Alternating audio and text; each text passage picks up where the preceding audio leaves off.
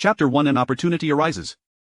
In the bustling metropolis of Shangjing during the Ming dynasty, within the depths of the imperial prison, the dim light underground dungeon ways illuminate don lebeth flickering turkeys, and thickened with the heavy footsteps of Toso hoventured within. To figures were recast upon the damp walls of with the firelight on a preceding theatre. Lay he watery out dawdling about, hurry up and keep pace.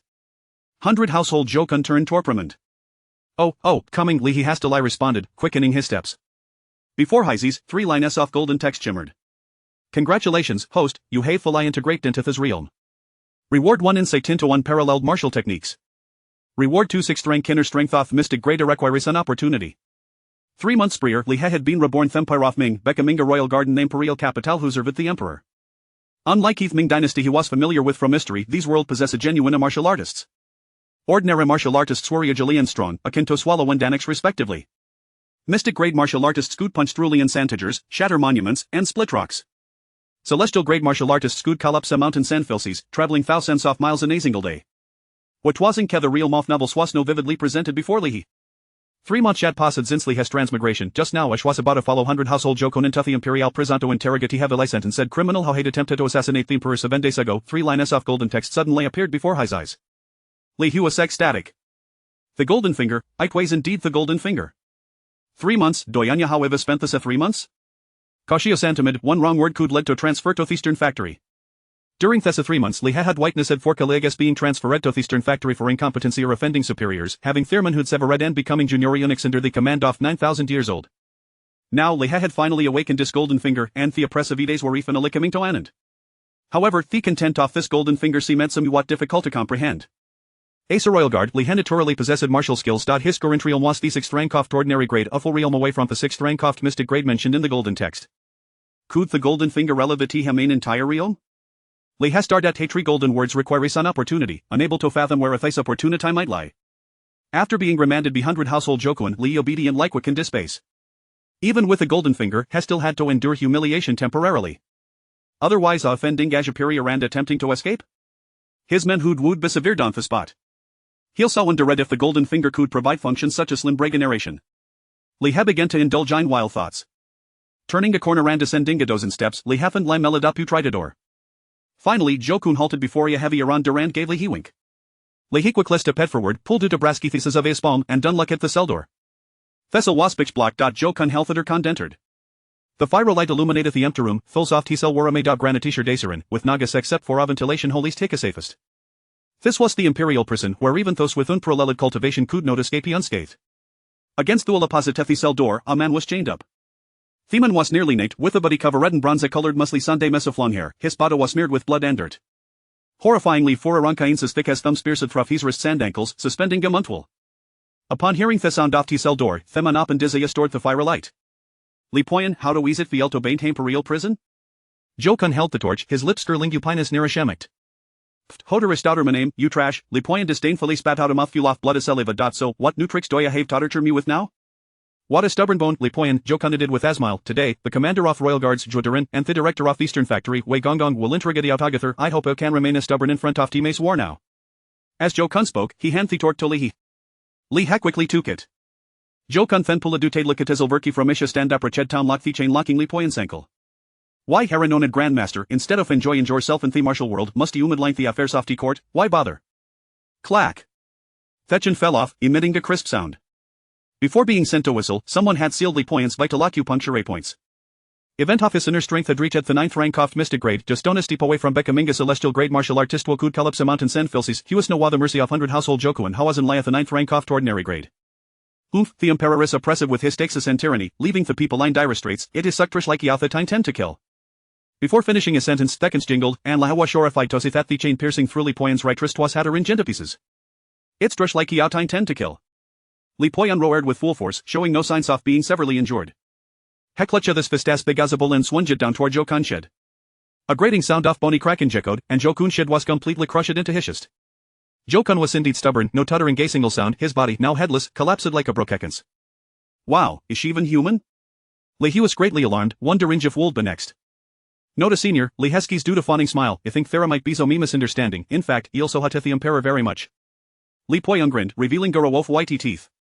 No, even if onim periscald, another will rise he have through great lengths to infiltrate the imperial prison, naturally for a heavenly secreto attento, alphose or innocent, having stumbled upon me secret, you must be comisalent deadman, remember in your next life, never become a royal guard, such aid spicky blood profession. A fist was swung towardly his forehead, and li hakuden lim managed to steep aside slightly. The 6th rank off ordinary grade versus the 9th rank off mystic grade. It was like iakisms apparating them. This ways it, his life ways in geo party. Li harizigna himself and closed his eyes. Hekun to vendajeth a sponge. Just awakening his golden fingrin being beaten todieth, he wastrally unique among transmigrants. What was this dokofni adding an opportunity? Having Ganeshad crushed in tunchest waskalad an opportunity? Lipoyan's fist landed in Li Hesholder, a sif striking cotton. Botharuus na sound off bonus breaking gore tendon snapping and Li Hefeldna pain. What was happening? Had Faisani or martial artist shown mercy? Did he online intend to punk my shoulder gently? Lihio pened heis with joy but saw a distorted and terrifying face. Avastan tumultuous inner strength flowed intulius bodilekia flood gatti opening, rapid light expending the meridians in his limbs and viscera, eagerly absorbing Lipoyan's fast inner strength. Lipoyan's fists med gludly Hesholder, unable to move, eshikudenly helpless lie watchish our dear inner strength being drained bili. Pain and emptiness instantly filled Lipoyan's center body. Yet, what li heffel twas comfort and satisfaction. Wow, the opportunity has arrived.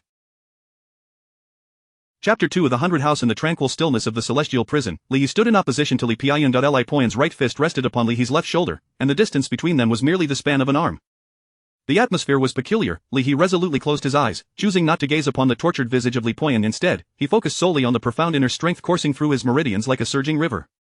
Li Poyan repeatedly attempted to utter something, but could only produce strange, clucking sounds from his throat. Finally, as the last vestige of inner power was siphoned away by Li Poyan collapsed to the ground, his numerous wounds beginning to bleed profusely.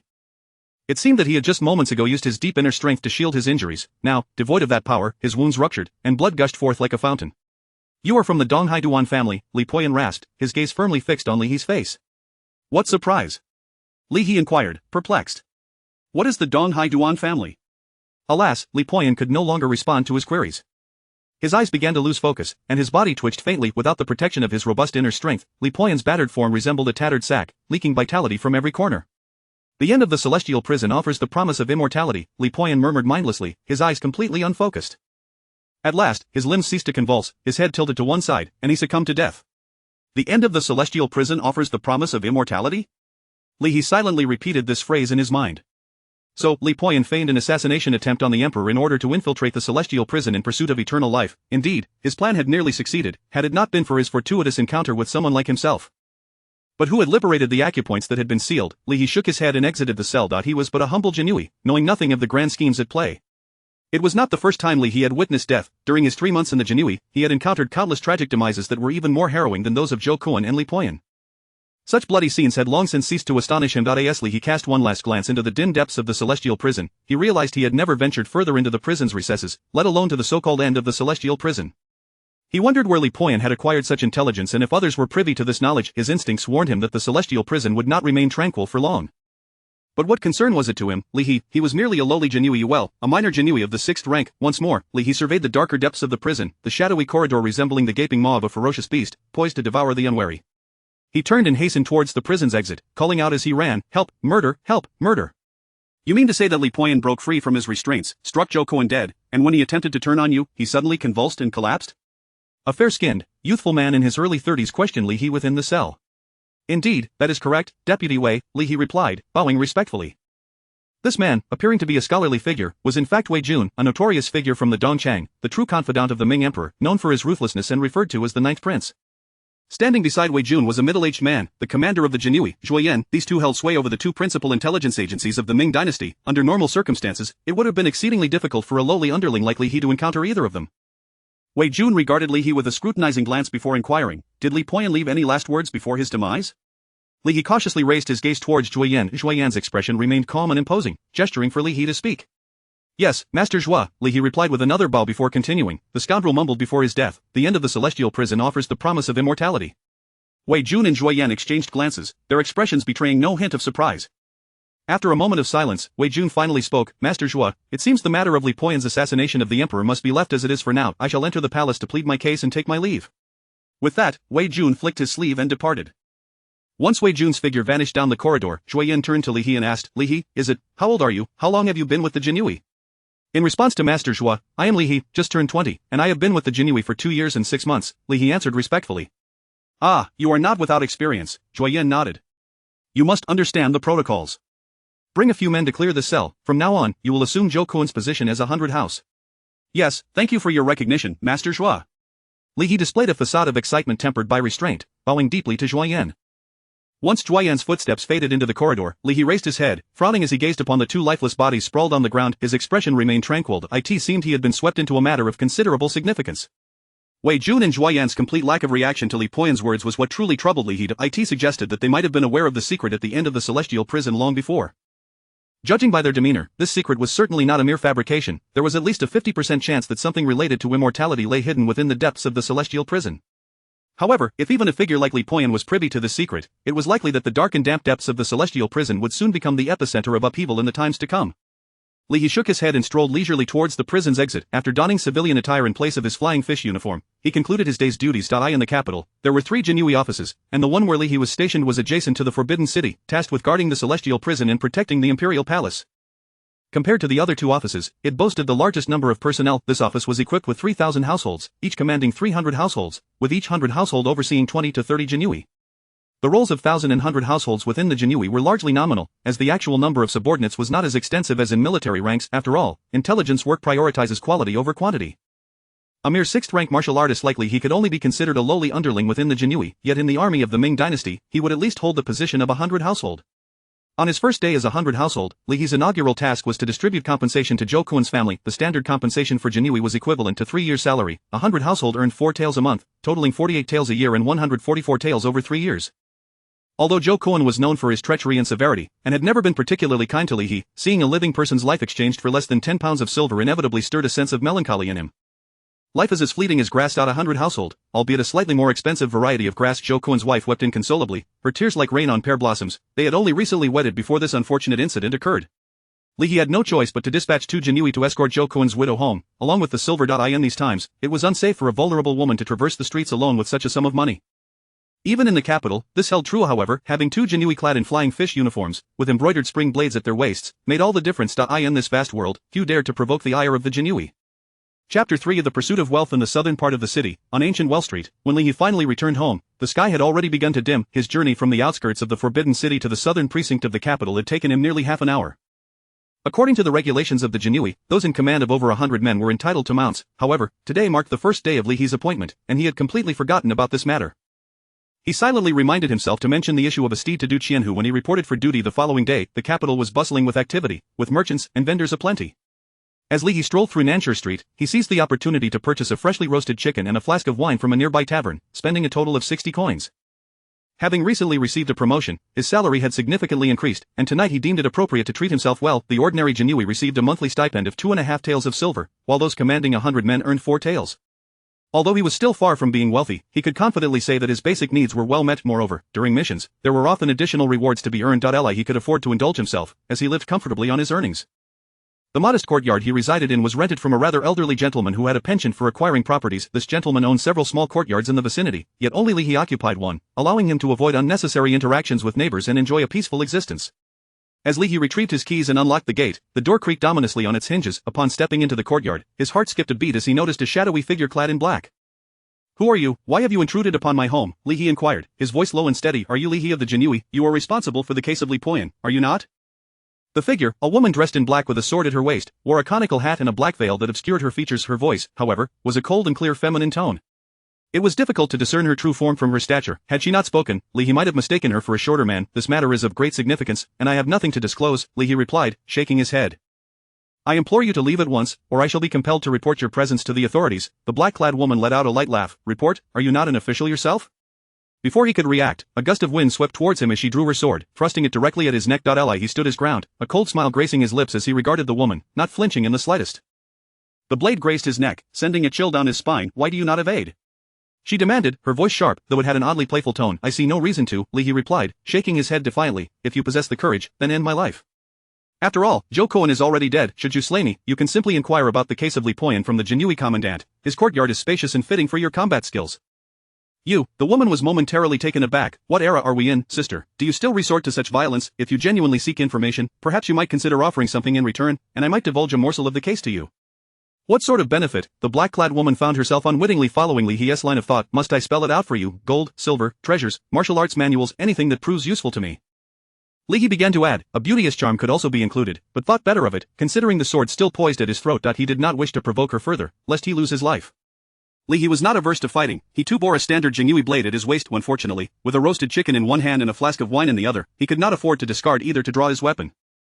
Moreover, although he possessed ample internal strength, his martial skills were rudimentary at best, limited to a few clumsy techniques acquired from the genie eye to eye. In the event of a confrontation, he doubted he could best the woman in black. Furthermore, engaging in a brawl within the capital was the height of folly. Did one not see the fate of Li Poyan, a peak 9th-tier martial artist, who had been captured and hung in the prison? This woman, if indeed she was an accomplice of Li Poyan, might be seeking to create further chaos, potentially ending up alongside him on the same prison wall. The woman furrowed her brow in contemplation. While I possess no gold or silver, I do have a few martial arts manuals. However, how can I ascertain the veracity of your words? That is for you to determine. Li He shrugged nonchalantly.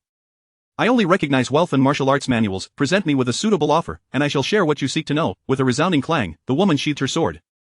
She produced a small booklet from her bosom and tossed it to Li He. He quickly wedged the flask under his arm and caught the booklet deftly. The cover read, "The swallow soaring through the clouds."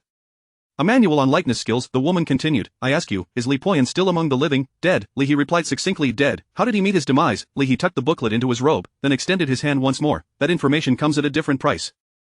The woman paused, visibly irked. You greedy fool. Li He chuckled dismissively. My dear, one dies for wealth, just as birds perish for food. This is but a simple pursuit in life for me. With a resounding thud, the booklet landed at Li He's feet. The 13 Knives of Spring Thunder. He hastily bent to retrieve it, dusting it off before cradling it protectively against his chest. Li Poyan was confined deep within the prison Zhou Koan, and I went to interrogate him, but to our surprise, he broke free from his restraints and struck Zhou Koan dead with a single blow. However, he soon thereafter convulsed and collapsed, dying on the spot. This account matched precisely with the official record of Li Poyan's death, which stated a death by demonic possession, depletion of internal energy. Of course, no one suspected that Li He had drained Li Poyan's internal energy. Such a notion was far too absurd. Even if Li He were to confess, few would believe him. Sudden demise, the woman murmured. Did he leave any last words? Once again, Li He extended his eager hand for profit. Who carries so many manuals when they leave their home? The black-clad woman retorted angrily. I'll owe you one. I'll return tonight to settle the debt, then I shall remain silent. Li He shook his head. Who knows if you will return? I pride myself on conducting business honestly, exchanging goods for payment. The woman glared at Li He fiercely, her breath quickening with frustration. Finally, she unsheathed her sword from her waist and tossed it to him. Speak. Li He swiftly grasped the sword, cleared his throat, and declared. Li Poyan's last words were, at the end of the prison, one may attain immortality. At the end of the prison, one may attain immortality, the woman echoed, seemingly perplexed by the statement's meaning. Yes, that is all he said. Do you have any further inquiries? Li He inquired cheerfully. If you have questions, you must pay more. I conduct my business with integrity. The woman shot him an exasperated glare before gracefully leaping onto the roof, disappearing in a series of agile movements. A true master, Li He mused, standing on tiptoe to catch a glimpse of her vanished form. Alas, he was no adept at haggling. Chapter 4. A sudden insight. Scaling the courtyard wall and gazing into the distance for a moment, Li He confirmed that the woman had indeed departed. Only then did he leap down, tearing into a roasted chicken while washing it down with wine. Having satisfied his hunger to some extent, Li He retrieved the small booklet left for him by the woman clad in black. Titled 13 Slices of Spring Thunder, he opened the booklet and read through it thoroughly. It turned out that this set of techniques, 13 Slices of Spring Thunder, was created by a master of celestial grade martial arts, with each cut being sharp and fierce, striking with the suddenness of spring thunder when mastered deeply. However, the 13th slice was exceedingly difficult to practice. According to the text, without over a decade of immersion in swordplay, mastering the 13th slice was nearly impossible. He felt quite pleased. The embroidered spring knife of the Jinui was long and lightweight, perfectly suited for cultivating such swift techniques. Opening the booklet once more, Li He meticulously studied the movements described within, noting the essence and flow of internal energy for each technique. Closing the booklet, he slowly shut his eyes, and a small figure suddenly materialized in his mind. Practicing the entirety of this knife technique with each movement, the figure's actions grew increasingly rapid, the strikes emanating an air of lethality, and amidst the flashing blade light, it seemed as though the rolling thunder resounded in Li He's ears. Li He abruptly opened his eyes, a bright glimmer radiating from his gaze, as if to illuminate the darkness before him. No, something was amiss. Although each technique appeared flawless, once linked together, there was an indescribable sense of sluggishness. It did not live up to the name Spring Thunder. Surely, there must be some error. Yet, could a martial art created by a celestial-grade warrior truly contain flaws? Drawing the embroidered spring knife from his waist, Li He meticulously executed the knife techniques. Indeed, that sense of sluggishness became even more pronounced. He was now certain that there was a problem in the connection between certain moves. If the transitions between techniques were flawed, vulnerabilities would emerge in combat. When facing an opponent with lesser internal strength, one could conceal these flaws with their own internal energy, but what would happen against a master? Standing still and pondering for a moment, Li He slowly unleashed his blade, channeling his internal energy throughout his body. First move, Spring Thunder's initial strike. Second move, Radiance shining the firmament. Under the moonlight, the blade radiated like blooming flowers. His figure gradually became obscured by countless knife shadows, and as he swung his long knife, a faint rumble of thunder echoed. If the celestial grade warrior who created this technique were present, he would be astonished to discover that the very harmony and naturalness he sought had manifested in this young man, who was practicing this technique for the first time. The air within the entire courtyard flowed in sync with Lihi's blade, as he leapt high, his embroidered spring knife descending in a fierce slash. Ninth move, thunder roars across the heavens. With a sudden explosive sound emanating from the air displaced by the blade, it resounded like thunder, creating a several feet deep pit in the courtyard's ground. I have succeeded, Lihi thought excitedly, standing amidst the swirling dust. He had merged the sluggishly connected moves into one, transforming the original 13 slices of Spring Thunder into the 9 slices of Spring Thunder, enhancing its fluidity while retaining its original essence.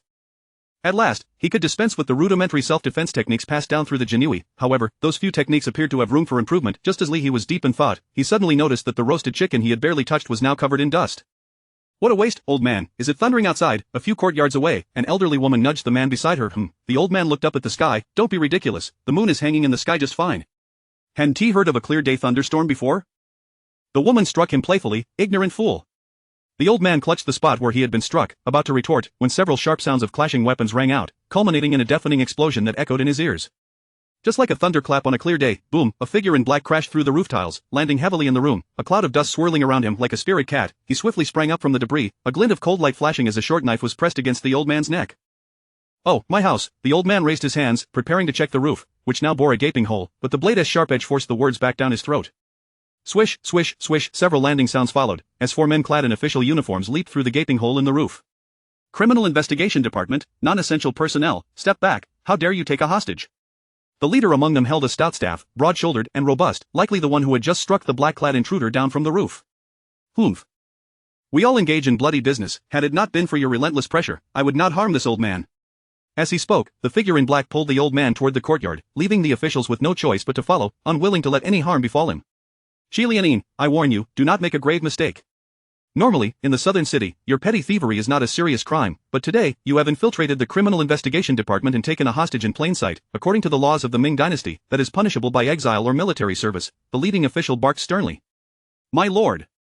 Please save my old man. The elderly woman seemed to finally grasp the situation, wailing and beating her legs. The officials exchanged glances, their faces pale, uncertain of what to do. If it were a remote area, they might have sacrificed the old man's life and rushed to subdue Qi Lianin. However, in the bustling market, such commotion could easily draw onlookers, potentially inciting chaos. Then they would have their hands full. Prepare a swift horse for me, I must leave the city. Qi Lianin tightened his grip on the short knife, stating his demand. The leading official opened his mouth to respond, but a voice suddenly emerged from behind them. Ah, good evening, old man Li. Lihi emerged from the courtyard, holding half a soiled roasted chicken. What is going on with all these people? Ah. Help. Old man Li struggled to find his voice, but was swiftly silenced by a blow from Qi Lianin's knife hilt against his throat.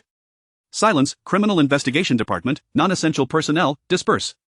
The official glared at Lihi, but noticed the embroidered spring knife hanging at his waist, a weapon renowned throughout the capital. It could be said to be infamously so. Upon seeing this knife, they recognized the Jinui. Jinui Baihu Lihi. Lihi tossed the chicken aside and inclined his head respectfully toward the leading official.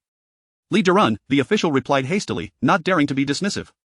Regarding this matter, though the leading official held a position equivalent to a mere captain, in the hierarchy of officials in the Ming dynasty, he was insignificant. Meanwhile, Lihi, as a Baihu of the Jinui, was a legitimate 9th-grade official. Find a quick-footed officer, while the thief is unprepared, subdue him up close.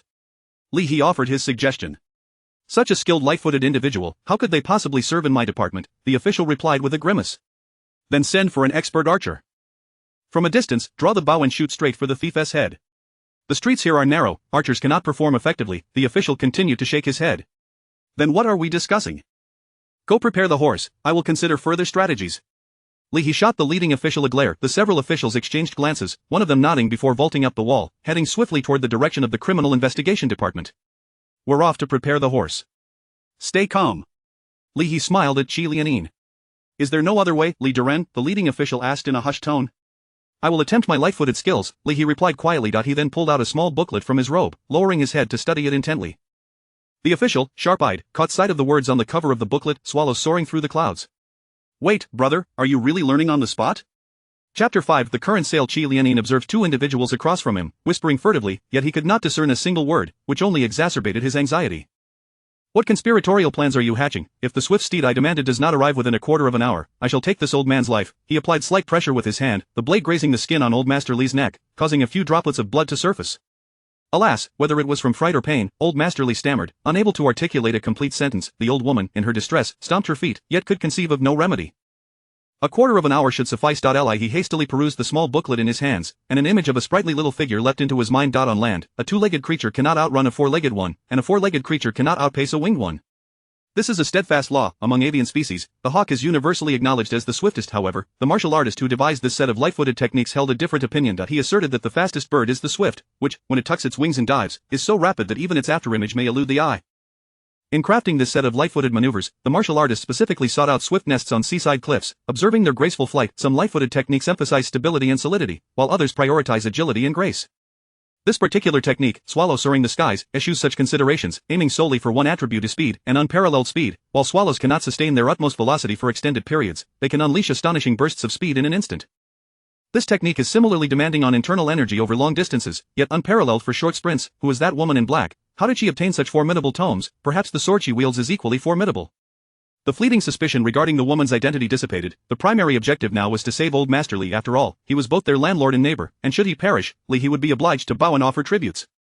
His money was not conjured from thin air, he could not afford to squander it. Only half a quarter of an hour remains. Qi Lianin leaned against the courtyard wall, vociferously proclaiming, "How can it be only half a quarter of an hour?" Li queried, discontent, for not much time had elapsed. "I said there are still 15 minutes left." Qi Lianin glared and bellowed, "If you utter another word, I shall slay this old fool." "Damn it, I've encountered a kidnapper with no sense of numbers." He cursed inwardly. He had grasped the essence of swallow soaring the skies, and only lacked practical application. He had intended to discreetly retreat to his courtyard to test his skills, but it seemed Qi Lianin was not one to reason. However, it was understandable. Had he been civilized and courteous, he would not have resorted to kidnapping old Master Li. How might one experiment with the efficacy of this light-footed technique without alerting Qi Lianin? He fell into deep contemplation. Qi Lianin, I warn you, should you lay down your weapons now, there remains a path to survival, albeit one of exile and conscription. If innocent lives are harmed, you shall lose your head today. The head constable brandished his cudgel menacingly at Qi Lianin. Before Qi Lianin could respond, old Madame Li grew frantic. "Oh dear constable, please do not frighten him. Should he feel cornered, he may thrust that blade into my poor husband. Oh woe is me." A hush fell over the alley, save for old Madame Li's cries. The constable, at a loss, was about to turn to Li when suddenly, his vision blurred, and he beheld Li's booklet vanish, only to find him clutching a freshly torn chicken leg. "Would you care for a chicken leg?" Li inquired amiably. Did you just see me grab the chicken leg?" As Li gazed at the constable's bewildered expression, he felt a surge of elation. "I have mastered it. Swallow soaring the skies." He casually tossed the chicken leg aside, brimming with eagerness. Hey, what do you think you're doing?" Qi Lianin sensed something amiss about Li and instinctively felt a sense of foreboding, though he could not articulate why.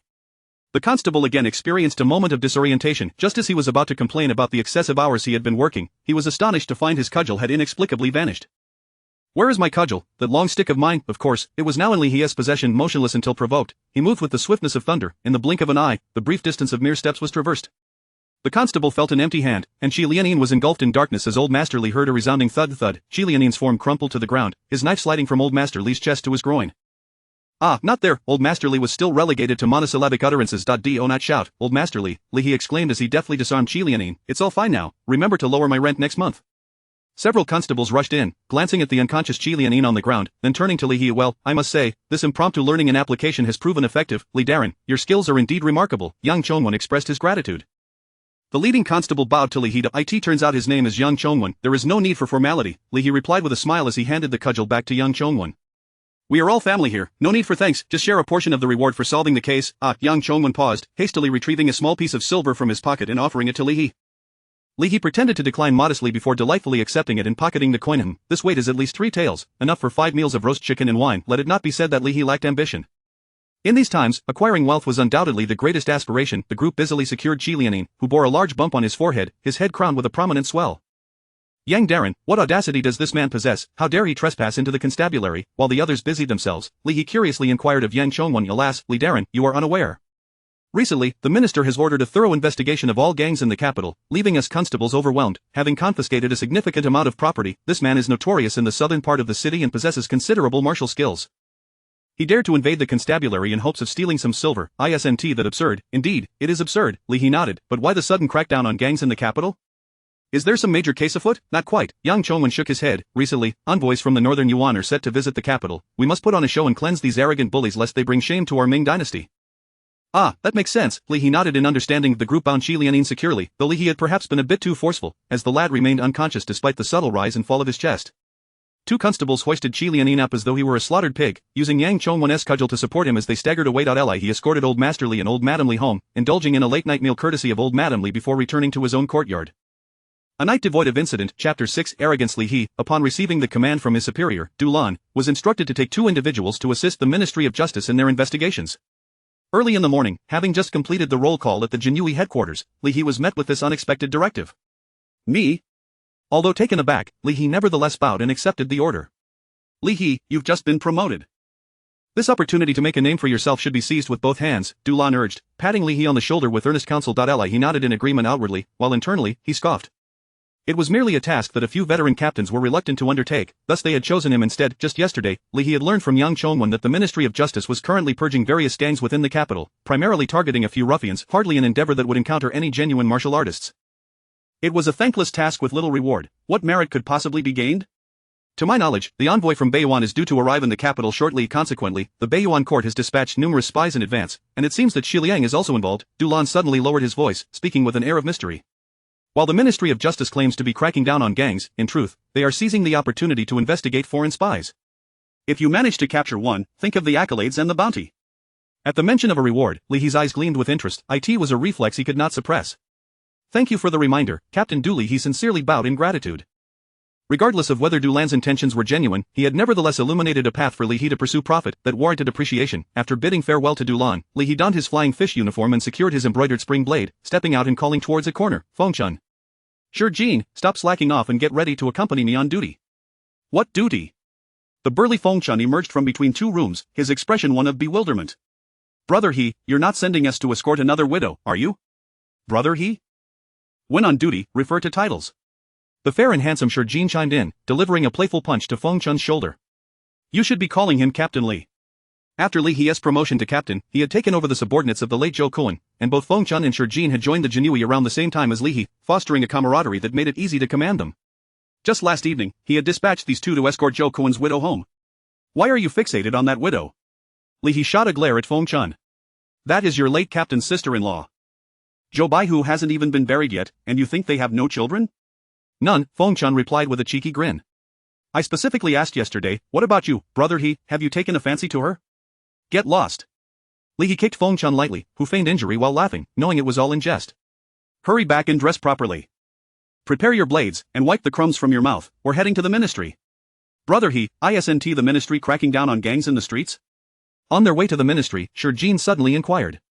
Oh, you're aware of this matter too? Li He raised an eyebrow in response. I heard it from the madam at Xiaochun Tower yesterday, Sure Jean candidly admitted. Coming from a well-off family with his father owning a thriving pawnshop, Sure Jean naturally had picked up a few habits of the idle rich, often spending his evenings indulging in the pleasures of the brothels. Indeed, Li He nodded. The intelligence from the Jinui may not be as reliable as that from the madam at Xiaochun Tower, primarily because it affects their business. Sure Jean chuckled softly. It seems many of the regular patrons haven't visited Xiaochun Tower in a while, and several gang leaders have gone into hiding. Peaches? What peaches? Fengchun suddenly perked up, scanning the surroundings. Li He paid him no mind. On the opposite side of the street, 4 or 5 constables in ministry uniforms were conducting a search in a tavern, dragging both the owner and the staff outside to line up on the street. Shouts and the sounds of destruction echoed. Li He recognized this tavern. He had just enjoyed a gourd of wine there the previous night. The door to the adjacent roast chicken shop was tightly shut, leaving Li He uncertain whether it had been sealed by authorities or if the owner was merely hiding away. He found it hard to believe that these two establishments had any ties to the gangs. It was always the common people who suffered in such crackdowns. Shaking his head, he urged, let us go over and take a look. What are you doing? A thunderous shout rang out, startling the constables mid-action. They all flinched in unison, turning to see a towering figure clad in a flying fish uniform, wielding an embroidered spring blade. It must be said, when Fengchun made an appearance, he indeed commanded a certain presence. Though he might expose himself with just a few more words, such details mattered little. With Li He and Sure Jean present, all Fengchun had to do was stay silent. Li He pulled Fengchun aside, crossing his arms. Gentlemen, are there any illicit individuals hiding within this tavern? What nonsense, does the ministry require your interference in its affairs? Isn't the reach of the Jinui a bit too extensive, protested a clearly authoritative constable. Li He suddenly felt a twinge of realization. The Jinui had indeed been less involved in cases over the past few months. Any high-ranking official would think twice upon seeing the flying fish uniform and embroidered spring blade at their door, yet here was a mere constable daring to speak so rudely. Old rules apply. Li He waved his hand lightly. Fengchun and Sure Jean lunged forward with the ferocity of wolves. Do you constables enjoy tormenting the common folk in your investigations? How coincidental, our Jinhui only relishes making life difficult for official enforcers. Both Fengchun and Shijin, though merely at the 6th and 7th ranks of martial prowess, were quite ordinary within the Jinhui, yet they were more than capable of handling these subpar martial artists. Before Li He even had to intervene, within moments, the tavern's 3 barrels of wine were filled with bruised and battered constables. Owner, calculate the damages they've caused, and have them settle the bill. Li He gestured for the crouching owner to rise. The owner, trembling, stood up and repeatedly waved his hands. I dare not, I dare not. What is there to fear? Fengchun glared with his large, cow-like eyes. Brother He, Li Baihu has ordered you to calculate. Yes, yes. The owner summoned his staff to assess the losses, while Li He dragged a long bench to sit at the entrance, propping his legs up in a relaxed manner. Brother He, since these constables recognized our identities and still dared to speak so boldly, do you think someone is backing them? Shijin leaned in closer, whispering in Li He's ear. Most likely, Li He replied uncertainly. Let one go to deliver the message. Today, I shall see which deity's underlings are so audacious. Chapter 7 of the Homicide. The thunderous sound of hooves resonated like a tempest, drawing nearer with each passing moment. Just as Li He lifted his gaze, he beheld a swirling black whirlwind racing down the street, coming to a firm halt before him. The horse was a deep, lustrous black, devoid of any blemish, tall and majestic, resembling the fabled steed. Wu Zuid. A woman gracefully dismounted, one hand gripping the saddle, clad in a striking ensemble of black and red. Her skin was as fair as snow, her teeth gleaming, and her eyes bright. She stood only slightly shorter than Li He, possessing a slender waist and long legs, exuding an air of spirited vigor. Inspector Lu Yingcheng of the Ministry of Justice. The woman raised a copper badge with one hand for Li He to inspect, explaining that she had come to investigate reports of public officers assaulting citizens and obstructing inquiries. In the Ming Empire, although women were still barred from participating in the imperial examinations, there existed several avenues for them to attain official positions for instance, through military examinations or the selection tests conducted by the 6 ministries. It is worth noting that whether one succeeded in the civil or military examinations, a passing mark guaranteed at least a 7th grade official title. What then of the 8th and 9th grade minor officials? They could only be selected by the ministries themselves or recruited from those who were unwilling to pursue further studies for the Jinshi degree. This young lady likely entered the Ministry of Justice through such means.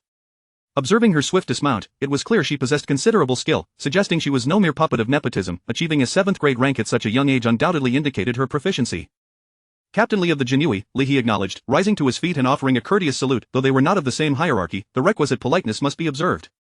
Today, I received a command to assist the Ministry of Justice in their investigations. While en route to report to the ministry, I encountered several constables vandalizing innocent merchant shops. Upon inquiring, they responded with disrespect towards the Jinhui, prompting me to intervene and teach them a lesson. Li He succinctly recounted the events that transpired. Liu Yingqing surveyed the chaotic scene within the tavern, where liquor flowed freely, and glanced at the 3 constables groaning in a barrel of wine. Her delicate features instantly clouded with disapproval. What a disgrace! She exclaimed, striding into the tavern and effortlessly extracting the 3 unfortunate souls from the barrel, tossing them onto the street where they tumbled like 3 rolling gourds. Seeing their superior's wrath, the trio dared not utter a word, continuing to lie on the ground, feigning injury. Fengchun, standing beside Li He, gasped in astonishment, evidently astonished by the young woman's fiery temperament. Captain Li, these individuals have vandalized the merchant's property but have yet to compensate for their losses. Shijin interjected loudly, standing beside Li He with a resounding thud. Lu Yingcheng produced a silver ingot, slapping it onto the tavern counter. Is this sufficient for compensation? Li He's keen eyes quickly spotted the ingot, which weighed no less than 15 taels, equivalent to 4 months of his salary. Such generosity was admirable. He felt a pang of envy, wishing he could transform into the tavern owner and invite these individuals to wreak further havoc. Is it enough? The tavern owner quavered, reluctant to meet Lu Yingcheng's gaze. If it is insufficient, go to the Ministry of Justice to demand more, Lu Yingcheng declared, striding out of the tavern, her gaze icy as she regarded the groaning constables sprawled on the ground. You have brought shame upon the ministry. Get back to your posts immediately, and each of you shall forfeit half a year's pay. The one who alerted you shall receive the same punishment. The group, stripped of their facade, scrambled to their feet, fleeing towards the Ministry of Justice like startled rabbits. Inspector Lu was truly principled, handling the situation with utmost fairness. Li He expressed his admiration. At an opportune moment, he offered his compliments. Liu Yingqing's expression softened slightly, and she turned to him, saying, Captain Li, I appreciate your understanding. The ministry has been inundated with matters of late, and I have regrettably neglected the supervision of these constables. I am grateful for your intervention. Since you have come to assist with the investigation, we currently have a homicide case. Would you be willing to accompany me to the scene? A homicide case? Li He felt a surge of excitement. He had initially thought his role at the ministry would merely involve aiding the constables in apprehending street thugs, unaware that he would encounter a homicide case alongside Lu Yingcheng. Of course, I would be honored to assist. As long as Miss Lu does not mind our presence. Taking the reins, Lu Yingcheng walked alongside Li He. The victim was a merchant engaged in the trade of textiles and grains, transporting goods to the northern Yuan in exchange for livestock and pelts, which he would then sell in the Ming Empire. He returned to the capital 5 days ago, and last night, at the stroke of 3, his family reported to the authorities that he had been found dead in his study, a stab wound to his chest. His wife discovered the tragedy when she entered the study to urge him to retire for the night. A stab wound, Li He interjected promptly. Was it a slash or a puncture wound? Does it make a difference? Lu Yingcheng asked, her brow slightly furrowed. I am uncertain, I merely noted what was described in the case file. We must investigate the scene to ascertain. I was not originally assigned to this case. However, due to the victim's unique status and concerns regarding foreign spies, I was dispatched to assist. There is indeed a distinction, Li He replied. If it was a slash wound, it implies a struggle must have occurred, and the family would likely have heard the commotion. Conversely, a puncture wound suggests a stealthy attack, especially given the placement on the chest. It indicates a betrayal by someone familiar. An unexpected thrust to the chest could lead to instantaneous death. Quite insightful, Lu Yingcheng's eyes sparkled with interest. Once we arrive at the scene, we shall use this as a focal point for our investigation. The homicide scene was not far from the tavern. The four arrived within a mere quarter of an hour, only to be greeted by the sounds of mourning emanating from the courtyard. Stepping through the gate, they encountered a white cloth draped over a form, resembling a human shape. A circle of mourners clad in mourning attire surrounded it, with the most anguished figure likely being the victim's wife. An officer in the uniform of the Ministry of Justice approached them, bowing as he reported, "The coroner has completed the examination. The cause of death was a stab wound to the heart, resulting in excessive blood loss, leading to immediate death." Understood, Lu Yingcheng nodded, turning to Li He. Do you wish to examine the body? Let us take a look, Li He replied. Has the scene been thoroughly searched? Though the officer was unaware of Li He's identity, the presence of the flying fish uniform and Lu Yingcheng's demeanor suggested his significance. Indeed, my lord, everything has been searched, all valuables remain, and there is even a one-tael gold ingot on the study table, suggesting this was not a robbery. Did the victim have any enemies? Shurjin inquired from the side. Not that we are aware of, the officer replied hesitantly. The victim spent 10 months of the year on the road as a merchant, and his family is uncertain if he made any enemies during his travels. As they conversed, Li He approached and lifted the white cloth that concealed the body. The deceased appeared to be in his 40s, of average build. The coroner had already cut open the shirt, revealing a wound approximately 2 inches wide on the left side of his chest, indicating that the fatal knife must have been thrust through this opening. Li He furrowed his brow, scrutinizing the corpse, when he suddenly noticed some markings on the victim's hand. Chapter 8, Traces. Dichun, come here. Li He beckoned to Fengchun while squatting beside the corpse. What's wrong, Gore? Dichun stepped over the body and crouched opposite Li He. The wails from the courtyard suddenly intensified. Why did the sound suddenly become so loud? Fengchun looked up in confusion. Don't go trampling over the deceased's body. Shurjin gave Dichun a light slap on the head. The family is watching. If it weren't for your attire, they might have already scolded you. Oh, Fengchun scratched his head, revealing a goofy grin. I'm used to it. You're not allowed to laugh. Shurjin delivered another tap to his head. Give me your right hand. Li He gestured for Dichun to come a bit closer, extending his arm. Don't clench your fist. Let me see your palm. Ajin, let me take another look at yours. After examining both men's palms, Li He spread his own hand and began comparing. Any discoveries, Li Baihu?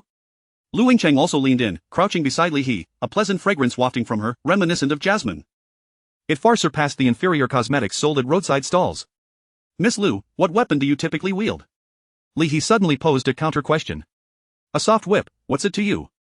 Lu Yingcheng replied, puzzled, what does that have to do with this case? No wonder I didn't see any weapons on you, Li He said, realization dawning. We Jingyi guards are accustomed to using blades. Look at the calluses on my palm. He extended his right hand toward Lu Yingcheng. She was not shy, reaching out to grasp his hand for a closer inspection. A swordsman develops more calluses on the tiger's mouth, and only the dominant hand bears such marks, Li He explained. Miss Lu, observe this person's palm. The left hand is smooth, devoid of any calluses, yet the right hand tells a different tale. The calluses on the tiger's mouth are even thicker than ours. Is he also a martial artist? Lu Yingcheng comprehended Li He's implication, a swordsman, no less? Indeed. Li He turned to the officers conducting the search. Did the deceased's family possess any weapons? Especially a short blade?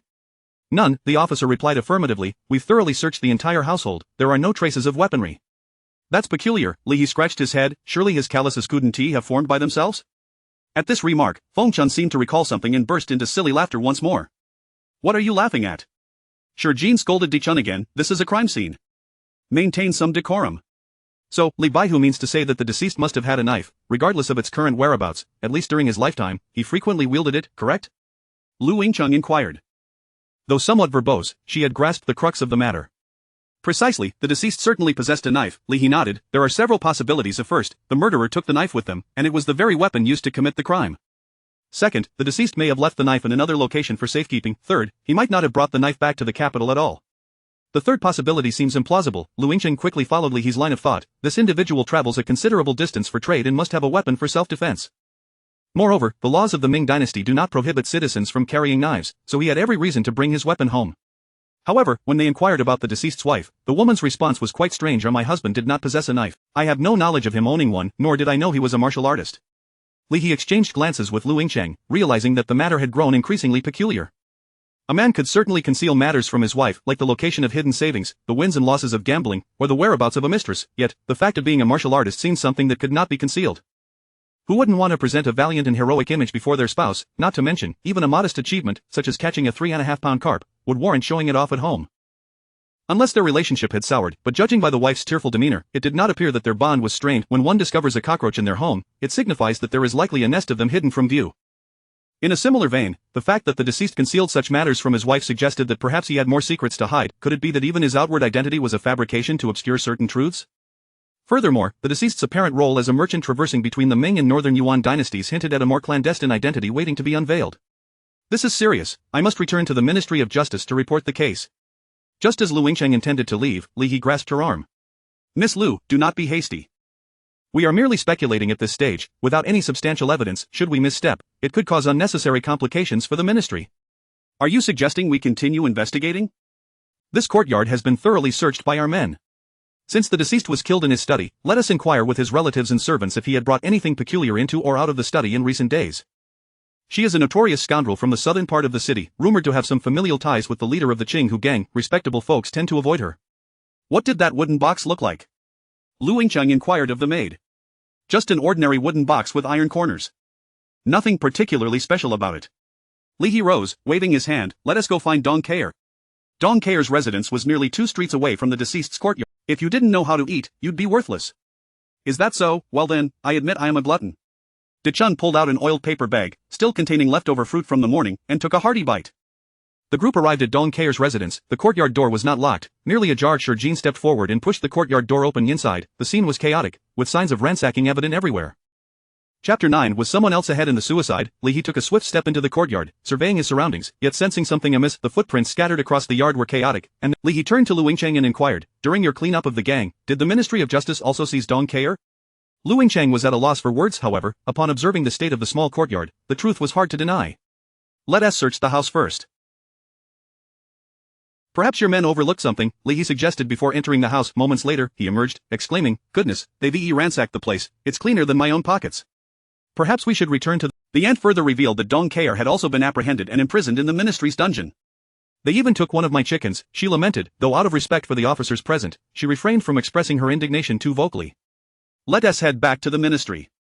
Most of the items confiscated from Nanchang are likely piled up in their warehouses, Lu Yingcheng stated awkwardly, never expecting that the greatest obstacle in her investigation would emerge from her own ranks.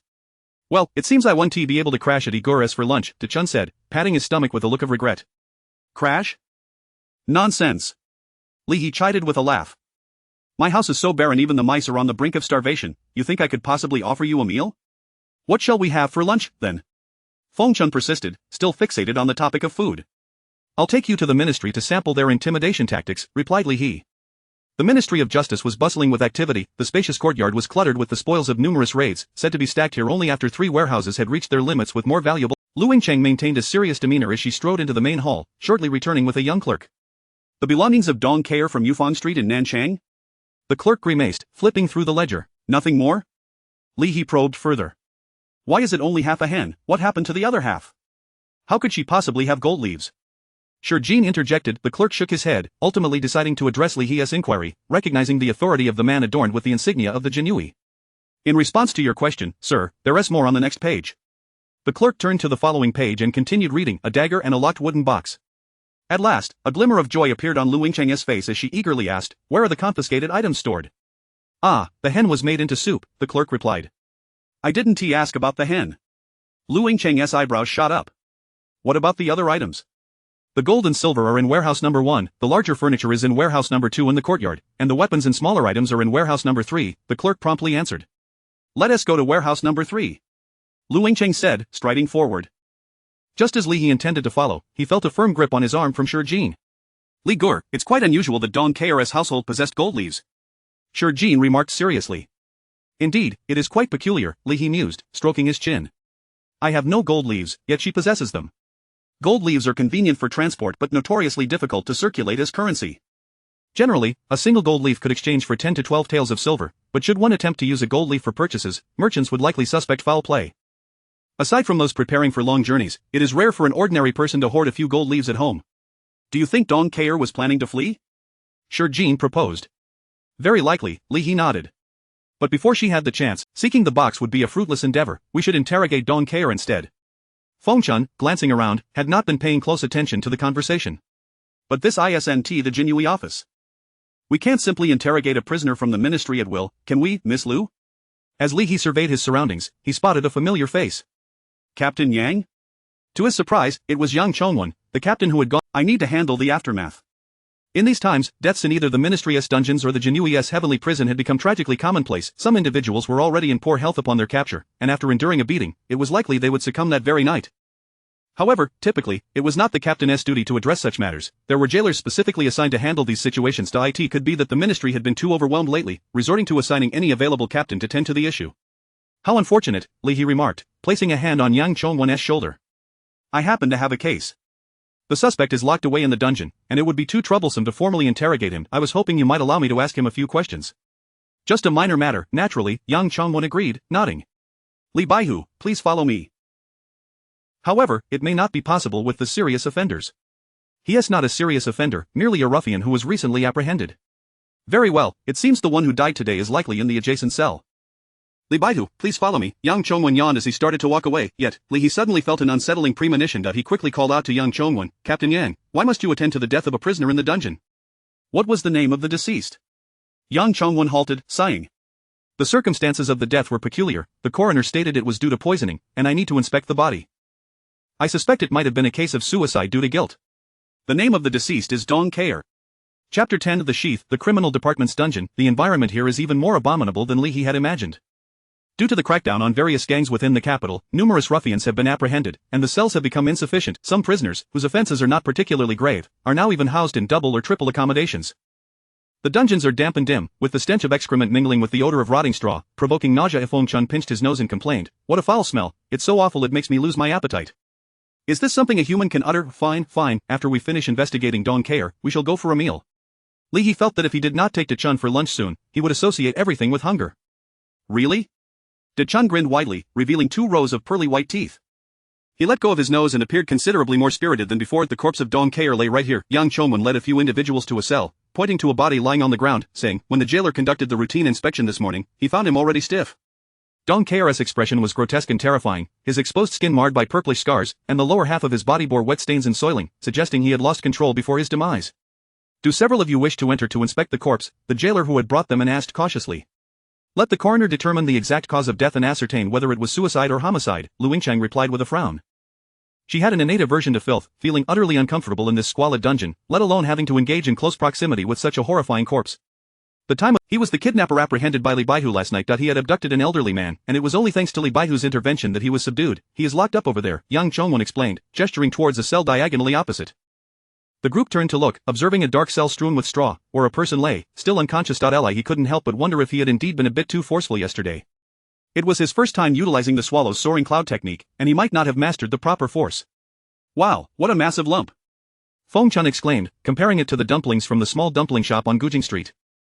Li He, disinterested in the glutton's remarks, turned to Yang Chongwon and asked, was Dong Kair the only one in his cell?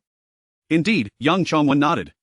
Although he is not a major criminal, he has since the investigation into the merchant's misfortune commenced, it seemed there had always been clues lurking in the shadows, yet whenever he grasped at the thread, it would inevitably snap. The identities of the merchant and Dong Kair appeared to beckon, yet he could not uncover definitive evidence. Let us not dwell on it, let us go eat, Li He said, looking at Yang Chongwon and Lu Yingchang. Shall we all go together? At the dumpling shop on Gujing Street, the 4 sat around a table. Yang Chongwon mentioned that he needed to summon the coroner to examine Dong Kair's body, so he would not dine with the others. Feng-chun was currently indulging in his 6th basket of dumplings for lunch, ravenously devouring them, tossing in a clove of garlic, and sweating profusely. The other 3 had little appetite and had long since set down their chopsticks, waiting for Chun to finish. Chun, you ought to eat less, just because Miss Liu is treating doesn't mean you should gorge yourself, Li He reminded him. Lu Yingchang looked at Li He with suspicion.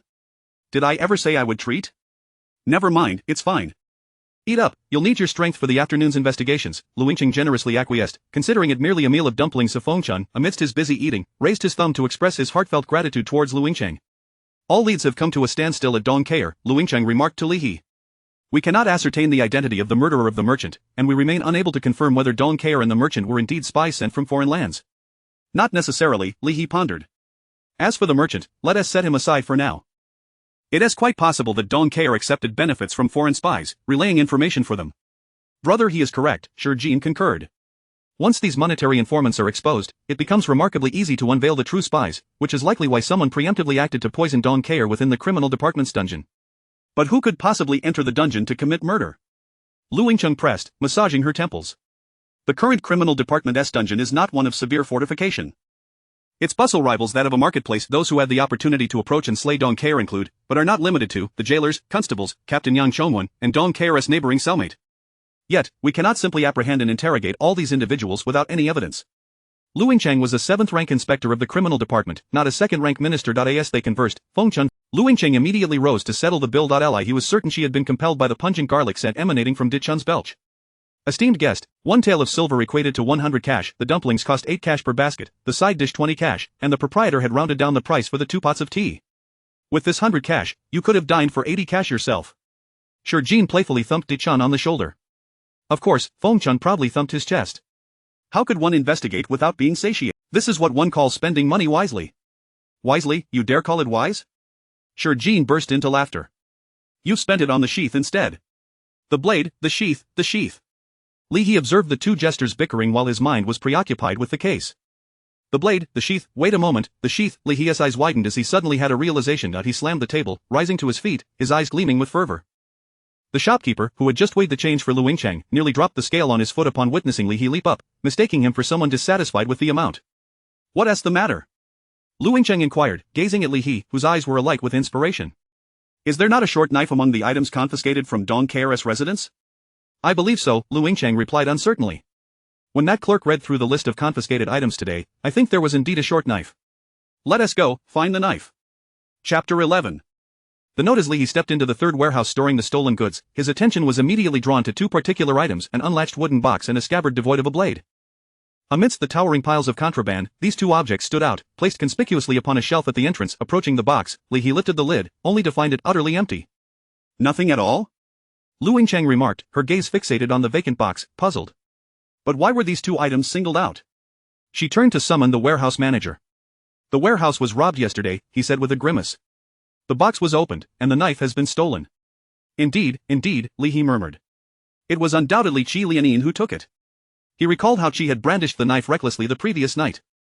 It was apparent he lacked any skill with it. Today and yesterday melded into a singular thread in Li He's mind. Qi Lianin was likely a spy sent by a foreign power to infiltrate the imperial capital, while the deceased merchant might have been a courier of information between the northern Yuan and the Ming dynasty. Dong Kair was probably a paid informant. Qi Lianin had not remained unconscious but had seized the opportunity of being confined in the Ministry of Justice's prison to poison Dong Kair by some means. What precisely was contained within the box, or had Qi Lianin taken the items? Each time the truth seemed within reach, it receded further away. From the outset with Qi Lianin or the deceased merchant, the entire case appeared profoundly unsettling, so disconcerting, in fact, that it felt as though someone was pulling the strings. Each time Li He believed he had uncovered a clue, it invariably led him in another direction. It was exceedingly strange. He picked up the scabbard and instinctively tapped it gently against the wooden box before him. Thud, thud, thud. The hollow sound indicated that the box contained a hidden compartment, a place to conceal something. Li He grasped the box with both hands and forcefully shattered it, yet, the hidden compartment was also devoid of contents.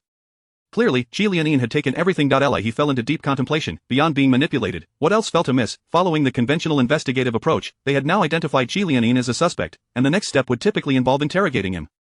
However, something felt off. To avoid being led astray by these so-called clues, they should delve deeper. Where could they proceed next? Suddenly, Li He turned and fixed his gaze intently on Lu Yingcheng. What is it? She asked, her expression one of confusion. May I borrow your horse? My horse? It has a rather fiery temperament. Then come with me. Li He grasped Lu Yingcheng's wrist, her brows furrowed in irritation, but she paused when Li He added, I know where the items from the box have gone. Typically, it was prohibited to ride horses within the government office, at least in the Jinui precinct.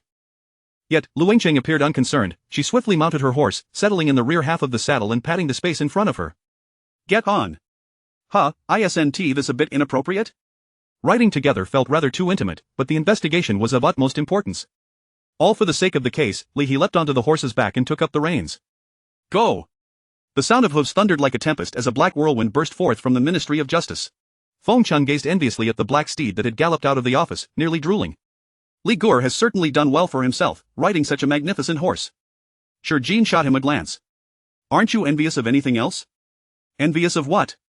Li Gur is riding alongside that beautiful lady. Shurjin raised an eyebrow, the horse's jolting movement suggesting that the two might indeed find themselves in close contact. Fengchun nodded sagely. That was indeed rather displeasing. Riding alone would be far more exhilarating. Sure, Jean shook his head, thinking to himself that this fellow was beyond saving. With the reins firmly in hand, he galloped through the streets of the capital. The air rushed past him, yet the lingering scent of jasmine enveloped him. Behind him, Lu Yingcheng lightly rested her hands on his shoulders. With her agility, even if she were to let go, she would not tumble from the horse. However, the saddle was rather short, while it sufficed for a single rider, accommodating two people rendered it somewhat cramped. Nevertheless, a little squeezing could make it work, yet, he could distinctly feel two noticeably different sensations against his back, soft and supple, albeit separated by layers of fabric. Lu Yingcheng was clad in a striking ensemble of black with red accents. Were it not for this unusual contact, he would not have guessed her figure to be so well proportioned. Indeed, black was truly slimming. His mind wandered, yet he did not lose sight of the purpose behind this ride. Less than a quarter of an hour later, he reined in the horse, bringing it to a steady halt outside a residence. As he came to a stop, the sensations he had felt earlier became even more pronounced. Quickly dismounting, he pushed open the partially ajar gate. Lu Yingcheng, her cheeks slightly flushed, swiftly followed suit. She was not an unfeeling girl. She had felt the recent contact as well. However, she bore no resentment, as it was all in the name of the investigation. He could not have meant it deliberately. Indeed, it was not intentional. Had he known Lu Yingcheng's thoughts at that moment, Lu Yingcheng accompanied Li into the small courtyard, which was eerily quiet. The door to the main house stood wide open, revealing a bamboo table positioned in the center of the courtyard, flanked by two bamboo chairs. A teapot and two cups rested on the table, the tea in the cups having been drained, suggesting someone had recently occupied this space for tea. Yet, Lu Yingcheng noticed a large hole in the roof of the main house, seemingly created by some object crashing through, with debris scattered throughout the room.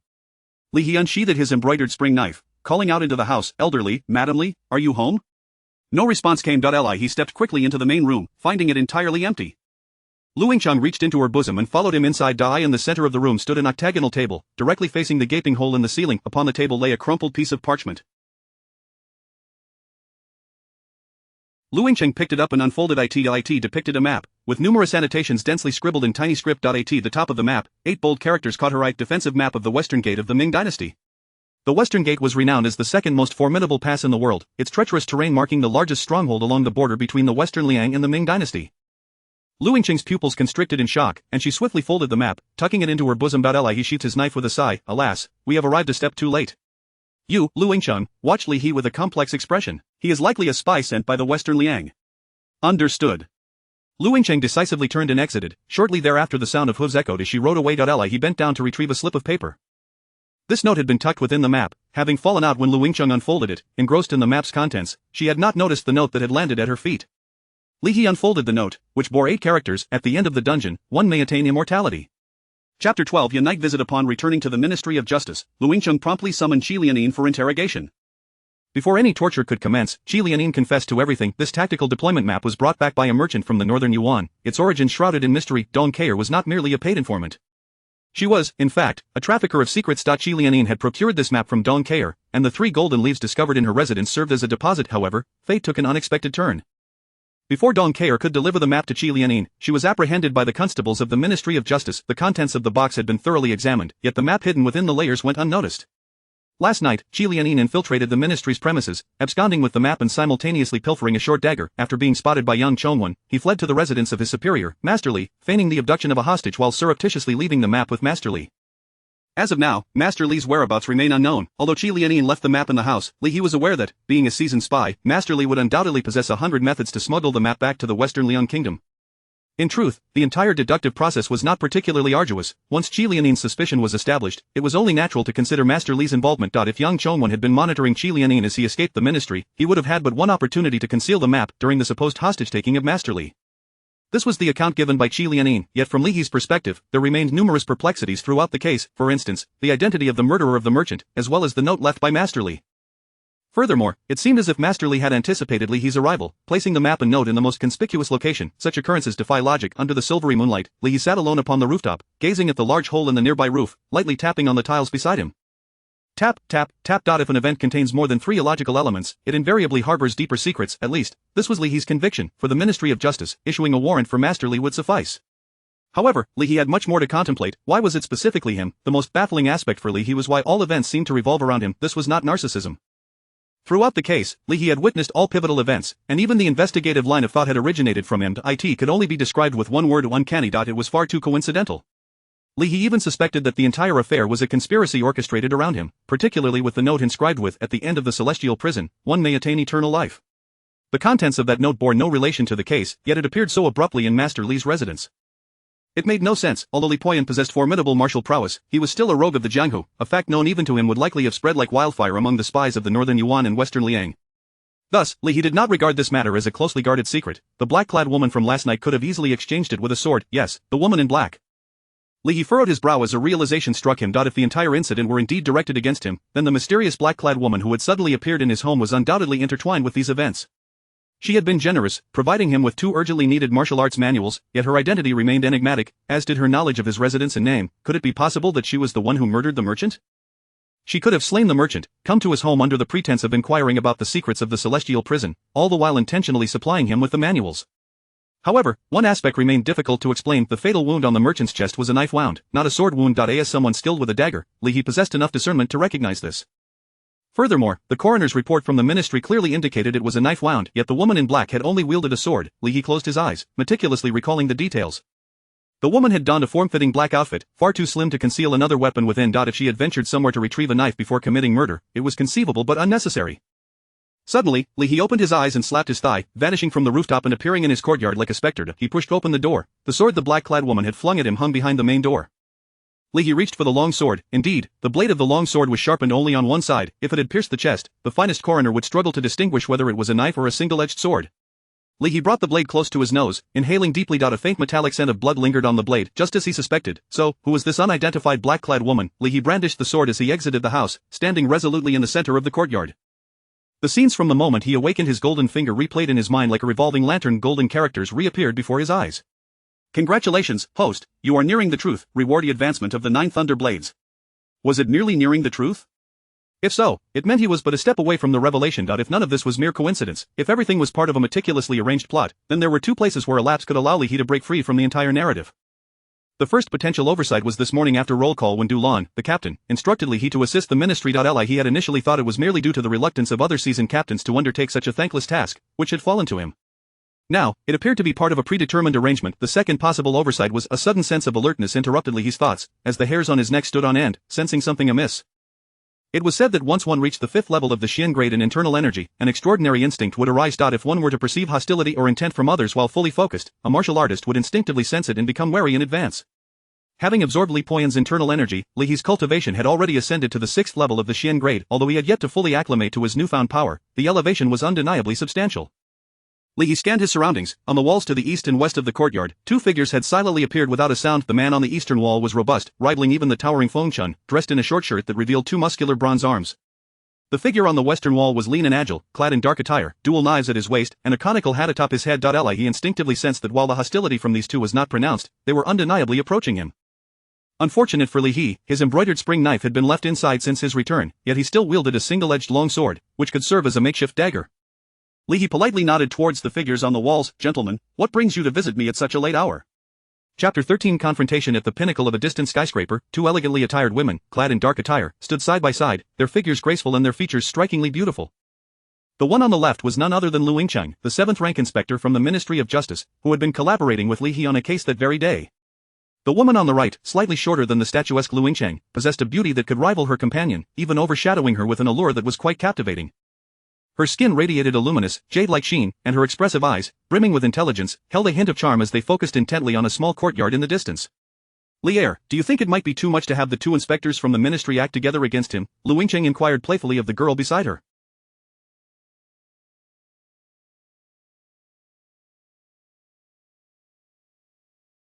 He certainly deserves a good thrashing. That scoundrel swindled 2 of my precious manuals from me yesterday. The girl named Lier huffed, indignant. My belongings are not so easily reclaimed. Those 2 manuals were intended for him from the very beginning. Don't you think I'm unaware? Lu Yingcheng teased, gently tapping the delicate bridge of Lier's nose. And what was the name of that legendary sword bestowed by Fusang? The one he received, Divine Waterfall Cutter. Lier scrunched her small nose in discontent. To Sister Chang, you mustn't breathe a word of this to my father, nor mention it to Uncle Lu. If he finds out, I'll be berated for my disloyalty. Very well, I shan't say a word, Lu Yingcheng replied, her smile indulgent. But how do you plan to make your entrance? Will you wait until the 2 inspectors have beaten him half to death before making your appearance, or will you reveal yourself directly to startle them and enact a fair maiden saves the hero scenario? Oh, Sister Chang, Lier stomped her foot, her voice a mix of frustration and embarrassment. Stop teasing me, I haven't made up my mind yet you must prepare in advance. Lu Yingcheng raised an eyebrow at Lier. This Li He is not a fool, he possesses quite a bit of quick wit. If not for that clumsy oaf accompanying him who kept clamoring for lunch today, your plans would have struggled to keep pace with his unraveling of the case. And what of it? Lier, on tiptoe, intently observed the situation within the small courtyard, responding distractedly. I fear he may discern your identity, Lu Yingcheng murmured, having grown up without privilege. The only special treatment he has received was being admitted to the Jinui. If he were to uncover who you truly are, I wonder what his reaction would be upon hearing this. Lier turned to Lu Yingcheng, her expression shifting to one of amusement as she glanced back toward the distance. Is that so? She mused, observing the three figures standing opposite each other in the courtyard. But I have already done what I was meant to do. The matters of the previous generation should not extend their shadows upon us. Meanwhile, within Li He's courtyard, a burly man perched on the right wall nodded approvingly, remarking, "Calm under pressure, he shows considerable courage." The figure on the left, a cloaked stranger, scoffed derisively, "What courage?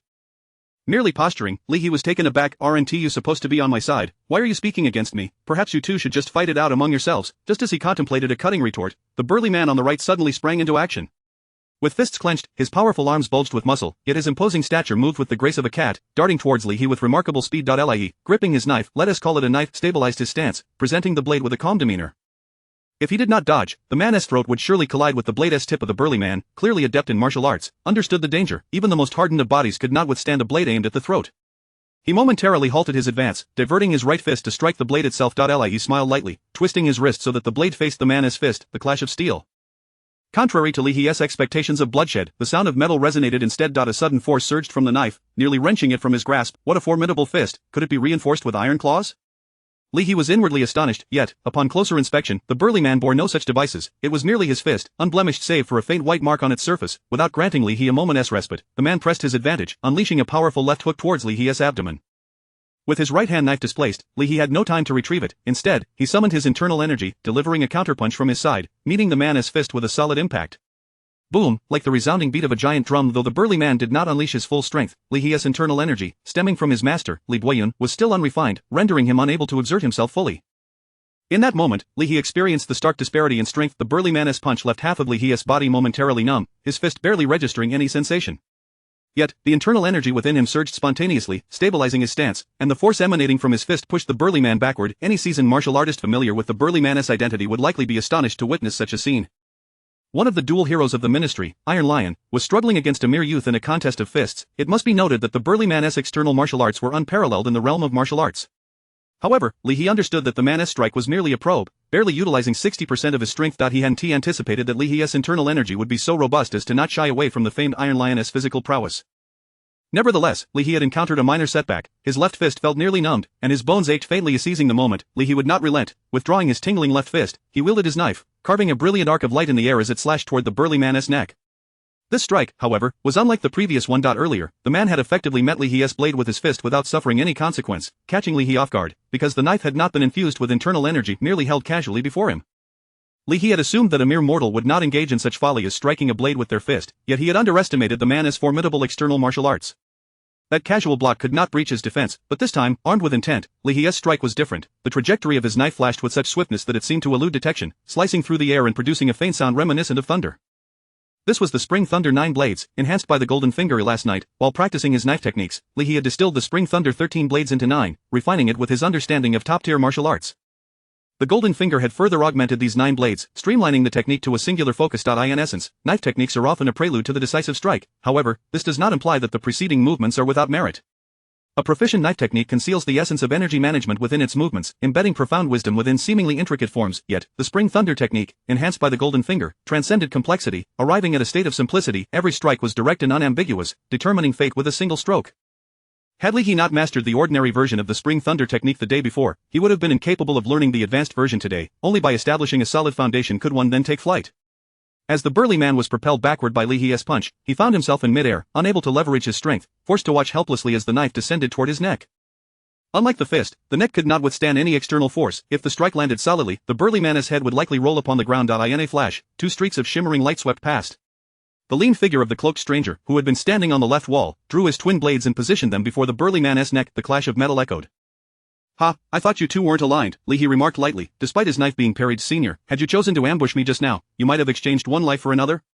Chapter 14: The Exchange of Blows. Although the hat-wearing man managed to parry the blow, he did not emerge unscathed. Li He's strike was charged with tremendous force. Even if it could not be deemed his utmost effort, it was hardly far from it.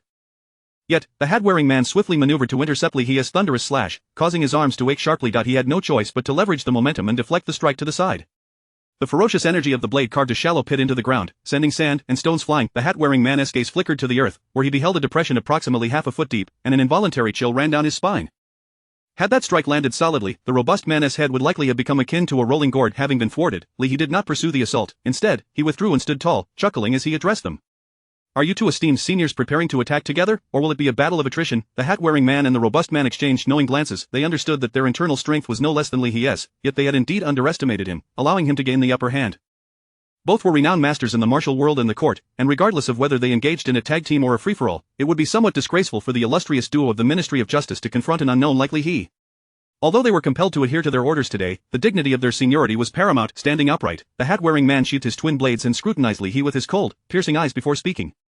Young sir, we bear no ill intent. He felt a surge of indignation rise within him. They had intruded upon his home in the dead of night and initiated hostilities, swinging their fists with great fervor, and now they claimed to harbor no malice? Very well, then, if they were numerous, let their denial of ill intent stand. He surmised that with his upgraded Spring Thunder 9 blades, he could likely subdue either of them within 100 moves, provided they both fought with full commitment. However, to contend with two adversaries simultaneously, a wise man does not suffer immediate losses. If there is no malice, then I kindly request you both to take your leave. His smile faded as he spoke coldly.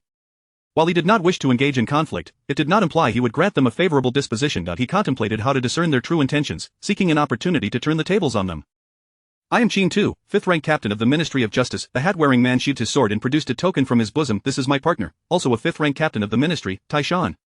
The duo of the Ministry of Justice. Li's pupils contracted slightly. He had indeed heard of their names. The captains of the Ministry of Justice were numerous, and although they all held the title of captain, their ranks varied from the least significant to 5th-rank officials, with their abilities and martial prowess being worlds apart. The two before him were evidently the pinnacle among captains. He was aware of their notable deeds, though it was said that they typically did not reside in the imperial capital and roamed the martial world in pursuit of formidable bandits. He was uncertain why they had come to his residence and engaged him in combat. Esteemed seniors, Li raised his hand in greeting, a smile reappearing on his face. I am Li, a 9th-rank captain of the Jinui. We are all of one family. Though Qin Tu was puzzled by Li's swift change in demeanor, he understood the principle of not striking a smiling face, thus he returned the gesture. Captain Li, you are indeed young and accomplished, possessing commendable skills. My brother and I are here on the orders of the Minister of Justice to investigate a case involving foreign spies.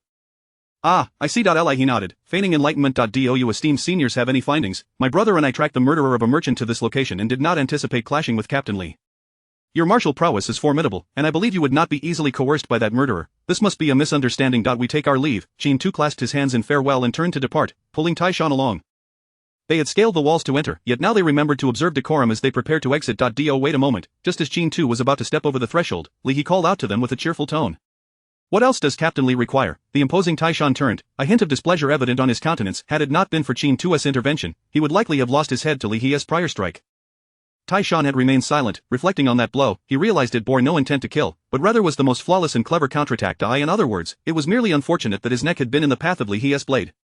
As brothers, Taishan and Qin Tu shared a close bond and both understood the nuances of swordplay. Had Li truly intended to deliver a lethal blow aimed at his neck, Taishan's temper would have flared long ago.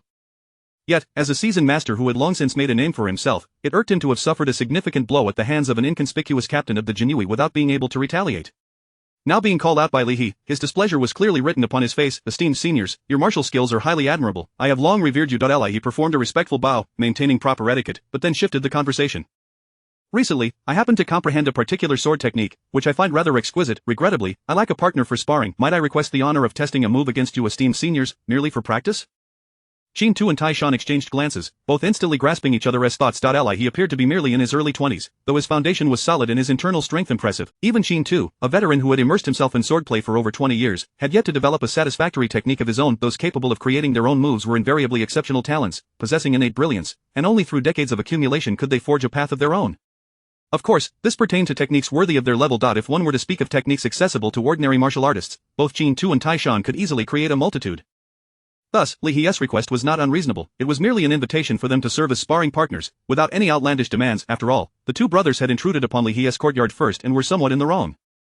Although they claimed to act on orders, offending the one who gave the orders was an even greater concern. Taishan's expression softened slightly. He nodded and stepped closer to the courtyard wall, his massive fists clenched tightly as he assumed a stance.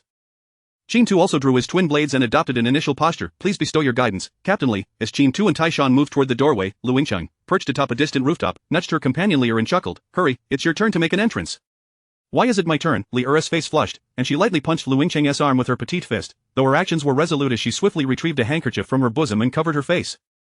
Fear not, I shall send a few constables to his residence to investigate. Liu Yingcheng, observing Li Yi's swift actions, continued to smile. Let it be agreed, no backing out. Li Yi's face was mostly concealed by the veil, yet the small patch of fair skin that remained was tinged with a delicate pink hue.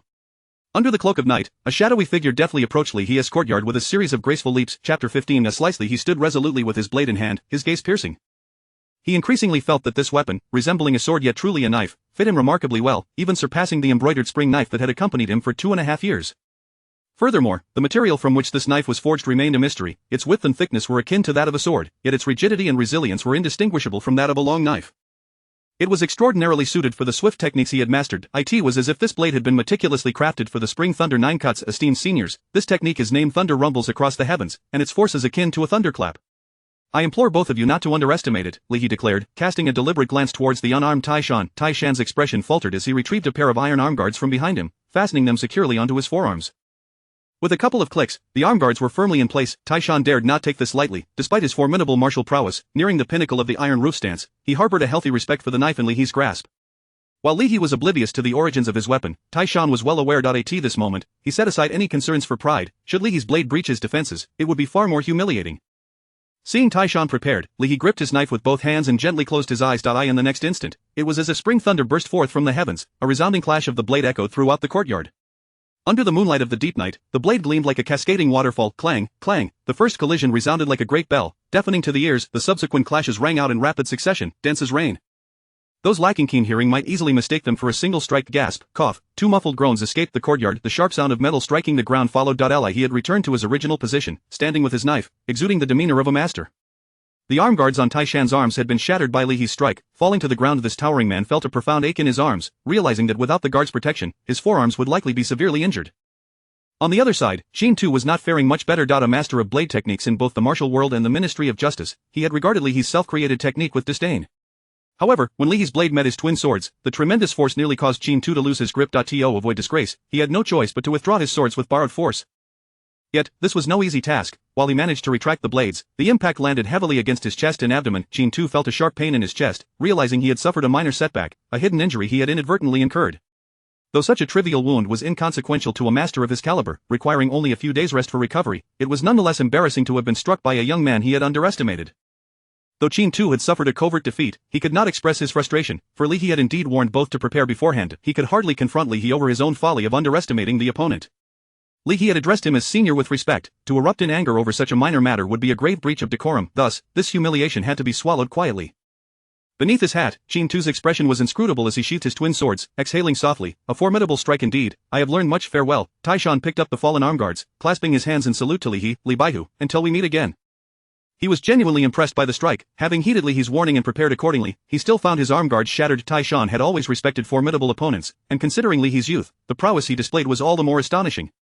Do take care on your way. Li Yi smiled and nodded. Feel free to visit often. I shan't see you off. It was only when their figures faded into the depths of the alley that Li Yi transferred the knife to his left hand, cradling his right hand, which throbbed painfully. The enhanced thunder rumbles across the heavens proved remarkably powerful, and Li Yi had paired it with the swift technique of swallows soaring the skies, creating an unparalleled impact. However, facing two masters of equal caliber, the recoil from their clash was enough to leave Li Yi reeling. Particularly with Tai Shan, who stood firm as if rooted to the ground, having withstood Li Yi's fully prepared strike without even a stagger, merely losing his arm guards. He now felt as though his right hand, which wielded the knife, was somewhat unresponsive, likely numbed from the shock. He recognized the exceptional skill of these two masters from the Ministry of Justice, and understood that he had merely capitalized on their underestimation of him. In a life-or-death struggle, they would never afford him such leeway. Yet, having managed to extract a measure of retribution from them, Li Yi felt a sense of satisfaction. It was as if he had settled the score from a distance on a rooftop. Lu Yingcheng gazed in astonishment at Li Yi's earth-shattering strike. To repel the dual titans of the Ministry of Justice with a single blow, even under the guise of a spar, the ferocity of this strike was enough to grant Li Yi a measure of pride in the martial world. By contemporary standards, he ought to be referred to as a little blade saint or something of the sort. Lu Yingcheng had always perceived Li Yi as an ordinary officer of the Jinui, and her gathered intelligence corroborated this view. It was merely due to her predecessor's influence that Lyra regarded him with a different lens, yet, it was only after witnessing this awe-inspiring strike that she realized Li Yi had now attained a level of skill rivaling that of the dual masters of the Ministry of Justice. Had he been concealing his talents all these years, however, given his circumstances, such a strategy was not entirely unfathomable. Lost in thought, Lu Yingcheng pondered. He shook his hand for some time, the soreness gradually subsiding. Upon inspecting his right hand, he noted a slight reddening of the skin, with veins bulging and muscles taut. The force of the collisions had indeed been considerable. However, having vented his frustrations and tested his blade, he felt it was worth the effort. Li He turned back towards the house, sheathing his knife, and lifted the curtain separating the main room from the bedroom, preparing to rest. As he drew back the curtain, he was taken aback. A woman clad in dark, agile attire sat cross-legged on his bed, her hands forming intricate seals, her eyes gently closed. A veil obscured her face, rendering her features indistinct, but she appeared to be in the midst of cultivating her energy. "Excuse me, is this your home or mine? What brings you to my bed to meditate?" Yet, her figure seemed somewhat familiar. Of course, it was familiar, he had just borrowed her knife not long ago. But that was different, it was a blade acquired through secrecy, thus it belonged to him. He cleared his throat softly, but the woman remained oblivious, continuing her meditation with utmost seriousness. Chapter 16. The fugitive Li He's expression grew more serious. He stepped forward a few paces and gently touched the woman's shoulder. A fluctuating aura surged forth from her, unexpectedly repelling Li He's hand. This was a sign of using inner strength to heal. Could it be that she was truly injured? Yet, this woman had quite a bold heart, running into a single man's room in the dead of night, and even engaging in healing practices. She seemed remarkably at ease with her brother. Li He inwardly scoffed, casually dragging a chair over to sit at the foot of the bed, scrutinizing the woman seated upon it. Last night, she had worn a wide-brimmed hat, and today her face was veiled, leaving Li He without a glimpse of her appearance. However, her figure was undeniably enchanting, all the right curves were in place, especially in her form-fitting night attire. Even while sitting cross-legged on the bed, her voluptuous silhouette was apparent. She likely did not surpass Luingcheng in height, nor did her bosom match that of Li He's recollections from their shared horse ride earlier. Hiss, you are comparing her. In the dead of night, a stunning woman had suddenly appeared on his bed. Was this not akin to the ghostly tales circulating in folklore? Moreover, if Li He was not mistaken, this woman was likely the murderer who had slain that merchant last night. Ah, the notorious duo from the Ministry of Justice had mentioned pursuing the killer here. No wonder they had stumbled into his courtyard, for she was indeed hiding within his home. Li He contemplated whether to summon the twin heroes of the ministry back, or perhaps simply haul this woman to the ministry himself to claim the bounty. Just as he began to ponder how to spend the hefty reward, the woman before him opened her eyes. Her gaze, reminiscent of two pools of spring water, held a hint of allure, but upon seeing Li He, that allure swiftly transformed into a chill. What are you doing here? Her voice was distinctly cool and, in the era Li He had traversed to, it bore the hallmark of a noble maiden. While her voice was melodious, one must question the absurdity of her inquiry. She had inexplicably found herself on his bed and was now questioning his presence. Should he not be where he belonged, perhaps under the carriage? Could it be because this is my home? Li He cautiously pointed to the bed beneath her. You are on my bed. You know, you. The woman was about to retort when a sudden flush crept over her exposed skin, not covered by the veil. She bent forward, covering her mouth as she broke into a fit of violent coughs. This sudden appearance was none other than Lier, who had been spying on him from a distant building alongside Lu Yingcheng. Seizing the opportunity while Li He was entangled with the twin heroes, she had infiltrated his home. Unfortunately, she had missed witnessing Li He's remarkable feat of repelling the duo. Are you injured? Li He observed the delicate shoulders of Lier shaking violently from her cough and frowned. Of course, Lier lifted her head to meet Li He's gaze. I was pursued by those two and sustained some injuries.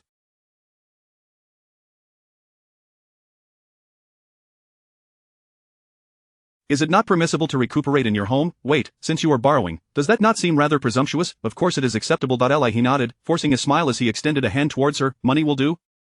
Or perhaps a secret manual? You, Lier nearly choked from exasperation at Li He's words. Regaining her composure, she replied, I am currently a fugitive, my funds have been exhausted, and the manual and weapon I carried with me are now in your possession. Once I recover and return to my sect, I shall naturally come bearing gratitude. Li He chuckled. Now that is a proper approach to asking for help. However, I know neither your background nor your name, nor have I even seen your face. If you recover and vanish, what then shall I do? My name is Hongli, and I am a disciple of the Purple Extremity sect under the tutelage of Master Yuxuan.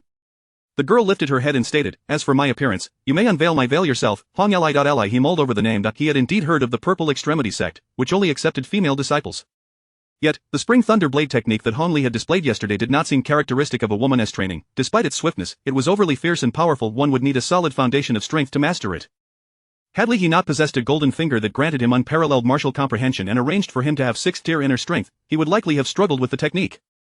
Nevertheless, it was not uncommon for sects to collect manuals from various schools, so it was not entirely implausible. Indeed, the Purple Extremity sect only accepts female disciples. My master, Yuxuan, is renowned as the foremost female swordsman in the martial world. Should you dare to bully me, Shou, Li He pressed his index finger to his lips, signaling Hongli to be silent. Outside the courtyard, a commotion of hurried footsteps approached, followed by loud knocks on the door.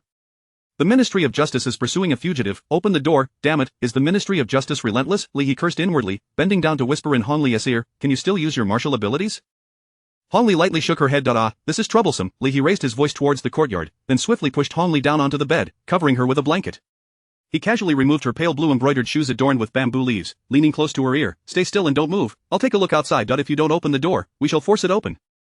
The shouts from outside continued. Li He swung open the courtyard door with one hand, while the other feigned adjusting his belt. Which esteemed officer is it? I just saw off 2 5th-tier captains from your ministry and was about to attend to some matters.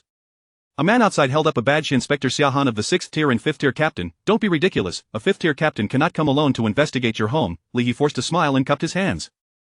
I am Li He, a ninth-tier officer of the Jinui. This inspector appears rather unfamiliar. Have you been transferred from another office to assist in the investigation of foreign spies? Jinui, Xiahan scrutinized Li He but could not discern his true identity. I was transferred from the West Market office to assist in the investigation of foreign spies. Since we are both imperial officials, there is no need for grandiose searches, but we must conduct an inspection. He waved his hand. Brothers, enter the courtyard. With a sweeping gesture, Xiahan commanded a dozen officers to surge into the courtyard, heading towards the main house and side rooms. Hey, Li He hurriedly tightened his belt and dashed into the house. My wife is still inside. Would it not be improper for you all to conduct yourselves in this manner? Wife, Xiahan lifted the curtain of the bedroom door, and indeed, a figure lay indistinctly on the bed. If you say she is your wife, then she must be your wife? This man was truly troublesome. Li He felt a surge of anger within, for had it not been for the fear of retaliation from the skilled individuals behind Xiahan, he would have drawn his sword and driven them out long ago. However, he could only harbor a slight annoyance for the moment. After all, there was an injured burden lying in the bedroom. A wife is a wife. How could that be false? Li He darted to the bed, and through the blanket, he playfully slapped Hong Li's pert figure. Wife, call out my lord for Inspector Xia to hear. Chapter 17. Hong Li was unaware of when she had removed the veil that covered most of her face, now using a quilt to shield her mouth and nose. When Li He playfully tapped a sensitive spot, a blush instantly blossomed on her cheeks, her fair complexion turning as rosy as a peach blossom in full bloom. Call out. Li He playfully tapped again. Have you forgotten your husband? Although it was merely a playful charade and separated by a layer of quilt, Li He could still perceive the remarkable elasticity of her petite figure, full and pert, with a hint of smoothness. He did not intend to take advantage. After all, he had invited several officials from the Ministry of Justice into his home in the dead of night. A couple of playful taps on her bottom hardly seemed excessive, did it? Yet, Hong Li appeared to hold a different opinion, her charming face flushed to the point of nearly dripping with embarrassment. He, Li He chuckled awkwardly as he rose to his feet. Sir Xia, my wife is a bit shy in front of others, being newlywed and all. I hope you can be understanding. Li Baihu, are you not putting me in a difficult position? Xiahan sighed, shaking his head. I stand at the door of your bedroom, and I cannot discern whether the person wrapped in that quilt is a man or a woman. How can I possibly grant you understanding, if it happens to be a man, or a fugitive the ministry is pursuing? Would I not be deceived by you? As he spoke, Xiahan made to enter the bedroom. Just as Li He was about to protest, what if I have a penchant for men? He suddenly realized this was a self-destructive tactic and promptly fell silent, silently amused. He thought, Hong Li, it's not that I refuse to assist you. It's that you simply cannot act. Seeing Xiahan approach the bed, a delicate hand suddenly emerged from beneath the quilt, gently tugging at Li He's sleeve, her voice soft and sweet. Husband, please don't. Xiahan paused in his tracks, and Li He felt momentarily dazed. Strangely enough, that affectionate call of husband was rather delightful. Xiahan's gaze shifted from Li He to the tightly wrapped Hong Li, finally nodding. Li Baihu, we are all serving the court here. Today's encounter is not intended as an affront. This matter is of great significance, and I dare not overlook it. Otherwise, who wouldn't he wish to sleep with their wife at home? Why endure the trouble of searching for foreign spies in the middle of the night? Understood, Li He nodded repeatedly. Sir Xia, you have worked hard, and so have all my brothers. Xiahan scanned the room before exiting the bedroom, waving his hand to the officers. Withdraw. The sound of hurried footsteps retreated, with someone kindly closing the courtyard door behind Li He. You. Hong Li sat up indignantly, her small fist raised to strike Li He, only to have him swiftly cover her mouth. They may not have truly left. Don't speak carelessly, he whispered urgently. Her little fist still lightly landed on Li He's shoulder, lacking any force. It felt less like venting anger and more like a playful tease. Li He released his hand, deftly grasping her tiny paw and, with a thud, pinned her back onto the bed. You, my dear wife, your husband is here. In the back room, two officers clad in the Ministry of Justice uniforms crouched beneath the window, listening to the creaking bed frame, exchanging glances that spoke volumes. Their mutual understanding was clear. Damn, this is intense. Wife, why aren't you making a sound? Your husband seems to be quite vigorous. They exchanged another look, conveying the sentiment, damn it, while we're out here squatting by the wall, you're at home embracing your wife? Unfair. Yet, there was little they could do. They were merely members of the Ministry of Justice. The Imperial Guards, directly commanded by the Emperor of the Ming dynasty, held a status far superior to that of these beleaguered constables. A sweet, sultry voice floated from within the room. The two men exchanged a third glance, their expressions reflecting a mix of disbelief and resignation. I can't take this anymore, let us retreat. Though Sir Xia had instructed them to eavesdrop a little longer, who could withstand such sounds? Being young and full of vigor, they realized that if they stayed any longer, they might embarrass themselves. Without further ado, they crouched low and slipped away along the wall. Li He sat on the bed, rocking back and forth, causing the already unstable wooden frame to creak ominously. Hong Li, hugging her knees, sat at the foot of the bed, blushing as she watched Li He put on a solo performance. They should have left by now, Li He mouthed to Hong Li, while continuing to sway the bed, gesturing for her to peek out the window. Hong Li, tiptoeing in her embroidered shoes to the window, just caught sight of two shadowy figures stealthily slipping away along the wall. They're gone, she declared, kicking off her shoes and bounding onto the bed like a kitten, wrapping herself tightly in the quilt. All right, you can go now. I need to rest. All right, Li He stood up, just about to leave when he suddenly realized, wait a moment, isn't this my home? Am I to be driven away from my own nest? What's wrong with your home? Can't you stay with someone else? Hong Li retorted defiantly. For a fleeting moment, Li He genuinely felt as though he was in the wrong. Have you ever heard of a term called shamelessness? I am paying rent for this place. He extended his hand toward Hong Li. First, pay the rent, the secret manual will do. I don't have any secret manuals, Hong Li shook her head, but I can teach you directly in a few days. Then teach me first, Li He insisted stubbornly. Brother, I'm injured. Hong Li's eyes widened in indignation. You expect an injured person to teach you martial arts right now? Otherwise? Li He countered, if you were to vanish as soon as you recover, how would I find you? I am a court official, and I cannot leave the capital at will. Then why don't you just turn me into the ministry? After all, I did kill that merchant. Hong Li demanded, her voice laced with frustration. That's a valid question, Li He chuckled. I divulged all the secrets of the Imperial Guards to you for your weapon and manual. What if you were to expose me at the ministry? That would jeopardize my career. And yet, you still demand rent from me. Not at all, Li He shook his head vigorously. Rent is a separate matter. Although we are indeed in the same boat, even brothers must keep accounts clear, rent must still be calculated separately. Besides, I'm not putting you in a tough spot, teaching me a few martial arts moves could be considered offsetting the rent. Hong Li pondered for a moment and found his reasoning somewhat sound. Both held leverage over one another, truly sharing a common interest, even if the so-called leverage had been intentionally given to Li He by her. However, his attitude was indeed infuriating. Look at my brand new bedding, the spacious bedroom, and this sturdy, well, never mind if it's sturdy or not, it's still a bed that you've occupied, leaving me to seek another place to sleep. Is it too much to ask for you to teach me a few martial arts moves? Seeing Hong Li wavering, Li He intensified his persuasion. Hong Li took a deep breath, attempting to calm her rising emotions. She donned her shoes, rose from the bed, and assumed a stance. Watch closely, I will only teach you this one move. Chapter 18 Yilingxi I shall impart to you but this one technique. Should you fail to grasp it, do not blame me. Hong Li firmly established her stance, raising her arms gracefully. After executing a series of unadorned yet fluid movements, she pointed forward with a single finger. Conclude. Now it was Li He's turn to widen his eyes in astonishment. Was that it? What kind of finger could possibly equate to such a substantial sum of rent? His expression was one of utter bewilderment. If you cannot discern the value, refrain from speaking recklessly, Hong Li retorted proudly, settling back onto the bed, her legs swinging leisurely. This was a cherished martial art passed down through her family, known as Lingxi finger, capable of severing the ties of life and death with a mere touch. You can sever life and death with a single finger. Li He blinked in disbelief. Are you trying to trick me? If you cannot comprehend or master it, do not lay the blame on others. Hong Li's pride swelled further. The power of Lingxi finger was unparalleled. Not only could it cover rent, but in the outside world, it could easily purchase this very courtyard. Fine. Ally, he nodded, observing the young lady's self-satisfaction, which did not appear to be feigned. He decided to trust her this once. Were those movements you demonstrated earlier techniques for channeling energy? He inquired. Of course. Hong Li frowned as she regarded him. Have you never practiced any form of palm or fist technique before? The movements are methods for channeling energy. In real combat, no one is foolish enough to spar with set routines. The outcome of a battle hinges entirely on the power behind that final finger strike. Li He had indeed never systematically trained in martial arts. Upon joining the Jinhui, he had only practiced the rudimentary energy and sword techniques available within their ranks. The internal cultivation method he practiced, known as Gui Shigong, was widely circulated throughout the Ming territory. All but those utterly devoid of martial talent had learned the energy cultivation principles of Gui Shigong. As for the sword techniques, they were slightly more advanced, handed down from the first commander of the Jinhui after the establishment of the Ming dynasty, specifically designed for the unique form of the Sichuan Dao, termed Yanlu sword technique. This style, inspired by the light and lively willow leaves of early spring, stood in contrast to the thunderous might of the Chunlei nine blades. Even in the martial world, it could be considered a second-rate sword technique.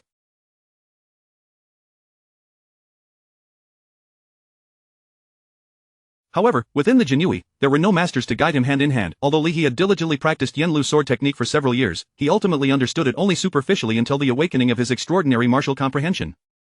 This had allowed him to swiftly master Chunlei sword technique. As for the techniques involving fists and palms, he was indeed at a loss. Watching Hong Li demonstrate, he was utterly perplexed.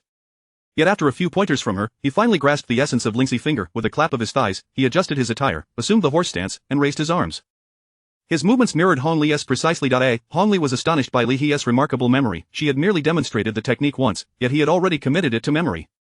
This boy was more cunning than he appeared. Little did she know that Li He had thoroughly comprehended the two manuals from the previous night and had even modified the Chunlei 13 blades into Chunlei 9 blades, discovering an advanced version of the latter. Had Hong Li been aware of this, her small mouth would likely have dropped open wide enough to fit an EGG. Li He's fingertip slowly glided through the air, generating a faint ripple of energy. The internal force coursing through his body seemed to converge upon his right hand, poised to coalesce into a single point, ready to burst forth from his fingertip. Hong Li's expression gradually turned serious, her legs no longer swinging aimlessly, as she focused intently on Li He's right index finger. Puff, he failed. The surging internal energy erupted from his fingertip, creating a gust that tousled Hong Li's hair. Clearly, this was not the intended execution of Lingxi finger. To disturb her hair, he need not have gone to such lengths. A simple puff would suffice, however. This failure had enlightened Li He to the crux of Lingxi Finger. He had drawn too much internal energy, the process of channeling had not completed before the energy dissipated. It was akin to a dam bursting. Once the internal energy began to leak, a torrent would follow suit. He carefully reflected on the sensation of his previous failure and resolved to try again. Hong Li felt a slight sense of relief. If this fellow could master Lingxi Finger in a single attempt, it would be utterly terrifying. After all, she had the guidance of a renowned master and had taken 3 months to initially grasp this technique. It seemed this lad was merely relying on his robust internal energy to force his way through. Such a feat was hardly noteworthy. Wait a moment, where had he cultivated such formidable internal energy? Was it solely from the Gui Shigon? That was implausible. The name of the technique was as unremarkable as its practice, and achieving such proficiency would require at least 40 years of dedication. Could it be that Li He had encountered some extraordinary fortune? Hong Li furrowed her brow once more. This individual appeared far more complex than she had initially presumed. Unbeknownst to Li He, who was oblivious to Hong Li's mental deliberations, he resumed his stance and began to demonstrate again. This time, he controlled the internal energy he had summoned. If his previous surge had resembled a runaway wild donkey, the energy now felt akin to a galloping warhorse. The speed was comparable, yet the quality was worlds apart. The sensation was upon him. Li He extended his right index finger, gently tapping the wooden bed beneath Hong Li. Whoosh, bang, the already fragile bed collapsed into a shower of splintered wood, and an unprepared Hong Li tumbled to the ground. Ow! Rubbing her sore bottom, she was about to rise and demand an explanation when her hand grasped a uniform piece of wood beneath the bedding. With Li He's cultivation, had he channeled his full internal energy, not only would the bed have collapsed, but even a bed of iron several times sturdier would have succumbed. Astonishingly, the force of that single strike had traversed the entire bed, shattering both the surface and the frame into fragments. If such force were directed at a person, it would undoubtedly leave bruises. Hong Li stood in shock, surveying the wreckage of the bed, then glancing at Li He, who appeared unfazed, her cherry lips slightly parted, her almond-shaped eyes wide with disbelief. When did you learn Lingxi Finger? Just now, Li He replied, his face a mask of confusion. Wasn't he that you who just taught me? I just taught you that. Hong Li could hardly believe her eyes. She could achieve a similar effect only through a full force strike. Moreover, Li He had only attempted Lingxi Finger for the second time. Hong Li felt her earlier declaration that one should not blame her if they could not learn ring hollow in her ears. To accomplish such a feat so swiftly, it felt as if all her 15 years of martial training had been for naught. It must be that Miss Hong taught exceptionally well. He raised his thumb in a somewhat reluctant compliment. Indeed, Lingxi Finger was formidable, and he was eager to unearth more of Hong Li's secret techniques. Chapter 19 Identity. The night had deepened, and Hong Li was wrapped in Li He's quilt, leaning against the corner of the wall. Li He, possessing profound inner strength, was impervious to the chill of the night, still clad in the same azure robes he wore during the day. He leaned against the wall, 3 feet away from Hong Li, eyes closed in feigned slumber. Intuitively, he sensed that Hong Li's background was anything but ordinary. Previously, Li He had analyzed the situation, concluding that for him to be fully entangled in this case, 2 arrangements were imperative. The first was for the genie Wei Dulan to assign him to assist the Ministry of Justice, the second was for Lu Yingcheng to escort him to the scene of the merchant's untimely demise. If these 2 aspects were not meticulously orchestrated, Li He would have remained uninvolved in this peculiar foreign espionage case. Ultimately, it even led to inquiries concerning his landlord. He began to harbor doubts, suspecting that this case was directed at him. However, upon reflecting on his past 20 years, he considered himself a law-abiding citizen, with no significant flaws aside from a minor penchant for petty gains, and certainly no ties to spies from the northern Yuan or western Liang. He pondered whether any odd occurrences had transpired during his 3 months in this world. The conclusion was negative. The original owner of this body had a pristine background. Both parents were soldiers stationed at the borders, who perished in a fierce battle against the northern Yuan 15 years prior. Li He was raised by his grandfather, who had also succumbed to illness 3 years ago. Just before his grandfather's passing, an opportunity arose with the genie Wei recruiting, and his grandfather, having saved 100 taels of silver over the years, sought the aid of an old comrade to secure Li He's entry into the genie Wei. These memories had grown quite hazy in Li He's mind, yet, irrespective of the circumstances, this lineage was hardly noteworthy enough for anyone to cast a second glance his way, let alone to be ensnared in a Li He cautiously opened his eyes a crack, stealing a glance at Hong Li nestled in the corner. She believed her carefully crafted persona was flawless, yet to Li He, it was riddled with flaws. There were certainly individuals within the court capable of enlisting both the genie Wei and the Ministry of Justice, yet such individuals were scarce, and even fewer were women. Li He could intuitively surmise that Hong Li's identity was undoubtedly remarkable. However, whether she hailed from the Forbidden City or one of the prominent noble families remained uncertain for now. It seemed that none of the powerful clans bore the surname Hong. Regardless of her origins, it was evident that her standing far surpassed that of a mere 9th-rank official like himself. Nevertheless, since Hong Li had not voluntarily divulged her identity to Li He, he was more than willing to indulge her in this charade, all while seizing the opportunity to learn a few martial arts techniques. Why not? This was not merely a matter of taking advantage, it was akin to receiving compensation for participating in a performance. It would be unreasonable to do so without some form of remuneration. If Hong Li were to discover Li He's musings at that moment, she would surely be incensed. He cast another glance at the slumbering Hong Li before closing his eyes once more. It must be said that Hong Li's beauty, if placed within the confines of the Shaochun Tower, would surely qualify her as a courtesan of the highest order. Alas, her youthful figure made it difficult for Li He to entertain any improper thoughts. As the night swiftly passed, dawn broke, and Li He awoke from his slumber. His uncomfortable position against the wall had resulted in an early awakening. Upon opening his eyes, the morning light filtering through the window revealed a vague silhouette within the room, facing away from him, adjusting the flowing fabric of a yellow skirt. It was Hong Li. Wait, where did she procure that skirt? Li He distinctly remembered her wearing a black night outfit the previous night, not a dress. Could she have stealthily returned home while he slept to fetch a change of clothes? He noticed a small Polonia wood chest beside his wardrobe, from which her garments must have been retrieved. However, he did not recall the chest being in his room the previous night. Rubbing his eyes, Li He queried, "Where did you get that skirt? Oh, you're awake." Hong Li turned around, the hem of her pale yellow skirt fluttering, radiating brilliance. Li He pushed himself up from the wall, stretching his stiff neck. "It is quite uncomfortable to sleep like this. Today, I must go out and purchase a bed. Make it 2.1 for the outer room, and 1 for the bedroom. You'll sleep in the outer room," Hong Li corrected. "Why should that be the case?" Li He attempted to reason with her. "You want to be sleeping for free. I'll teach you martial arts." Hong Li seemed to have discerned Li He's line of thinking. "Very well. Li He promptly agreed. He turned to inspect the dust on his rear, brushed off the grime, and decided to change his clothes. There was no need to don the flying fish uniform today, as he was not required to report to the Genie Wei.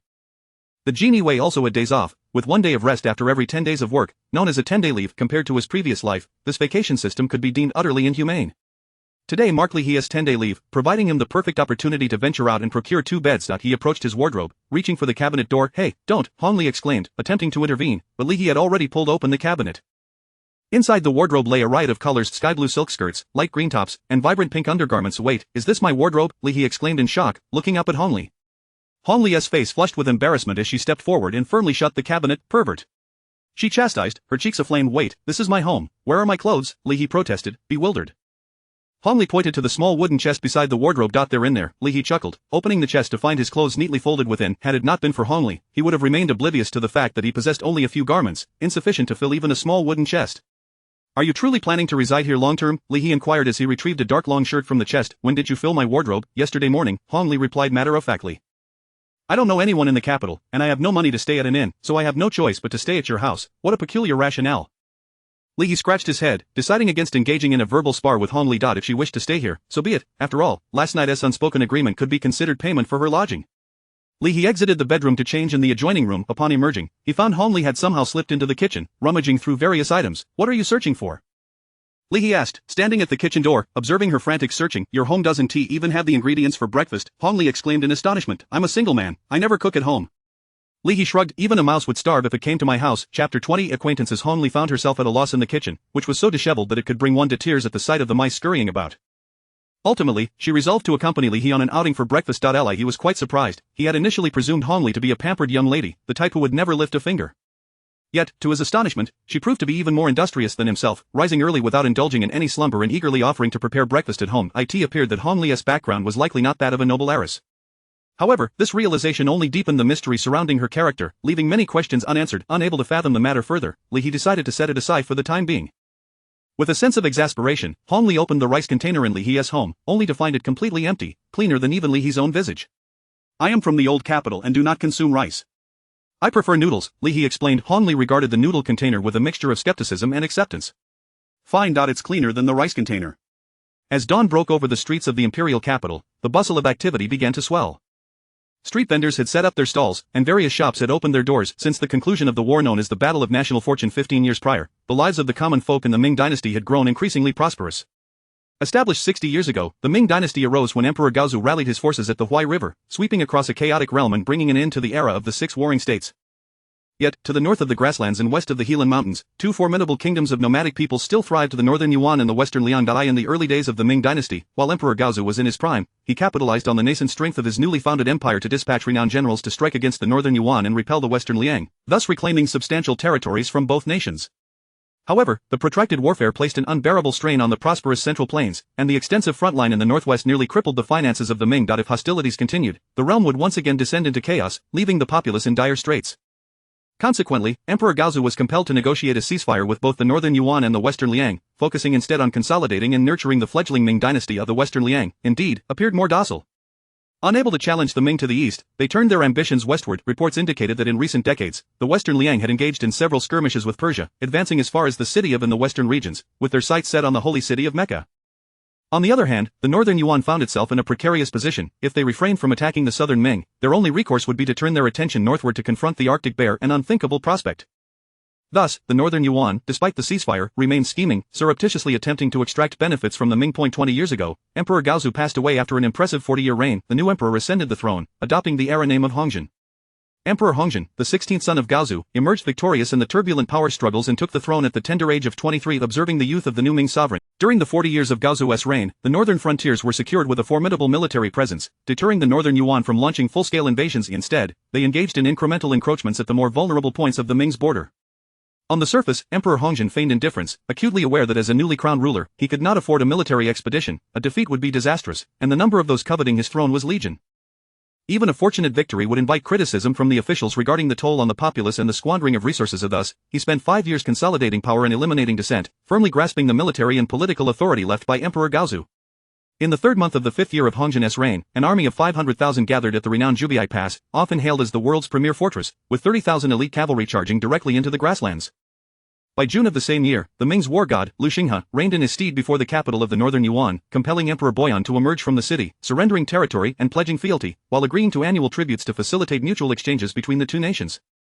It is said that following the battle, Lu Xinghe presented a report to Emperor Hongzhen, proclaiming that this victory secured the Ming's fortunes for a millennium and laid the foundation for an enduring legacy. Though somewhat exaggerated, the essence of the claim held true. Following that battle, the citizens of the Ming enjoyed peace and prosperity, and the Ming Empire welcomed emissaries from distant lands. Even the Western Liang, which had swept through Persia, sent envoys to acknowledge their submission and offered a princess in marriage, vowing to forge everlasting bonds with the Ming. Trade flourished between the two nations, and now, the streets of the imperial capital overflowed with exotic fruits from the western regions, and even the brothels featured enchanting beauties from afar, all attributable to the triumph of that pivotal battle. While the Ming's fortune soared, Li He experienced a personal tragedy. His parents had perished during that tumultuous time. At nearly 5 years of age, he was too young and naive to remember even their names, let alone their faces. It was only later that he gleaned fragments of their story from his grandfather's tales. His father was an ordinary man, though he had practiced martial arts, his skills were modest, and he barely attained the rank of a 100-man commander in the military, never rising to the rank of 1,000-man commander. It must be noted that within the elite ranks of the Jinui, without particularly strong connections, one needed to be at least of the 9th tier of the mundane class to qualify as a 100-man commander at all. The unfortunate 100-man, Zhou Kuan, who was crushed to death by Li Poyan, was indeed of the 9th tier. However, had Zhou Kuan been assigned to the frontier troops during a time of great need, he might have achieved the rank of 1,000-man commander, or if fortune favored him, even ascend to the position of a minor general. Thus, Li He's father was merely an average soldier who met his ordinary demise in a cataclysmic battle. Alas, he did receive a pension. His grandfather had utilized the 100 taels of silver designated for the Jinui to cover most of his father's compensation. Li He's mother, however, received no such benefit. She was likely among the logistical personnel supporting the troops, and in the military, women were regarded as subordinate. No one knew how she had perished. In any case, both remained beyond the Jubiai Pass. They casually settled at a breakfast stall, ordering 4 savory pancakes and 2 bowls of hot soy milk. The soy milk was steaming, and the pancakes aromatic. Li He stole a glance at Hong Li. She seemed to be relishing her meal. She certainly did not resemble a delicate young lady of noble birth. Pay up. After finishing the last pancake, Hong Li wiped a sesame seed from her cherry lips and waved at Li He with a flourish. You can fill my wardrobe with a plethora of clothing, yet you cannot spare some money? Li He was perplexed. I forgot. Hong Li retorted with confidence. Reluctantly, Li He paid the bill, a 3-1 for each pancake and 2-1 for each bowl of soy milk, totaling 16-1. You owe me a martial art technique. Li He counted out the 16 copper coins and handed them to the vendor, then turned to Hong Li. Is a breakfast truly worth a masterful technique? Hong Li's eyes widened in disbelief, manifesting her discontent with Li He's avarice. Not willing to trade? Li He extended his hand toward Hong Li. Then you can return the pancakes and soy milk to me. Ugh, how disgusting. Hong Li pushed Li He's hand away, rolling her eyes. As they exited the breakfast stall, the two strolled leisurely down the street, in search of a carpenter capable of crafting a bed. However, the thoroughfare was lined with eateries and fabric shops, devoid of any carpenters. Li He felt that such matters ought to be addressed with Shi Jin, who was well versed in the myriad trades. Just as the thought crossed his mind, he spotted a familiar face. A towering figure, Feng Chun, clad in a flying fish robe and wielding an embroidered spring knife, strode down the street with an imposing presence. If only he were not clutching a roasted sweet potato, he would have appeared even more formidable. Ah, he go! Feng Chun exclaimed upon spotting Li He, his excitement palpable. Are you on leave today? I must report to the Yamen. Without you, I cannot fathom what tasks they might assign us. As he spoke, Feng Chun affectionately patted Li He on the shoulder, intending to stealthily wipe the sweet potato filling onto his clothing. Chapter 21. The attempt. Li He subtly shifted his shoulder 3 inches to the side, deftly avoiding the right hand of De Chun, which was smeared with sweet potato. Feng Chun withdrew his hand without a hint of embarrassment. After all, he would soon be able to lean against Shi Jin, so it was of no consequence. Once donned in the attire of the flying fish, one must be mindful of the image of the Jinui. Li He assumed the authoritative stance of 100 households and admonished De Chun, instructing him not to wander about with roasted sweet potatoes in hand. Understood. Feng Chun stood at attention, and with a playful growl, stuffed the fist-sized roasted sweet potato into his mouth, only to jump in surprise from the heat. De Chun still had to report to the office and could not afford to engage in idle chatter with Li He for long. Though he might be simple-minded, he could discern matters of importance. Why, he lamented, did he not even spare me a glance? As De Chun's figure vanished down the street, Hong Li felt a pang of anxiety. Having walked alongside Li He, she noticed that nearly everyone turned to glance at them, with some even looking back twice. Yet, Feng Chun was wholly absorbed in conversation with Li He, offering not a single glance in Hong Li's direction. This lack of attention left the usually self-assured Hong Li feeling profoundly defeated. Li He scratched his nose, bemused by the peculiar triggers of her irritation. However, he contemplated addressing the rumors surrounding De Chun. Many whispered that he was foolish, and Li He felt it his duty to dispel such notions. This is no mere gossip. His mind is occupied with a singular focus. When he converses with me, he sees no one else, and when he speaks with others, I am invisible to him. This revelation eased Hong Li's annoyance somewhat. The two of them strolled leisurely down the bustling street. Though Li He had no pressing matters to attend to, the presence of Hong Li curtailed his ability to casually indulge in the melodies of street performers, compelling him to meander aimlessly instead. Hong Li, like an inexperienced young girl, flitted from one snack stall to another, pausing to admire a vendor molding clay figurines. Eventually, she came to a stand selling candied hawthorn and found herself rooted to the spot, pointing at the vibrant treats with a wistful gaze directed at Li He. One skillful maneuver, Li He remarked, foregoing further pleasantries and immediately offering a price. You are so miserly. Hong Li gritted her teeth, tugging at the sleeve of Li He's robe, her small fist playfully pounding against him in frustration. The vendor chuckled at their banter, his eyes betraying a hint of nostalgia. Though his thoughts remained a mystery. He extracted 10 copper coins, purchasing 2 skewers of candied hawthorn, one for each of them, to enjoy as they walked. Hong Li's spirits lifted considerably. She hummed a melody that barely resembled a tune, her rosy lips parting to take a bite of the sweet treat, her cheek puffed out like an indignant hamster. What is your true intention? Li He asked earnestly, striving to clarify her motives directly. Accommodating another person in his home inevitably meant additional expenses. With his meager salary, the purchase of both a bed and candied hawthorn left him questioning whether there would be enough for future dinners of roasted chicken and wine. Although Hong Li had promised to teach him martial arts, the skills she possessed could only be exchanged for sustenance here, not elsewhere. Take, for instance, the Lingsy finger technique from yesterday. Even a typical martial artist would require months to grasp it. The more Li He pondered, the more he felt at a disadvantage. Why should a young lady of her distinguished status come to his home for a free meal and lodging? What could he possibly possess that had captured her interest? As he continued to savor the increasingly sour candied hawthorn, Li He resolved to uncover the truth behind her intentions. Intention? What intention could I possibly have? Hong Li replied, her eyes wide with astonishment, the sweet treat still unchewed in her mouth, her cheeks rounded as if she were an upset little rodent. You, a mere 100 households of the Jinui, possess nothing of consequence for me to scheme over. Li He nodded in agreement. Indeed, it is precisely because your identity is unclear and your origin shrouded in mystery that your presence in the home of a lowly Jinui intrigues me. You must harbor some ulterior motive for coming to the capital, or else you wouldn't have intentionally entangled me in a foreign espionage case. You Hong Li chewed thoughtfully on the hawthorn, then spat out a few seeds with a small puff. I don't know whether to call you foolish or clever. You realize that I am the one who embroiled you in this case, yet you are clever enough to recognize the danger. But consider this: had the case not been resolved by your efforts, but rather by the Ministry of Justice, the crafty landlord of the Western Liang spies would have slipped away. Do you think the ministry would not eventually trace it back to you? Li He pondered her words seriously, a cold sweat suddenly breaking out upon him. She was correct. Had he not devoted himself to assisting in the investigation, once Mr. Li escaped, the ministry would have undoubtedly sought him out first, not only because Li He was Mr.Li's neighbor, but also because among the items left behind, there was a map detailing the defenses of the Western Pass, alongside a note that hinted at the secrets of the Celestial Prison and unmistakable reference to the Jinui, the Emperor's hounds. Could there be anyone else among the Jinui with ties to Mr.Li besides Li He himself? Li He was baffled by how Mr.Li had come upon such knowledge, yet it was indisputable that the clue Mr. Li had deliberately left behind pointed squarely at Li He. The moment Hong Li brought it to light, Li He grasped the significance of it all. He took a deep breath and earnestly declared, Miss Hong, I understand now. Whatever you desire today, whatever you wish to eat, I shall cover it all. Really? Hong Li's eyes sparkled with excitement. Then I want to eat the lychee fruits from the southern region. Li He nearly choked on the candied hawthorn, coughing violently. In his previous life, such things were trivial, readily available at any time and at a reasonable price, yet in the current era of the Ming dynasty, these fruits were exclusively reserved for the Forbidden City. After being plucked from the trees of the southern lands, they required the swiftest of horses, 7 of them, each capable of traveling 1,000 miles a day, racing tirelessly for 3 days and nights to deliver mere pounds of fresh lychees to the emperor's and empress's tables. To send Li He after lychees was tantamount to sentencing him to death. Only along this street, Li He awkwardly added, for within the Forbidden City, there are several formidable martial artists stationed. Do you truly hold me in such high regard? Oh, so if there were no celestial beings guarding it, you would dare to barge into the Forbidden City? Hong Li inquired with keen interest. Ah, to speak such things in public, are you not afraid the Jinui will throw you into the celestial prison? You are a Jinui, are you not? Why not arrest me yourself? The two exchanged playful jabs before Hong Li finally shook her head. Never mind, perhaps those lychees aren't all that delectable, just buy me a sugar figurine instead. Following the direction of Hong Li's finger, He spotted the elderly vendor selling sugar figurines, his stall appearing forlorn and neglected, seemingly devoid of customers to tend to his trade. Chapter 22 The Truth. He and Hong Li approached the stall. What would you like to purchase, esteemed guests? Sugar figurines, perhaps. In what shape would you prefer, zodiac animals or auspicious characters? The stall owner rasped, his voice rough. I want a zodiac. Hong Li exclaimed with enthusiasm. Not a zodiac? We also have figurines and auspicious characters, the vendor, evidently hard of hearing, responded. I said, I want a zodiac. Hong Li raised her voice slightly. Oh, the zodiac, is it? The vendor finally comprehended. My dear girl, what is your zodiac sign? I am a rabbit. A pig, how delightful. The vendor bent down to begin his work. I said I am a rabbit. Hong Li's impatience was palpable. The vendor looked up, bewildered by the flushed Hong Li. He stretched out his hands, mimicking rabbit ears atop his head, wiggling them playfully. The vendor's expression shifted to one of realization, and he resumed his task with renewed vigor. Moments later, Hong Li held a vividly crafted sugar pig, her expression a mix of amusement and exasperation. He paid 15 copper coins for the little pig, and the elderly vendor expressed his heartfelt thanks.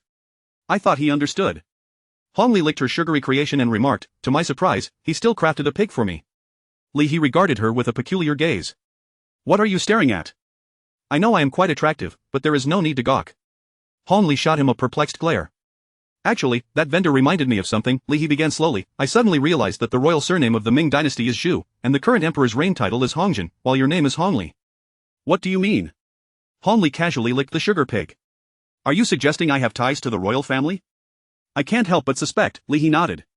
You managed to summon me from the Jinui to assist the Ministry of Justice, and you can command Lu Yingqing of the ministry. Aside from someone of royal lineage, I can think of no other explanation. Your analysis does indeed raise suspicion, Hong Li conceded, but I have no connection to the royal family. You are part of the Jinui. You must know how many children Emperor Hongjin has and their ages. I need not elaborate further, do I? Indeed, you need not, he acknowledged. He was well aware that Emperor Hongjin had 7 children, the eldest being the current crown prince. The youngest son was around 18 or 19, born after the emperor ascended the throne. There was only one true princess, ranked 5th among the emperor's offspring, named Princess Yuejin, who was 23 and unmarried, thus making her incompatible with the rabbit sign of Hong Li.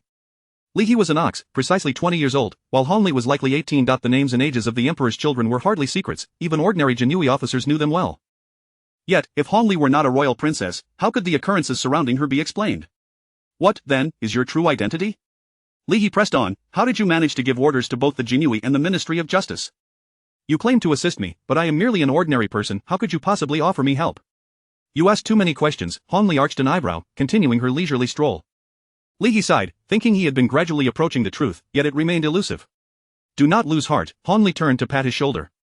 You have done remarkably well. At least you uncovered the identity of that old manly, someone no one had previously suspected. But he still vanished, and before disappearing, he played a trick on me, albeit unsuccessfully. That hardly counts, Hong Li smiled. You have been in the Jinui, without exposure to the Jianghu. In reality, the phrase eternal life can be found at the end of the heavenly prison has long been circulating in the outside world of Jianghu. While it may not be common knowledge, even a reckless fighter like Li Poyan is aware of it. By the way, speaking of Li Poyan, he smacked his forehead, was one of your reasons for coming to the capital to rescue him? Why did you inquire about his whereabouts that night? Sort of, Hong Li provided an ambiguous response. He has ties to my sect, the Ziji sect, and I merely wanted to see if I could extricate him from the capital. I did not anticipate he would resort to such extreme measures, infiltrating the heavenly prison under the guise of assassinating the emperor. I am increasingly confused. He shook his head, unable to grasp Hong Li's intentions, nor could he comprehend why he was entangled in this situation. He was merely a lowly Jinui, whose life ambition was to enjoy roast chicken and wine after work, and perhaps indulge in a little entertainment during his breaks. Ah, a little Jinui with a golden finger, Hong Li teased. Reflecting on the notion of a golden finger, he suddenly recalled that the description accompanying the upgraded version of his Spring Thunder 9 blades had indicated he was nearing the truth. However, it now seemed that he was far from it. If the golden finger never made mistakes, then he must have been on the verge of uncovering the truth at that moment. Yet, subsequent events had clouded his thoughts. He endeavored to recapture his previous train of thought. He believed that the key points entangling him in this case were twofold: 1, his reassignment from the Jinui to assist the Ministry of Justice. And 2, being taken by Lu Yingqing to the crime scene for investigation. If either of these points had encountered issues, it was likely that he would not have followed the clues to uncover Old Manly. This analysis was not erroneous, yet it remained insufficient to approach the truth. Thus, it indicated that there were omissions, where had the omissions occurred. Suddenly, he realized that while it was crucial to involve himself in the case, it was even more vital to extricate himself from it.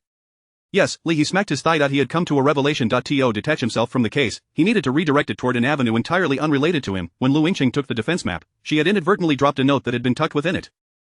At the time, Li He had merely regarded it as an innocent mistake, but upon reflection, it now appeared to be deliberate. Only by losing such critical evidence could the Ministry of Justice avoid shifting their final investigative focus onto him. When Lu Yingqing appeared twice at the three critical junctures of the case, it indicated she was not merely a pawn sent by someone else to this incident. Lu Yingqing possessed considerable autonomy throughout the entire affair. One might even say she could determine the course of the case. Hong Li regarded Li He with a knowing smile and inquired, "Have you come to an understanding?" "I have figured it out, Lu Yingqing." Li He confidently proclaimed her name. Chapter 23 Parents. It seems I have come to a realization. Hong Li smiled gently and nodded, acknowledging that it was no small feat to comprehend the intricacies surrounding Sister Chang. "Indeed, that is correct," Li He continued confidently, addressing Hong Li.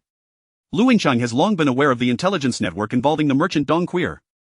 While she may not know the identities of all the merchant's subordinates, she is determined to uproot this line of information. You are the one who has become embroiled in this case.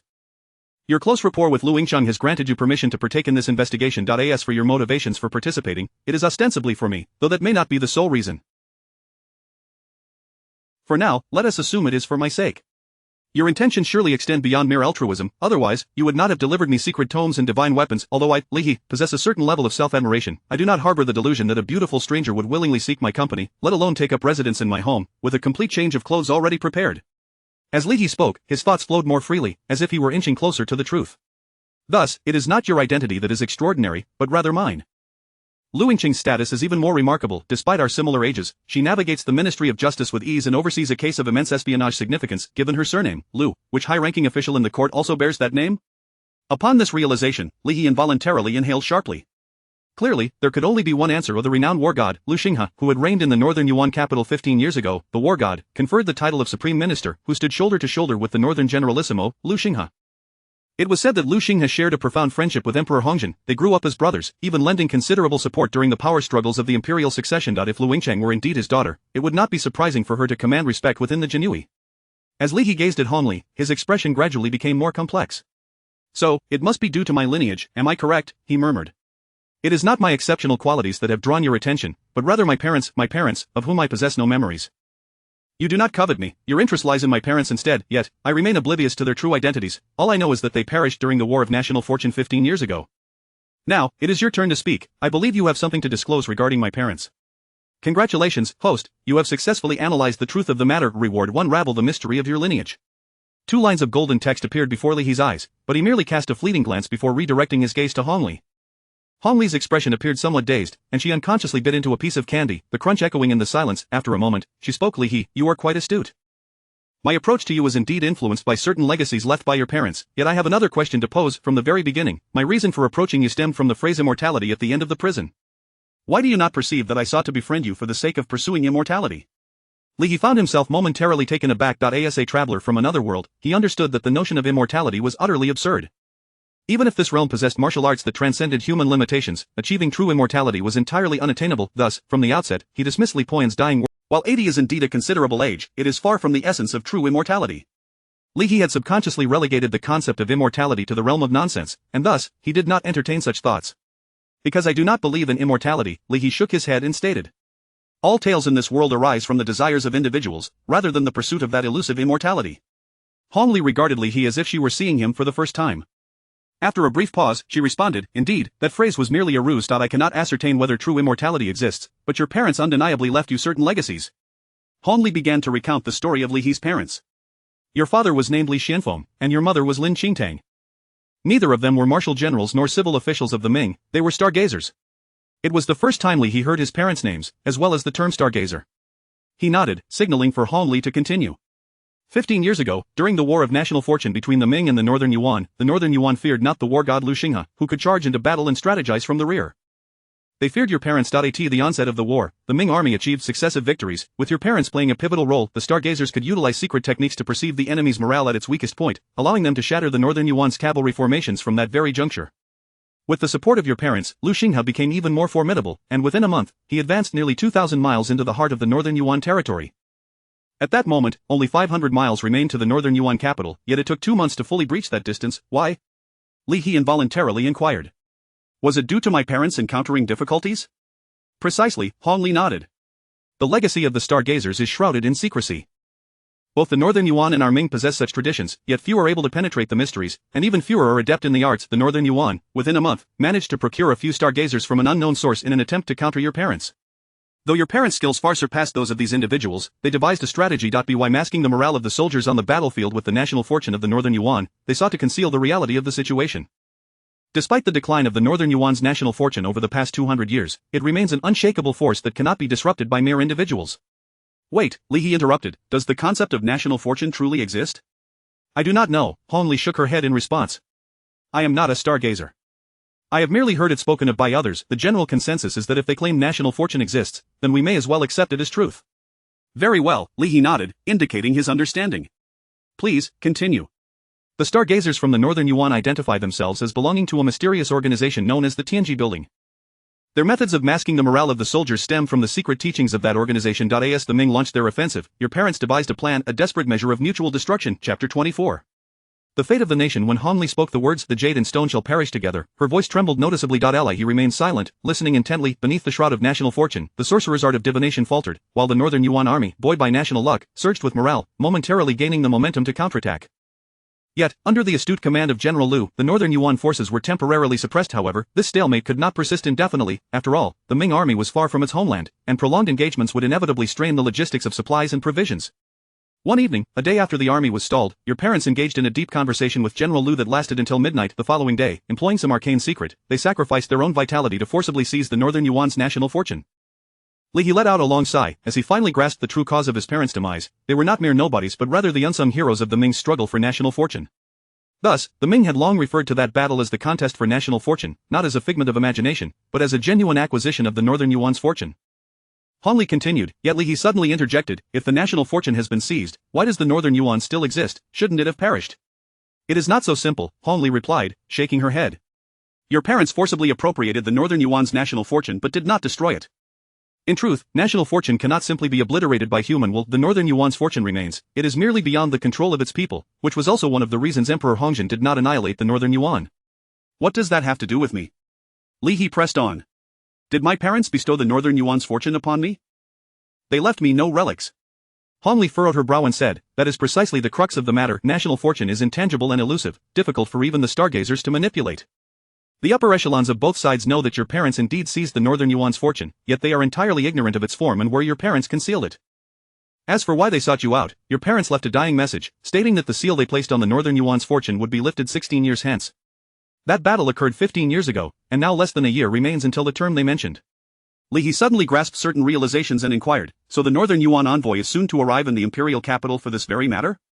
Not overtly, Hong Li gently shook her head, but those in the know understand their intentions. What can I do? Li He asked in confusion. I have not inherited the Stargazer's legacy, nor do I possess anything that seals the Northern Yuan's fortune. My parents were formidable, yet I am merely an ordinary Jinui.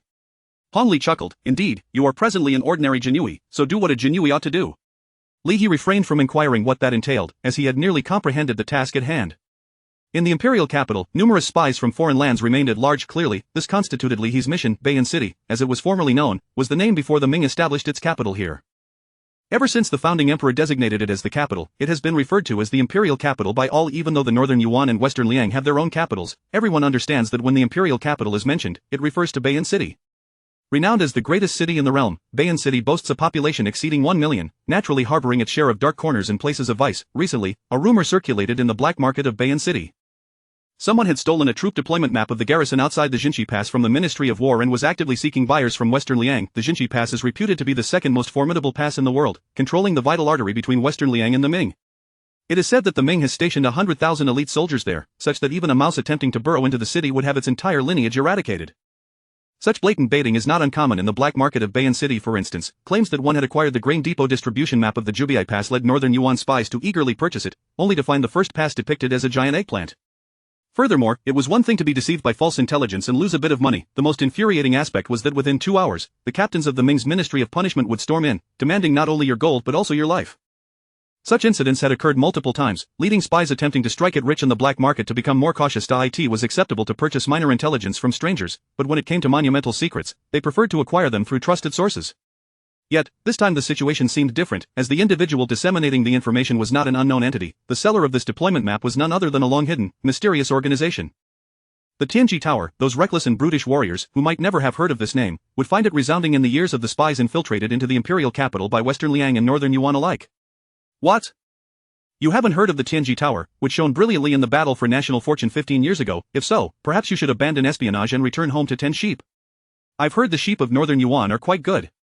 No, the sheep of Western Liang are far tastier. Moreover, the Ming's Ministry of Punishment had recently gone into a frenzy, relentlessly pursuing an old Western Liang spy who had long resided in Bayan City, even dispatching undercover agents into the black market to gather information about the Tianji Tower. It was said that this old spy had obtained a deployment map of the garrison within the Jinshi Pass, while the Tianji Tower had acquired the map of the troops stationed outside the pass. When these two maps were combined, the impregnable Jinshi Pass became as permeable as a sieve. This further bolstered the credibility of the Tianji Tower's intelligence. In a flash, the Tianji Tower became the talk of the black market in Bayan City, with everyone eager to obtain this troop deployment map from them. Selling it at a high price to the Western Liang spies was inconsequential. The primary desire was to witness the splendor of the Tianji Tower. Yet, days passed without a sight of the Tianji Tower, while numerous information brokers accustomed to the black market found themselves apprehended. Moreover, this news seemed to have transcended the confines of the black market. Brother Yang, have you heard? The Tianji Tower has resurfaced. I've heard whispers. It is said that the Tianji Tower is our Ming's intelligence agency, causing Northern Yuan and Western Liang spies to tremble in fear. Indeed. The East Market has reportedly apprehended numerous foreign spies recently, and the Tianji Tower has played a significant role in this. If you ask me, that Northern Yuan emperor is utterly clueless. If it were me, I would certainly bow to our Ming and merge into it, becoming a northern province and living as a leisurely prince. Li He and Hong Li faced each other across the table, listening to the idle chatter of the tavern patrons, a resigned smile gracing their faces. Chapter 25 of The Three Immortals. The rumors circulating in the black market regarding the Tianji Tower were all disseminated by Hong Li for several days. Li He and Hong Li had disguised themselves and spread a plethora of both genuine and fabricated information throughout the black market of the imperial capital, their sole objective being to lure the snake out of its lair. Ever since the disappearance of his landlords, Uncle Li and Aunt Li, they seem to have evaporated from the mortal realm, with the Ministry of Justice setting up checkpoints at the 4 city gates of Bayan City, yet not a single strand of hair from the elderly couple had been spotted. Although searching for them was akin to finding a needle in a haystack, it was likely that the two had already disguised themselves and left the capital. However, it was certain that Western Liang and Northern Yuan had more spies embedded within the Ming dynasty than just these two, and Li He and Hong Li's current task was to uncover as many as possible. A few days prior, the commander of the Jinui, Zhuo Yan, had specially summoned Li He, offering words of encouragement, stating that the Ministry of Justice had praised Li He for his intelligence and capabilities, insisting that he must not bring shame to the Jinui and should handle the espionage case competently. After his meeting with Zhuo Yan, Li He noticed a distinct change in the way his direct superior, Dulan, the Du Qianhu, regarded him. It is worth mentioning that, aside from the notorious eunuch Wei Jun, the head of the Eastern Depot, the most feared figure in the capital was undoubtedly Zhuo Yan, the commander of the Jinui. Since the ascension of Emperor Hongzhen, countless officials had fallen victim to Zhuo Yan's embroidered spring blade. During the Great Purge of the third year of Hongzhen, 8 high-ranking officials above the second grade alone met their demise at Zhuo Yan's hands, and he had even dared to infiltrate the prime minister's residence alone at night, personally severing the head of the then right chancellor. The following morning, Zhuo Yan presented the bloody head of the first-grade official at court, and not a single minister or military officer dared to utter a word in protest. In recent years, however, the Jinui had taken a back seat in court affairs, primarily tasked with maintaining order within and around the Forbidden City, with much of their intelligence authority ceded to the Eastern Depot. Furthermore, with Emperor Hongzhen firmly in control, there was no longer a necessity to purge dissenters from the court as in previous years, allowing Wei Jun to overshadow Zhuo Yan's prominence. It is important to note that after the national fortune dispute, when Emperor Hongzhen rewarded his officials, Zhuo Yan, who had never set foot on the battlefield, ranked just below the war god, Lu Xinghe, in merit. Over the years, how many lowly Qianhu had ever received such commendation from this harbinger of death? Moreover, this Qianhu had been personally promoted by Zhuo Yan himself. Dulan took out a roster of officials above the second grade and scrutinized it, attempting to ascertain which noble's son was absent from home enjoying the luxuries of life and had instead come to the Jinui to serve as a mere Qianhu. Ultimately, he found nothing. After all, if Zhuo Yan dared to behead first-grade officials, he certainly would not show any leniency to a mere young master. Could he possibly be the emperor's illegitimate son? The more Dulan thought about it, the more plausible it seemed. Li He's age matched, and he had grown up in the imperial capital, most likely. Indeed, realizing this, Dulan dared not speak of it to others but felt compelled to express his strong support. Thus, he approached Li He, proposing to send his several subordinates to the Ministry of Justice to assist him in the investigation. Upon hearing this, Li He was taken aback. Capturing spies was not akin to hunting rabbits on a mountain. More numbers did not equate to better outcomes. However, Du Qianhu's resolve was unwavering, and Li He had no choice but to compromise, specifically requesting that the duo of Shi Jin and Feng Chun accompany Lu Yingcheng as his aides. Meanwhile, Li He and Hong Li masqueraded as a couple navigating the black market, wandering daily through the eastern market in southern city, posing as members of the Tianji Tower, claiming to possess strategic maps of the garrison beyond the western pass, hoping to bait some significant catches. The main urban area of Bayan City was divided into 4 sections of the southern city, northern city, eastern market, and western market. The northern city primarily comprised the Forbidden City, flanked by several government offices, which ordinary citizens generally avoided to escape trouble. The southern city, however, was the largest and most densely populated area, characterized by its labyrinthine streets bustling with small vendors and traders, a veritable melting pot of diverse backgrounds. The eastern and western markets served as commercial hubs, with the eastern market focused on retail and the western market specializing in the distribution of bulk goods. The combined population of the eastern market as merchants and the southern city as residents constituted the most vibrant and lively area of Bayan City. Tossing a living person into the southern city or eastern market and attempting to locate them again would be akin to searching for a needle in a haystack. Such locales were the favored haunts of both rogues and spies alike. It was uncertain how Hong Li had managed to infiltrate this black market, but it was indeed her idea to impersonate the Tianji Tower. Initially, she believed that knowledgeable spies would surely recognize the name, yet she was surprised to discover that the three characters of Tianji Tower were quite well known among the underworld denizens. It was unclear where these idle wanderers of the rivers and lakes had heard of such a name, but in conversation, they could all regale tales about it, with 9.5 out of 10 statements being utter nonsense, leaving Li He and Hong Li exasperated. They did not overly conceal their presence in the black market. If someone were inclined to seek information, they would undoubtedly locate this pair of wandering spouses. In recent days, they encountered several informants who attempted to expose their whereabouts, but none were significant catches, either offering a paltry sum or outright trying to extort them. To capture them on the spot and hand them over to the Ministry of Justice would certainly alert the cunning, so Li He generally opted for a mild reprimand before allowing them to depart. Informing Lu Yingxing to apprehend them seemed unnecessary, as it would only reveal their identities to those with ulterior motives. There was no need to sacrifice the greater good for the triviality of a few lowly informants. In a tavern, after indulging in a few drinks, the idlers shifted their chatter from the Tianji Tower to the heroes of the martial world. Among the 8 legends of Jianghu, the sword Saint Yuan Sanyun is undoubtedly the strongest. I believe the gun immortal Wang Lang is more formidable. Were the 8 legends of Jianghu not overshadowed by the 3 immortals sitting in the capital? At a nearby table, Li He, gnawing on a roast chicken, inquired of Hong Li, what are these 8 legends and 3 immortals? Are they reciting tales? What tales? They are the current immortal grade martial artists of the Ming dynasty. Hong Li shot Li He a sideways glance. Have you never left Bayan City? Indeed, I have not. Li He shook his head. My grandfather forced me to study as a child, insisting I should pursue fame, but eventually realized I was not suited for it and sent me to Li He swallowed a mouthful of roast chicken, suppressing the mention of the Jinui to avoid drawing the attention of those with ulterior motives. You must have heard of the 3 immortals of the capital, Hong Li remarked, counting on her fingers. Shui Yan, known as the Azure Sky Wild Goose in Jianghu. Wei Jun, called Smoke Across the Vast Sea, and Lu Xinghe, known as the River's Star. Hong Li enumerated for Li He. Damn, I've indeed heard of them, Li He cursed under his breath. These 3 are all immortal-grade martial artists? What else could they be? Hong Li retorted, how else could they preside over the 2 major intelligence agencies of the Ming dynasty, not to mention one being a war god? The 3 immortals of the capital, Li He chuckled awkwardly, these 3 likely do not need such grand titles to elevate their names. Who in the world does not recognize them? Chapter 26, The Snake Indeed, it is as such. Hong Li nodded in agreement with Li He's assertion. And what of the 8 extraordinary figures of the Jianghu? Li He continued to inquire. The 8 extraordinary figures refer to 8 celestial-class martial artists within the Jianghu, Hong Li responded. Each of these 8 individuals possesses distinct weaponry and unique skills, which has led the public to bestow upon them titles based on their renowned weapons or techniques, such as the Sword Saint, the Spear Immortal, the Sword God, and the Axe Madman. They are all celestial-class warriors. Besides, you are unlikely to encounter them, so why delve into such details?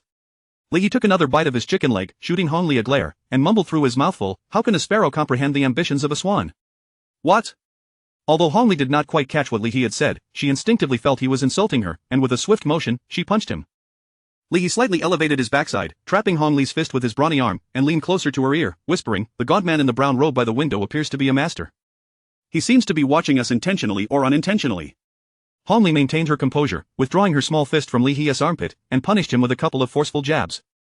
On the surface, it appeared as if a couple from the Jianghu were merely bickering and playfully quarreling, but in truth, she had seized the opportunity to scrutinize the man Li He had mentioned. The man appeared to be in his 40s, his face gaunt and lacking flesh, his stature not particularly tall however, his eyes sparkled with intensity, and the slight bulge at his temples betrayed his internal martial prowess. Yes, he is indeed a master, Hong Li stated, sitting beside Li He, nodding slightly before whispering, but I am uncertain if he is approaching us.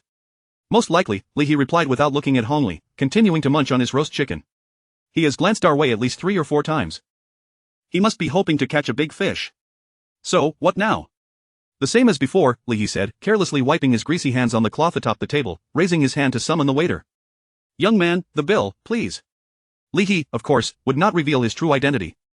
Hong Li had helped him with a bit of disguise, affixing some false whiskers, transforming him from a clean-cut young man into a disheveled and downtrodden wanderer of the Jianghu.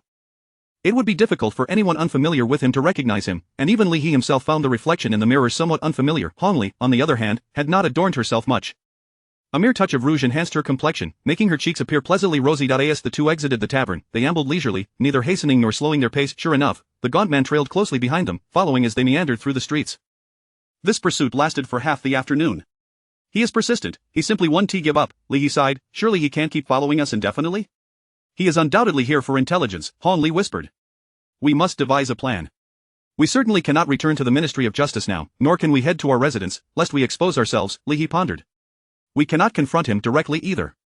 We risk alarming his superior. We need to find a place and observe what he intends. Then you take the lead, Han Li glanced at Li He, adopting an air of a dismissive manager. Me? Li He asked uncertainly. Is it not you? Am I to take charge? Han Li lightly punched Li He's shoulder. Why must a grown man rely on a weak woman for decisions? Very well, Li He reluctantly consented. He took Han Li by the hand and led her into a nearby inn. Innkeeper, a room for us, and brew a pot of fine tea. Certainly. Please follow me. The innkeeper's assistant quickly guided them to an upstairs room. Once the tea was served, Li He closed the door with a flourish and plopped himself onto the bed. And now? Han Li asked, taking a seat on a stool. Are we simply to sit here idly? Sho, Li He pressed a finger to his lips, signaling Han Li to be silent. He leaned his ear against the wall by the bed, and indeed, he could hear movements from the adjacent room, as well as the assistant's eager voice, if you need anything, just call for me. Li He pointed toward the wall, a triumphant smile spreading across his face, indicating, see, we've hooked him. The gaunt man was named Wu Jinawa, a resident of Qingzhou in the Ming dynasty, a 7th-tier martial artist, and in the Jianghu, where celestial-class warriors seldom engage, he could be considered a top-tier master.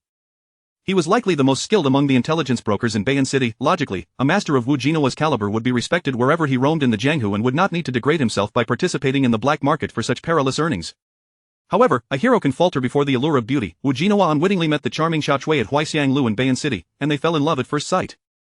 From then on, Wu Jinawa pondered how to redeem Xiao Chui's freedom. Even a single coin could thwart a hero, let alone 500 taels of silver. 500 taels is neither an insignificant nor a trivial sum, and Wu Jinawa simply could not muster that amount. Not to mention, he still needed to purchase cosmetics and jewelry for Xiao Chui, which drained his finances swiftly. Thus, Wu Jinawa devised a plan to earn quick money. What business yields swift profits? Naturally, the ones explicitly outlined in the Ming legal code. Starting from the beginning of the year, Wu Jinawa, relying on his 7th-tier martial prowess, forced his way into the black market of Bayan City. He made a few small transactions and earned some pocket money, but it was quickly spent on Xiao Chui. At the prospect of saving enough for 500 taels seemed ever more distant, especially as the Ministry of Justice began cracking down on foreign spies under the guise of purging gangs, making it exponentially harder to earn money in the black market.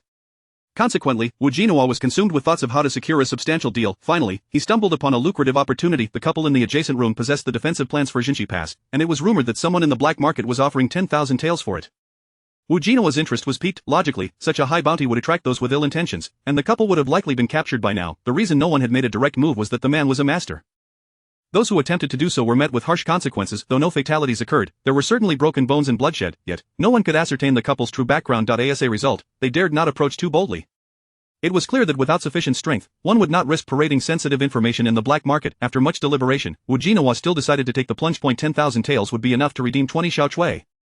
Thus, today, Wu Jinawa had followed the couple, trailing behind them aimlessly for an entire afternoon before securing a room next door. He was indeed investing heavily. If he could not acquire the military map, it would be a total loss.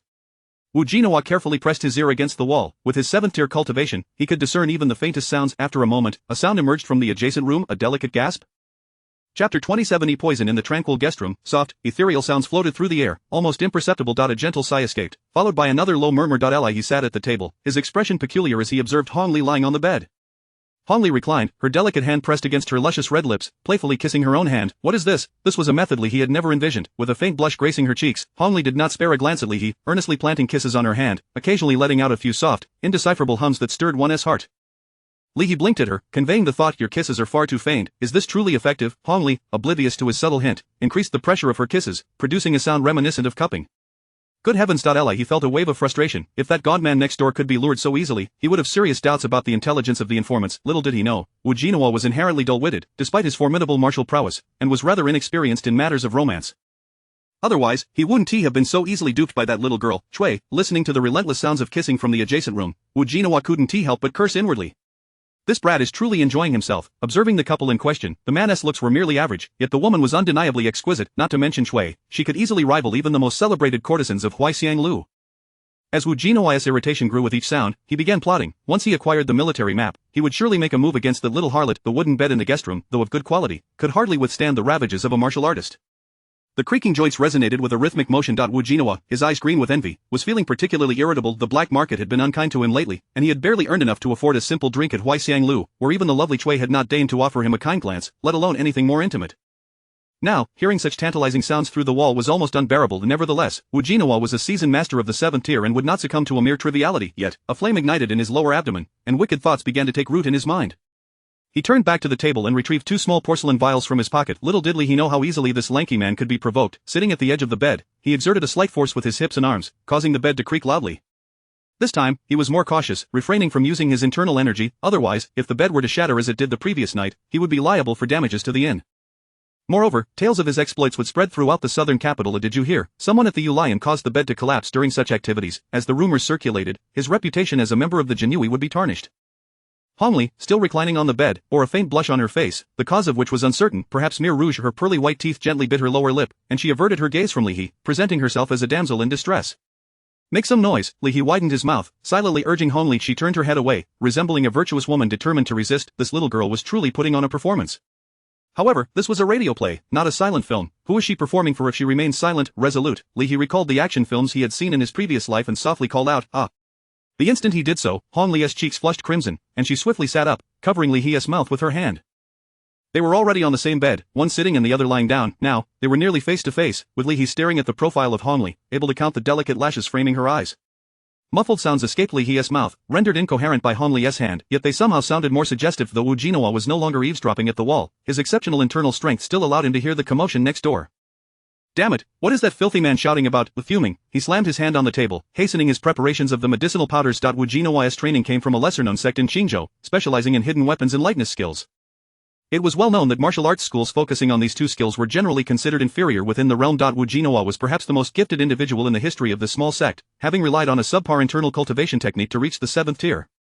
However, upon reaching this level, his martial capabilities stagnated until a fateful encounter led him to save an elderly man from Nanjing on the brink of death. Before passing, the elder bestowed upon him a profound internal cultivation method and a compendium of poisons. The internal technique was remarkable, and after practicing it, Wu Jinawa's internal energy advanced rapidly. The poison compendium, however, contained rather mundane information, detailing several peculiar toxins. Poison was generally scorned by heroes of the martial world, yet it proved effective for treachery. Currently, Wu Jinawa was preparing 2 types of poison documented in the compendium, one called flower poison, and the other, transformation poison. While their names were similar, their effects differed significantly. A flower poison incited the victim's desires without diminishing their rationality, merely plunging them deeper into their own fantasies.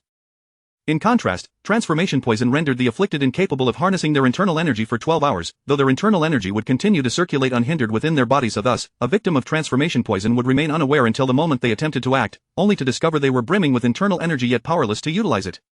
However, transformation poison had no effect on ordinary individuals, only on martial artists. When combined, flower poison induced intoxication while transformation poison incapacitated, leaving even a 9th-tier martial artist utterly helpless. It was clear that Wu Jinhua harbored dubious intentions. A dignified 7th-tier martial artist resorting to such underhanded methods against others was no wonder he suffered the indignities from Little Cui. Having concocted both poisons, Wu Jinhua feigned leaving to relieve himself. As he passed the adjacent room, he flicked his fingers, releasing a surge of pure internal energy that enveloped the powdered toxins, allowing them to waft through the crack beneath the door and into Li He and Hong Li's chamber. Inside, Hong Li covered Li He's mouth, causing him discomfort, yet, with both hands still shaking the bed, he extended his tongue to caress her palm. Hong Li blushed fiercely, momentarily forgetting her reservations as she exerted force with both hands, pulling Li He into a half-reclined position on the bed. Neither had prepared for the sudden tug. Li He was caught off guard by Hong Li's unexpected strength, just as she was surprised by how easily he was pulled down. They tumbled together, with Hong Li lying on her back on the bed, her right hand, previously covering Li He's mouth, now seemed to embrace him, pressing his head against her bosom. Soft and warm, Chapter 28 Performance. Hong Li emanated a delicate fragrance, subtle yet enchanting, reminiscent of a freshly brewed cup of preaching Longjing tea amidst a bamboo grove after a gentle rain, a scent both refined and lingering.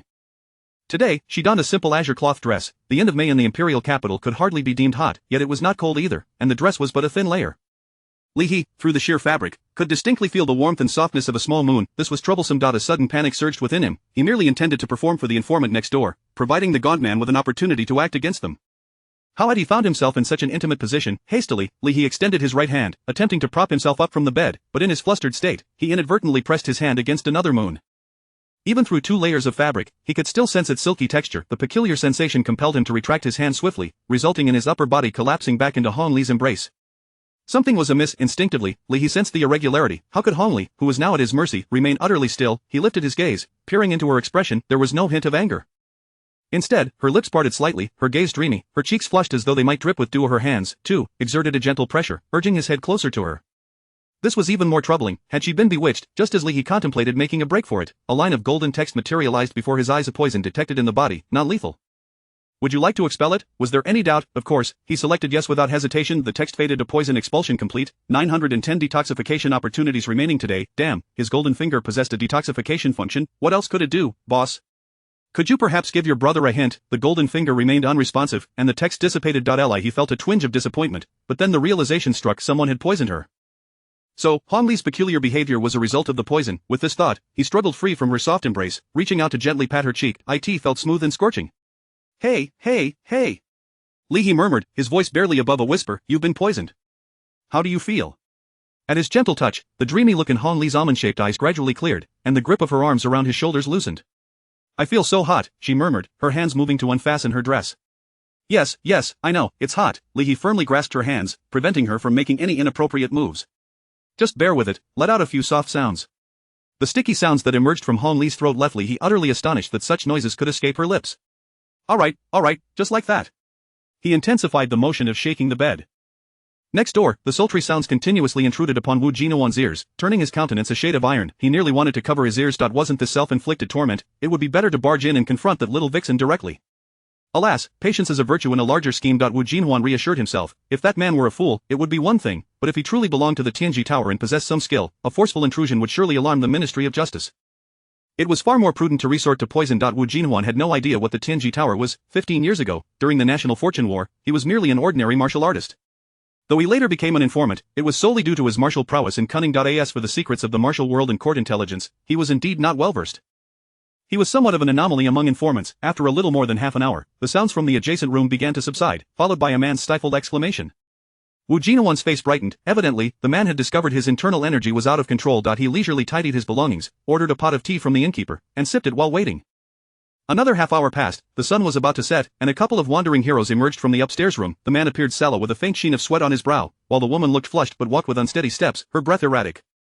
Wu Jinhuan immediately discerned that the man was feigning calmness, unable to utilize his internal energy. He must be in a state of sheer panic. The woman's reaction was typical post-poisoning. Wu Jinhuan had used that flower poison on Xiao Chui, and their responses were indeed identical. However, the woman's appearance was quite alluring. Wu Jinhuan licked his lips, unabashedly watching as the two exited the inn. He supported Hong Li with his left arm, channeling internal energy to coax out beads of sweat from his brow, vigilantly surveying their surroundings. Stop acting. The weight of Hong Li's body pressed heavily on his left arm, her voice was slightly weak and hoarse. The man had yet to follow them out. To act is to commit fully.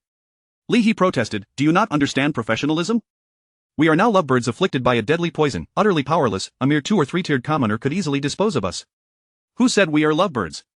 Hong Li shot him a glare, though she lacked the strength to land a punch. Stay still. Make it more convincing. Li, he gently nudged Hong Li with his left arm, inadvertently pushing into a soft area once more. My apologies, I forgot you need not act. This reminded Hong Li of the recent scene in the inn, and the heat within her rose another notch. She could even feel beads of sweat forming on her skin. She involuntarily let out a soft moan. What's wrong? Is the poison acting up? Li, he asked anxiously, you must hold on. We'll find a doctor right away. I told you not to act so exaggeratedly, Hong Li complained, though it sounded more like a playful pout. As dusk approached, the sun was obscured by a few clouds, and the streets grew increasingly deserted. Their pace slowed, requiring them to stop and rest against the wall intermittently. It seems it might rain. Li, he gazed anxiously at the sky. We still have no idea which enemy has poisoned us. What are we to do? Hong Li closed her eyes, too weary to care about Li He's theatrics. The two took a moment to rest before continuing to support each other as they walked forward, exiting one main street and turning into a narrow alley. The avenues of the imperial capital were often paved with fine water-polished bluestone, but the alleys were less discerning, typically consisting of gravel or crumbling bricks. This particular alley appeared to house a butcher. The ground was damp and filthy, and a faint stench lingered in the air. Naturally fastidious, Hong Li wrinkled her nose, but Li He beside her seemed unfazed, his attention drawn to a gaunt figure leaning against a stone wall, arms crossed, a piece of straw chewed between his lips.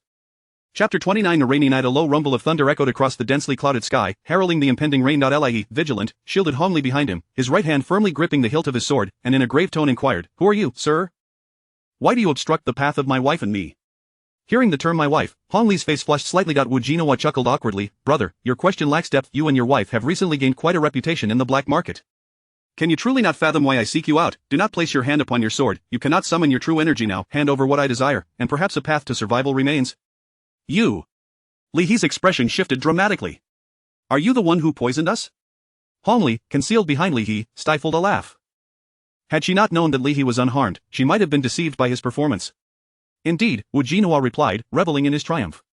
You ought to thank your brother, the bed in the inn is nearly collapsed from your activities.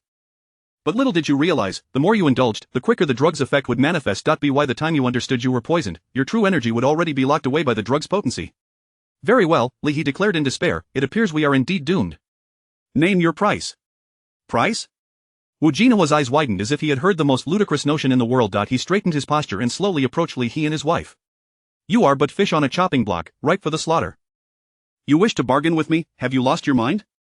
A flash of lightning illuminated the ominous visage of Wu Jinawa. We are all merchants here, your conduct disrupts the rules. Li He shouted anxiously, his hand pressing so tightly against the sword hilt that veins bulged from his wrist. Our Tiangong Tower will not let you escape unscathed. Ha ha ha ha. Wu Jinawa sneered derisively. Disrupting the rules? Tonight, I am the rule. As for your Tiangong Tower, I have never even heard of it. Li He's countenance changed, and he furrowed his brow as he queried Wu Jinawa, you have never heard of Tiangong Tower? Why should I have heard of Tiangong Tower? Wu Jinawa replied, perplexed. What is this esteemed sect you speak of? Regret washed over Li He. He deeply wished he had never engaged in this charade. He had initially believed Wu Jinawa to be a significant player, only to discover that this man was merely an information broker, utterly ignorant of Tiangong Tower's reputation. How could someone of your caliber stoop to be a mere information dealer in the southern city? Li He lamented, feeling that his sincere efforts had been wasted. He had hoped to uncover valuable intelligence regarding spies from Beiyuan or Xiliang through this encounter, but now it seemed that this man had no ties to either nation. Why, how could high-level spies from those two nations not be aware of Tiangong Tower? Alas, Li He sighed, if you are ignorant of Tiangong Tower, then I advise you to leave swiftly. I have no desire to harm you. Harm me? Wu Jinawa did not laugh this time but scrutinized Li He from head to toe. Something is amiss, my poison does not induce madness, so why are you speaking such nonsense? Suddenly, a torrential downpour began, the rain cascading down like large beans, enveloping the world in a curtain of water. Wu Jinawa had now closed the distance to within 3 zhang of Li He with a swift motion. Li He unsheathed his sword, the gleaming blade of Shinpu cut slicing through the torrential rain as he struck at Wu Jinawa's chest. Spring thunder 9 cuts, illuminating the heavens. Having discerned Wu Jinawa's identity, Li He resolved not to waste any more time. With Hong Li still under the effects of the poison and the rain beginning to fall, he could not afford to linger any longer. With the ferocity of a thunderstorm, the spring thunder 9 cuts combined with the ethereal grace of Shinpu cut constituted unparalleled speed. A surprise attack, though one could hardly deem it a surprise, given that he had drawn his sword directly in front of him. Any failure to react was the opponent's fault. Wu Jinawa's hair stood on end as an acute sense of life and death peril gripped him. Yet, in the narrow alley, there was no escape. As the blade approached, threatening to cleave him in two, years of experience in the martial world saved Wu Jinawa. He forced his true energy to surge, leaping desperately to evade the lethal strike. Wu Jinawa's sect specialized in hidden weapons and lightness skills, not in direct combat. He had not anticipated that Li He would possess the means to counteract the poison, allowing his true energy to flow unimpeded. This strike was indeed inescapable. In the confines of the alley, any movement Wu Jinawa made to evade would only leave him vulnerable to Li He's blade. With no other options, he leaped to avoid the attack, compromising his footing entirely. For a martial artist, losing one's balance was a grave error. Wu Jinawa's leap only served to magnify his plight, reducing his chances of victory to virtually nil. As expected, even as Wu Jinawa attempted to retract his legs midair, Li He's blade still managed to slice away a layer of his shoe's sole. With a cry of anguish, Wu Jinawa, having forced his true energy against the odds, suffered significant internal injury. Facing Li He head-on was no longer a viable option. He pushed off against the stone wall of the alley, causing a section of it to collapse with a thunderous crash, propelling himself forward with newfound momentum. In truth, had Wu Jinawa and Li He engaged in a direct confrontation, their chances of victory would have been roughly equal. However, Wu Jinawa's overconfidence in his poison had led to his predicament. He could only rely on his agility to escape, for continuing the fight would surely lead to disaster. Wu Jinawa's lightness skill was indeed formidable, allowing him to maneuver swiftly within the narrow alley, creating distance between himself and Li He. Yet, to his astonishment, Li He was even faster. Swallow soaring through the clouds. The speed was unparalleled. Swish, Li He's form cut through the curtain of rain like a bolt of lightning, instantly closing the gap to Wu Jinawa, who sought to flee. Wu Jinawa's lightness skill was renowned throughout the martial world, but speed alone was not the sole measure of effectiveness. Who knew there existed a technique that possessed no other merit but sheer velocity? As he beheld the ghostly figure pursuing him through the torrential downpour, Wu Jinawa felt a chill of dread creep down his spine. Unbeknownst to him, 3 silver throwing darts had appeared in his hand. With a flick of his wrist amidst the rain, he unleashed them. Swish, swish, swish, 3 gleaming darts shot forth, hurtling towards the relentlessly advancing Li He. This is bad. Li He sensed the incoming threat, glancing up just in time to see the 3 silver darts flying towards him. He swiftly positioned Shinpu cut, a flash of blade light severing the darts mid-flight, causing them to clatter to the ground. He turned his gaze towards Wu Jinawa, and amidst the downpour, a twisted smile appeared on his face. Chapter 30 Poisonous Needles. Wu Jinawa let out a sinister laugh, his hands deftly grasping 3 poison needles, one in each hand. In such inclement weather, utilizing needle-like projectiles posed certain limitations. These lightweight weapons were prone to losing accuracy amidst the wind and rain, unlike the earlier silver darts, which were less affected by the elements. However, for a master like Wu Jinhua, the tempest did not hinder his poison needles, as the vital energy he infused into his projectiles could withstand the harsh conditions even better than the silver darts. On the contrary, the stormy weather served to cloak his poison needles, rendering them nearly invisible against the backdrop of the dark night rain. The ebony needles sailed silently through the downpour towards Li He, blending seamlessly with the curtain of rain, making them nearly undetectable. How could one defend against them? Li He had no intention of dodging. Instead, he leapt forward, charging towards Wu Jinhua. The venomous needles pierced Li He's body like a swarm of wasps. Yet, his momentum remained unabated. In midair, he sheathed his blade and pointed a finger at Wu Jinhua's chest. Lingxi finger. Wu Jinhua was taken aback. He had never witnessed such reckless abandon in combat. The poison coating those needles was the notorious dissolving muscle powder recorded in a fragmented poison manual, which acted immediately upon contact with blood, rendering the victim immobile. Unless the toxin was promptly expelled, it would dissolve the muscles within the body, ultimately leaving the poisoned individual utterly incapacitated. Even if Li He was unaware that he had been struck by poison needles, a typical person would instinctively attempt to evade upon seeing projectiles flying toward them. Wasn't his speed rather excessive?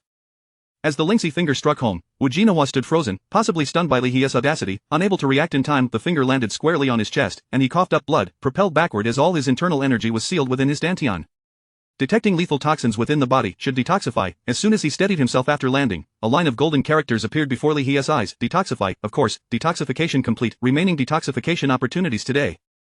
8-10. Not very good, indeed. Li He nodded approvingly. Having been struck by 6 poison needles yet only utilizing 1 detoxification opportunity felt like quite the bargain. It was only then that he became aware of a prickling sensation across his chest, arms, and legs. He hastily channeled his vital energy to expel the fine needles embedded in his muscles. Thanks to the protective aura of his vital energy, the needles had not penetrated deeply, comparable only to acupuncture needles. Wait a moment. He suddenly realized something was amiss. This fellow had shot 6 poison needles at him, yet he had only managed to expel 5. A sense of foreboding washed over him. Turning back, he spotted Hong Li several paces away, clutching her left shoulder, leaning against the wall, her body weak and on the verge of collapsing. He rushed to her side, observing the pain etched across her face as he gently supported her injured arm. How is your injury? It's poison again, Hong Li replied weakly. Today has been particularly unfortunate for this girl, having been struck thrice by strange toxins. Had it not been for her martial training from a young age, her constitution would have been far weaker than that of an ordinary girl, and she might have met her demise today. However, Li He had also shared in the affliction of the poison. Without the detoxification function of his golden finger, he too would have been in dire straits. The heavy rain showed no signs of relenting, and Hong Li's thin dress was completely soaked, clinging to her body. Being poisoned and drenched in rain, even the sturdiest constitution would not endure for long. He tore off his own outer garment, baring his chest, wrapping Hong Li in it, and then lifted her onto his back. Her head drooped beside his ear, and just as he intended to secure the severely injured Wu Jinhua, he heard Hong Li whispering in his ear, "The swordplay and lightness techniques you employed earlier, were they from the 2 manuals I gave you a few days ago?"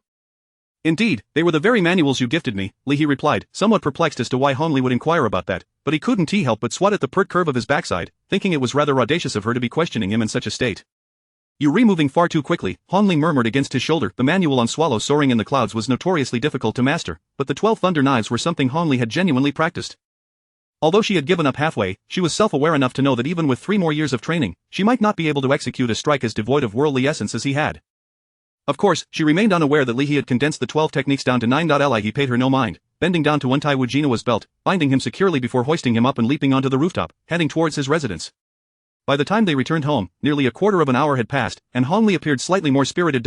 He followed her instructions, temporarily sealing the blood vessels near the poison needles to prevent further spread of the toxin. The potency of the dissolving muscle powder was not particularly strong, it was merely rapid-acting, causing immediate weakness upon contact with blood. There were certainly more lethal poisons that could cause instant death, but such toxins were not typically applied to concealed weapons. In the murky underbelly of the martial world, should one inadvertently cut their finger while handling hidden weapons, it would be a most ignoble demise, wouldn't it? Hence, the poisons used on concealed weapons generally would not be immediately fatal. As long as timely assistance was provided, no lasting repercussions would ensue. "You should leave. I need to extract the poison needles." Hong Li sat cross-legged on the bed, having changed into a clean outfit, clad only in a fitted moon-white top and light blue silk trousers. "How will you extract them?" Li He posed a pointed question. The location of the poison on Hong Li's body was just beneath her shoulder, which was indeed slightly sensitive, a bit further down, and it would be, "What does it matter to you?" Hong Li blushed deeply, hurling a pillow into Li He's embrace. "Then I shall truly take my leave." He tossed the pillow back onto the bed and stepped into the adjoining room.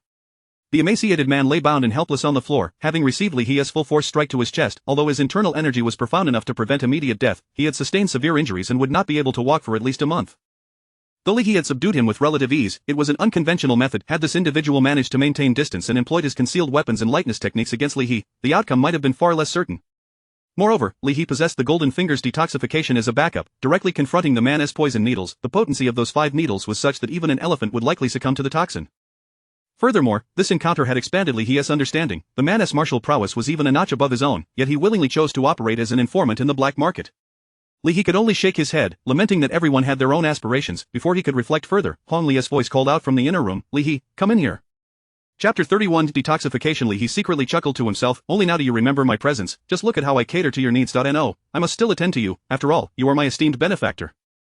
Turning around, Li He lifted the curtain of the bedroom door and stepped inside. Hong Li's pale blue, form-fitting garment had already come undone at the top 2 buttons, with the left shoulder of her attire slipping down to reveal half of her fair, smooth shoulder.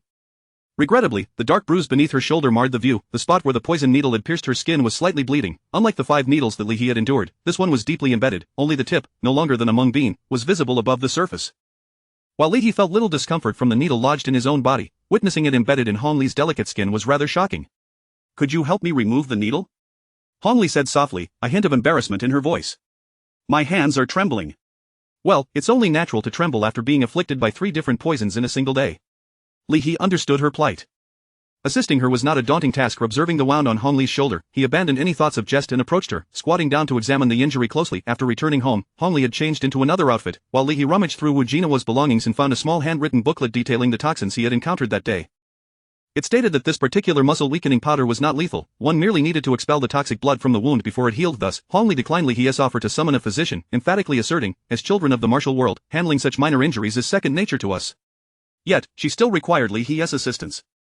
Li He reached out to test the needle, but it proved quite stubborn to extract. The exposed length of the needle was regrettably short. Had Hong Li's internal energy not been suppressed by the poison, she could have controlled the muscles around the wound and, with a little help, surely expelled the needle. However, in her current state, she resembled an ordinary woman, struggling even to move her legs. He attempted to grasp the needle's tip with his fingernails, but it was slender and slippery, making it difficult to extract. He focused intently on the wound on Hong Li's shoulder, his head inching closer, and he could even feel the warmth of his breath against her exposed skin. Suddenly, Hong Li shivered. "Don't move!" Li He exclaimed, instinctively reaching out with his left hand to steady her. However, it seemed he had grasped the wrong place. Startled, he withdrew his hand as if shocked, hiding it behind his back. When he looked up, he found Hong Li's face flushed with embarrassment. Although they had had some physical contact earlier at the inn, she had been in a dazed state due to the poison, and it was uncertain whether she remembered anything from that moment. But this time, it was a genuine touch. Fortunately, beneath her pale blue silk garment, she wore a layer of pale yellow undergarment. Otherwise, Li He wouldn't have known the color of her undergarment. He had merely caught a fleeting glimpse. Hong Li glared at Li He, her expression a mixture of anger and indignation, her breath coming in quick bursts. "That was an accident," Li He stammered. "You moved, and if that was intentional, I shall chop off your fingers." Hong Li retorted fiercely. "Hurry and remove the needle. Stop your unnecessary movements." Li He thought to himself that he hadn't intended to make any unnecessary movements. She had initiated it, yet he dared not voice this and settled back down to continue extracting the needle. To prevent his left hand from wandering again, Li He resolved to rest it on Hong Li's shoulder. This way, neither would move unnecessarily. When his warm palm made contact with her soft skin, he realized it might be even more intimate. Suppressing the urge to gaze at Hong Li's expression, he pinched the fine needle between his fingers. After several attempts, he finally succeeded in extracting it. Standing up, Li He felt as if he had just run a marathon. Pulling out a needle was more exhausting than battling Wu Jinawa, and he couldn't quite fathom why. "Is that it?" Hong Li suddenly asked. Her cheeks remained flushed, presenting a look that was undeniably tempting. "No, I mustn't entertain such thoughts. How could I take advantage of her vulnerability?" Li He dismissed the notion, chastising himself. "All done," he announced, displaying the extracted needle to Hong Li. "And the poison?" she inquired, extending her right hand to point at her left shoulder, where the toxic blood still lingered within the wound.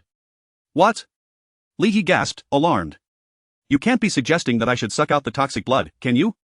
"Indeed," Hong Li nodded. "Do you think I can reach it myself?" Li He pondered for a moment. If he were to bend down to suck out the toxic blood beneath her shoulder, it would indeed be a challenging feat. He would need a neck as long as a turtle's to accomplish such a task. "This doesn't seem appropriate," he feigned reluctance. "Crouching down to perform that seems rather improper. Why are you so hesitant?" Hong Li frowned. "I'm unafraid." "What do you fear?" She adjusted her clothing and reclined on the bed, though her rising and falling chest betrayed her calm demeanor. "Then allow me to prepare," Li He chuckled, turning to the kitchen to fetch 2 bowls, one filled with clear water and the other empty.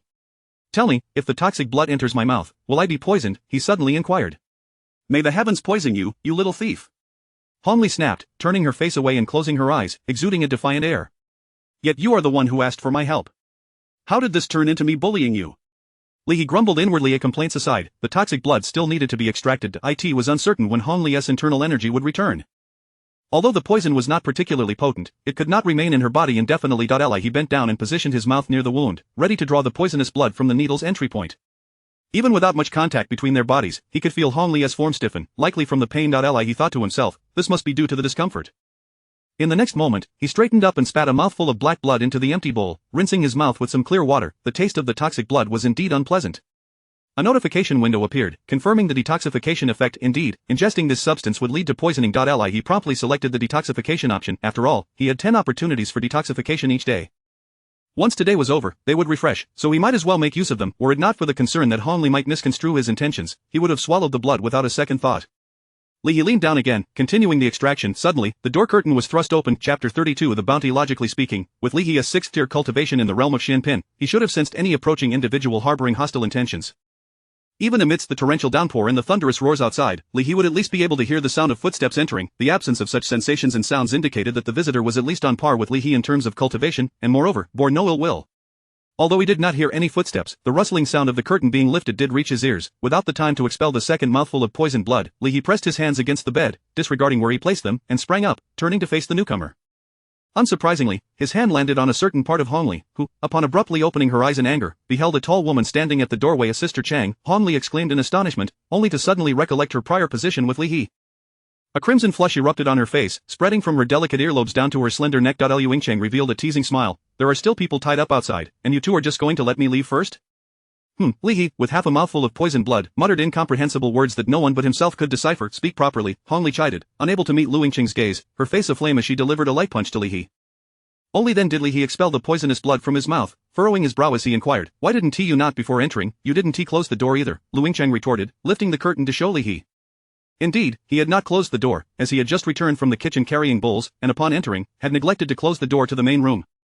Well, that doesn't justify barging into someone's home in the dead of night. You're from the Ministry of Justice. This is a clear violation of the law. I received a report stating that someone was fighting in the streets at night and damaging someone else's wall. Am I not justified in apprehending the suspect? Liu Chen continued defiantly. Do you want to see my search warrant? No problem. I happen to have one on me. I can fill one out for you right now. Li He found himself at a loss for words, finally managing to squeeze out two words through gritted teeth. The corrupt official, Hong Li, while adjusting her clothing on the bed, inadvertently tugged at her wound and let out a pained groan. Liu Cheng's expression turned serious. She ceased her playful banter with Li He and swiftly approached the bed, sitting beside Hong Li and pulling aside the fabric from her left shoulder. On her snow-white shoulder, the dark, poisoned blood had been mostly drawn out by Li He, leaving behind a red mark that was roughly the size of Li He's mouth. Upon seeing this, Liu Cheng knew that the two had not been engaged in anything scandalous, yet her brows still knitted in concern. In the air, you've been poisoned? Yes, Hong Li admitted, lowering her head in grievance. Not only am I poisoned, but Li He has also bullied me, hasn't he? Li He was rendered speechless. Do you even comprehend what you're saying, sister? This lady happens to be the daughter of the war god, Lu Xinghe. If she were to take my side, her father might just decide to have me executed. Who would I turn to for justice then? Should I seek out my father in the underworld? Seeing the varying shades of blue and white on Li He's face, Liu Cheng couldn't help but let out a chuckle. Don't wear such a long face. The person outside is a master of the 7th tier, so consider yourself fortunate this time. Li heiress injury isn't severe, but should you dare to lead her into peril again? Liu Cheng clenched her fist, gesturing dramatically in front of Li He. She then rose and exited to the outer room. A master of the 7th tier, Li He muttered to himself, no wonder they managed to evade my attack at such close range. Outside, Liu Cheng's voice echoed, hurry and tend to Li heiress wound. Accompany me to take this person to the Ministry of Justice. Braving the rain, they transported the barely conscious Wu Jinhua to the Ministry of Justice, where Liu Cheng immediately commenced the interrogation. Unconscious? No problem. A bowl of old ginseng soup will revive him, she asserted, and soon enough, Wu Jinhua divulged his story. He had committed no grave sin, merely engaging in the trade of information on the black market. Occasionally, he had relied on his martial prowess to strong-arm others a few times, which was hardly enough to warrant banishment, and he was not one to be obstinate. Liu Cheng repeated her inquiries multiple times, receiving similar responses each time. Wu Jinhua even recounted how he earned money to rescue the girl, Xiao Chui, implying that he had little to withhold. Emerging from the interrogation room, Liu Cheng pushed the case file into Li He's arms, exhaling a sigh. A dignified master of the 7th tier, just like me, reduced to this because of a woman, just like you. Li He took a step back, appraising Liu Cheng from head to toe. Is it now fashionable for top-tier masters to take on minor official roles? When did such positions in the Ming dynasty become so valuable? Moreover, the woman before him was the biological daughter of the war god, Lu Xinghe. Your Ministry of Justice is impressive. A 7th-grade official is such a remarkable figure. Isn't the Minister of Justice a divine being? As if catching the essence of Li He's thoughts, Liu Cheng shot him a glance and replied. I voluntarily joined the Ministry of Justice, specifically dealing with espionage cases. My father once dominated the northern Yuan. While I may not command thousands of troops like him, capturing a few spies is certainly within my capabilities. Wasn't it me who caught them? Li He expressed his confusion. Liu Cheng, seizing the case file from Li He's hands, retorted, you're here to assist me with the case. The suspects you apprehended are indeed mine. Li he felt exceedingly aggrieved however, the following day, upon seeing the bounty reward of 100 taels of silver placed before him, his grievances dissipated into thin air. All for me, Li he exclaimed, pointing at the glimmering silver on the table, his voice quaking with excitement. Of course, the people you caught are yours. Lu Yingchang waved her hand dismissively, as if the 100 taels were merely 100 lumps of clay. Thank you, Sister Chang, Li he said, producing a cloth pouch to gather the silver. From now on, whatever you ask of me, I shall comply. If you tell me to kill a dog, I shall not even dare to touch a chicken? Li He's gaze gradually lost focus, as if he were deep in thought, though his right hand instinctively continued to fill the pouch with silver. What's wrong with chickens? Lu Yingcheng pressed to nothing, Li He replied, slapping his forehead. He had just had a fleeting feeling that something was amiss in Wu Jinoa's case, yet he could not pinpoint what exactly. Perhaps it was the lack of sleep from the previous night that left his mind muddled. He smiled and shook his head, stuffing all the silver from the table into the cloth pouch. Jin, De Chun, Li He called out to Jin and Feng Chun, who were taking shelter in the shade outside. What's up, he good? Jin inquired, nudging De Chun with his toe. De Chun, still groggy with drool hanging from his mouth, mumbled, who kicked me? The two shuffled closer to Li He. I've received a reward, Li He whispered mysteriously, how about we go to the brothel tonight to enjoy some music? Their eyes sparkled with excitement, but before they could respond, a cold voice resonated from within the room behind Li He. You are not allowed to go. Chapter 33 of The Hero Behind Him. Lu Yingcheng crossed her arms defiantly, her cold gaze fixed upon Li He. Your sister Lear is still injured at home, yet you dare to bring your friends to indulge in the pleasures of the brothel? Upon hearing this, Jin's eyes lit up with intrigue, a smile spreading across his face as he relished the gossip about Li He, nudging Feng Chun beside him. Dazed, De Chun failed to grasp the meaning and whispered, Jin, why are you elbowing me? Jin quickly masked his smile, thinking to himself that De Chun was beyond saving. With no time to ponder what Jin and Feng Chun were whispering about, Li He hastily turned to face Lu Yingcheng. Damn, this woman has sharp ears, he mentally cursed. Observing Lu Yingcheng's frosty demeanor, he mused that she wasn't seriously injured. Her internal energy would recover swiftly. Why should he stay at home to watch over her? However, he dared not voice such thoughts in her presence, for Lu Yingcheng's martial prowess surpassed his own, and her father was a war god. Her superiority over him was indisputable. If he inadvertently provoked her ire, he would undoubtedly face dire consequences, yet, having earned a considerable sum, he couldn't neglect his brothers. For the moment, he could only smile and conjure a plausible excuse. What kind of excuse should he fabricate? Li He's mind raced until an idea struck him. My lady Lu, we ventured to the brothel to investigate a case, not merely to indulge in frivolities. Investigate? Lu Yingcheng arched an eyebrow. What case could possibly require a visit to a brothel? Why, the case of Wu Jinoa, of course. Li He exclaimed, slapping his thigh. When we interrogated Wu Jinoa, he mentioned frequenting the Huixiang Lu. The madams and girls there would undoubtedly be familiar with him, and they likely know a thing or two about his identity. I thought it prudent to infiltrate Huixiang Lu to gather intelligence and unearth a few informants. That does make sense, Lu Yingcheng mused, her frown easing. Then I shall accompany you. Ah? Li He grimaced, is that appropriate? What is inappropriate about it? It's evident that bringing a lady to such a place would raise suspicions. Even if they knew the truth, they might not tell you honestly. Indeed, Lu Yingcheng nodded. I shall change into male attire. You wait for me here. Should you attempt to sneak away, I shall have my way with you. With a fierce glare aimed at the three, Lu Yingcheng strode away with long strides. Truly a formidable woman, Feng Chun remarked through gritted teeth once Lu Yingcheng's figure vanished from sight. Whoever marries her will surely face endless trials. And what kind of woman do you wish to marry? Li He casually inquired. Initially, he had no expectation of a coherent response from De Chun, knowing he had accompanied Jin to brothels several times, albeit only to devour their food, showing little interest in the women. To his surprise, Feng Chun's eyes suddenly brightened as he pointed toward the entrance of the Ministry of Justice, exclaiming with delight, just like her. Li He looked up to see a woman clad in coarse linen, her hands bound, striding confidently into the courthouse. This woman was not particularly striking in appearance, possessing merely an average visage, yet her stature was remarkably tall and robust compared to ordinary women. Even Feng Chun, who resembled a towering iron pillar, appeared slightly less formidable in her presence. At that moment, her hands were secured behind her, bound with ropes the thickness of fingers, and it was unclear what crime she had committed to warrant her apprehension by the constables. Leading the group was a head constable whom Li He recognized. It was Yang Chongwen, the very man who had chased Qi Lianin to Li He's doorstep the previous night. Good heavens! Jin exclaimed, his eyes widening at the sight of the impressive figure. What a warrior! Li He was equally taken aback. Even in his previous life, such a statuesque woman would likely only be found among athletes in competitive sports. Although martial arts practitioners among women were not uncommon in the current era, the prevailing sentiment still favored delicacy. Thus, encountering such an extraordinary figure was indeed surprising. In the interest of his brother's lifelong happiness, Li He quickly stepped forward, blocking Yang Chongwen's path. Ah, Constable Yang. Li He greeted with a smile, what brings you here today?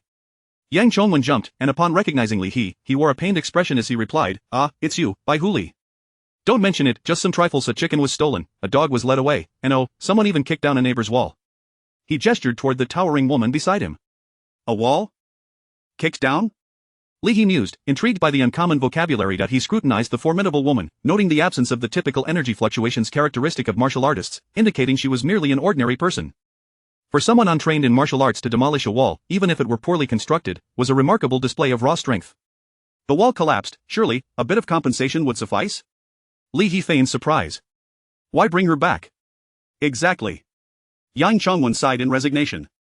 But this strong young lady lives with her grandfather, who is in poor health. They searched their home and could only find 2 copper coins. The neighbors demanded 10 taels of silver to let it go, so we had no choice but to bring her back. Once her grandfather gathers the money, we shall release her. Oh, I see, Li He nodded, understanding Yang Chongwen's predicament. The Ministry of Justice's prison was overcrowded with prisoners. If an immediate resolution were possible, Yang Chongwen would not have had to detain her. What is the name of this strong young lady, and how old is she? Li He inquired, gazing up at the woman who resembled a fortress. I am Fang Jiutian, and I am 16, she replied, her voice resonating like thunder. 16, you say?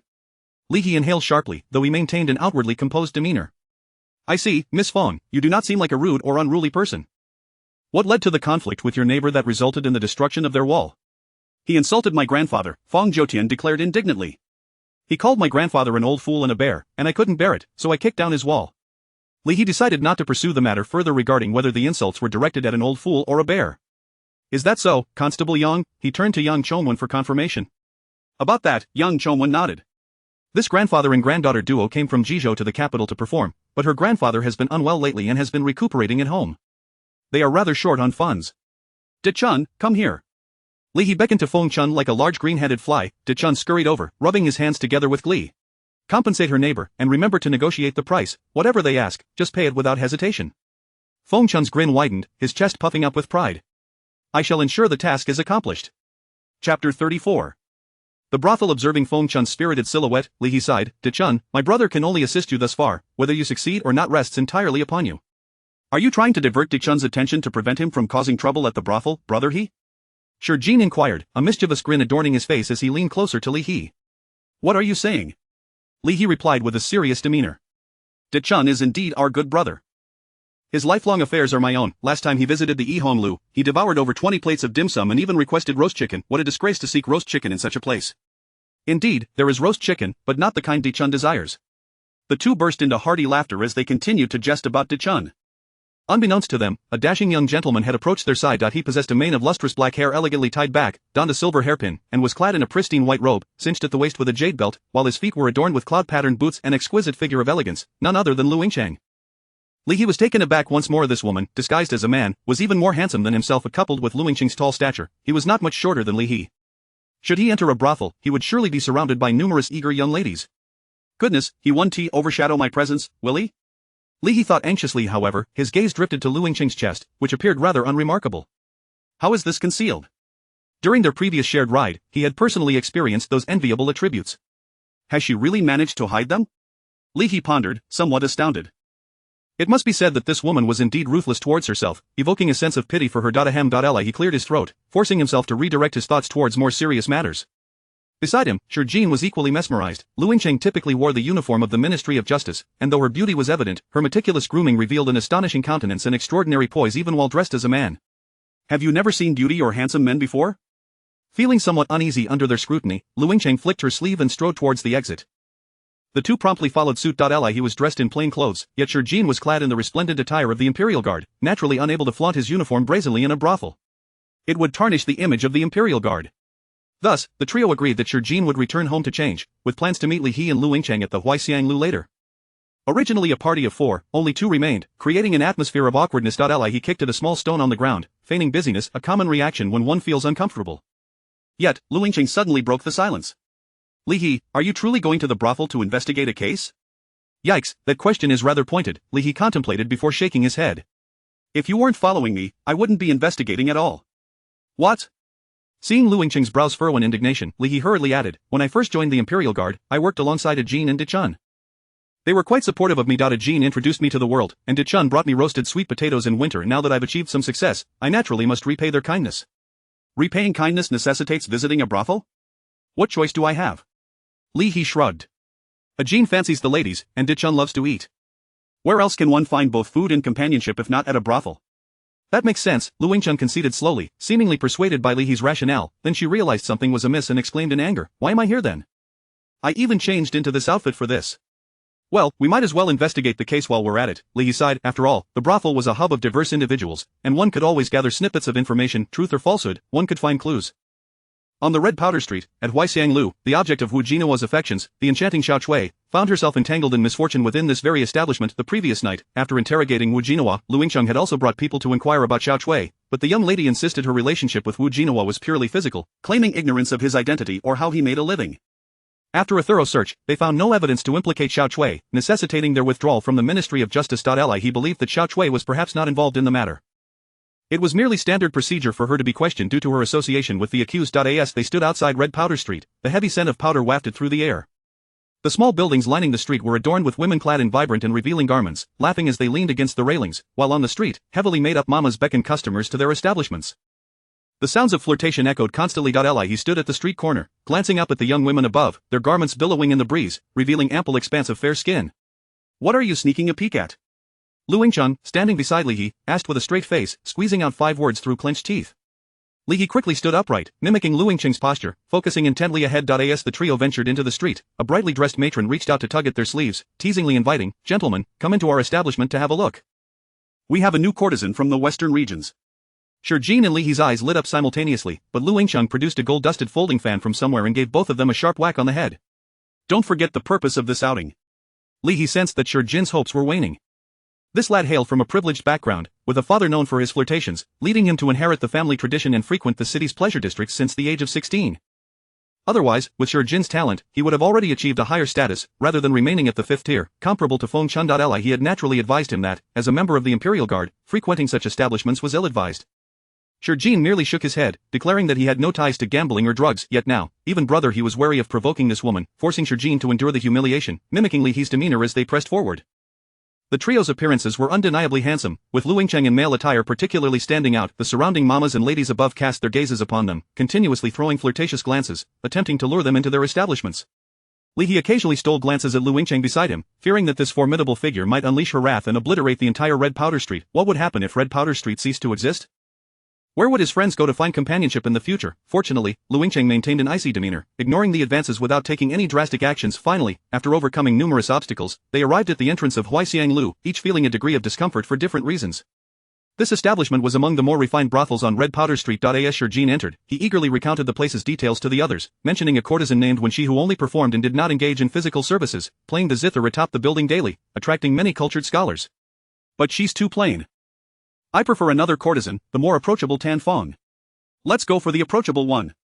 Lu Yingcheng decisively declared, tossing her white robe and heading upstairs. Approachable is good, Li He quickly concurred. My stomach hasn't been well lately.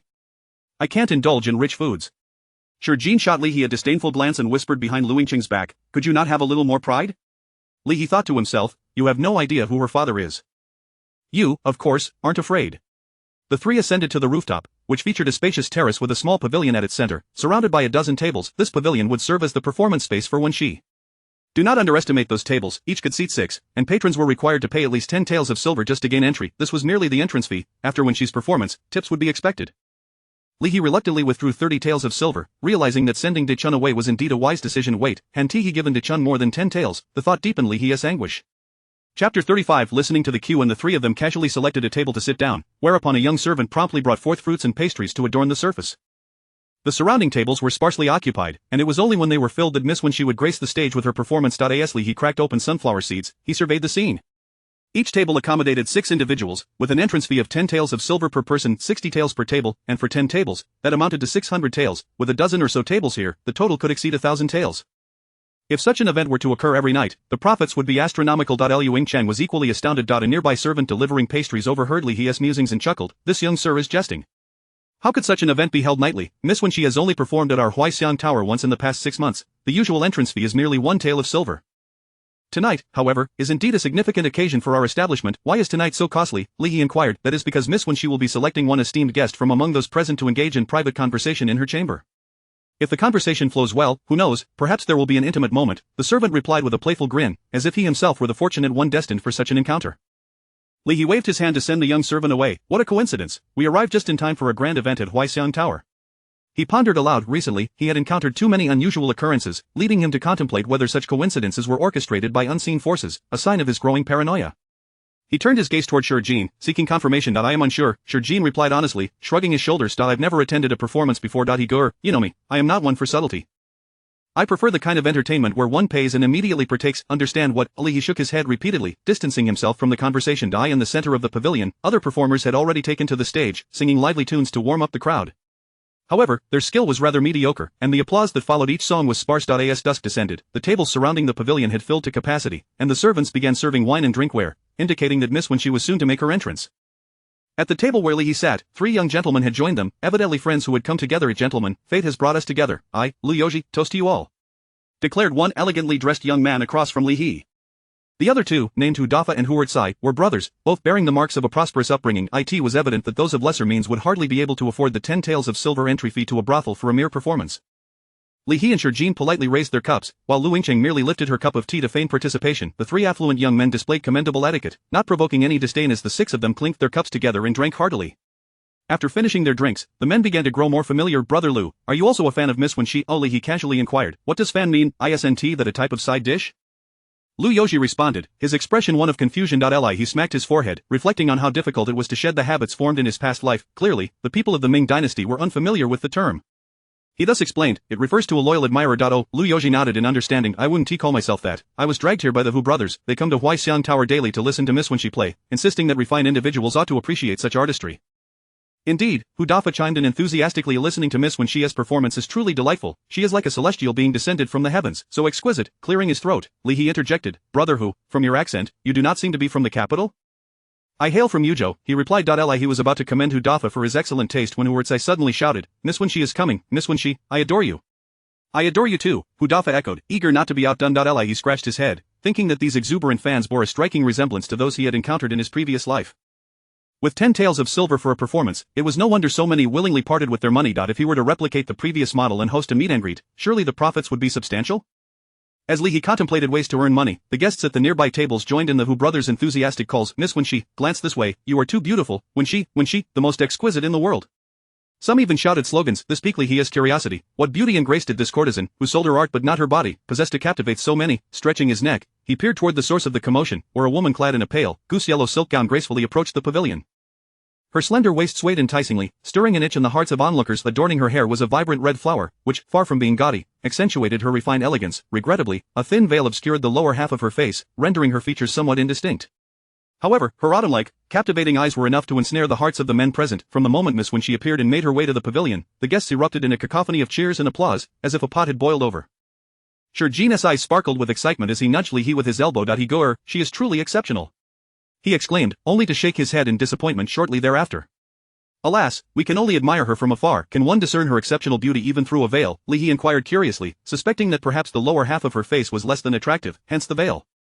You don't understand, Shurjin retorted, rolling his eyes. I have encountered many women, even with a veil. I can assure you that her beauty is beyond compare. Even if not breathtakingly stunning, she is at least a woman of remarkable grace. Do I not understand? I am merely feigning ignorance, Li He grumbled inwardly, yet he responded with a couple of O's, feigning casual interest as he glanced at Lu Yingqing beside him. Miss Lu was serenely sipping her tea, seemingly unaffected by the surrounding clamor. With a melodious cascade of notes, the previously vibrant atmosphere fell silent in an instant. Before the delicate figure in the pavilion lay a guqin, and Miss Wenxi's slender fingers danced over its strings, weaving a spellbinding melody that soothed the restless hearts of all present. The music flowed like a cool breeze on a summer day, caressing each listener as soul. Li He stole a glance at his companions. The Hu brothers were utterly entranced, mouths agape, nearly drooling. Lu Yoji and Shurjin were not faring any better, both lost in the enchanting strains of the qin. What astonished Li He most was Lu Yingqing. She too had closed her eyes, savoring the beautiful melody. This Miss Wenxi truly possessed extraordinary talent. Chapter 36 Poetry. As the final note faded, an initial silence enveloped the hall, soon to be shattered by an eruption of thunderous applause. Exquisite, truly exquisite, Shurjin exclaimed, animatedly shaking Li He's shoulder. Brother He, this young lady is remarkable. Lyngchang's eyes sparkled with astonishment. She had witnessed the talents of court musicians firsthand. In her estimation, Miss WNX's skill on the was indeed top tier, rivaling the finest of those who performed for the emperor. Moreover, to captivate nearly 100 attendees in such a rapture required more than mere talent. Her instrument was a rare and coveted treasure, sought after by many. A thought struck Lyngchang, her eyes alight with possibility. Li He joined the throng in applause, acknowledging the impressive performance, compounded by Miss WNX's enchanting presence, which naturally drew the attention of affluent young gentlemen. The Hu brothers clapped until their hands grew sore, only relinquishing their fervor when the next piece commenced.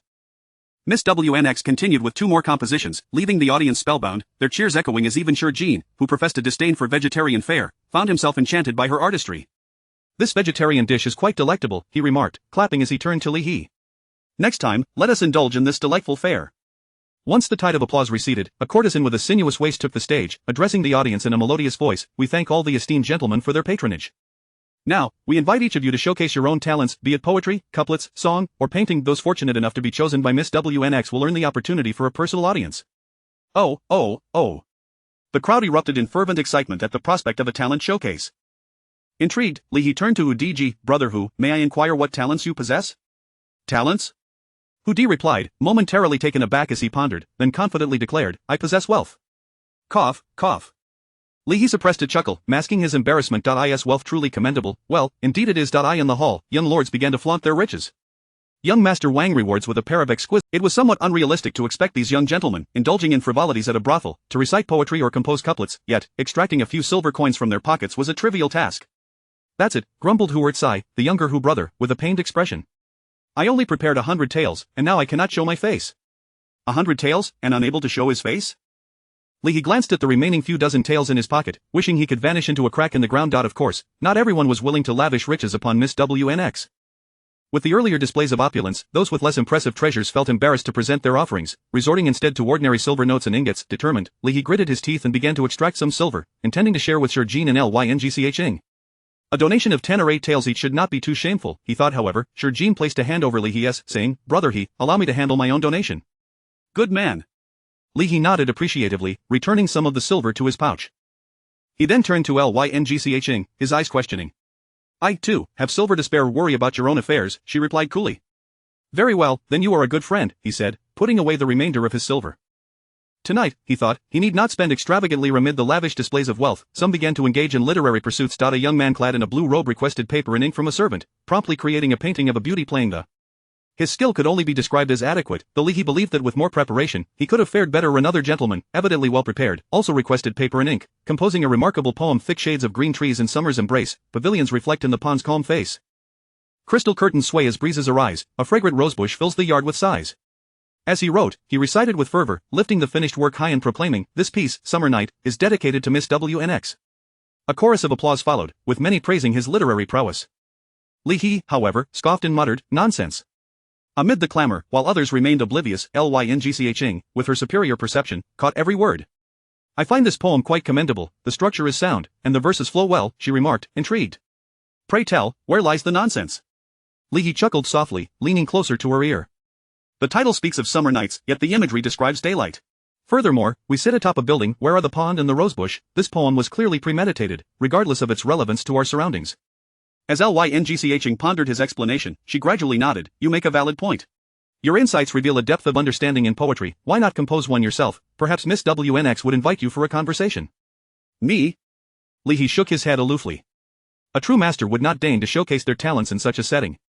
"Humph, too proud, are we? Or perhaps you lack the ability?" Lyngching teased is that a challenge. Li He remained impassive, resolute in his composure. "I shall not fall for your provocation." With a sardonic smile, he rolled up his sleeves and gestured to the servant, "Bring me paper and ink." "Oh, brother He." Sir Jin's eyes lit up. "Is this for real? You possess such hidden talents?" "Indeed." Li He replied, taking the materials. "I have received some education in my youth." After barely inscribing 2 characters, Sir Jin burst into laughter, the strokes resembling a dog's paw print, indicating that Li He's studies had hardly been rigorous. Yet, it would not do to mock a brother in such company. Light-hearted banter was one thing, but decorum must be maintained in the presence of beauty. Sir Jean suppressed his laughter and sat back. Li He, too, faced a dilemma. Having never studied calligraphy in his past life, he was fortunate merely to scribble legibly. Lyngching, however, watched with keen interest as he penned his poem, softly reciting along. "When the tranquil night beneath the moon's soft light, a solitary figure plays the with delight." Suddenly, a mournful tune drifts through the air, resounding like a melancholy pine's despair. White clouds dance with delicate hands, while clear waters reflect the heart's demands. Zhongqi is long gone, lost to time's cruel fate. In this world, true understanding is rare, a bitter state. Lyngching felt a chill run down her spine, gripping Li He's shoulder and trembling as she asked, "Did you truly compose this?" Note: the 2 poems in this chapter are not original works. The first is by Gaopian from the Tang dynasty, titled Summer Day in the Mountains, and the second is by Li Bai, listening to Lu Zixuan play the On a Moonlit Night. Chapter 37. Protest of course, I wrote it. After finishing the poem, Lee casually tossed aside the brush and squinted, admiring his own handwriting. Although each character looked as if it had been gnawed by a dog, the 8 lines of poetry, when viewed collectively, appeared even more unsightly. Alas, I truly need to practice my calligraphy. Lee sighed recently, there had been far too many matters to attend to, not to mention practicing calligraphy, he hardly had time to train in martial arts.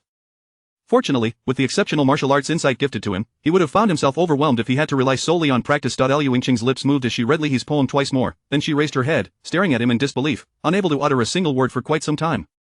As the daughter of the renowned Ming dynasty war god, Liu Yingqing's talent in martial arts was indisputable. At 20 years of age, she had achieved a higher level of martial prowess than Li He, who was blessed with extraordinary abilities.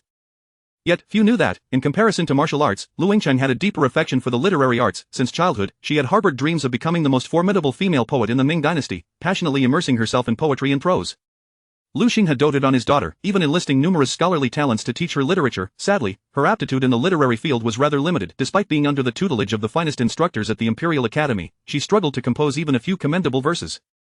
Conversely, her martial arts talent was astonishingly formidable, placing her amongst the elite in the Ming dynasty's martial circles. At the tender age of 20, she had ascended to the 7th rank of the Profound Realm, among the 8 exceptional ones and 3 immortals of the Ming's martial world.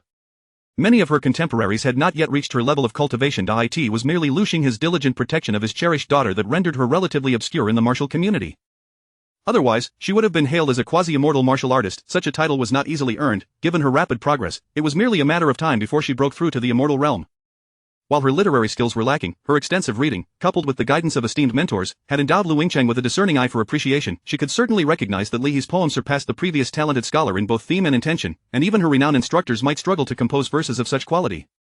Moreover, Li He had spontaneously written a poem worthy of enduring legacy, which was even more astonishing. Could it be that he truly possessed such remarkable poetic talent? Why are you staring at me? Li He raised a hand to touch his face. Did I smudge ink on it?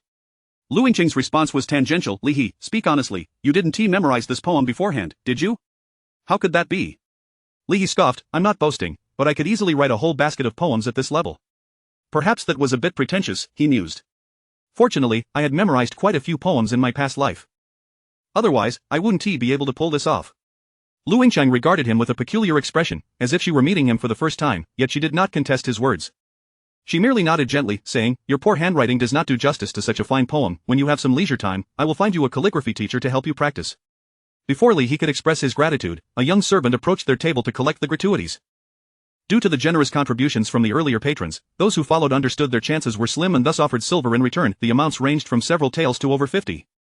The Hu brothers combined to present a 100-tael silver note, shaking their heads in regret for not bringing more treasures, lamenting the lost opportunity to converse with Miss Wency. Shi Jin and Liu Yingqing each contributed 10 taels, while Liu Yoji tossed a small gold ingot, worth about 2 or 3 coins, into the servant's tray.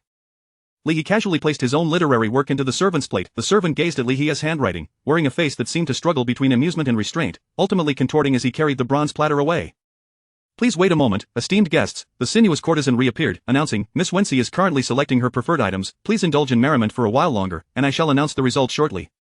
The atmosphere once again grew lively as the Hu brothers frequently raised their cups, though their spirits appeared somewhat dampened, likely due to the lost chance to engage closely with Miss Wency, thus seeking solace in drink. Shall we take our leave? Li He whispered to Liu Yingqing. Depart already? Liu Yingqing looked at him quizzically. Aren't we waiting for the announcement? Li He scoffed disdainfully, that lady is here to make money. Do you truly believe my scrawled handwriting can compare to the treasures of the South Sea or jade discs? Since there is no music to enjoy, why not explore other places? Shi Jin nodded repeatedly, in full agreement. Aren't you two going to indulge in something more carnal? Liu Yingqing scrutinized Li He suspiciously. Oh no, I've been found out, Li He exclaimed, panic-stricken, yet he maintained a facade of bravado. Am I that kind of person? Well, perhaps I am. I knew it. Liu Yingqing shot him a glare. You will not leave. I believe your poem deserves to be chosen by Miss Wency. Sit tight. Li He had no expectations, fully aware that anyone performing in such a place was ultimately there to profit, regardless of whether they were selling their bodies. His poem might have shown in a different setting, such as a poetry gathering, but in this venue? It was a long shot. After approximately a quarter of an hour, the courtesan sauntered back onto the stage, swaying with grace. Esteemed guests, thank you for your patience. Miss Wency has selected her most preferred item, and thus, the fortunate guest to engage in conversation with Miss Wency tonight is the courtesan paused deliberately, building suspense. The room fell silent, all ears eagerly awaiting the mention of their names. The Hu brothers shared this anticipation. Despite their modest contribution, what if Miss Wency happened to fancy that only Li He remained devoid of hope? He whispered to Liu Yingqing, it's absolutely impossible for me, unless that lady has lost her mind. Care to wager 5 taels? Wager, count me in. Li He responded with confidence. It is Li He, Master Li. The hall erupted in astonishment. Li He raised his hands in a gesture of disbelief, smiling at Liu Yingqing. See, it certainly wasn't me. However, the smile quickly faded. As was well known, a smile does not vanish. It merely transfers to Lu Yingqing's face. She extended her hands toward Li He. Five tails. Oh no, Li He grimaced, producing a silver ingot to place in Lu Yingqing's hands. Have they made a mistake, or is there another Li He among us? Beside him, Shurjin and the Hu brothers were left dumbfounded. Brother He, is Miss Wency a relative of yours? Shurjin inquired, eyes wide with astonishment. Li He shrugged helplessly, indicating that he too was baffled by the situation. While he had indeed drawn inspiration from the great poet Li Bai, whose literary prowess was undeniable, one must question whether she would still wish to earn money if she did not choose those treasures. The crowd craned their necks, eager to glimpse the Li He selected by Miss Wency. Go on, Lu Yingqing urged, pushing Li He forward with a smile. Li He, equally perplexed by why Miss Wency had chosen him and observing Lu Yingqing's delight, reluctantly rose and made his way toward the pavilion. After just a few steps, a shout erupted from the crowd. I refuse to accept this. Chapter 38. Yu Xian, I refuse to accept this. A voice erupted from the crowd. What did that fellow bestow? How could it possibly be more valuable than my South Sea Pearl? Surely, you didn't select him solely based on his handsome appearance. Li He cast a fleeting glance in the direction of the outburst. It appeared to be the extravagant young Master Chen, who had just been overlooked, and was now visibly perturbed. Admittedly, though this young man was quite unruly, his discerning eye and taste were commendable. Such thoughts warmed Li He's heart. If only everyone were as candid in their criticisms, the world would indeed be a much more beautiful place. This young master, the brothel matron, smiled gracefully. Miss Wency chooses her gifts based on personal preference. The value of the gift does not dictate its worth, but rather the sentiment behind it. Gentlemen, do not lose heart. Miss Wency will periodically select guests for intimate conversations, and everyone has a chance. Young Master Chen, still indignant, attempted to retort but was restrained by a friend beside him. Are you out of your mind? Have you forgotten the last time when Master Zhang, while indulging in flower wine, inadvertently angered the son of Minister Qian from the Ministry of War? Our shop was nearly raided. The capital is not like Yuzhou, where the elite abound. Let us not cause unnecessary trouble. Li He, with his exceptional hearing, caught the exchange. Indeed, those who could make a fortune in the capital were seldom foolish. And what of it? I spent my money. Young Master Chen persisted, still dissatisfied. Consider this, you spent the most, yet still couldn't surpass him. Doesn't that imply his background is far more formidable than you can imagine? While the young man's intellect seemed sound, he was evidently steeped in conspiracy theories. Li He shook his head in regret. We, the Genie Wei, are quite approachable, he mused, deciding not to engage further with this young master, whose bravado had diminished considerably, though his words remained defiant. Amidst the envious and resentful gazes of the crowd, Li He ascended the steps to the small pavilion. Young Master Li, please. The matron bowed slightly, ushering Li He into the pavilion. Miss Wency sat gracefully on the chin stool, exuding an elegance that far surpassed the common courtesans of the bustling streets. If Hong Li excelled in vivacity and Lu Yingqing in figure, then Miss Wency triumphed in her ethereal demeanor. From a distance, her allure was subtle, but now, in close proximity, her cool grace rendered any impure thoughts difficult to entertain. Even veiled, her dignified and elegant aura was unmistakable. Should a person of weak resolve stand before her, they might feel an overwhelming sense of inadequacy. I have heard of you, young Master Li. Miss Wency did not rise but nodded slightly from her seat. Hello, hello. Li He found himself at a loss for words, responding almost randomly. He had never encountered such a scenario before. Initially, he had penned a poem merely to save on tips, never anticipating that Miss Wency would actually select him. It felt almost as if it were preordained. I have perused your poem, and it possesses a celestial quality that I truly admire, she remarked, her gaze locking onto Li He's with a sparkle reminiscent of stars. Her voice was as melodious as her chin, flowing like the song of a golden oriole. Too kind, it was unexpected that you would appreciate my humble work, Li He replied modestly. Humble work? Miss Wency shook her head, expressing her disagreement. If your poetry can be deemed humble, then the literary world of the Ming dynasty would struggle to find a piece that is not. Indeed, Li He nodded, I share that sentiment. I only wish to be a tad humble in your presence. One cannot simply declare that everyone else here is inferior, lest one invites trouble. You are quite humorous, Miss Wency chuckled, covering her mouth. However, as this place is crowded, might we converse in my chamber instead?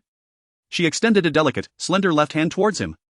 Li He hesitated for a moment before swiftly taking her hand with his right. Oh my! Guests outside the pavilion erupted in exclamations, their voices were rife with envy and indignation. Scoundrel, let me have my turn. Release Miss Wency. Oh, how I envy you.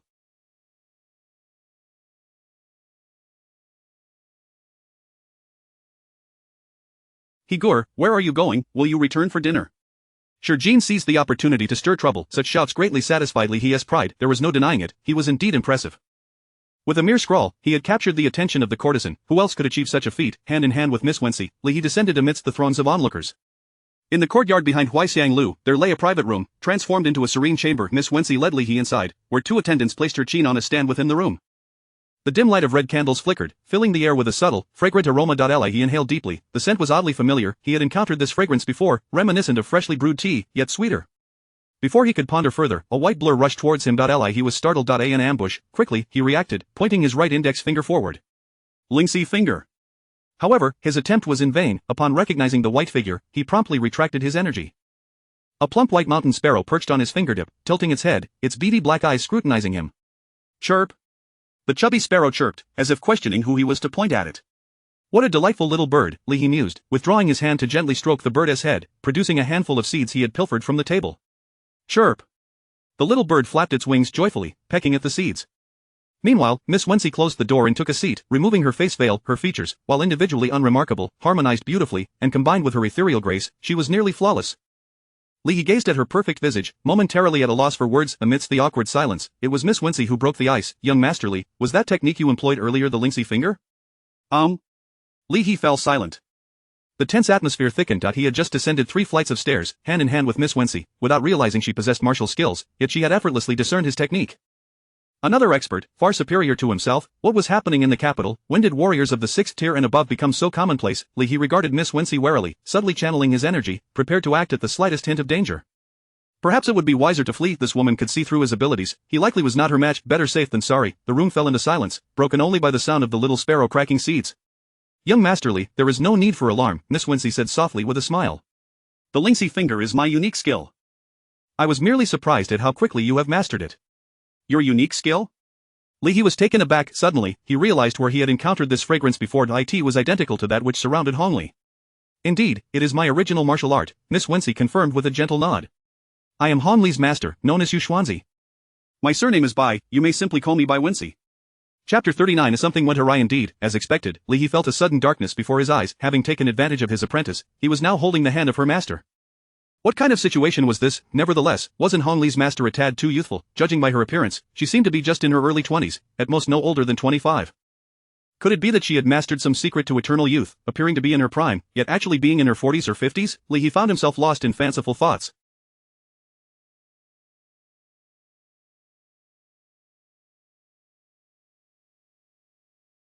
Yet, regardless of the circumstances, one must adhere to the necessary courtesies. He had encountered masters and seniors before. He took a step back and offered a profound bow to Miss Wenxin. No, it should be addressed as the esteemed Yuxianjinren. How could he dare to call her Bai Wenxi? This woman's martial prowess was unfathomable, making her a senior in her own right. Thus, a measure of respect was certainly warranted.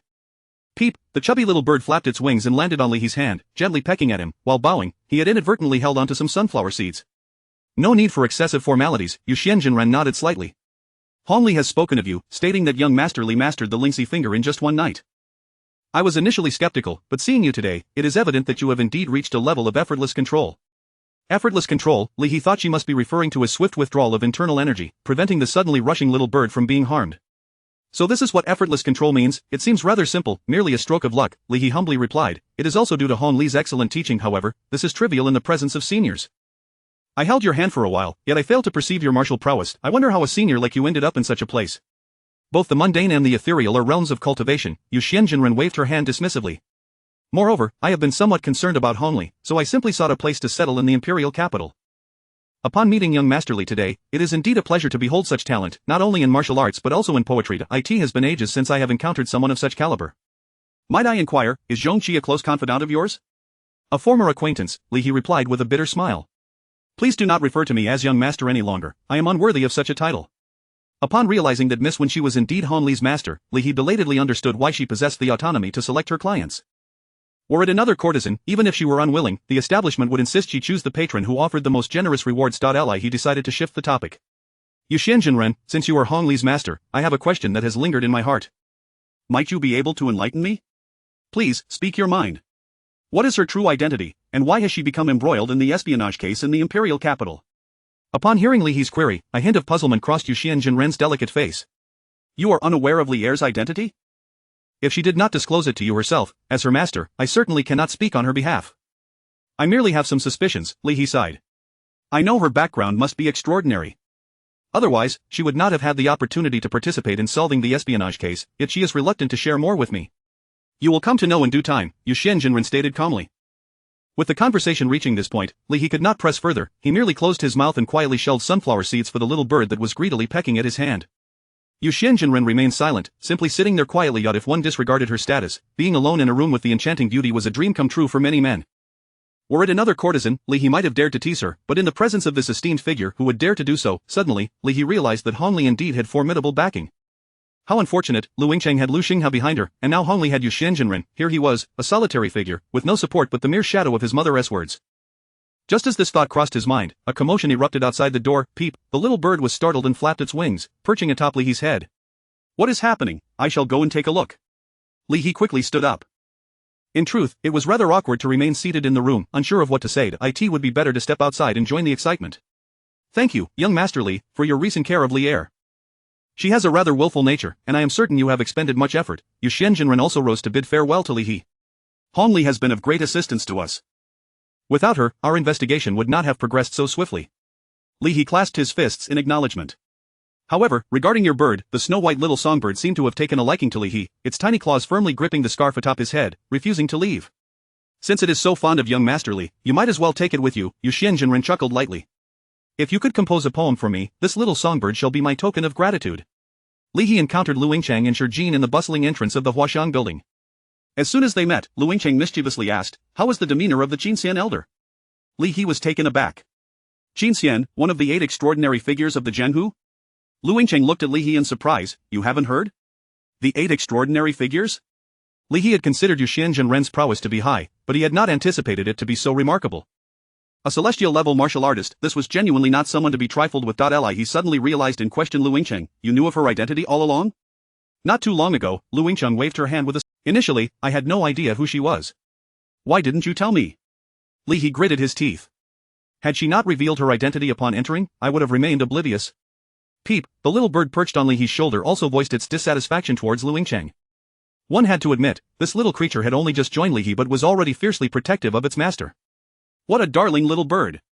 Lu Yingcheng extended her delicate fingers, curiously stroking the snow-white bird's head. Where did you acquire it? It was a gift from the Qinxian elder. She mentioned that I had composed a poem for her. Suddenly, a scream erupted from the second floor, interrupting Li He's words. The 3 of them looked up towards the upper floor. I just heard a commotion. Do you know what is happening? Li He furrowed his brow and inquired. Uncertain, Lu Yingcheng shook her head. We had just descended from the 3rd floor and planned to wait for you in the hall. The brothel was crowded and chaotic. Occasional uproars were quite normal. Shi adopted a knowing expression, shaking his head as he spoke. 3 to 5 servants and madams hurriedly exited a room on the 2nd floor, their faces still bearing signs of terror. Something is amiss. Li He's expression turned serious. There has certainly been an incident. An incident? Shi clearly did not believe it. What could possibly happen in a brothel? Perhaps someone attempted to dine and dash after enjoying the company of a courtesan. Let us investigate, Lu Yingcheng decisively stated. Those individuals appear to be in quite a hurry. It does not seem to be a trivial matter. As the 3 ascended the stairs, a hushed voice called from behind them, quiet down. There are still many guests in the hall for now. Do not report to the authorities. Let me send someone to inquire with the manager. What a stroke of misfortune. Chapter 40. Heart-devouring Li He and Lu Yingcheng possessed formidable inner strength, enabling them to discern even the faintest whispers of a man speaking in hushed tones. A death? The 2 exchanged glances before turning to investigate further. A middle-aged man stood at the foot of the stairs, engaged in a furtive conversation with the matron. Lu Yingcheng furrowed her brow and strode down the stairs, positioning herself before the 2. What business do you have, sir? The middle-aged man inquired with a forced smile. If you seek a lady, you may consult the matron over there. I just overheard you mention that someone died upstairs. Who are you in relation to the Huaxiang building? Lu Yingcheng pressed, her tone direct. The man's expression turned icy. Young sir, one ought not to make baseless accusations. Our establishment holds a respectable reputation in the capital, and your slander is unwarranted.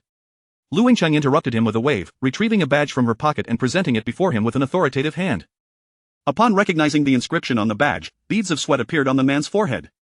I was unaware of your esteemed presence, he stammered, swallowing hard. You are here to investigate, I presume? Indeed, Lu Yingcheng replied coolly. I am an inspector of the Ministry of Justice, and this gentleman is a captain of the Jinui. If you wish to avoid trouble, kindly escort us to the scene. If you choose to resist, the man wiped his brow, bowing deeply in submission. I would not dare. Please, follow me. He led them upstairs into a partially ajar room. Upon entering, a faint metallic scent filled the air. A woman clad in a sheer gown lay face down on the floor, a pool of dark blood seeping from her mouth. Who discovered the scene first? Li He inquired, turning to the middle-aged man. It was a servant delivering contraceptive pills, the man replied obediently. What are these contraceptive pills? Li He pressed further. They are pills to prevent pregnancy, Shi interjected. Every lady in the brothel consumes them daily to avoid unwanted pregnancies, ensuring they remain available for clients. This esteemed gentleman is quite knowledgeable, the middle-aged man quickly commended. But is that truly a point worth praising? Lu Yingcheng's uncertain voice broke through, catching Li He's attention. What? Li He whirled around to see Lu Yingcheng crouched beside the corpse, studying the deceased's profile, her brow furrowed. The body lay face down, only a portion of the side profile visible, leaving Lu Yingcheng uncertain. Esteemed sir, do you recognize this lady? The middle-aged man inquired cautiously. Lu Yingcheng locked eyes with Li He, both instantly comprehending the gravity of the situation. The deceased was none other than Xiao Chui, the lover of the informant Wu Jinawa. Earlier that day, Lu Yingcheng had interrogated her, finding no incriminating evidence, yet now, she lay lifeless. Lu Yingcheng sprang to her feet, declaring, I must return and summon reinforcements. Indeed, Li He nodded gravely. Gather more personnel and seal off the entire Red Powder Street. The blood she expelled has yet to congeal. The perpetrator may not have strayed far. With that, Lu Yingcheng flung open the window facing the street and nimbly leaped onto the roof. The middle-aged man was taken aback. Ah Jean, keep an eye on him, Li He instructed, patting Jean's shoulder. Do not let him escape. I will check the hallway. Standing in the corridor, Li He leaned against the railing and peered down into the bustling hall below. The patrons continued their revelry, oblivious to the tragedy unfolding on the second floor. Laughter and merriment echoed as they drank with the ladies in their arms. The joys and sorrows of humanity remain unshared, as do life and death. Chirp. Fat Shou perched on Li He's shoulder, nuzzling against his cheek. Li He reached up to stroke the soft fur on its head. Fat Shou, could you refrain from summoning Master Yuxuan? Let's spare her this trouble. It is better left for the Ministry of Justice to handle. If Master Yuxuan were to involve herself willingly, it could be managed, perhaps granting her an extrajudicial status to lend her assistance. However, if Li He were to request her presence, it would incur a personal debt to him. Thus, it would be prudent for Lu Yingcheng to devise her own strategy. Why did Xiao Chui have to die? Does she have any connections to foreign spies? Li He pondered, struggling to find an answer. If Xiao Chui truly were a pawn of foreign espionage, he would begrudgingly admire the decisiveness of those involved, eliminating her before the Ministry of Justice could uncover any leads. Such boldness was reminiscent of severing one's own arm to escape a dire situation. After approximately a quarter of an hour, distant shouts and the rapid clatter of hooves filled the air. Soon, Lu Yingcheng stormed into the Huaixiang building, accompanied by over 20 constables. Lord Lu, I have ascertained the cause of death. A coroner with a grey goatee bowed respectfully. The deceased fell victim to a rare poison known as heart-devouring goo. Once afflicted, the onset is rapid, severing the heart's veins instantaneously. No deity could intervene. Heart-devouring goo, is it truly a poison? Li He furrowed his brow. The goateed coroner hesitated before responding. Medical texts describe it as highly toxic. However, to my knowledge, it is a minuscule insect that is nearly invisible to the naked eye. Once it enters the body, it rapidly devours the heart's veins, resulting in immediate death. This secret technique has some lineage among the tribes of the southern mountains, but I cannot elaborate further. So, this poison acts swiftly, does it? Lu Yingcheng pressed for confirmation. Receiving an affirmative nod from the coroner, Lu Yingcheng promptly instructed the captain beside her dispatch orders to systematically search every establishment on Red Powder Street. The blood on the floor has yet to congeal. The murderer likely has not yet escaped. Understood, the captain replied, clasping his fists in acknowledgement before descending the stairs to make arrangements. Once the captain departed, Li He sighed, shaking his head. However, if this individual dared to employ such a method to commit murder, they surely would not linger here. They likely possess a swift means of escape. How shall we proceed with the investigation? Lu Yingcheng appeared equally troubled. Their actions were executed with such speed, we have yet to uncover any evidence linking Xiao Chui to this case before they eliminated her. Li He turned to the wall, where a line of servants and the matron stood. He asked, how many individuals entered Xiao Chui's room tonight? Only one servant timidly raised his hand. I am the only one. I delivered contraceptive pills to Xiao Chui. She did not entertain any guests this evening? No, the servant shook his head. Xiao Chui said she was menstruating and could not accept clients. Chapter 41. The enigma: why deliver contraceptive pills when she has her period? Li He inquired, having discerned a flaw in the servantess words. Is it true that one cannot entertain guests during menstruation, lest they conceive? Coupled with the old coroner's earlier statement that the heart-eating goo is a rare and peculiar poison, which manifests swiftly upon affliction, Li He's gaze towards the servant shifted, laden with suspicion. Having spent considerable time in the brothel, the servant surely understood the implications behind Li He's look. He hastily defended himself. My lord, this matter has nothing to do with me. The contraceptive pills for Miss Chui have not yet been consumed. Moreover, the physician who prepared them stated that the pills must be taken daily, regardless of whether one entertains guests, or else they will lose their efficacy. Suddenly, Li He recalled that in his previous life, those short-acting contraceptive pills also required daily consumption. How can we prove that Miss Chui did not take the pills? Lu Yingcheng interjected coldly. The box containing the pills remains downstairs, the servant promptly replied, I can fetch it to prove it. Li He exchanged a knowing glance with Jean, who immediately understood and took the servant downstairs. Once the two had exited, the old coroner bowed slightly and whispered to Li He and Lu Yingcheng, as far as I know, the heart-eating goo does not require ingestion to take effect. What? Li He and Lu Yingcheng exchanged puzzled glances.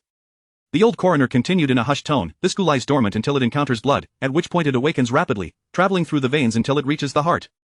He paused, thus, it is Before long, Shurjin returned, escorting the servant who held a wooden box. This box was divided into numerous small compartments, each labeled with a young lady's name, containing a round, glossy pill within each section. Not a single pill was missing. Why label each compartment with a name? Li He casually picked up a pill and inquired of the servant. In response, "My lord," spoke the middle-aged man who had earlier guided them upstairs, "the number of girls in our establishment is quite overwhelming. Often, after attending to guests with wine, they may not recall whether they took their medicine. Labeling helps to alleviate many complications." The servant added, "This medicine is typically delivered late at night, after the girls have finished serving their guests.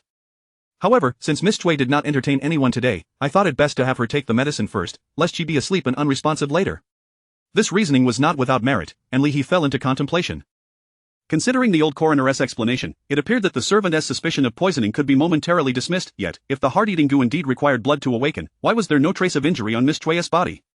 Li He posed this question to the old coroner, who, furrowing his brow, replied, "I too find this perplexing. The deceased bore no visible wounds. Though I have read about this goo, I have never witnessed it firsthand. However, it should not err. Books do not lie, so where is the discrepancy? Given that the heart-eating goo acts swiftly, why would the perpetrator choose such a conspicuous method?" Lu Yingcheng queried, her tone grave. "Before you delivered the medicine, did anyone enter or leave this room?" "I am unaware," the servant quickly responded, then gestured towards a woman by the wall. "Mama Wu has been watching the second floor all evening. She must know." The woman indicated by the servant, Mama Wu, turned pale, as did the faces of the other madams who had witnessed Miss Cui's demise. In answer to my lord's query, Mama Wu stammered, "I have indeed been watching the corridor on the second floor all night, yet no one has entered or exited this room. The door has remained firmly shut." After querying several others, the replies were largely consistent. Miss Cui had neither left her room nor had anyone entered. Who could have inflicted the goo upon her? Lu Yingcheng pondered, her brows knitting together in thought. Could the goo have simply materialized within her body? "What are you contemplating?" Li He leaned against the railing, observing the constables methodically searching the second floor. If someone truly administered the goo to Miss Cui, they likely are not still in the Huaxiang building. Indeed, Lu Yingcheng nodded in agreement. "Let us conduct another round of searches and then conclude for the night. This relentless searching yields little. We should station a few here to monitor and report any developments." Agreed, Lu Yingcheng exhaled, her expression softening slightly. "I in the late hours at the Ministry of Justice." Li He brewed a strong pot of tea and guzzled a few mouthfuls. Lu Yingcheng sat in a chair, her brow furrowed, lost in her thoughts. Since their return from the Huaxiang building, her eyebrows seemed perpetually knitted together. "Have some tea, Miss Lu," Li He offered, pouring her a cup of strong brew. "Otherwise, we may not endure the night." The results of Miss Cui's autopsy had emerged, confirming that her demise was indeed due to the heart-eating goo consuming her heart's essence, and there were no discernible marks on her body. "To commit murder so audaciously before our very eyes is truly brazen," Lu Yingcheng declared, lifting her teacup with ire. "This woman was utterly reckless. Had she confided in me today, perhaps she would not have met such a grim fate." As her words faded, Shurjin rushed in, clutching a hefty envelope. "What is this?" Li He inquired, accepting the envelope. "This was discovered in the deceased's room, concealed beneath a loose floor tile," Shurjin panted. "It contains intelligence concerning the Ming dynasty." Li He opened the envelope to find it stuffed with documents, ranging from official appointments to military troop movements surrounding the imperial capital. He handed the intelligence to Lu Yingcheng, gesturing for her to examine it. After perusing the contents, she sighed deeply. Over the years, the northern Yuan and western Liang have infiltrated the capital under the guise of trade, embedding numerous spies. The western Liang is somewhat better, particularly the northern Yuan. Following their bitter defeat in the last national conflict, they have been scheming for a resurgence. Suddenly, Li He stood up. "Where are you going?" Lu Yingcheng asked in confusion. "Since we have some idle time," Li He smiled, "let us take this opportunity to interrogate Wu Jinhan. I suspect he has not been truthful with us and I wish to uncover what else he may be concealing." Chapter 42 Qingshan. Upon receiving the news of Miss Xiaozui's demise, Wu Jinhan fell into a deep silence.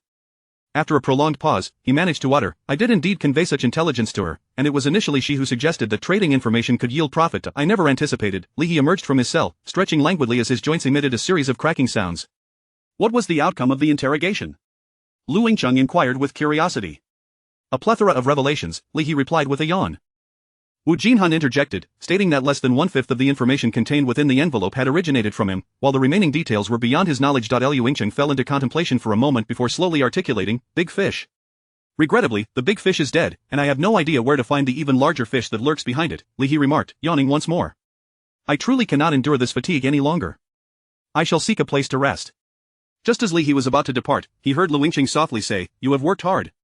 "Indeed, it has been arduous," Li He nodded. "Yet mere words carry little weight without tangible results." Lu Yingcheng scrutinized Li He, remarking, "No wonder liar claims you are the most astute. Are you seeking favors?" "How could I dare?" Li He chuckled lightly. I am devoted to the service of the Ming dynasty, how could I presume to ask you for anything? I shall take my leave now. As Li He stepped outside, he heard Lu Yingqing call out, if you can assist me in capturing the true culprit behind the scenes, I shall impart to you a set of sword techniques. Li He swiftly turned around, a promise is a promise? A promise is a promise. How peculiar.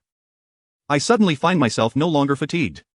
At dawn, a constable hurriedly entered the room and addressed Lu Yingqing, my lord, there is a young general outside who insists on meeting you, claiming to be an old acquaintance. We could not prevent him from entering. What is his name? Lu Yingqing, having changed from her male attire but still clad in the black and red uniform of the Ministry of Justice, asked. Both she and Li He bore the signs of a sleepless night, their faces showing clear signs of fatigue. Wu Qingshan, a voice called from outside. Lu Yingqing sighed heavily. Miss Yingqing, it has been quite some time. A handsome man appeared at the door, dressed in gleaming silver armor, a sword at his waist, smiling at Lu Yingqing. I have just returned to the capital and, upon hearing you were at the Ministry of Justice, hurried over. Lu Yingqing sighed again, setting down the documents in her hands. Wu Qingshan, do you truly lack even a moment to change out of your armor? Wu Qingshan's expression faltered momentarily, yet he replied with a smile, Yingqing, I returned in haste, dismounting just now. Lu Yingqing calmly interrupted, hasten to leave. Li He nearly burst into laughter. You see, the warm-hearted man is relegated to the back of the pack.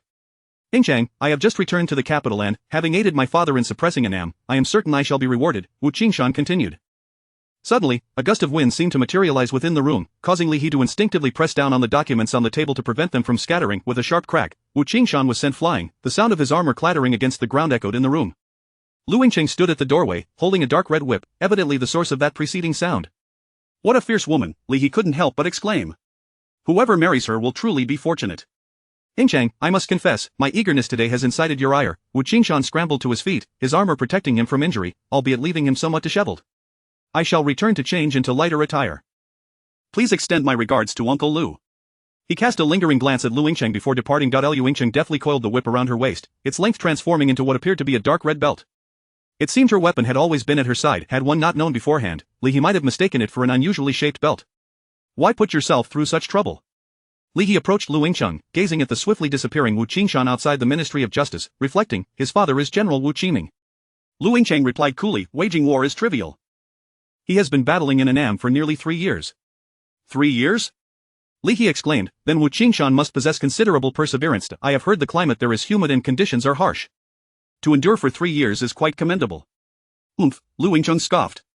3 months ago, Wu Qiming merely transferred his son from the capital to the Southern Expeditionary Army, simply to secure him some hollow military merit. Such sordid affairs may deceive the uninformed, but to those with discerning eyes, it is nothing short of a farce. Oh, indeed, Li He understood at once why Lu Yingqing looked down upon Wu Qingshan. Her father's military achievements were earned through genuine valor on the battlefield, while she herself was actively involved in capturing foreign spies at the Ministry of Justice. It was only natural for her to disdain the inept offspring of privileged families seeking to bask in the glow of their parents' glory. However, Wu Qingshan's demeanor towards you is exceedingly cordial, enduring both reprimands and scorn. Perhaps he harbors intentions of a marriage alliance, Li He remarked with a smile. Though somewhat pretentious, he seems to be quite earnest. Nonsense, Lu Yingqing shot Li He an exasperated glare as she returned to her desk. He is, after all, a general of the expeditionary forces. Upon returning to the capital, he ought to report to the Ministry of War and pay respects to the Emperor, yet he chooses to come here. Is he not placing my father on the proverbial hot seat? Such devotion, I see it as rather nauseating. Li He furrowed his brow, finally grasping Lu Yingqing's perspective. As a leader of the expeditionary forces, regardless of Wu Qingshan's shortcomings, he was still subordinate to the Ministry of War, not merely a private army of Lu Xinghe. Wu Qingshan's visit today may seem trivial, yet if word got out, in the court of the Emperor, it could easily be twisted into evidence for political rivals to attack Lu Xinghe. In this light, Wu Qingshan indeed lacked prudence. However, Li He had not considered this angle earlier. He had assumed that Lu Yingqing's anger stemmed solely from her annoyance at Wu Qingshan's advances. Regardless, her task was to exploit her identity to gather intelligence. She even seduced Wu Jinhun, leading him to become an information broker. As for who orchestrated her actions, I currently possess no leads. Lu Yingqing tapped her fingers against her brow, slowly articulating, do you suppose it is possible that Miss Xiaocui was the individual at the pinnacle of this network? Chapter 43. Reasonable, but uncertain. Li He replied succinctly, yet we can engage in some reasoning. Miss Xiaocui is neither the top courtesan nor the renowned courtesan of Huaixiang Lu. She is merely an ordinary girl who is somewhat pleasing to the guest's eyes. Indeed, Lu Yingqing nodded in agreement with Li He's assertion. The proprietress and the attendants of Huaixiang Lu share similar sentiments regarding Miss Xiaocui. Therefore, it is destined that her time is not particularly free. Li He continued, although I have never acted as a spy, it stands to reason that managing the intelligence for a spy network is an exceedingly time-consuming endeavor. Yes, please go on, Lu Yingqing encouraged, nodding. Li He picked up his teacup and cleared his throat. He must sift through a plethora of intelligence to identify the valuable pieces, and then devise a means to relay them back to Beiyuan or Xiliang. However, the information extracted from Miss Xiaocui is alarmingly trivial, even detailing the appointment of a minor 7th-rank official from the Ministry of Rights. Clearly, this is not particularly valuable intelligence. Lu Yingcheng fell into contemplation, and after a moment, spoke. Are you suggesting that Miss Xiaocui is merely responsible for compiling and summarizing intelligence, while another individual is truly tasked with filtering and dispatching it? Precisely, Li He affirmed with a nod. This also explains why Miss Xiaocui was swiftly eliminated as soon as her identity was at risk of exposure. The analysis was quite cogent. Lu Yingcheng sighed, lamenting the unfortunate lack of a clear suspect. The adversary acted with such decisiveness, severing our investigative direction, leaving us to hope that the constables conducting the search might uncover some valuable leads. As soon as she finished speaking, an exuberant shout rang out from outside. Higor, look what I brought you. Li He and Lu Yingcheng exchanged glances, each able to discern the glimmer of excitement in the other's eyes. Could it be that a clue had truly been discovered? The stagnant investigation was finally poised to make some progress. A most welcome piece of news. Feng Chun cautiously retrieved an oiled paper bundle from his bosom, cradling it in his left hand, and gently opened it with his right. Tada! Green bean cakes made by Miss Feng Jiutian herself. Lu Yingcheng laughed in exasperation. He facepalmed, having forgotten that De Chun had not participated in the search. Last night, he had gone to resolve a dispute involving the tall and imposing Miss Feng Jiutian. What? You don't like green bean cakes? De Chun's bewildered expression was evident on his large, dark face, struggling to comprehend why anyone would dislike the fragrant delicacy. Chirp! Xiao Fei Jiu poked its head out from Li He's embrace, its feathers disheveled from a deep slumber. It flapped its wings, snatching a piece of green bean cake from Feng Chun's hand, landing on Li He's shoulder to feast, scattering crumbs all over him. Alright, just give it to me. Li He stood up to take the green bean cake from De Chun, adding, and by the way, why are you speaking in such a peculiar manner? Aren't you from the old capital? Had ha. Feng Chun scratched his head sheepishly. I just wanted to have some common ground with Miss Jiutian. Alright. Li He waved his hand dismissively. You go back to Huaixiang Lu and relieve a Jean. He hasn't slept all night. What? Feng Chun's face paled in shock. A Jean spent the entire night with a courtesan, and you want me to take his place? This is Li He delivered a couple of light slaps to De Chun's head, clarifying that Jean had an important task at Huaixiang Lu, not that he had engaged in something scandalous all night. Realization dawned upon him as he departed inside the room. Li He and Lu Yingcheng sat in silence. The tension had eased considerably thanks to Feng Chun's interruption, and they both watched as Xiao Fei Jiu pecked at the green bean cake on Li He's shoulder. The green bean cakes crafted by Miss Feng Jiutian were undeniably sweet and fragrant, and Li He could only imagine how De Chun had boasted about them at her home. Yet, De Chun had not forgotten to bring a portion for himself, which touched Li He deeply. This little bird exhibited remarkable intelligence. One could only wonder how the Qinxian elder had raised it. Lu Yingcheng extended her delicate fingers to break off a piece of green bean cake, placing it in her palm. Xiao Fei Jiu landed on her hand, swiftly snatching it away, nearly choking in the process. Chirp! After a moment, she then raised her right hand and waved it in front of him. Hey, store the green bean cakes. Suddenly, Li He's gaze sharpened, and he seized Lu Yingcheng's wrist. I think I understand. His tone was infused with undeniable conviction. I believe I have comprehended how Miss Xiaocui met her demise. Take me to see the coroner immediately. Really? Lu Yingcheng, initially intent on freeing herself from Li He's grip, brightened at his words. After a lengthy pause, he finally nodded affirmatively. Theoretically, there should be a way. Excellent. Li He clapped his hands, turning to Lu Yingcheng and saying, thus, I surmised that the heart-eating goo was already implanted in Miss Xiaocui's body, yet kept sealed through certain means, remaining in a dormant state. Until last night, when the perpetrator utilized some method to lift the seal. That makes sense. Lu Yingcheng cheerfully patted Li He's shoulder. This explains why there were no wounds on Miss Xiaocui, yet she fell victim to the heart-eating goo. However, how did the assailant manage to lift the seal without coming into contact with Miss Xiaocui? The avoidance pill. The old coroner suddenly interjected. The avoidance pill from Huaixiang Lu, the attendant mentioned that the deceased had to take it daily. Thus, it should serve to keep the heart-eating goo in a dormant state. If tampered with, it could lose its efficacy, allowing the heart-eating goo to awaken without direct contact. That makes sense. Lu Yingcheng grasped Li He's wrist. Let us go to the pharmacy that sells the avoidance pill. Yet, Li He's feet seemed rooted to the ground, and in her haste, Lu Yingcheng found herself unable to pull him along. No, this is utterly unreasonable. Li He fixed his intense gaze on the old coroner, engaging in a self-dialogue. Wherein lies the unreasonableness? The unreasonableness lies in the fact that your analysis is too perfectly reasonable. Chapter 44 of The Fall. What does it mean? What does it mean to be unreasonable when it is so reasonable? Are you speaking in riddles? Lu Yingcheng, momentarily taken aback, grasped Li He's hand, glancing at him, then at the elderly coroner who was bowing his head. Li He chuckled, continuing to fixate on the wrinkled face of the old coroner, and inquired, how long have you held the position of coroner in the Ministry of Justice? Nearly 30 years, the coroner responded. Oh, Li He nodded, so you have been a spy for almost 30 years. What? Lu Yingcheng gasped, turning to Li He's profile. What did you say? The old coroner lowered his head even further, speaking each word with deliberate precision. My lord, I have served in the Ministry of Justice for decades with utmost diligence, yet I am subjected to such slander. Slander? Li He laughed again. You know best whether I am slandering you or not. If I'm not mistaken, you are likely the highest-ranking spy among those planted by the Northern Yuan in the imperial capital. However, you have committed a grave error. Li He paused, and the room fell into silence. After a moment of contemplative quiet, the old coroner let out a deep sigh. I would like to hear more. These 4 words undeniably revealed his identity. You were a bit too hasty, Li He remarked softly.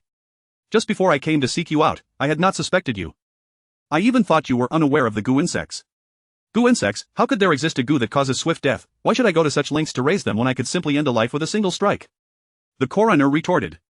Moreover, when I inquired earlier, you confirmed my judgment, indicating you are familiar with the heart-eating goo. Yet, you failed to mention last night that the heart-eating goo could remain dormant after entering the human body. Of course, it is possible you are simply inexperienced and do not truly understand goo insects. I would not doubt you for such a reason. However, you have been subtly guiding our investigation. Last night at Huaixiang Tower, it was you who informed us that the heart-eating goo requires blood to be effective, and ingestion would not result in death. This is why we dismissed the servant as a suspect and did not investigate the apothecary who provided the contraceptive pills. But just now, when I asked whether goo insects could lie dormant, you eagerly steered us towards the contraceptive pills. If I am not mistaken, you have orchestrated a scenario where I would uncover crucial intelligence at that apothecary and subsequently capture the shopkeeper or the apothecary, thereby concluding the case. Hence, I say you were too hasty. Your persona is that of a seasoned coroner with decades of experience. You ought to know that a coroner's primary duty is to extract evidence from the deceased, not to manipulate the direction of our investigation, especially not in 2 opposing directions. The old coroner's entire face contorted, as if he were deeply contemplating Li He's words. After a prolonged silence, he finally spoke again, his voice inexplicably youthful. I never anticipated that the reason for my exposure was not due to incompetence as a spy, but rather as a coroner.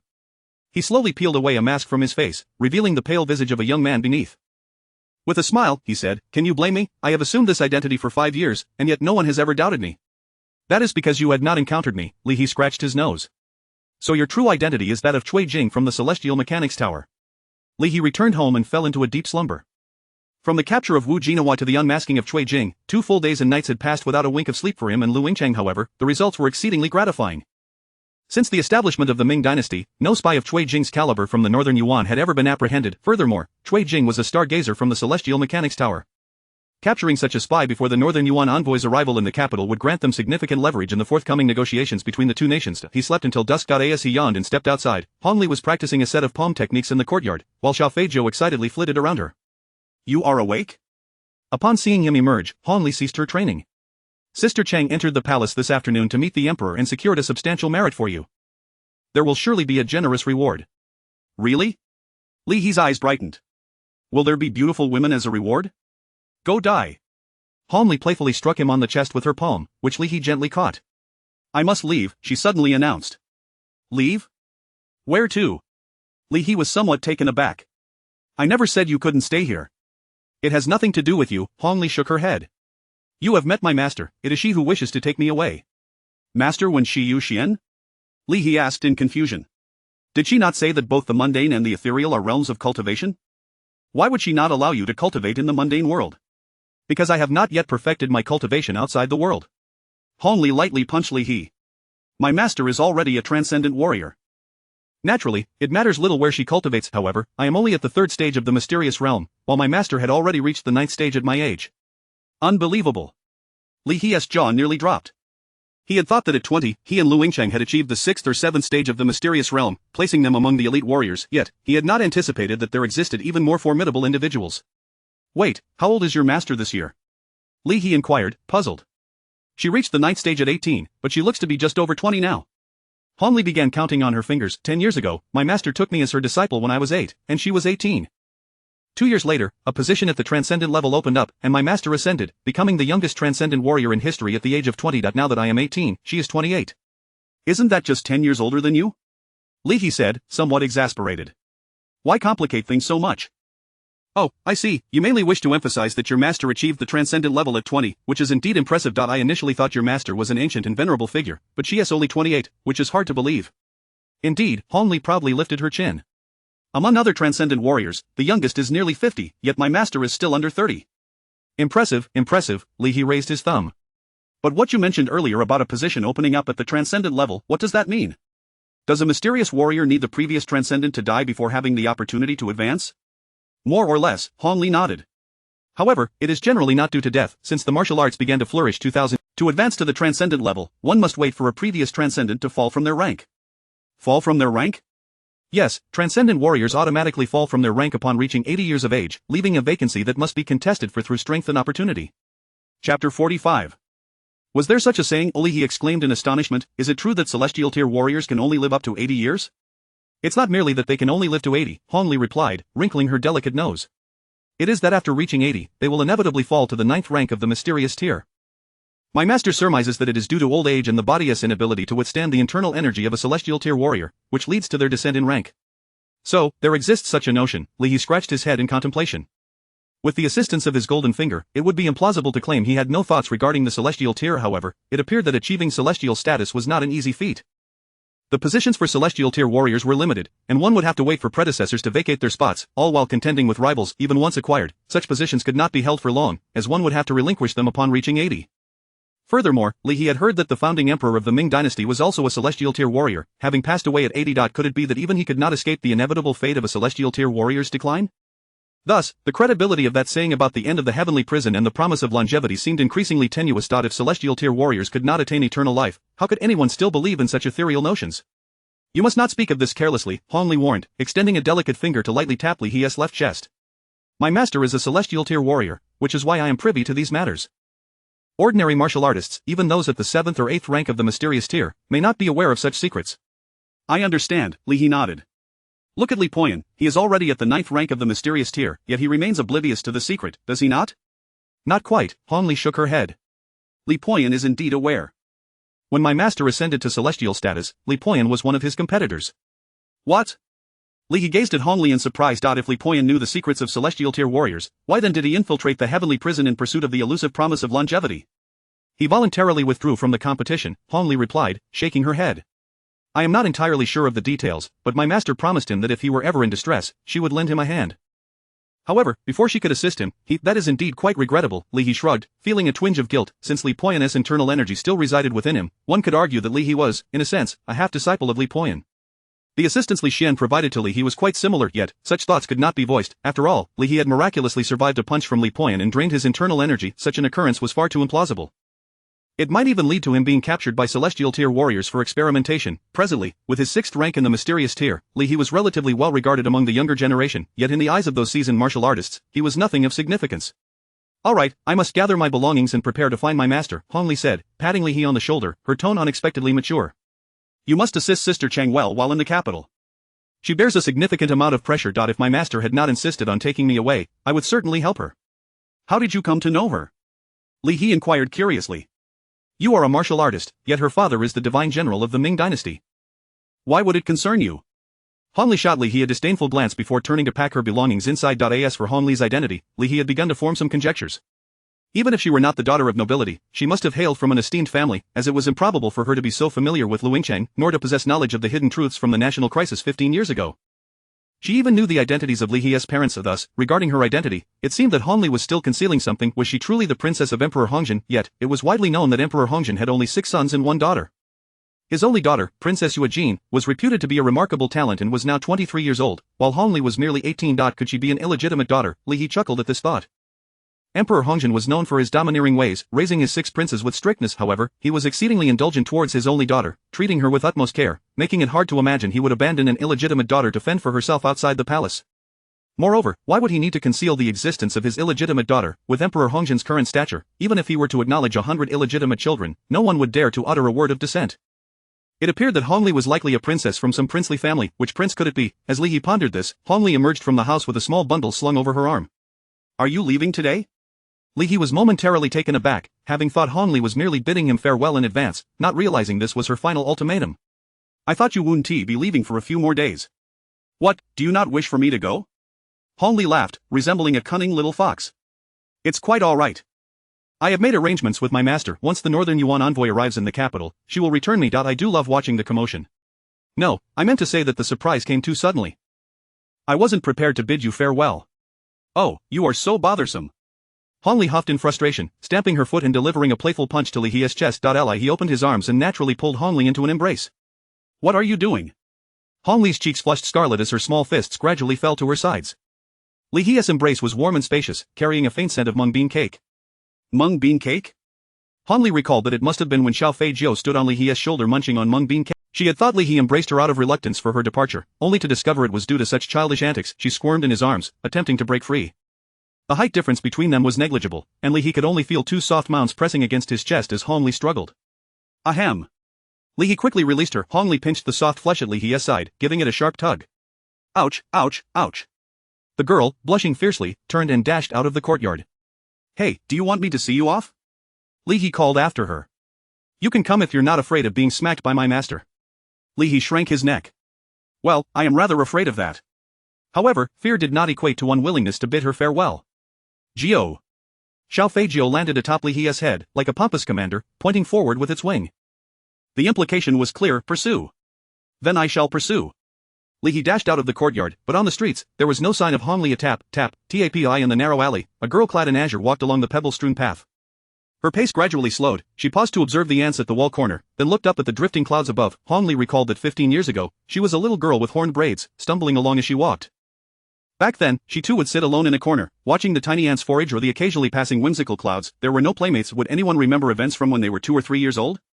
Certainly, some would. As long as those moments etched themselves in the heart, they would be remembered. Hong Li would also remember the little boy who shared candied hawthorn with her. One skewer held 6 hawthorn berries, and she ate 4 while he had 2.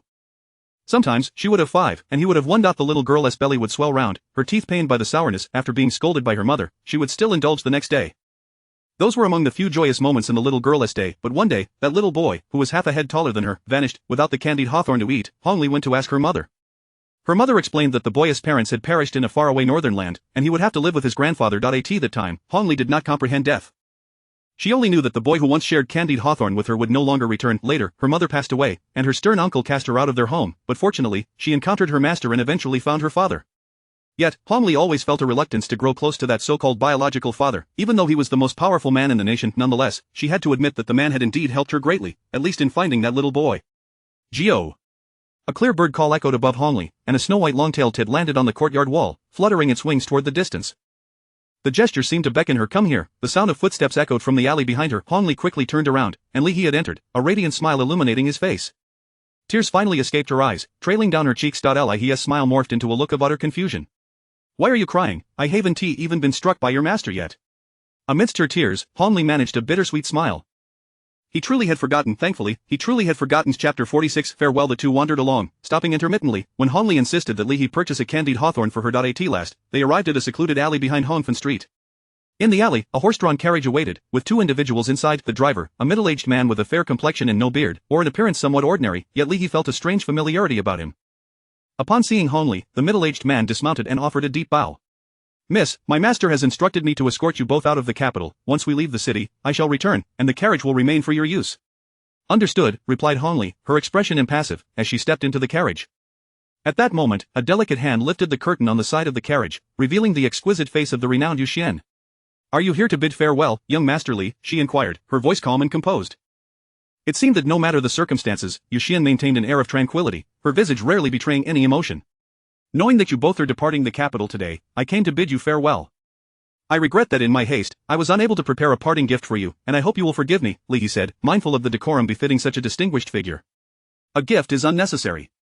Given the occasion, I imagine young master has been inspired to compose a poem. Pray, do share one with me, Yu Xian responded, her demeanor still serene, yet her request startled Li. Recite a poem on the spot? I cannot do that, sister, he protested. By the way, master mentioned you wrote a poem for her last night, Hong Li chimed in, peering out from behind Yu Xian. Master, he must have simply copied a poem from somewhere and is now trying to impress us with it.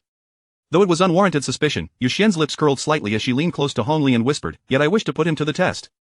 He felt a twitch at the corners of his mouth. Despite Yu Xian's quiet tone, as a practitioner at the 6th tier of the Xian grade, he could certainly hear her words from such proximity. However, being a celestial-level martial artist, Yu Xian undoubtedly possessed the means to ensure her voice remained inaudible to him. Thus, her words were deliberately meant for his ears.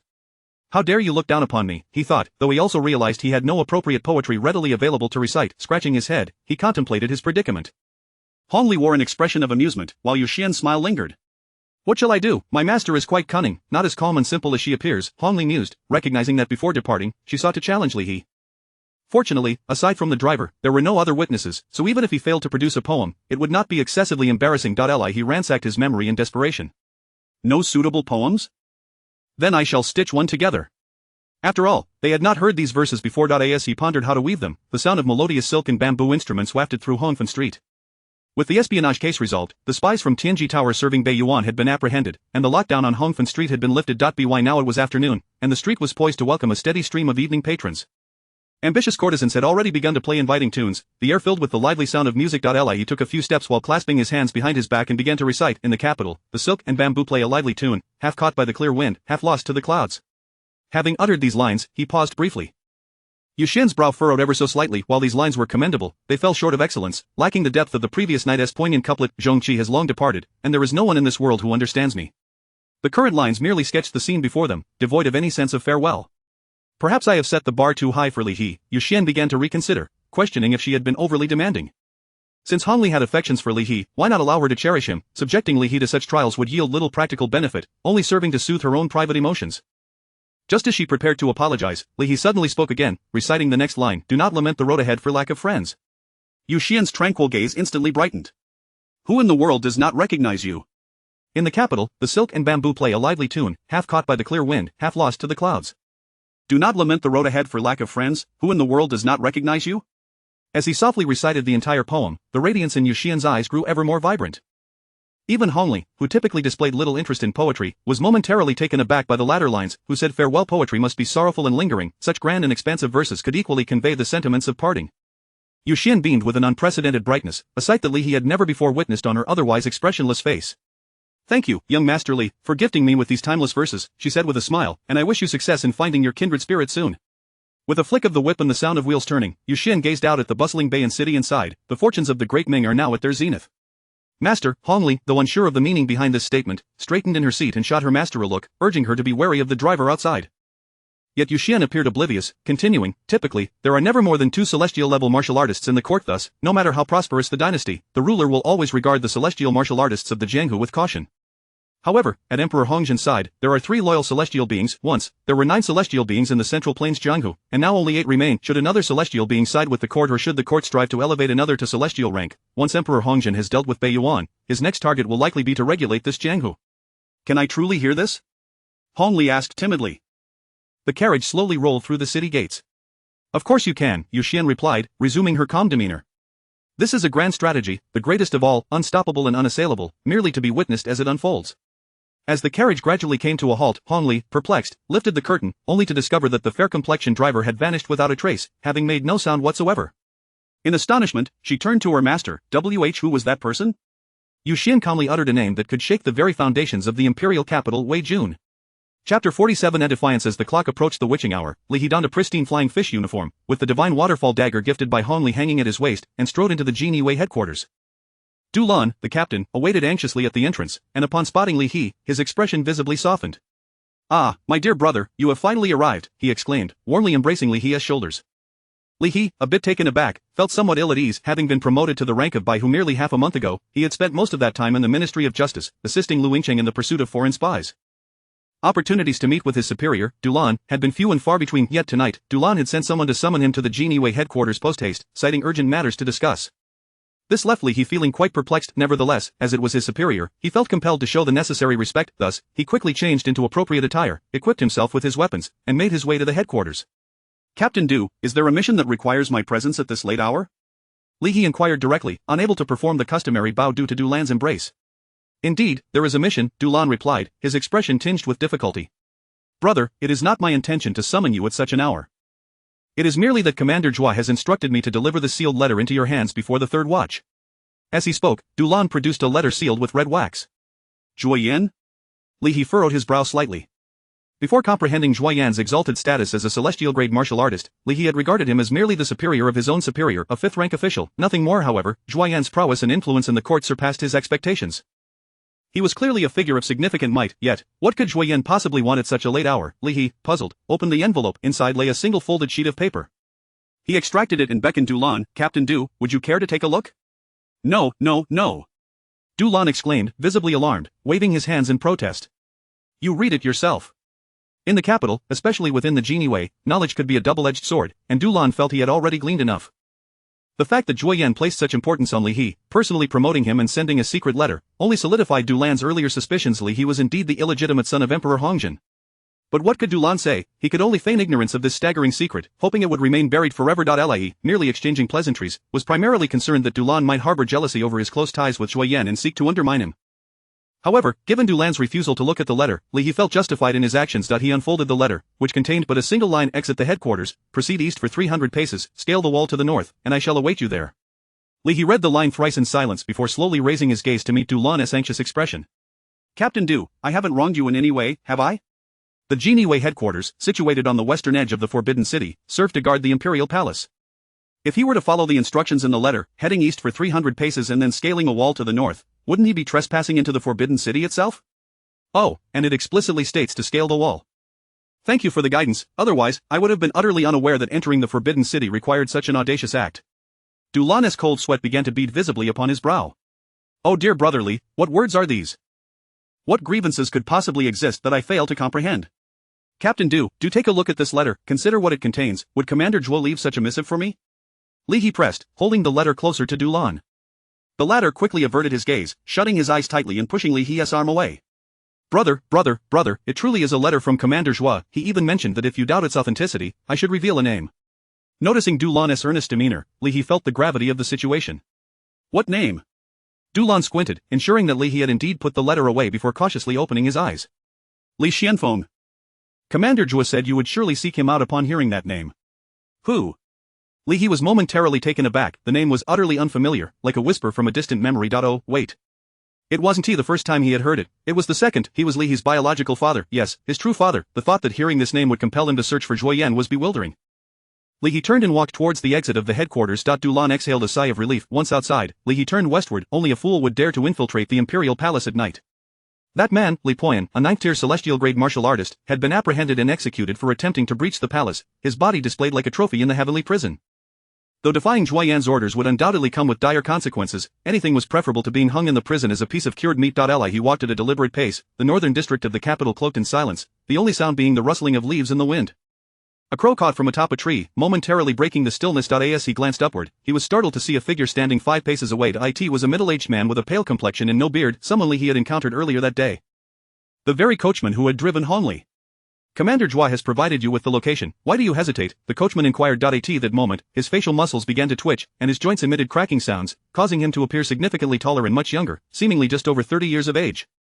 The techniques employed by the Tianji Tower Shui Jing to alter one's appearance with human skin masks were indeed remarkable, yet they paled in comparison to the transformation before Li He's eyes. Li He was taken aback. He recognized this man. No wonder he felt a sense of familiarity upon seeing him today. After Li Poyan's demise, Li He had encountered this individual in the heavenly prison. The East Factory Superintendent, the illustrious Wei Jun of the Ming Dynasty. Today, he had been the one to escort Hong Li and the esteemed Master Yu Xuan from the capital. Ah, Hong Li, your background is truly extraordinary.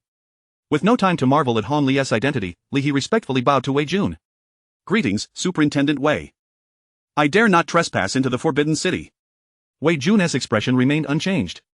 Do you dare not act upon Zhuo Yan's orders? Li He silently cursed in his heart at the cunning displayed by this young man. Wei Jun's statement effectively pitted Zhuo Yan's command against the prohibition of the Forbidden City. To defy one was to violate the other. Both paths led to folly. With a resigned sigh, Li He replied, it is precisely because of Commander Zhuo's orders that I do not dare. Why is that? One does not don shoes in a melon patch, nor adjust one's cap beneath a fruit tree.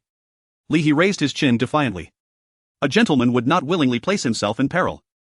By issuing such an order, Commander Zhuo is putting himself at risk. Should I be captured for trespassing into the Forbidden City, as a member of the Genie Wei, I would undoubtedly implicate Commander Zhuo as well. And furthermore, Li He hesitated. What furthermore? Wei Jun pressed. Furthermore, the letter from Commander Zhuo did not specify a time. Li He could not suppress a chuckle. If I were to devise a means of entering the Forbidden City without contravening the prohibition, then regardless of when I enter, it should not be deemed an act of defiance, correct? At this, a playful smile crept across Wei Jun's face, a clever ploy, yet still insufficient. Before his words had fully escaped his lips, he made his move. Chapter 48 The Prince Consort and Overwhelming Pressure. This marked the first occasion for Li He to confront the assault of a celestial-grade martial artist. He was utterly oblivious to the direction from which Wei Jun had struck. Li He merely felt as though he were a fragile vessel, tossed about amidst a tempest, and engulfed by towering waves. He had not even the time to draw his blade.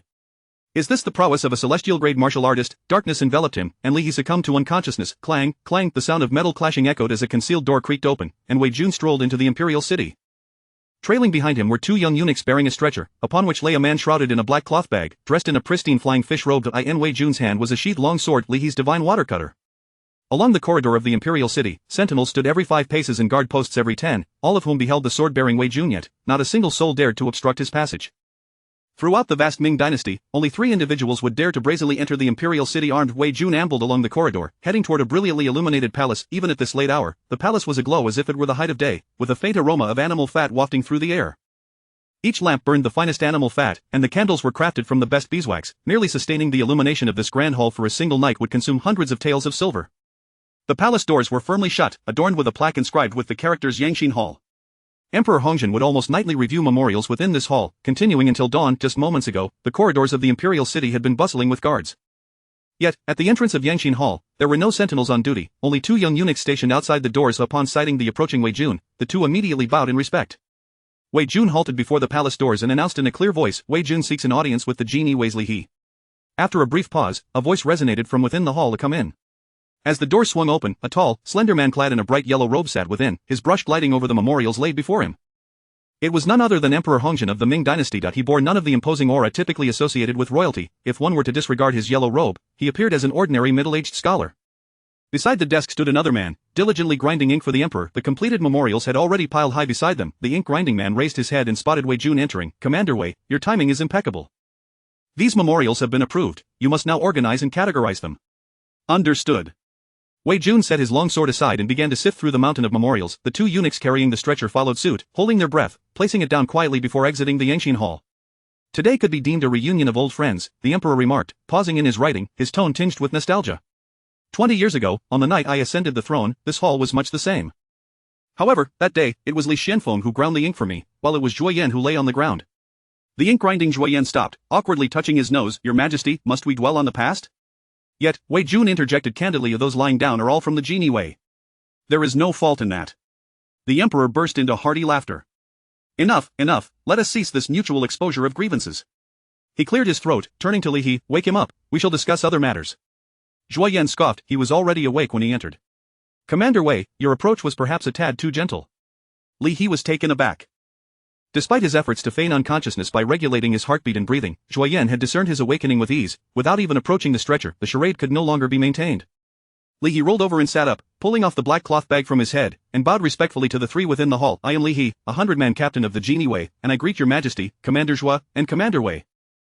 I truly had just regained consciousness, but having never met your Majesty before, I feared I might breach etiquette, thus I opted to feign unconsciousness." The emperor chuckled once more, addressing Zhuo Yan. "See, he is merely venting his frustrations, lamenting that I have not summoned him for so many years." Li He was momentarily taken aback. He was not implying such a thing, yet, the emperor's interpretation seemed somewhat valid. After all, Li He's father had perished in service to the nation many years ago, and Li He had received none of the due benefits as a family member. It was only natural for him to express some grievances. "This lad has grown wild and speaks without restraint. I beseech the emperor for forgiveness." Zhuo Yan slightly bowed, though his tone bore no reproach toward Li He. "Enough, enough," the emperor waved his hand dismissively. Li Xianfeng contributed significantly during the national crisis, and now his son has apprehended the spies sent by the Tiangong Tower into the Ming. "I am more than pleased and would never hold it against him. Shouldn't you express your gratitude?" Zhuo Yan shot Li He a glare, yet Li He remained unmoved, furrowing his brow. "Your Majesty, since you have broached the topic of past events, I must pose a question. It seems my father was on familiar terms with several of you, yet why has the truth surrounding my father's demise remained concealed for so long?" A profound silence enveloped Yangxin Hall. The 3 middle-aged men present displayed inscrutable expressions, rendering their thoughts unreadable. Only the faint crackling of the burning wick occasionally broke the stillness. After an indeterminate period, the emperor finally spoke, though not to Li He, but rather to Wei Jun beside him. "Wei Jun, do you recall that scene from years past?" Li Xianfeng, at that time, was of a similar age to him, and he too pressed me for answers in the Wang residence. Wei Jun nodded slightly, responding, "I dare not forget." The emperor turned his gaze to Li He, speaking softly. "At that time, I could not answer Li Xuanfeng's inquiry, and today, I am equally unable to address yours. This was your father's final arrangement. I do not know the reasons behind it, thus I can only comply. Perhaps after the coming march, you will uncover the truth yourself." Li He felt somewhat bewildered. The emperor's words were akin to a riddle. However, he recalled hearing from Hong Li that following March of next year, the national fortune of the Northern Yuan, sealed by his father, might re-emerge. Could there be a connection between these 2 events? Is it because of the Northern Yuan's national fortune? Li He cautiously inquired. "National fortune?" The emperor chuckled again. "Perhaps Li Xianfeng was always rather enigmatic in his dealings. I cannot assert anything with certainty. Nevertheless, you have achieved great merit alongside the daughter of the Star River. Speak, what reward do you desire? I shall compensate you for the 15 years of rewards that you have missed." "So there are rewards?" Li He's eyes sparkled with excitement. Why was this not mentioned earlier? Had I known, I would not have lingered over matters concerning my father. Is that truly the case? Li He eagerly rubbed his hands together, but I am uncertain what sort of rewards might be bestowed. The emperor regarded Li He with a smile, suddenly proposing, my daughter remains unwed. How would you consider becoming the prince consort? Chapter 49 What benefits, what prince consort, what horse? Li He felt as though he must have misheard. It was well known throughout the court and the land that Emperor Hongjin held an extraordinary fondness for his only daughter, Princess Yuejin. 3 years prior, the king of Xiliang had sent envoys to the Ming dynasty, requesting a marriage alliance and explicitly naming Princess Yuejin as his desired bride. The emperor, in a fit of rage, had pointedly berated the Xiliang envoy, refusing their offerings of treasures and expelling them from the imperial capital under the cover of night. From the perspective of both nations, such a reaction was exceedingly imprudent. Had the king of Xiliang been unable to swallow this affront, it could have potentially ignited a substantial conflict. Yet, inexplicably, the king of Xiliang had chosen to endure the slight. Later, through the whispers of the streets, it was revealed that Lu Xinghe had journeyed to the Jinshi Pass specifically for this matter, and that Xiliang had amassed a formidable military presence, yet had not dared to approach the Jinshi Pass even by a single step. To defend Princess Yuejin, Emperor Hongjin had even risked the potential of war with Xiliang by rebuffing the marriage proposal. Now, the emperor claimed he intended to marry Princess Yuejin to me, Li He? Who would dare to wed? What if, after the marriage, the couple had a quarrel, and the emperor sent 3 celestial beings to chop me into mincemeat? A shiver ran down Li He's spine. To outright refuse, that seemed equally unwise. Such an action might immediately provoke 2 celestial beings to reduce him to shreds. To agree was impossible, and to refuse was even more so. He felt akin to a turtle on a chopping board. Whether he extended his neck or withdrew it, he was doomed either way. Your Majesty, I have always admired the princess's grace. Since neither option seems feasible, I shall prepare to feign compliance, but the matter of the princess's marriage must be deliberated with great care, and of course, it must reflect the princess's own wishes. The emperor nodded thoughtfully. Indeed, after all, you were both young people, it would not be a bad thing to become better acquainted. He secretly breathed a sigh of relief. He had momentarily passed this hurdle. He had no desire to be a prince consort. One should not assume that being a prince consort was a delightful endeavor. Marrying the emperor's daughter naturally precluded the enjoyment of a life filled with multiple spouses. This was a grave concern for Li He. He could not experience such a life before his transmigration, and now, even after, it seemed equally unattainable. Had he transmigrated in vain? Although he currently had neither a wife nor a concubine, his yearning for a splendid life remained undiminished. Let us first bestow the reward for capturing the foreign spies. The emperor did not dwell on the issue of the prince consort, continuing, Li He, you have distinguished yourself in your investigation.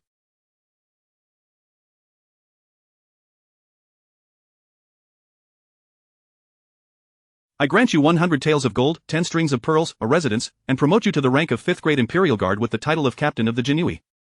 How does this reward sound? Li He was taken aback. He had not anticipated such a generous reward from Emperor Hongjin, and this was merely for capturing spies. Any lingering dissatisfaction he harbored towards the emperor evaporated instantaneously. 100 taels of gold was indeed a significant sum. What dissatisfaction could possibly overshadow such a fortune? Is there any further issue? The emperor inquired with a genial smile, appearing less like a monarch and more like a delighted elder observing the growth of a younger generation. Just as Li He was about to depart with a sense of satisfaction, he suddenly recalled something. Thus, he posed the question, Commander Zhua, why did you leave a secret message with Captain Duran tonight, prompting me to infiltrate the imperial city? Before Zhuo Yan could respond, Wei Jun interjected, expressionless. Good question. Zhuo Yan preferred not to knock you unconscious himself, as that would seem rather petty. So, when you infiltrated the Forbidden City, someone would appear to render you unconscious. Why must you specifically knock me out? Li He scratched his head. It is best you remain unaware, Zhuo Yan warned with a menacing glare. Wei Jun chuckled softly, because 20 years ago, it was your father who knocked him out and tossed him to the ground. If he cannot best the elder, he must resort to bullying the younger. As dawn broke, Li He walked home, the events of the previous night feeling surreal. At first, he had been rendered unconscious by a top-tier celestial martial artist. By the time he exited the imperial city, Li He had been elevated to the position of a 5th grade Imperial Guard, captain of the Jinui, and possessed a substantial sum of money. Life, it seemed, was as malleable as clay. However, it was clear that Emperor Hongjin was well informed about many details concerning his parents, yet he chose not to divulge them. He found himself at a loss. The emperor was the most qualified man in the world to remain silent, bolstered by his 3 celestial companions having been subdued by Wei Jun in a single strike. Li He finally grasped the vast chasm separating him from celestial martial artists. He could not even discern the techniques employed by Wei Jun, or perhaps, Wei Jun had not even bothered to make a move. Before leaving the imperial city, Zhuo Yan had taken a moment to inform Li He of an upcoming event. In a month, a delegation from Beiyuan would arrive at the imperial capital. As per custom, this delegation would bring along numerous talented youths from Beiyuan, ostensibly to engage in a friendly contest of martial and scholarly skills with the Ming dynasty. This competition would be divided into 2 categories: martial arts and literary prowess. The literary aspect was not a concern, as the so-called talents from Beiyuan and Xiliang would prove inadequate against the scholars of the Guozijian. Thus, the evaluation of literary skills posed no threat. However, issues loomed on the martial arts front, as it was rumored that Beiyuan had produced a number of promising talents in recent years. Meanwhile, the Ming dynasty had a flourishing martial arts culture in the rivers and lakes, but talented young martial artists were few and far between within the court. Zhuo Yan mentioned that Emperor Hongjin intended to designate Li He to lead the participation in this martial arts competition against Beiyuan. A contingent of young martial artists would be drawn from the military for Li He to select and form a team, which would then compete against the youths from Beiyuan in martial prowess. Me, Li He was taken aback. Yes, you, Jueyin affirmed with a nod. The daughter of Xinghe will likely participate as well, but she has duties in the Ministry of Justice, making you the optimal choice. Li He began to explain but was interrupted by Jueyin. I am aware that you have reached the 6th stage of the Xian grade. When Wei Jun rendered you unconscious, he discerned your level of cultivation. Though a 6th stage Xian grade at your age is not particularly high, it is adequate. Not particularly high, adequate. Did celestial martial artists consider themselves so formidable? Yet, after pondering for a while, Li He finally asked, are there any benefits? He was promptly kicked out of the imperial city gates by Jueyin. Isn't this bullying? Li He grumbled, rubbing his rear in indignation. Suddenly, Xiao Feiqiu appeared from nowhere, alighting on Li He's shoulder and gently pecking at his earlobe. Li He tilted his head to regard Xiao Feiqiu, curious, where did you run off to last night? Xiao Feiqiu turned its head, raising its wings towards the towering, majestic imperial city. Chapter 50 Rewards outside the imperial capital, at the Zizhu Villa. This once served as an exclusive royal garden estate, nestled adjacent to Tang Mountain, boasting picturesque scenery. Even during the sweltering summer months, the villa remained refreshingly cooled. It is said that during the reign of Emperor Gaozu, he would bring his harem to reside here for a period each summer. However, after Emperor Hongzhen ascended to the throne, this tradition was cast aside. His diligence in governance ranks among the top 3 of all emperors throughout history, and entertainment activities within the harem were exceedingly rare. Consequently, the villa fell into disuse. Rumor has it that several years ago, it was bestowed upon the legendary general of the Ming dynasty, Lu Xinghe, and is now considered property of the Lu family. Clop, clop, clop, the sound of chaotic hoofbeats echoed, as 2 riders galloped towards the villa's entrance. Whoa, Lu Yingqing seized the reins, halting her horse before the villa, and gracefully dismounted. Li He mimicked her, handing the reins to a servant who had come to greet them. Raising his gaze to the 4 prominent characters spelling Zizhu Villa above the entrance, Li He couldn't help but exclaim, I must say, this place is indeed quite spacious. Since Li He had been personally rewarded by Emperor Hongzhen, his status within the Jinhui had soared to new heights.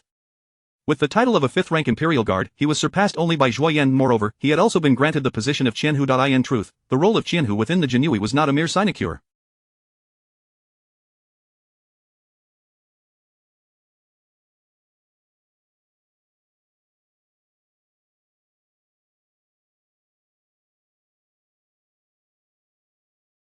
However, the ranks remained unchanged with no expansion or senior members relinquishing their positions. Thus, Li He currently found himself as a rather idle Qianhu, free from duties and accountability, with only the lively Shijin and Fengchun as his subordinates. Suddenly at a loss for how to spend his newfound leisure, Li He found himself frequenting the Ministry of Justice to seek the company of Lu Yingqiang, as the selection for the joint training between the 2 nations had yet to commence.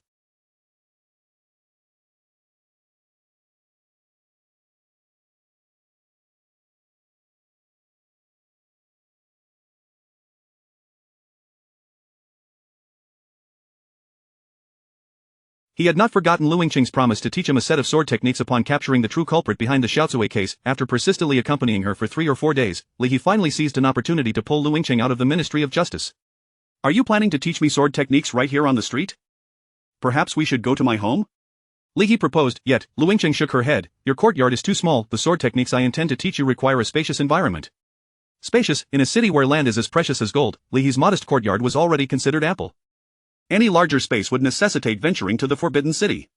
Where can we find a more spacious location? Li He scratched his head. I can't afford to switch to a larger courtyard. You wouldn't be trying to avoid teaching me, would you? In truth, Li He was not devoid of funds. Emperor Hongzhen had recently granted him 100 taels of gold. However, being a solitary figure, acquiring a larger residence seemed pointless. His prodding proved effective, as Lu Yingqing promptly grasped his arm and led him out of the imperial capital, the 2 of them galloping towards Zizhu Villa.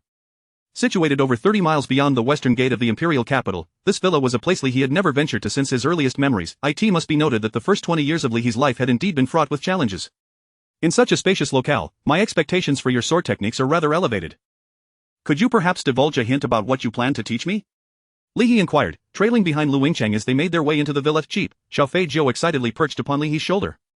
Today, it had finally experienced the thrill of flight, as soaring through the city paled in comparison to the exhilaration of the wild. He hardly noticed the mung bean cake he held in his arms. The ancestral sword techniques of my family have supposedly been passed down for over a dozen generations.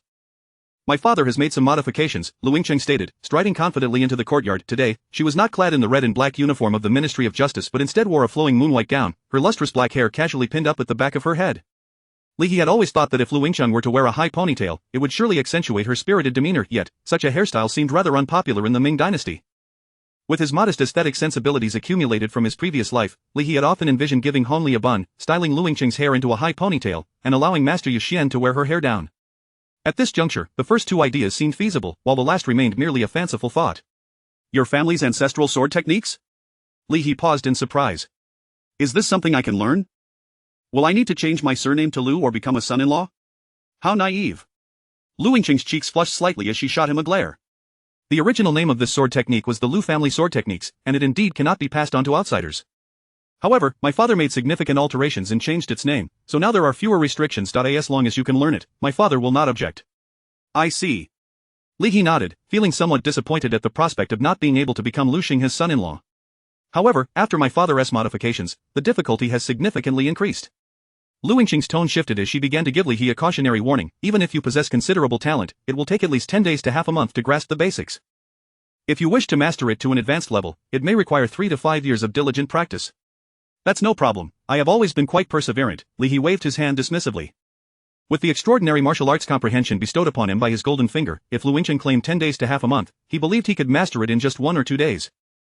Previously, he had learned the Spring Thunder 13 swords from Hongli in less than half an hour, even streamlining it into 9 techniques. No matter how challenging Lu Xing his self-created techniques were, they could not possibly be 100 times more difficult than the Spring Thunder 9 swords.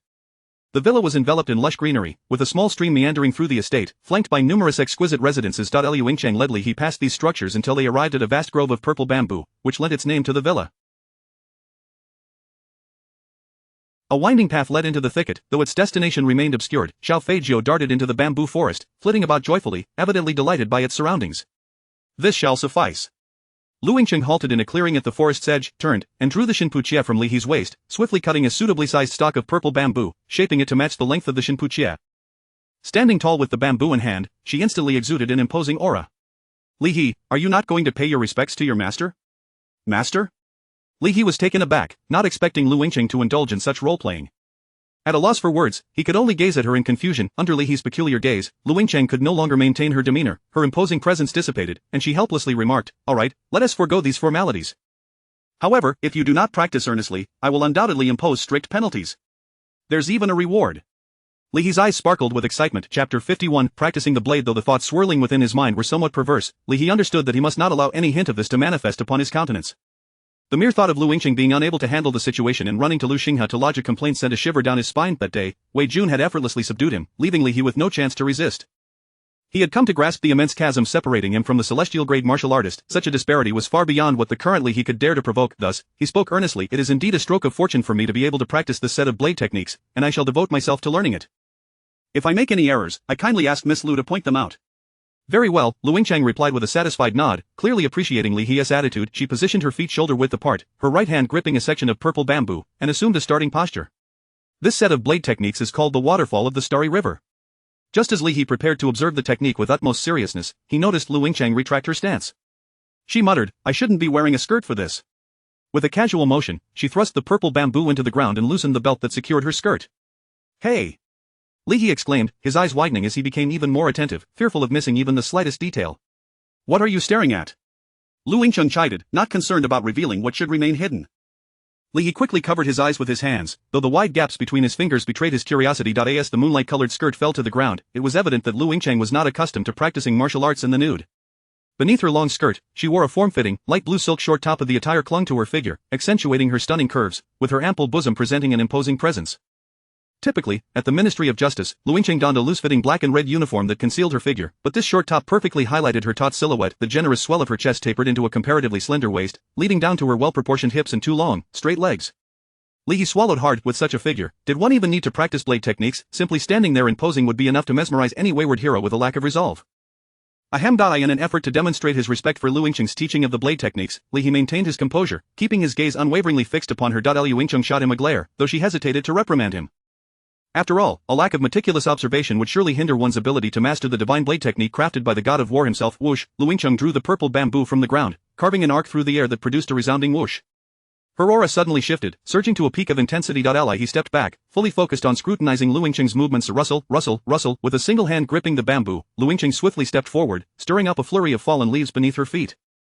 Her pace quickened, and the purple bamboo danced in her hand, leaving behind phantoms of its trajectory. Had it not been for Li He's exceptional vision, he might not have even discerned her form at this moment. A pale blue figure whirled in the clearing, and the air within a radius of several meters was set into tumultuous motion, creating a scene of awe-inspiring grandeur. He retreated several steps to avoid disturbing Lu Yingqing, pondering to himself. Practicing this set of blade techniques indeed requires a spacious area. The agile purple bamboo in Lu Yingqing's grasp seemed akin to a blade honed through countless trials, and she leaped gracefully, executing a strike that unleashed a terrifying gust of wind into the nearby bamboo grove. The bamboo swayed, leaves scattering as if an enraged dragon had descended. Lu Yingqing landed lightly, yet the purple bamboo in her hand shattered under the force of the strike, splintering into countless fragments. Had Li He wielded his divine waterfall blade in place of the bamboo, the destruction wrought by that strike would have been even more catastrophic. Carelessly discarding the bamboo shards, she regarded Li He with a sense of pride. This set of blade techniques comprises 3 forms. This is the first. It embodies the grandeur of the starry river, ideal for group battles. Take a moment to absorb it. Such a splendid blade technique. Li He applauded enthusiastically. What about the remaining 2 forms? Lu Yingqing raised an eyebrow, her tone tinged with displeasure. One should not be greedy. Master this first form before you inquire about the rest. Very well. Li He unsheathed his divine waterfall blade from his waist. Allow me to forewarn you, I tend to learn swiftly, so do not be overly astonished. Ha! Lu Yingqing chuckled, evidently skeptical of Li He's claim. Although this set of techniques consists of merely 3 forms, it is the culmination of my father's labor.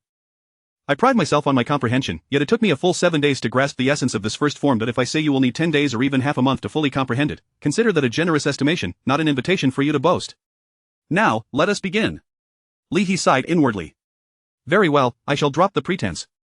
He resolved to reveal his true capabilities. Initially, he had hoped to interact with her as an ordinary prodigy, but her condescension compelled him to act otherwise. Recalling the starting posture Lu Yingqing had demonstrated, he assumed the stance, allowing the energy within him to flow effortlessly. This set of blade techniques, in contrast to the Spring Thunder 9 blades, was defined by its naturalness.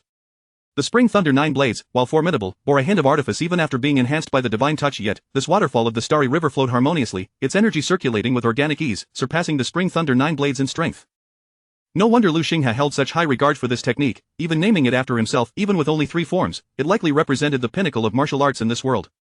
Li He became wholly immersed, inexplicably entering a state where his intentions and movements were in perfect synergy. Meanwhile, Lu Yingqing, her lips slightly parted, gazed at him in astonishment. What is this? The trajectory of this blade technique was profoundly intricate.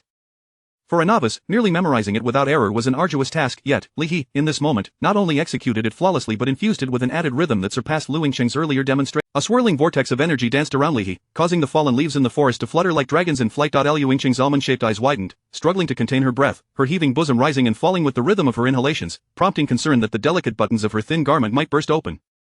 However, Li He was too engrossed to notice such details. As the movement of his blade approached its conclusion, he felt it teetering on the edge of escape from his grasp. He tightened his grip on the hilt, channeling all his inner strength into this one decisive strike. With a sweeping motion, he unleashed a horizontal slash. It surged forth like an army of 1,000, and Lu Yingqing felt the ground tremble beneath her feet. The sharp blade wind swept through the air, hurtling toward the bamboo grove. The towering bamboo at the outermost edge of the grove toppled in unison, followed by a cacophony of snapping sounds as over 100 stalks succumbed to the force before the momentum finally ceased. Peep, a small creature that had been nestled within the bamboo forest, scurried out in a panic, spiraling through the air before seeking refuge in Li He's embrace, trembling in fright. Before Lu Yingqing could utter a word in response to Li He's display, a figure dashed out from the winding path of the bamboo grove.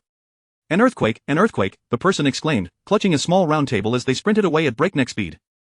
Chapter 52. A moon brocade emerging from the bamboo grove was a young lady clad in a crimson dress. In her left hand, she cradled a collapsible bamboo table, while her right hand grasped a brush and an inkstone, with several large sheets of Xian paper nestled against her chest. Her right hand was stained a deep black with ink, and the precious Xian paper appeared to be at risk of tearing. He regarded her with a mixture of astonishment and curiosity.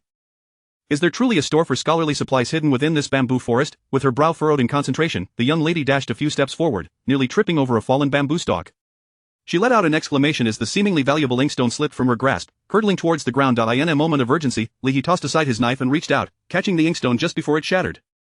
Phew, it was fortunate that it remained intact. He breathed a sigh of relief. The inkstone was exquisitely crafted and meticulously made, worth at least 10 taels of silver if sold. 10 taels of silver, indeed. The girl in the red dress came to a halt, squinting as she stared blankly at Li He. Suddenly, as if recalling something important, she rushed towards him, tugging at his sleeve, insisting, an earthquake just occurred. We must flee at once.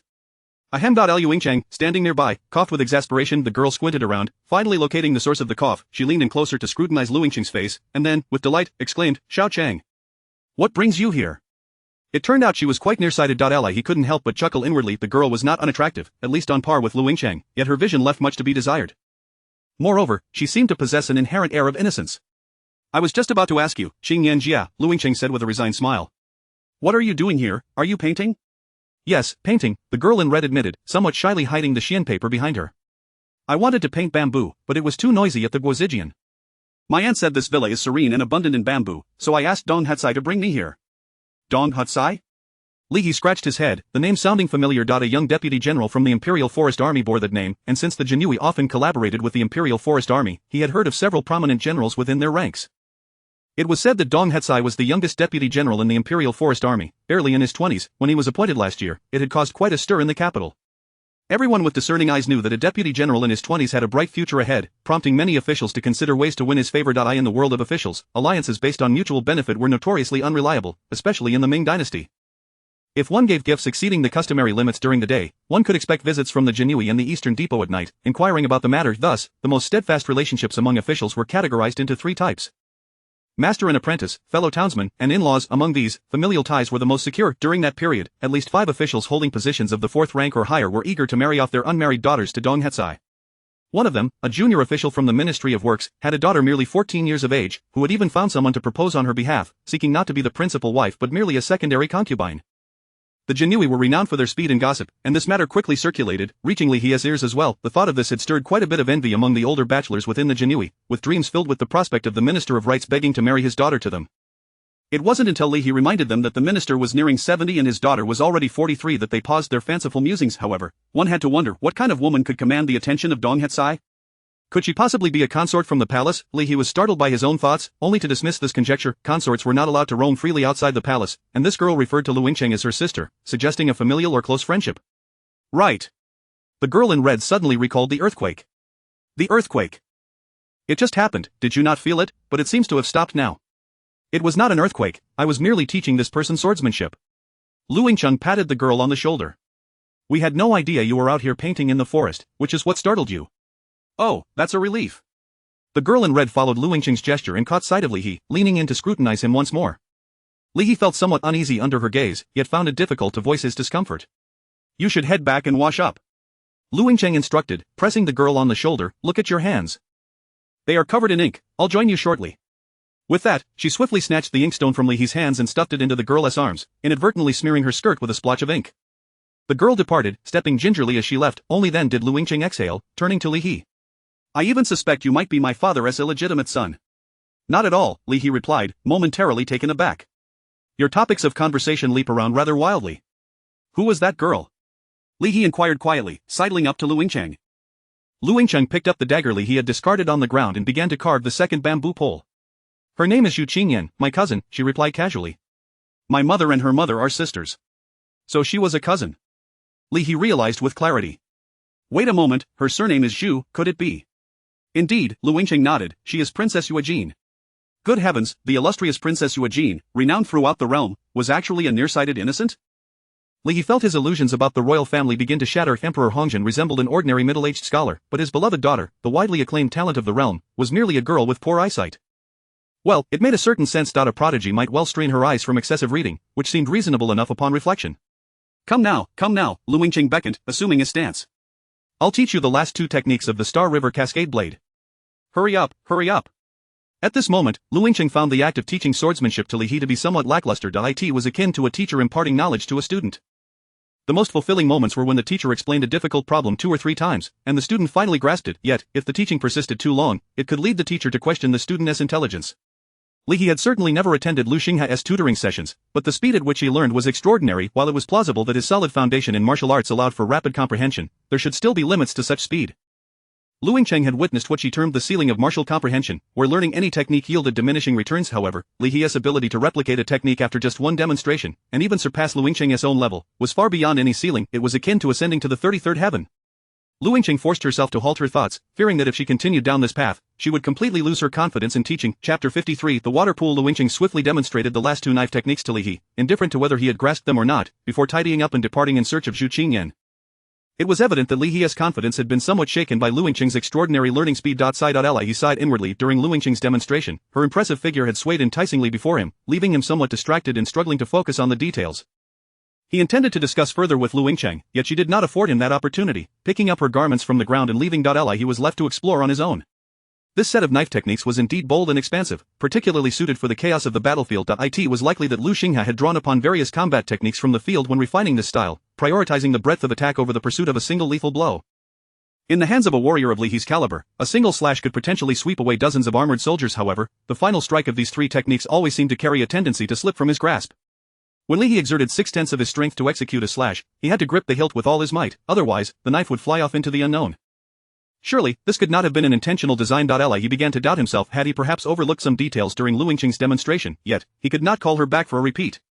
That would be quite embarrassing. Gritting his teeth, he resolved to exert full force once more, just in case this stroke was indeed intended to be a thrown knife attack. Gathering all his energy, Li He unleashed a mighty slash. Whoosh! The sharp sound of slicing air echoed as the Shinpu cut was hurled far away, covering nearly 100 paces before vanishing into the bamboo grove. At such a speed, Li He could have easily caught up with it using his swallow soaring technique, but having exerted all his strength in that strike, the surge of energy made it too late for him to pursue. Leaning on his knee, he gasped for breath. He had nearly unraveled the mystery of that strike. It was a desperate blow, a last-ditch effort when facing death, which could amplify its ferocity, ensuring that anyone who stood in its way would meet their demise. Indeed, it was not a technique to be employed frequently, lest he lose a treasured blade each time. Xiao Feijiu folded her wings and dove from the sky like a plump little cannonball, landing before Li He, then flapping her wings toward the direction where the Shinpu cut had flown away.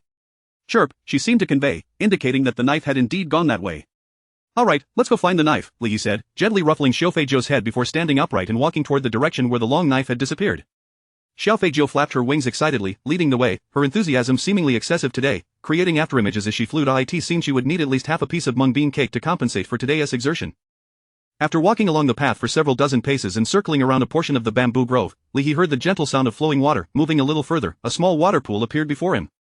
The water was crystal clear, no deeper than 10 feet at its deepest point, and only 2 or 3 zhang in circumference. 2 springs gushed forth from cracks in the surrounding rocks, merging to form this tranquil pool, which in turn created a small stream that meandered away.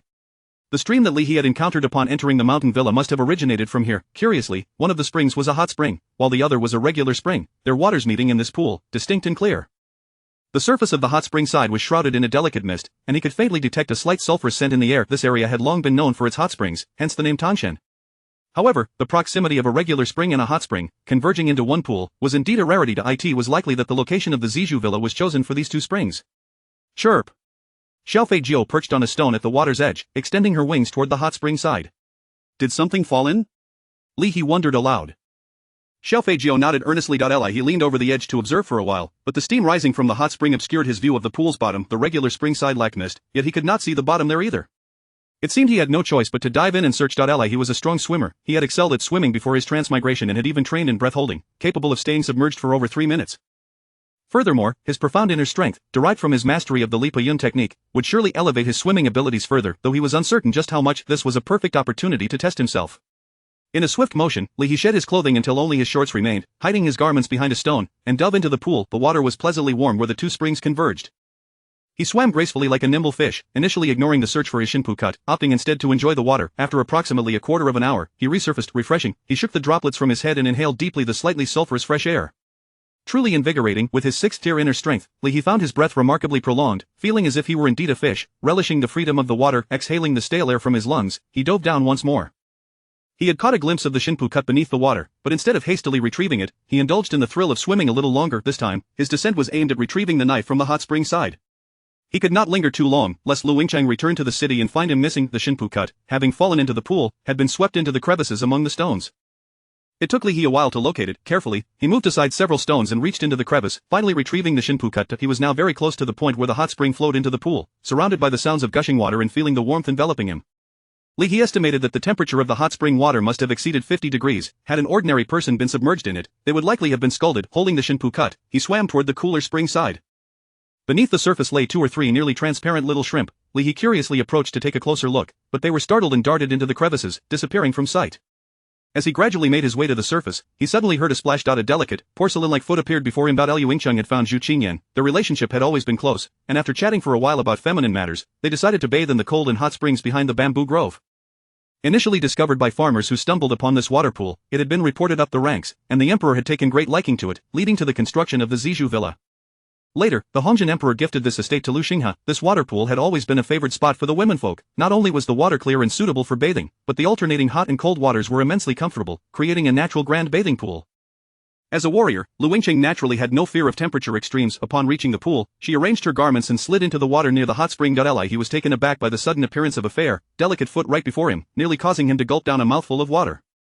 The slender foot was as exquisite as jade, and as his gaze traveled up the ankle, he beheld long, graceful calves and voluptuous thighs. Between those thighs, goodness, Li He's eyes widened in astonishment. Chapter 54 Shared bath. He felt a surge of vitality coursing through his body, concentrating in two distinct areas. One was his flushed visage, and the other was the enchanting figure that slipped into the water, some parts gliding effortlessly while others met with resistance, eventually breaking the surface and gently sinking down. The rhythmic ripples unfolded before Li He's eyes, provoking an instinctual desire and a sense of pressure in his mind. Unpleasant thoughts began to materialize in Li He's mind. Stop, this is Lu Yingqiang. Upon witnessing her voluptuous form, he immediately realized who had jumped into the water. The slender figure of Princess Xu Qingyan could not possibly belong to her. It had to be Lu Yingqiang. Thank goodness it was Lu Yingqiang. Their amicable relationship should prevent her from harming him. If it had been Xu Qingyan, the emperor's most cherished daughter, he would surely face dire consequences if Hongjin the emperor discovered this. Li He attempted to create some noise, hoping to catch Lu Yingqiang's attention, and indeed, she noticed him. Even someone as composed as Lu Yingqiang could not help but let out a startled shriek in such a predicament. Imagine, joyfully leaping into the pond for a bath, only to find an unidentified man lurking beneath the surface. Lu Yingqiang slapped the water's surface, causing Li He's gaze to inadvertently linger on her chest. He was momentarily entranced. Such a breathtaking scene was beyond anything he had ever witnessed. Lu Yingqiang too recognized that this was not the ideal moment for confrontation. She quickly folded her arms tightly across her chest and tucked her long legs beneath her. Suddenly, a head bobbed to the surface in front of Lu Yingqiang, its back towards her. I saw nothing. Li He awkwardly turned away, attempting to explain, feeling as though his nose had grown a touch longer. Lu Yingqiang's face flushed crimson. She was tempted to strike this insufferable man. How dare you, she exclaimed, her voice trembling, betraying a mix of embarrassment and anger. Do you believe me when I say I'm here looking for a knife? Li He weakly raised the divine waterfall knife, his voice barely above a whisper. Believe it or not, it matters not. Lu Yingqiang gritted her teeth. What did you see? A mere outline. Li He resolved to continue his deception. A longer nose was a small price to pay for his life. Lu Yingqiang could no longer press him. Her face was so flushed it seemed she might burst into tears. Given the proximity between them, she likely suspected he had seen everything. Yet, she also understood that Li He had not intended to be here. He could not have foreseen that she and Xu Qingyan would come to bathe, unless he possessed some sort of prophetic ability. Meanwhile, Xiao Feiqiu flew excitedly around the pond, chirping as if mocking Li He. You, get out of here. Lu Yingqiang urged, stifling her embarrassment. Xu Qingyan is not right. Suddenly, she recalled that Xu Qingyan was still on the shore, disrobing. If Li He were to surface now, it would mean yet another victim. Just as Li He attempted to leap ashore, a gust of wind struck his lower back. Lu Yingqiang kicked him back into the water. Not only that, but her delicate feet pressed down upon him, forcing him beneath the surface. Xiao Chang, who are you talking to? Is there someone else? Xu Qingyan's voice drifted over from near the cold spring. No one else. Lu Yingqiang feigned calmness. You must have misheard, Sister Qingyan.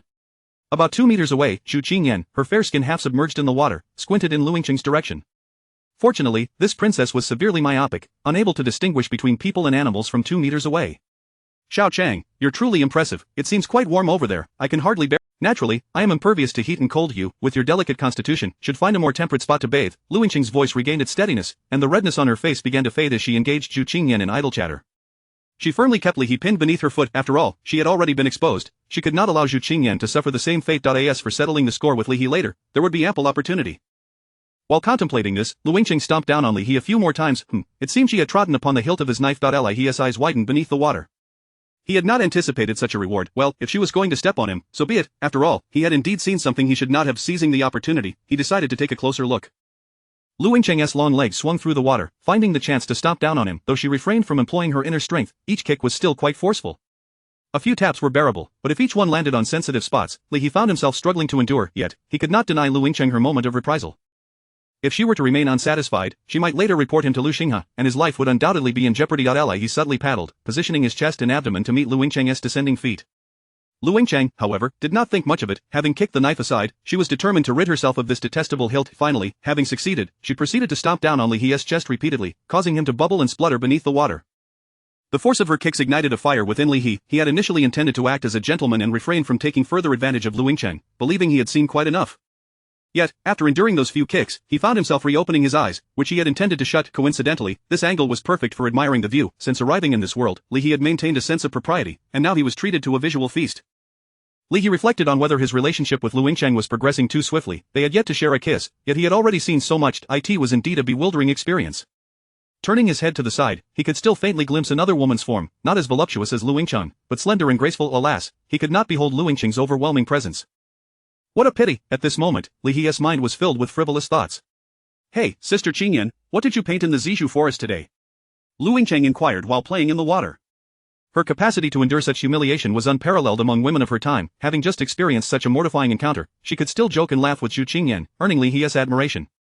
Of course, I painted bamboo in the bamboo grove. Xu Qingyan responded, bewildered by Lu Yingqiang's question. Who asks such foolish questions? Lu Yingcheng's cheeks flushed. She merely sought a topic to divert Zhu Qingyan's attention now, however, she felt embarrassed. It was all Li He's fault, she seeded inwardly. Chapter 55 A touch. Li He, eavesdropping underwater, nearly burst into laughter upon hearing Zhu Qingyan's response.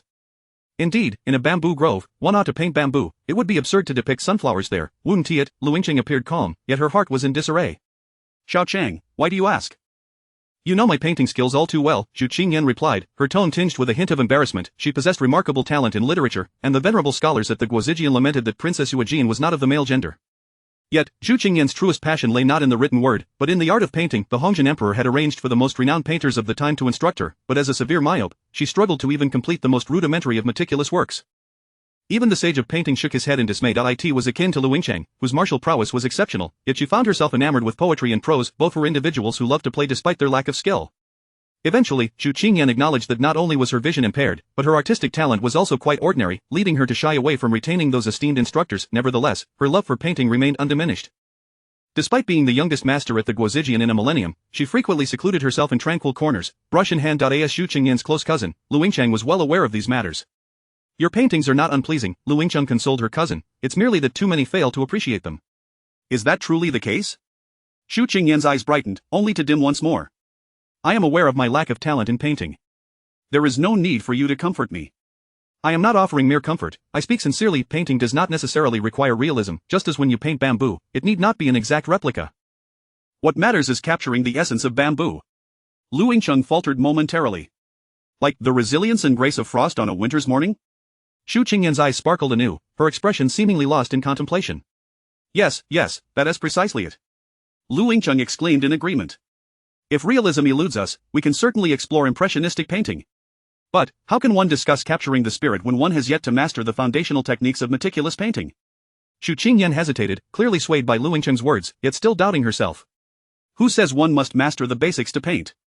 Look at you, you were once hailed as a child prodigy, composing poetry at the tender age of 3. Was that due to a solid foundation laid before your 3rd year? I believe you were overly fixated on painting techniques, forgetting the true essence of art, Lu Yingcheng lamented. That makes sense. Zhu Qingyan suddenly perked up. Xiao Chang, you are quite right.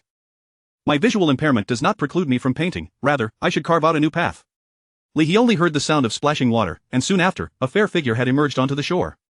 I have just been struck by inspiration. Xiao Chang, wait for me a moment, I shall paint something right away. First came the rustling of clothing, followed by a series of clumsy footsteps. He surmised that Zhu Qingyan must have wandered off. However, a delicate foot remained atop him. Why was Lu Yingcheng not moving? Was she attempting to stifle him? A faint smile crept across Li He's face. He could hold his breath underwater for half an hour, and presently, it was a breeze. The pond was engulfed in an eerie silence. Lu Yingcheng had indeed been speaking nonsense. Her words were not meant to encourage Zhu Qingyan, but rather to steer her away, enabling Li He to surface. But how was she to face Li He afterward? No man had ever come this close to Lu Yingcheng, and if there had been, they likely would have lost their heads by now. Yet, Li He was different not only due to his identity. In the espionage case, he had assisted her immensely. Without him, Lu Yingcheng alone with a handful of officers from the Ministry of Justice would never have resolved the Northern Yuan spy case so swiftly. Furthermore, he was unlike other men. Though he appeared to lack guile, Lu Yingcheng sensed there was much about him that remained unknown to her. He even possessed a remarkable poetic talent. Lu Yingcheng's thoughts were chaotic, she could not articulate her feelings. Was Li He truly different from others, or was it merely that he seemed so in her eyes? The answer eluded her. It's all this. Yet, to her surprise, Li He had seized her right ankle. A vivid blush once again graced Lu Yingcheng's cheeks. Unlike an intentional touch, this passive contact seemed to awaken a dormant volcano within her heart, stirring up stronger emotions. She blinked, and large teardrops began to fall, splashing into the pond. As the daughter of the war god Lu Xinghe, she rarely received preferential treatment due to her lineage. Everyone believed that the war god's eldest son would inherit his mantle. Lu Yingcheng conceded that her brother's talents in military leadership far surpassed her own. However, her prowess in martial arts was equally astonishing. Even though she had broken through to the 7th realm of the Xian grade before turning 20, her name would not gain more recognition. At most, she would draw special attention due to her father's status, along with even stricter scrutiny. Thus, Lu Yingcheng chose to join the Ministry of Justice, tackling the most arduous and thankless espionage cases. Everyone there was cordial to her face yet scheming behind her back. They all understood that spies were like cutting chives. Once one batch was harvested, another would soon follow. Moreover, the personnel at the Ministry of Justice were far inferior to the Eastern Depot and the Jinui. Leading a group of such individuals to capture rigorously trained foreign spies was akin to wielding a wooden stick against a tiger. Until Hong Li mentioned knowing someone, unsure of their abilities but confident in their character. Initially, Lu Yingcheng had little hope. She was aware of Hong Li's deep-seated affection for the man named Li He due to past events. Nevertheless, Lu Yingcheng agreed to Hong Li's proposal, and Hong Li promised that as long as she could reintroduce Li He to her, she would assist Lu Yingcheng for a time. They devised a scheme to entice Li He into re-accepting Hong Li. However, Lu Yingcheng was taken aback when Li He actually helped her uncover an entire network of spies planted by the northern Yuan in the imperial capital. Li He did not regard her differently due to her background, although there may have been some ulterior motives. He had never overtly displayed any dissatisfaction. Did Lu Yingcheng truly need the approval of certain individuals? In truth, she did not. She simply required someone to treat her sincerely. Li, feeling restless beneath the water, could not fathom why Lu Yingcheng refused to let him surface. With a mischievous spirit, he grasped her ankle. After a moment of silence on the surface, he heard Lu Yingcheng's voice. "You can come up now." Li He quickly surfaced, fearing she might change her mind. She crossed her arms over her chest, yet her ample curves were still vaguely visible. Her eyes were slightly reddened, likely from the steam of the hot spring. "Am I beautiful?" Lu Yingcheng abruptly inquired. Chapter 56. The robbery. Li He traversed the winding path, impeccably attired, his expression peculiarly enigmatic. How should one evaluate the recent events? They were not as exhilarating as one might have envisioned, yet undeniably thrilling. In summary, his relationship with Lu Yingcheng had now entered an entirely new phase, though it was not one characterized by negative distance. This phase was delicate, best understood intuitively. Those who grasped it would naturally comprehend. Consequently, Li He found himself unable to return to the capital with Lu Yingcheng. At present, she even refrained from meeting his gaze. A mere glance would render her bashful and speechless. Of course, nothing beyond friendship had transpired between them. A comforting embrace should not be considered a transgression of friendship, albeit their attire was somewhat scant. Together, they wore but a single pair of trousers. In summary, after gradually recovering from her sorrow, Lu Yingcheng succumbed to a more profound shyness. She concealed herself entirely within the waters of the pond and implored Li He to seek out Zhu Qingyan. If possible, she wished for him to escort her back to the capital. As a princess of the Ming dynasty, she could hardly remain in the desolate wilderness indefinitely. Should Emperor Hongzhen inquire about his cherished treasure, it would be challenging for Lu Yingcheng to explain to her great-aunt. This great-aunt was indeed a significant figure. Lu Yingcheng's mother and Zhu Qingyan's mother were biological sisters. The esteemed concubine Duan, holding a position in the imperial harem second only to the empress, had borne a son and a daughter. The son was of little concern, as Emperor Hongzhen already had no shortage of heirs. However, his daughter, Zhu Qingyan, was truly favored by the emperor, which in turn elevated her mother's standing within the harem. As part of a compensatory impulse, Li He acquiesced to Lu Yingcheng's request. What was it to escort a princess back to the palace? A trifling matter. If he could extract her from the palace, he was confident he could safely return her. Before bidding farewell to Lu Yingcheng, Li He bent down and gently tapped her head 3 times, hoping she would grasp his intent. He continued along the serpentine path toward the bamboo grove, the once dense thicket having been rendered sparse by his earlier actions. Through the dappled shadows, he could vaguely discern the silhouette deep within the bamboo forest as Zhu Qingyan remained propped against a collapsible bamboo table, surrounded by a scattering of discarded xian paper. Li He intentionally stepped on the bamboo leaves and branches to create some noise. Given the extent of her myopia, if he were to stealthily approach her, it would likely frighten her half to death. Upon hearing his footsteps, Zhu Qingyan finally lifted her head, directing her gaze toward his direction. However, she could only discern a blurred figure. "Xiao Chang, is that you?" "Princess Yuejin, I am Li He, a captain of the Jinui, dispatched by Miss Lu to escort you back to the palace," he declared, foregoing any formal bow, knowing she could not see clearly, and simply responding in a buoyant tone. "It is Li He," Zhu Qingyan murmured, lowering her head again to continue her drawing. "I have heard my father mention you. Come, take a look at my painting. How does it fare?" Li He stepped closer, standing beside Zhu Qingyan. She casually discarded the sheet of paper she had been working on and retrieved a fresh one. The table held no other pigments, save for ink. Dipping her brush into the ink, Zhu Qingyan made her first stroke on the paper. Seizing the moment before she could create anything further, Li He gathered all the discarded sketches strewn across the ground.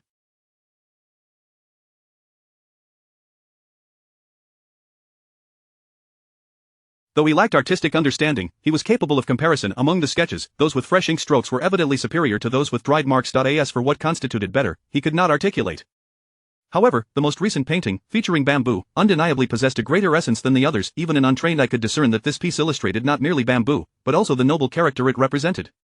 For the first time, Li He appreciated the beauty of expressive art. If an already discarded work could be so exquisite, he found himself increasingly eager to see what Zhu Qingyan was currently creating. Yet, after her initial stroke, she hesitated, failing to make a second. Li, too, remained silent, standing obediently by her side, watching. After a moment, Zhu Qingyan abruptly set her brush down and turned to leave. "Ha?" Li He was taken aback. "Let us go back to the palace," she said, her footsteps uneven as she mumbled, "I am dissatisfied with my painting. It would have been better had I not painted at all." "Goodness, are all artists so capricious?" Li He hastily caught up to her, steadying her shoulder. "Princess, you are heading in the wrong direction. This way is the exit." In the forest, a carriage traversed the wide mountain path. Ordinarily, one would not associate small pathways with the notion of spaciousness. However, this was the road leading from the capital to the Zijou villa, specially repaired by Emperor Gaozu to facilitate visits to the villa for leisure and respite. The road could accommodate 3 carriages side by side, surpassing even some official roads in width. Li He was in charge of driving, while Zhu Qingyan occupied the carriage alone. Lu Yingcheng had confirmed she would not accompany them back to the capital, and Li He casually fabricated an excuse to placate Zhu Qingyan before embarking on their return with the princess. It was quite remarkable how the Imperial Guard had not dispatched any attendants for her protection, not even a personal maid. They seemed remarkably confident in the safety of their nearsighted princess. Should any mishap occur, the entire Imperial Guard would likely face dire consequences. How much longer until we reach the outskirts of the capital? Xu Qingyan inquired, peering out through the carriage curtain. About another quarter of an hour, Li He replied, shielding his eyes as he glanced ahead.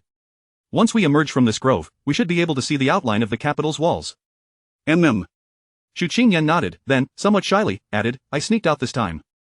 I told Dong He not to send anyone with me. Every time I leave the city, he insists on a large entourage, which is exceedingly bothersome. I understand, Li He nodded repeatedly. Those bound by the palace's rigid rules yearn for freedom, while those accustomed to the wild outside the palace are eager to experience the strict discipline within. He felt similarly. After numerous excursions, he craved the experience of going without an entourage. He spoke of blades, and those with wandering thoughts could reflect on that. Therefore, please do not report Dong He to my father, Xu Qingyan added as an afterthought. Li He felt his integrity questioned. Do I, Li He, appear to be the sort to file petty reports? Absolutely not. As long as nothing goes amiss, this matter will remain undisclosed. Yet, in this world, matters seldom unfold as one might wish. The afternoon sunlight filtered through the foliage, casting a mosaic of light and shadow upon the ground. Suddenly, the patches of light began to flicker erratically. Two figures clad in black emerged from behind the trees, obstructing the carriage's path. Robbery, they shouted, brandishing their weapons. Chapter 57. The bandits Wang Ku and Su Fan are two valiant heroes in the Jianghu of Azhou. The vast territory of the Ming dynasty was divided into 26 provinces by Emperor Gaozu after he established the nation, with each province governed by a governor and a surveillance commissioner to jointly oversee provincial affairs. Beneath the provinces, counties and districts were established to ensure that the emperor's edicts reached their destinations promptly. Following adjustments made by Emperor Hongzhen, there are now 30 provinces in the empire, with Azhou being one of them.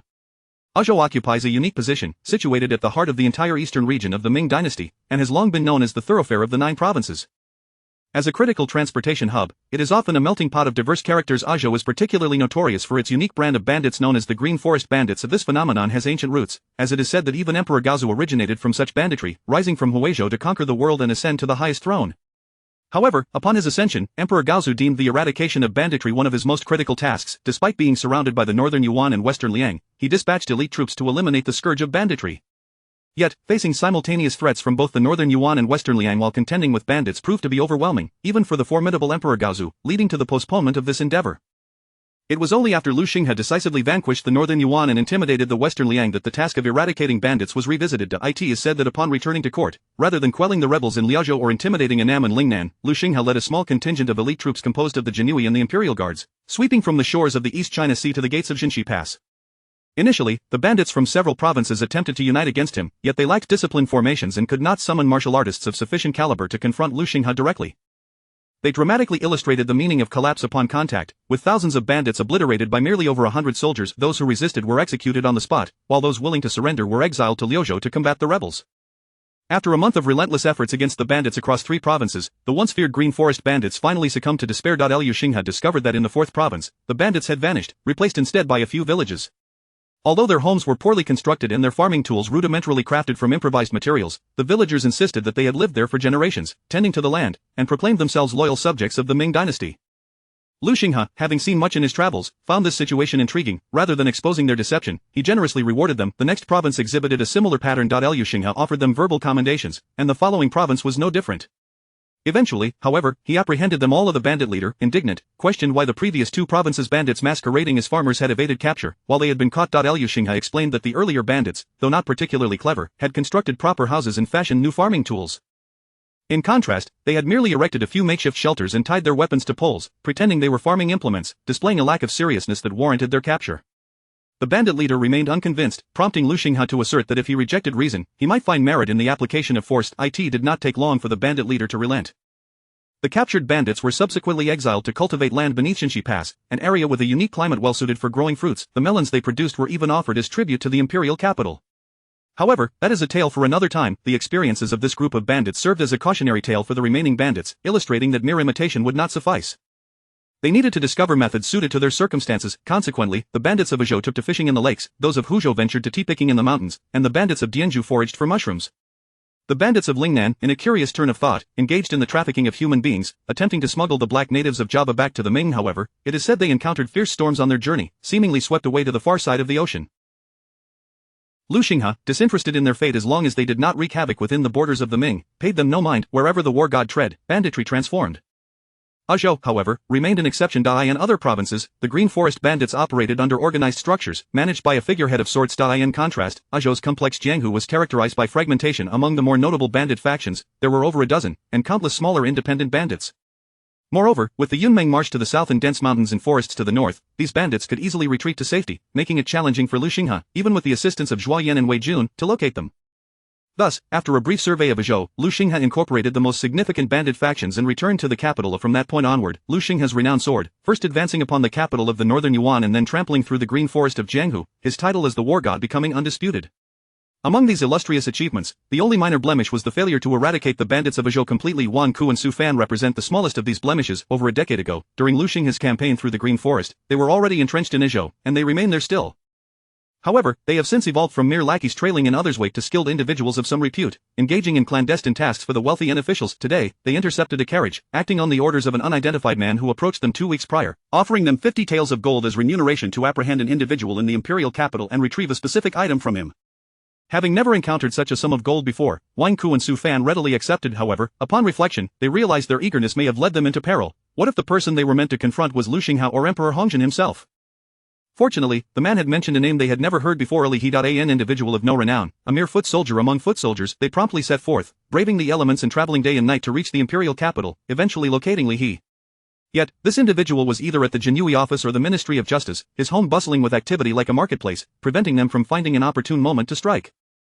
Despite this, their patience proved advantageous. Had they lacked patience, Lu Xinghe would have trampled them long ago. During his campaign through Jianghu. After several days of waiting, they finally saw Li He exit the city. However, he rode a horse far too swift for them, and by the time they reacted and prepared to pursue, he had already entered the Zizhu mountain manor, blocking their path. Wang Ko, with fierce determination, declared to Su Fan, "I refuse to believe they will not return to the imperial capital." Chapter 58 Ruthless Tactics. Highway robbery. 2 figures clad in black stood before the carriage, shouting loudly. "Halt!" Li He felt a tightening in his chest and quickly pulled the reins, bringing the carriage to a stop. He certainly had the option to spur the horses onward with reckless abandon, but seated in the carriage behind him was Zhu Qingyan, the moonlit princess, a treasure of unparalleled worth. Should anything happen to her, both Dong Hatsai and Li He himself would face dire consequences, and even Lu Xinghe would be implicated. He dared not take such a risk. However, were these two sudden interlopers truly targeting Zhu Qingyan? How audacious they were to lay hands on her, seemingly unafraid of the retribution that 3 celestial warriors might unleash upon them. Moreover, Zhu Qingyan held no official position in the court. Her only role was as an educator in the Imperial Academy. Thus, attacking her would not only provoke the wrath of Emperor Hongjin but would yield no tangible benefit whatsoever. Li He furrowed his brow, his mind racing. Surely, these two cannot be after me. The fact that his parents were astrologers had likely become an open secret within the northern Yuan court. It was certain that many were aware of their connection to the nation's fortune. With the time approaching for the prophecy regarding the nation's destiny to be unveiled, those coveting the northern Yuan's fortune would undoubtedly multiply.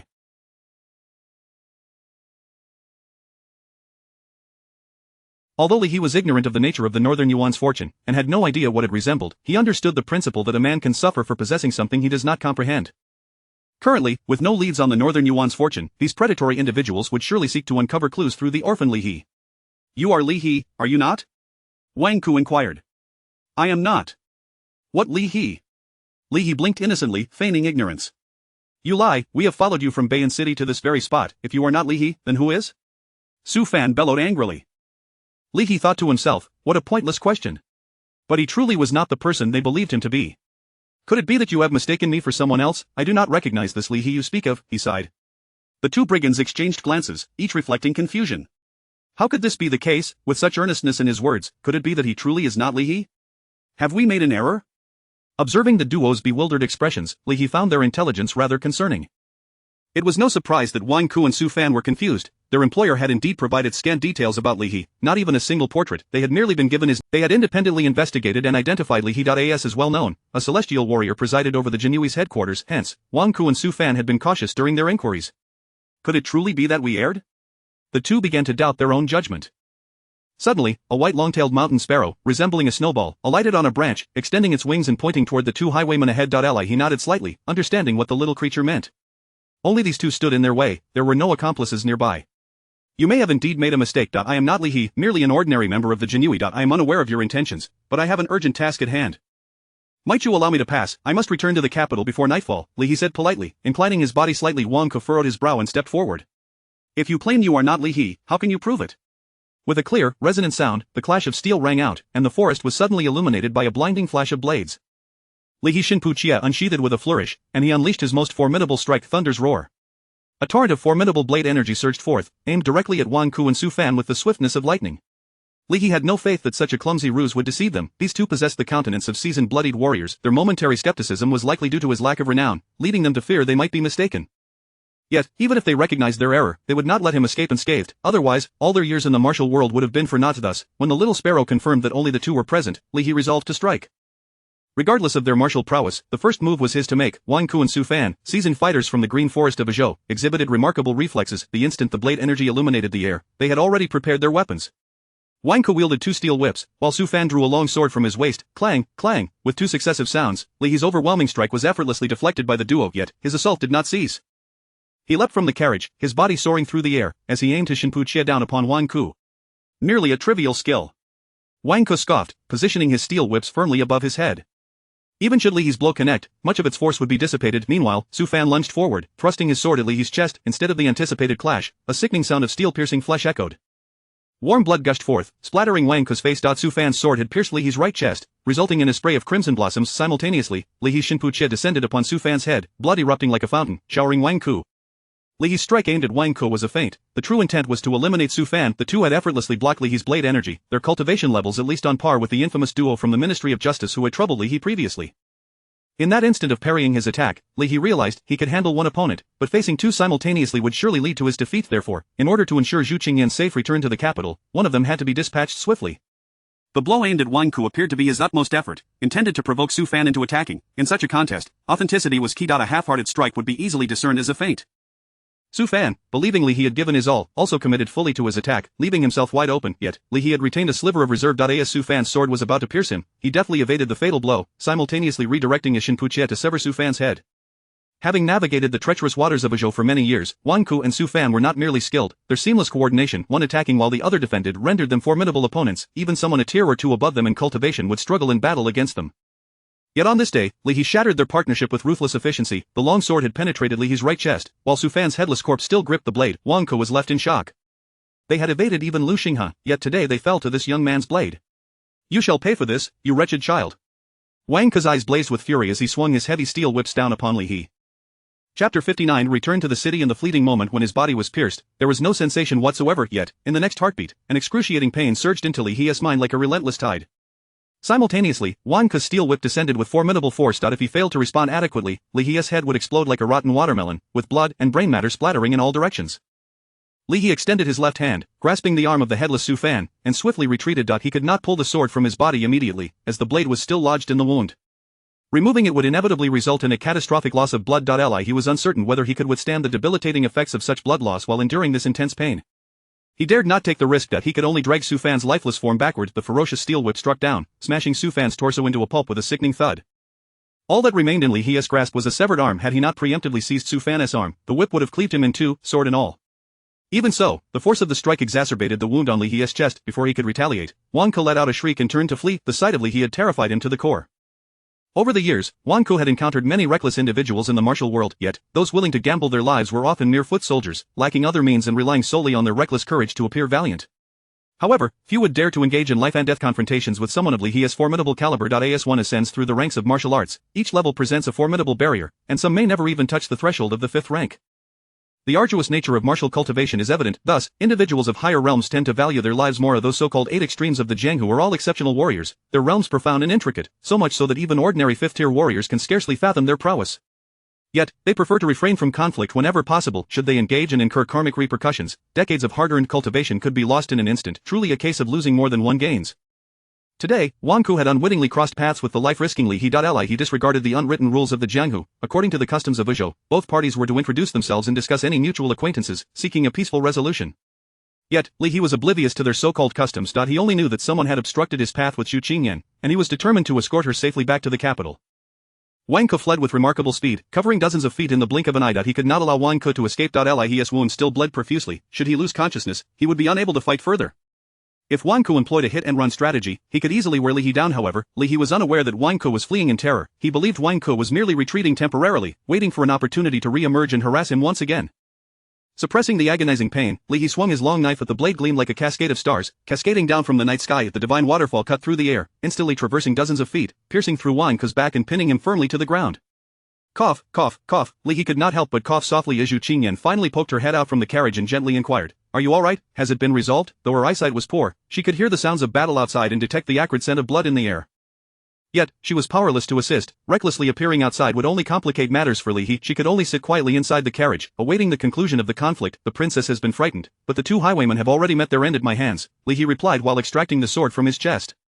A fresh spurt of blood erupted forth. With his left hand, he quickly pressed down on the acupoints surrounding the wound. Despite the horrific appearance of the injury, it was not life-threatening.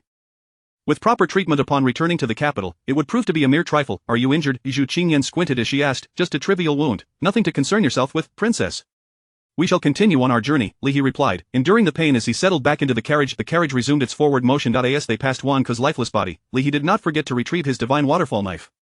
He had no time to attend to the two corpses. His most pressing task was to ensure Zhu Qingyan's safe return to the capital. When Lu Yingcheng returned to the capital, she would undoubtedly notice the two corpses. Given her intelligence, she would likely deduce what had transpired. He glanced down at himself, feeling fortunate that the swordsman had only splattered blood twice, and thankfully none had landed on him.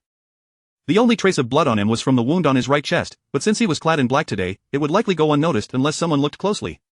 Li He cracked the whip and struck the horse's rear with vigor. They needed to hasten their pace. Xiao Feijiu had been dispatched to scout the surrounding area. Should anything amiss arise, he would be the first to know. Today's events had been perilously dangerous. Had Li He not been escorting Zhu Qingyan back to the capital, he might not have resorted to such reckless measures. The carriage sped onward. Fortunately, they did not encounter any further dangers along the way as Zhu Qingyan understood well that the path could not possibly be fraught with bandits. For safety's sake, the nearby villages had been relocated by the founding emperor. It had been over a decade since bandits had last appeared near the capital. Zhu Qingyan could also surmise that the two men were not targeting her, as their brief exchange with Li He had not mentioned her at all. Rather, they had immediately brought up Li He. Were these men perhaps enemies of Li He? How could a mere Jinui attract such deadly foes? A flicker of curiosity ignited within Zhu Qingyan. She resolved to investigate further and uncover the true background of this Li He. He successfully entered the city, presenting his gilded waist token as a Jinui. The guards at the city gate did not even glance at the carriage, allowing them passage without hesitation. Below the rank of 100 households, Jinui bore bronze tokens, while 1,000 households possess silver ones according to protocol. Li He, as 1,000 households, should possess a silver token. However, his gilded waist token was a recognition from the emperor, designating him as an imperial guard bearing a blade. To distinguish him from ordinary 1,000 households, Zhuo Yan had granted him a gilded token, reserved solely for the vice-commander of the Jinui. Zhuo Yan's own token was pure gold. Upon entering the capital, Li He directed the carriage toward the northern imperial city. As the carriage jostled, more blood seeped from his chest wound. Even sealing the acupoints proved futile. He felt his strength waning, and the world around him began to blur. He bit down hard on his tongue, the pain providing a fleeting clarity to his mind. Chirp! Xiao Feijiu landed on his shoulder, pecking at his earlobe. At last, Li He beheld the majestic imperial city. He could hold on no longer. Darkness enveloped him, and he succumbed to unconsciousness. Chapter 60. Punishment in the imperial capital, within the royal palace. Father, please do not be angry. The root of this matter lies in my desire to leave the palace without permission. Had I remained obediently at the National Academy, this incident might not have occurred. In the spacious and bright study, Zhu Qingyan stood behind Emperor Hongzhen, gently massaging his shoulders. Zhu Qingyan wore a pair of thick crystal spectacles, the lenses encircled with golden filigree, resting upon her nose. Your father does not blame you. My Qingyan has grown up and should possess the right to decide where to go. Emperor Hongzhen consoled her, patting the back of Zhu Qingyan's hand. Then, father, could you please lift the punishment of 20 military whips from Dong Hatsai? As a princess, I commanded him to escort me out of the palace, and he could hardly refuse. That cannot be lifted. Emperor Hongzhen shook his head. I penalized him because after delivering you to Zizhu Mountain Villa, he failed to remain behind to protect you and did not promptly send someone to retrieve you. Very well, then could Xiao Cheng's month-long house arrest be waived? She was merely concerned that I would be in danger if I stayed there too long and thus dispatched Li He to bring me back. That cannot be waived either. Emperor Hongzhen shook his head once more. She should have accompanied Li He to escort you back to the city. You two share a bond akin to that of biological sisters. Even if there are emotional entanglements between her and Li He, your safety should not be disregarded. Oh, father. Zhu Qingyan lightly stamped her foot, her voice tinged with impatience. This cannot be lifted, nor can that. Clearly, I was the one who erred. Indeed, you have made a mistake. Did I not punish you to accompany me in reviewing memorials for a month? Emperor Hongzhen gazed at his daughter, a fond smile gracing his features. These spectacles were brought back for you today by Wu Qiming, who led the army to pacify Annan. How do you find them after wearing them for so long? Reviewing memorials hardly counts as punishment, Zhu Qingyan pouted. The spectacles are quite good, they allow me to see distant objects with much clarity, though they do cause a slight dizziness when viewing things up close. Right, quickly take them off. Emperor Hongzhen rose to assist Zhu Qingyan in removing the spectacles. Wu Qiming mentioned that these should not be worn for prolonged periods, lest they cause dizziness and instability. You are so considerate, father, even remembering such trivial matters. Xu Qingyan smiled, her expression radiant with happiness. I am your father. If I do not remember, who will? Emperor Hongjin placed the spectacles in Xu Qingyan's hands. It is late, you should return to the palace and rest. When I said you should accompany me in reviewing memorials, it was merely in anger. Your eyesight is poor, you must not overexert yourself. Upon hearing Emperor Hongjin's words, two young eunuchs emerged from behind the pillars of the study and bowed deeply to Xu Qingyan. We beseech the princess to return to the palace. Xu Qingyan, holding the spectacles, sighed. Father, about Xiao Cheng's house arrest, Emperor Hongjin, who had already settled back at his desk, raised his head again upon hearing Xu Qingyan's words and chuckled. Very well, how about I assign her to take care of Li He? That way, they can both remain in the royal city until their injuries have healed. Xu Qingyan's eyes brightened, her tone becoming much livelier. Then I shall express my gratitude to father on Xiao Cheng's behalf. Emperor Hongjin smiled kindly and nodded slightly. It was not until the young eunuchs escorted Xu Qingyan out of the study that the smile on his face morphed into a bittersweet expression. This girl, in the quiet chamber, Li He lay peacefully on the bed, his eyes tightly closed, appearing as if he were hanging between life and death. Beside him sat an elderly gentleman, his hair and beard completely white, with two fingers gently resting on Li He's wrist. The old gentleman's expression was serious as he lightly clicked his tongue. Lu Yingcheng stood anxiously at the bedside, watching the elderly gentleman examine Li He's pulse. After the gentleman withdrew his fingers, she cautiously inquired, "How is his condition, Dr. Xia?" "Quite satisfactory," Dr. Xia replied solemnly. "The patient's pulse is strong, and his constitution is robust. As long as the wound is properly cared for and the medication is changed regularly, recovery should pose no issues." Lu Yingcheng let out a sigh of relief. However, after a moment of contemplation, Dr. Xia's tone shifted. The wound itself is not critical, but the patient does have other hidden concerns. Lu Yingcheng's heart, which had just settled, leaped into her throat as she hastily pressed for more information. "Dr. Xia, what other hidden concerns does he have?" Cough, cough. "Is this esteemed Li Derun perhaps too overly restrained in his virtuous conduct?" Dr. Xia coughed twice, subtly suggesting. Lu Yingcheng blinked in confusion, unable to grasp Dr. Xia's insinuation. "Doctor, what do you mean, is virtuous conduct not a good thing?" "Alas," Dr. Xia sighed, "not at all. For a martial artist, overly suppressing one's desires is not beneficial. It may lead to erratic internal energy, ultimately resulting in a state of confusion and misdirection." "Is that truly the case?" Lu Yingcheng's eyes widened. "I am also a martial artist, why do I not feel this way?" Dr. Xia stroked his long beard, his expression inscrutable. "There are distinctions between genders. Women experience their monthly cycles and naturally have no need to release pent-up energy." Lu Yingcheng's cheeks flushed slightly as she began to understand Dr. Xia's meaning. The fellow lying on the bed was, astonishingly, a paragon of virtue. Of course, one could not entirely blame Li He for his lack of ambition. In the 3 months prior to his rebirth, he had lived in constant trepidation, and after awakening his extraordinary abilities, he had been busily occupied. How could he have the heart to seek out romantic entanglements? He had even lacked the inclination to engage in any manual labor. Were Li He to learn of Dr. Xia's diagnosis, he would surely rise despite the pain to bow deeply to the elderly gentleman. "What sort of doctor is this?" "He is my adoptive father." "Has this esteemed Li Derun ever taken a spouse?" Dr. Xia inquired, glancing at the tranquil Li He and then at the blushing Lu Yingcheng, his seasoned eyes having grasped the situation. "Presumably not." Lu Yingcheng's face reddened even further. "If there were a spouse, it would be simple. One could merely follow the natural order of things, but if there is none," Dr. Xia appeared somewhat troubled. "Just prescribe the medicine, I will find a way," Lu Yingcheng interrupted Dr. Xia, her face flushed, fearing he might utter something inappropriate. "Very well." Dr. Xia nodded in understanding. "Since Miss Lu has spoken thus, I shall refrain from further comments." He took up paper and brush, writing out 2 prescriptions in a flowing script. "Dr. Xia, why does this second prescription resemble a book?" Lu Yingcheng questioned, bewildered as she held the prescription handed to her. "Can a book even cure ailments?" "Miss Lu, all things can be medicinal. You may take the prescription to the imperial pharmacy. The apothecary there understands that I often prescribe this to several princes. Once you have the book in hand, you will comprehend." Dr. Xia spoke with an air of mystery. Lu Yingcheng nodded in realization. So it turns out that not only medicines can cure ailments, but books can as well. However, she was unsure how to administer this book. Nonetheless, since Dr. Xia had stated that she would understand upon receiving it, the logic must be simple. "Thank you, Dr. Xia." Lu Yingcheng expressed her heartfelt gratitude. Chapter 61 Knowledge in the dead of night. Within the apothecary, Lu Yingcheng stood alone, observing the elderly pharmacist busily preparing the medicine. As the seasoned pharmacist ground the ingredients, he chattered away to Lu Yingcheng. "This first prescription is primarily for treating sword wounds. I shall grind it into powder for you to apply directly to the wound. Change the dressing every 6 hours, ensuring to cleanse the area with clean water beforehand. Abstain from alcohol and avoid cold foods." The second prescription. "Ah, this is indeed from Dr. Xia, isn't it?" Lu Yingcheng paused momentarily before nodding. "Yes, it is Dr. Xia's formula." TSK, that old man, the pharmacist shook his head. Dr. Xia always has a penchant for prescribing this to young men. Sometimes, moderation is key. A hint of anxiety crept into Lu Yingqing's voice as she inquired, does this prescription have any side effects? The pharmacist chuckled mysteriously, shaking his head repeatedly, no side effects, merely a tonic that works wonders. However, once the body is well regulated, one might become overly indulgent, so those around should exercise a bit of caution. Lu Yingqing sighed in relief, that is reassuring. The pharmacist meticulously ground a heap of medicinal herbs into powder, portioning them into several small porcelain vials. From beneath the table, he surreptitiously retrieved a somewhat yellowed book, tucking it alongside the vials into a wooden box. Lu Yingqing's eyes fell upon the title on the cover, The Secrets of the Heroic Swordsman. How does this book heal, she pondered, noting the title suggested it might be a tale of chivalry. Could it be that she was to narrate stories into Li Hie's ear? With a mind brimming with questions, she accepted the wooden box. Could storytelling truly possess healing properties? Under the moonlight, she hurried back to the quiet chamber. He had been brought here gravely injured, a gaping wound piercing through his right chest. He had lost considerable blood, his face pale as parchment. The sight was alarming. Having just returned from Zizhu Mountain Manor, Lu Yingqing nearly believed that Li He might not survive. Tears nearly escaped her eyes.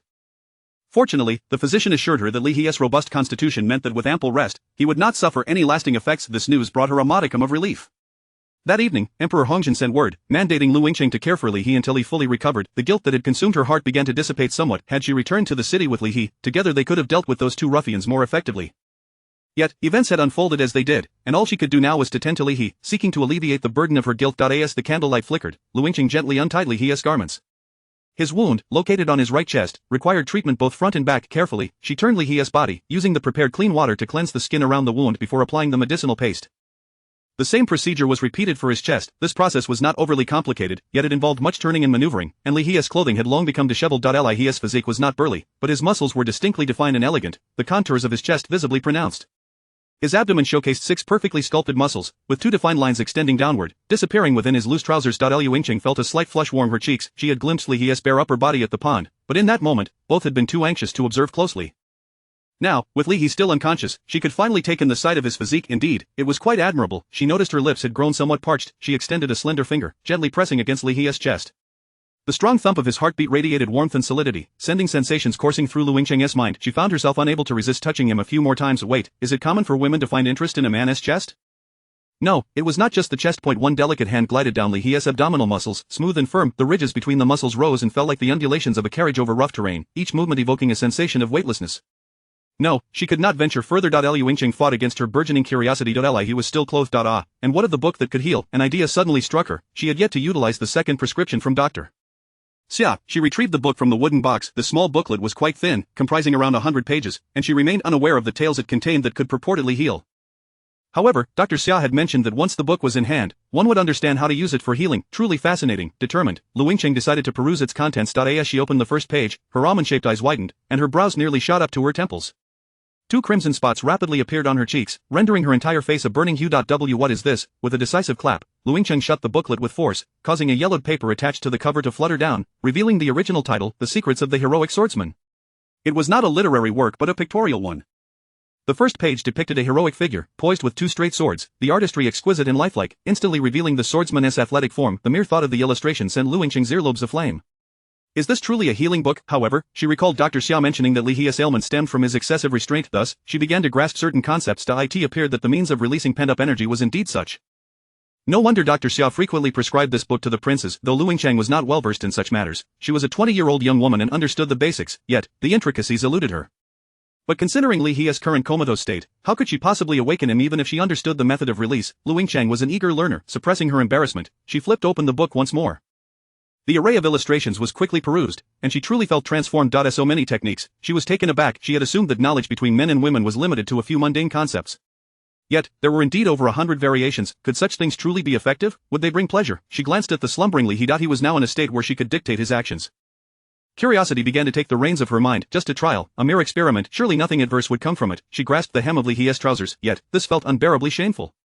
After a moment's contemplation, Lu Yingqing stood, extinguishing the candle. Acting stealthily in the darkness should pose no issue. She reasoned. The sound of fabric slipping echoed softly. With her skills, Lu Yingqing could see clearly in the night.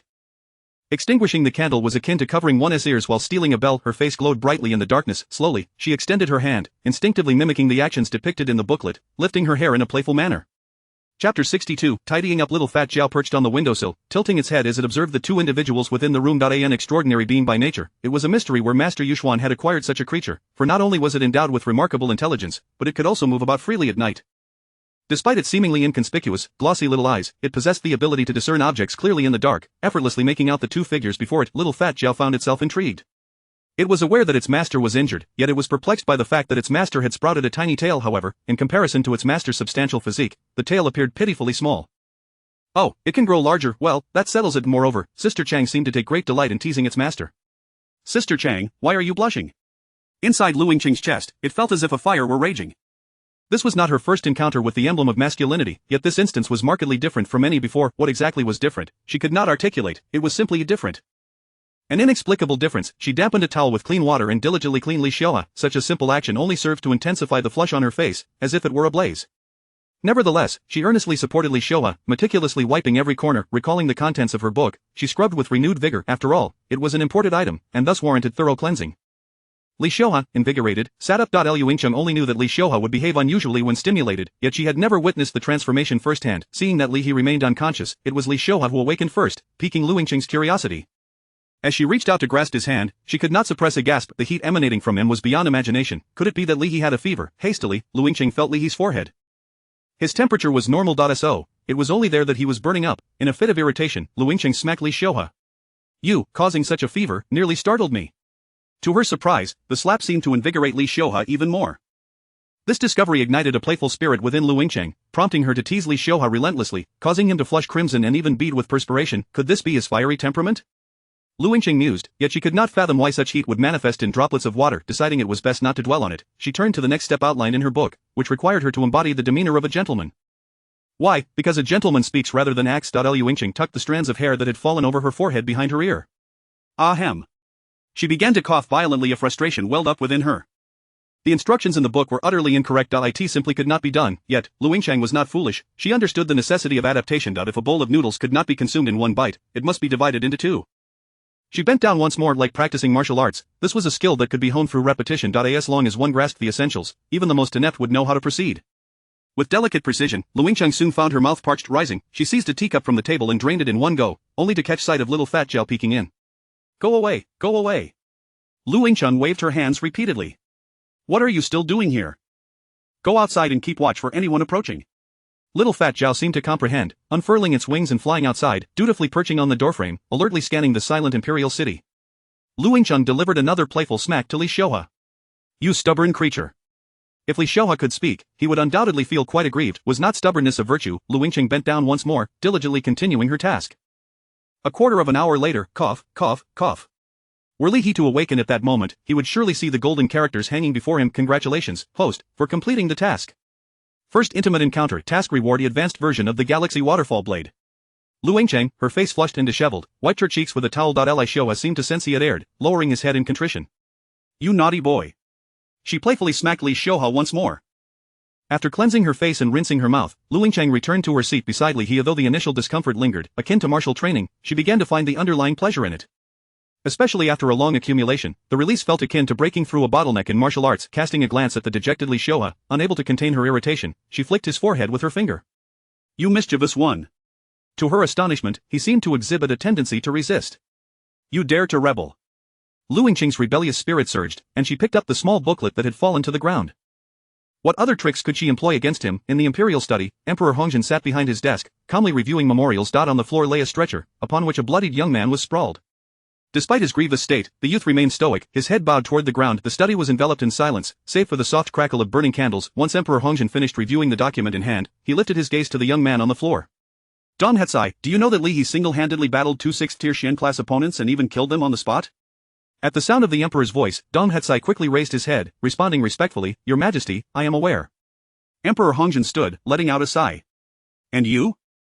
Your cultivation surpasses Li by a thread. Could you simultaneously slay those 2 marauding rogues? Dong Hetzai fell silent for a moment before gritting his teeth and declaring, If I were to fight with all my might, it would not be impossible. Humph, to fight with all your might, Emperor Hongzhen chuckled softly, shaking his head. Sensing the Emperor's demeanor, Dong Hetzai lowered his head once more. Your Majesty, I am lacking in skill. Regarding the competition with Beiyuan, it is best for Li to take the lead. Li to take the lead? Emperor Hongjin retorted, his expression as calm as water, yet a hint of anger was perceptible. No, you must also participate. Not only must you participate, but you must also win. I obey your command. Upon hearing this, Emperor Hongjin resumed his seat, his gaze tranquil as he regarded Dong Hatsai. Hatsai, when you were 6 years old, I brought you into the palace and nurtured you with great care. It has now been 16 years. He paused for a moment before continuing, 3 celestial-level martial artists have guided your techniques, providing you with the finest internal cultivation methods, and the richest spiritual herbs in the entire realm have all been bestowed upon you. Do you understand why you are still inferior to Li He? Dong Hatsai buried his head to the ground, exclaiming, it is my incompetence. Not quite. It is not your lack of ability, Emperor Hongjin slowly shook his head. The path of martial arts also hinges on perception. Resources lavished upon you may yield no results if allocated to a mere pig. Your inferiority to Li He stems from the national fortune of Baiyuan that shelters him. At these words, Dong Hatsai's head shot up in disbelief, his eyes wide with astonishment. Chapter 63 of the Oath. Dengzhou, Fushan County. Of the waves crashed against the rocky shore, stirring up fragments of foam. Beside the majestic rocks lay a chaotic expanse of stones, usually devoid of human presence. Yet today, 2 stunning women stood upon this stony beach point. One was clad in ethereal white garments, while the other donned a gown of soft yellow. Between them was an oddly placed table, upon which rested a glistening roast chicken. Master Hongli looked troubled as he gazed at the ethereal Yuxian, the true immortal. The chicken was growing cold. Wai Yuxian cast a fleeting glance at the roast chicken and gently shook her head. It matters not, your master uncle has always preferred it cold. Suddenly, the sea swelled violently, and in the distant horizon, a white line appeared, moving swiftly towards the rocky beach. In an instant, the white line drew nearer, and Hongli could discern that it was a disheveled man wearing a bamboo hat. He was clad in coarse brown linen, with a gourd strapped to his waist, and he seemed to be flying over the water. By Wincy, I heard you speaking ill of me. Who claims I only enjoy my food cold? As he was still several dozen paces from the shore, the man suddenly leaped, his figure flickering in the air, and the next moment, he was before the table with the roast chicken. With an eager right hand, he tore off a chicken leg, while his left hand waved casually, summoning a long, unsheathed knife that soared from the depths of the sea and landed in his grasp. Greetings, Master Uncle, Yuxian spoke with an air of indifference. It has been many years, you appear even more distinguished than before. Hongli hastily bowed as well. Hongli pays his respects to Master Uncle. By Wensi, when did you become so courteous? The man said, his mouth full of chicken. I preferred it when you called me by my name with that rebellious tone. Very well, Jiangwu, Yuxian acquiesced gracefully. Jiangwu nearly choked on the chicken leg, hastily producing the gourd from his waist, uncorking it, and taking several gulps of the liquid within. The pungent aroma of cheap liquor wafted through the air, causing Hongli to wrinkle her nose in distaste. After finishing off a chicken leg, Jiangwu finally let out a satisfied belch, leaping onto the table and tearing into another leg. Indeed, this is authentic Chang family roast chicken. Now, speak, what brings you two here? Yuxian, maintaining her serene demeanor, replied, the North Yuan's destiny, sealed by Li Xianfeng and his wife for 16 years, is set to emerge next year. Oh, and what concern is that of mine? Shouldn't that be a headache for someone in the court? The North Yuan's destiny is sealed within his son. What? Oh, splendid, the Central Plains will soon have another martial saint. Jiang Wu, initially startled, leaped off the table but then seemed to recollect something, slowly resuming his seat with an air of nonchalance. He wielded a blade. Oh, I passed your Spring Thunder 13 blades and swallow soaring technique to him. Oh, he has modified your Spring Thunder 13 blades into Spring Thunder 9 blades, claiming your techniques are overly complex and convoluted, akin to a heap of damn it. Jiang Wu leaped off the table, furiously cursing. I designed that blade technique precisely to help novices learn. If it doesn't include some simpler elements, those fools won't master a single move. You'd best refrain from such insults. His mother is Lin Qingtong. Oh, Jiang Wu shrank back, nodding towards the sky. My apologies, Miss Qingtong, I meant no offense. After offering his apology, he did not return to the table but leaned there, gnawing on the chicken leg as he asked, so, you wish for me to teach him the blade techniques, to aid him in swiftly achieving the title of immortal? Yuxian continued to speak with an air of tranquility, as if discussing nothing more significant than finishing a chicken leg. Jiang Wu tossed the clean chicken bone aside, his greasy fingers parting his unkempt beard as he scratched his chin. This task is indeed arduous, difficult as it may be, it must be done. Wai Yuxian fixed her gaze on Jiang Wu's murky eyes. If, at the time of the seal's unbinding, Li He has not attained the status of an immortal warrior, the fate sealed within him will entirely revert to the North Yuan. The prominent figures of the North Yuan are merely a step away from becoming martial saints. Jiang Wu scratched his scalp, his greasy hands causing Hongli to frown. I am well aware of the stakes involved. Jiang Wu nodded slightly. However, I made an oath before venturing into the sea, as long as no one can defeat me, I shall not step into the realm of the Ming. Over the years, I have traversed even the small nation of Fusong, yet I have found no one capable of besting me, thus, the oath must remain unbroken. Master Uncle, is there truly no one in the entire Ming realm who can defeat you? Not even among the 8 absolutes of the Jianghu, Hongli inquired, her curiosity piqued, causing Jiang Wu's disheveled image to grow grander in her mind. Of course, Jiang Wu stood proudly, straightening his back. Little girl, do you understand the worth of the blade saint among the 8 absolutes of the Jianghu? Yuxian nodded gently, relying on your self-created swallow soaring technique, which no one can catch up to. Does that mean no one can defeat you? Or is it simply that they cannot reach you? What of it? Words may be spun into grandeur, yet no one has ever defeated me face to face. Jiang Wu's lips curled into a smirk. Then, if someone were to defeat you face to face, would you be willing to travel to the imperial capital to instruct Li He? Yuxian inquired suddenly. What are you plotting? Jiang Wu jumped aside, eyeing Yuxian warily. I know your musical notes restrain me, which is why I instructed you not to bring your instrument. Are you attempting to pull a fast one? I truly did not bring my instrument, Yuxian replied, raising her hands in surrender. Just answer my question. Jiang Wu appeared to breathe a sigh of relief. Naturally, as long as you can defeat me face to face, I shall gladly assist that young man. What was his name again? Li He. Yes, I shall lend him my support. Excellent. Why Yuxian raised her right hand, curling her fingers. Hey, I haven't finished my chicken yet. Clang, the soul-stirring sound of the zither resonated. Jiang Wu let out a startled cry, and the swallow soaring technique was immediately activated, his figure vanishing to a distance of several dozen paces in an instant. Clang, the second sound echoed, and an invisible net seemed to materialize before Jiang Wu, ensnaring him tightly. Simultaneously, Jiang Wu drew his blade. There were no dazzling flashes of light, only a slender shadow of the blade descended from the heavens. The air around him rippled as if stirred by an unseen force.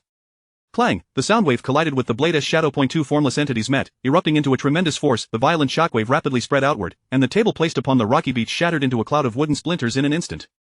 Just as it appeared poised to engulf Hong Li standing nearby, Yuxian snapped her fingers for the fourth time, sending a burst of energy into the air. Chapter 64 of the Threshold. There was no resonant sound of strings, yet it felt as if a torrential downpour of swords was directed towards Jiang Wu. Murder! Jiang Wu exclaimed in a ghostly tone, yet his hand did not falter. He swiftly slashed upwards with his knife, unleashing a strike. It seemed as though space itself had been cleaved open by this blow, as a blade of light spanning several tens of feet surged into the void. Observing from the sidelines, Hong Li felt her breath catch, and her heart skipped a beat. Boom, an astonishing explosion erupted beneath Jiang Wu, shattering massive boulders into fragments that scattered like autumn leaves. However, it seemed as though an invisible barrier surrounded Yuxian and Hong Li, for the debris did not reach them. It collided with an unseen wall and fell harmlessly to the ground.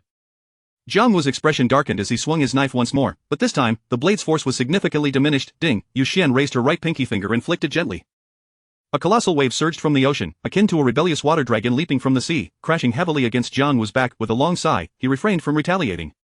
The blade's radiance dispersed softly before Yuxian and Hong Li felt a gentle breeze caress her cheek. Yet, Yuxian slightly furrowed her brows. Hong Li noticed that the rubble within a 3-foot radius around her master had been utterly reduced to powder. The seemingly fierce water dragon, upon making contact with Jiang Wu's back, transformed into a gentle force that guided him ashore. Little Master Uncle, may we now proceed to the imperial capital to teach Li He? Yuxian stood with her hands clasped behind her back, maintaining her serene demeanor. Have I lost? Jiang Wu pulled a wine gourd from his waist and took a hearty swig. You can't truly believe I have lost, can you? Let's fight once more.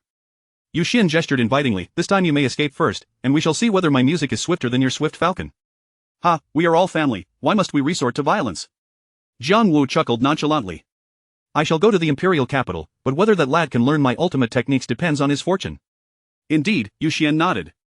As long as the master uncle consents, whether Li He can ascend to the realm of immortality before March of next year truly hinges on his fortune. Before March of next year? Jiang Wu's eyes widened. I thought we had a year left.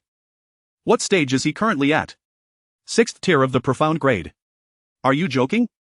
Jiang Wu exclaimed in disbelief, jumping up. In just 8 or 9 months, you expect him to leap across 3 minor realms and reach the level of immortality? Not to mention carrying the fate of the Beiyuan kingdom, even should he bear the weight of the world, it would be impossible. Have you ever carried it? Yuxian retorted. Well, I certainly haven't, Jiang Wu sighed, conceding. Fine, if you believe it can be done, then so be it. Besides teaching him the knife techniques, what else must I impart? Teach him the art of life and death combat, Yuxian replied calmly. After the Beiyuan envoy departs next month, you shall bring him into the martial world and instill your ferocity in him. Is that truly teachable? Jiang Wu muttered to himself. True, you possess little ferocity now, Yuxian shook her head. Had you wielded that devastating strike just now, I might have truly hesitated to intervene. What nonsense are you spouting, Bai Wenxi? Jiang Wu leapt to his feet again. Could that strike be used against one of my own? Besides, I have no grievance with you, why would I harbor the mindset to unleash such a blow? Yuxian fixed him with a penetrating gaze, contemplating for a moment before speaking. Regardless, teaching Li He to achieve immortality is a natural progression for me, but for him, it is an act against fate. Without your celestial blade technique, he may struggle to overcome that hurdle. Jiang Wu regarded Yuxian with an expression of newfound understanding. Can you truly see that path? I have already crossed the threshold, Yuxian nodded gently. Why did you not say so sooner? Jiang Wu exclaimed joyfully, slapping his thigh. No wonder you could best me without bringing your instrument. Tell me, how do I cross this threshold? Your comprehension is lacking. My comprehension is lacking, how could that be? Jiang Wu protested, but then relented. Fine, I accept what you say. Chirp, on the second night of Li He's unconsciousness, the little chubby bird remained dutifully stationed at the door of the quiet room, greeting the recently returned Lu Yingcheng. You've worked hard, Lu Yingcheng said, extending a finger to gently pat the chubby bird's plump head. She then produced a packet of mung bean cakes. Chirp, the little chubby bird flapped its wings excitedly, circling above Lu Yingqing's head. Lu Yingqing pinched off a piece, crumbling it onto a small plate, its dining dish. Eat slowly, don't choke, she admonished the little chubby bird before entering the room. Li He lay peacefully, his eyes tightly shut. Were it not for the slight rise and fall of his chest, Lu Yingqing might have thought he had already departed from this world. Dr. Xia had said this was the body's automatic protection. The sword had penetrated Li He's entire right side, and with the jolting of the carriage, had it not been for Li He's exceptional martial prowess, another person would have perished on the journey. It was entirely normal for him to remain unconscious for several days. Now, various spiritual medicines had already been administered to Li He, and his body's healing mechanisms would prioritize the closure of his wounds.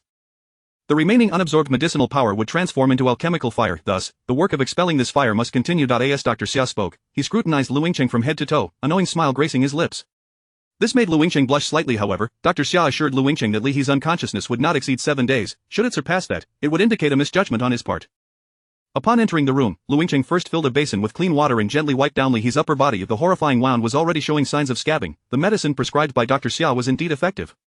In just over a day, the wound had shown significant improvement. Should Li He recover swiftly, Dr. Xia would claim 70% of the credit. The remaining 30% would undoubtedly be attributed to Lu Yingqing. After changing the medicinal powder, Lu Yingqing laid Li He's body flat, propping his neck slightly with a pillow, enough to allow her hand to slip between his body and the bed. Throughout the day, Lu Yingqing had been engrossed in studying the Martial Hero Compendium. Initially, she felt a bit shy, but as she progressed, it transformed into a thorough academic pursuit. Lu Yingqing could not help but admire the predecessors who had managed to research even such matters, discovering numerous nuances. If only she could apply this diligence to her martial cultivation. Today, she learned much, and aside from mastering verbal skills, she also realized that her actions of slapping Li Xiaohua last night could also be viewed as a method, though it was best to avoid such brutality. Lu Yingqing slipped her right hand into the space behind Li He's back while gently placing her left hand on his abdomen, gradually leaning her head closer to his chest. Sizzle. Chapter 65. Awakening. With a soft hiss, Lu Yingqing's head trailed down Li He's body. She withdrew her hand from behind him and, mirroring last night's gesture, gently cradled Li Xiaohua. She had nearly grasped the intricacies of the situation. Her 10 delicate fingers glided over him, akin to the artful playing of a piano. Instantly, Li Xiaohua was invigorated. Wretched creature, Lu Yingqing murmured softly. She withdrew one hand and lowered her head. Li He, meanwhile, was lost in an elongated dream. Within it, he found himself enveloped in a vast bath, a sensation of bliss radiating through his body. A woman, her features obscured, stood behind him, tenderly massaging his scalp. Her warm, gentle hand caressed the crown of his head, occasionally pouring warm water from the bath over him. The droplets cascaded down his face, and he strained to open his eyes, yearning to discern the identity of this mysterious figure, yet, clarity eluded him, as if a sheer veil obscured his vision. At last, he thought he saw her clearly. She resembled Hongli, yet also bore a likeness to the immortal Yu Xin. Could it be Zhu Qingyan? Ultimately, he reached out and tore away the veil shrouding his sight. To his astonishment, it was Lu Yingqing. In the dim light, Li He widened his eyes. A shadow danced around his waist, and the warm, soothing sensation enveloped him, yet, the shadow was Lu Yingqing. He quickly shut his eyes. If she were to discover that he was awake, would she not, in her embarrassment, plunge a knife into him? Right, and then there was his heartbeat. Li He gradually regulated his breathing, attempting to slow his racing heart. Ordinarily, at such a close proximity, Lu Yingqing would surely notice any change in his state. However, she was preoccupied with other matters and momentarily failed to perceive the alterations in his heartbeat and respiration. Nonetheless, she seemed to sense that the Li Xiaohua, engaged in their intimate struggle, appeared somewhat larger than before. Truly, even in a state of unconsciousness, he was rather unseemly, she mused. The rhythm quickened once more. Damn, Li He barely managed to withstand this sudden onslaught, his defenses nearly collapsing. He suddenly realized that Lu Yingqing's proficiency was alarmingly high. Could it be that she was experienced? Surely, she couldn't have honed her skills during his unconsciousness. Li He found himself perplexed, yet, now that he was ensnared, he could only endure in silence. After laboring diligently for half a day, Lu Yingqing discovered that Li He's stamina seemed to surpass that of the previous day. Indeed, after a release, achieving another proved to be significantly more challenging. Given Lu Yingqing's physical resilience, she certainly would not tire easily. This arduous battle sparked within her a sense of challenge. Thus, she recalled the experiences recorded in her manual and commenced yet another round of offense. He felt as though a long serpent coiled around his body, the great serpent's moist tail brushing gently against his head and neck, almost leading him to complete surrender. Even with his formidable 6th-grade prowess, he could not withstand the gentle assault of this colossal python. He had not anticipated that Miss Lu would be so exceptionally gifted in this regard. Suddenly, the serpent completely enveloped Li He, and he felt an overwhelming pressure descend upon him. This sensation lasted merely a few seconds before his final defenses crumbled entirely. He felt the blood vessels in his neck pulsating, as if a volcano had erupted within his mind, unleashing a force that penetrated deep into his consciousness. At that moment, his thoughts were a chaotic haze. If only this moment could last forever. Lu Yingqing only lifted her head when Li Xiaohua fell silent. Yesterday, she had been thoroughly flustered by Li Xiaohua's captivating charm.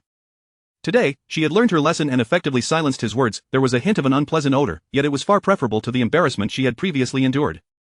A swift cleanup would suffice. Suddenly, Li He's right arm stirred. Lu Yingqing exclaimed in surprise. Dr. Xia had stated that Li He would remain unconscious for several more days, yet here he was, awakening today. His eyelids fluttered slightly, as if on the brink of opening. Must clean this up quickly. Wait, Lu Yingqing suddenly recalled that Li He's garments were still strewn about. She hurriedly got to her feet to tidy his attire.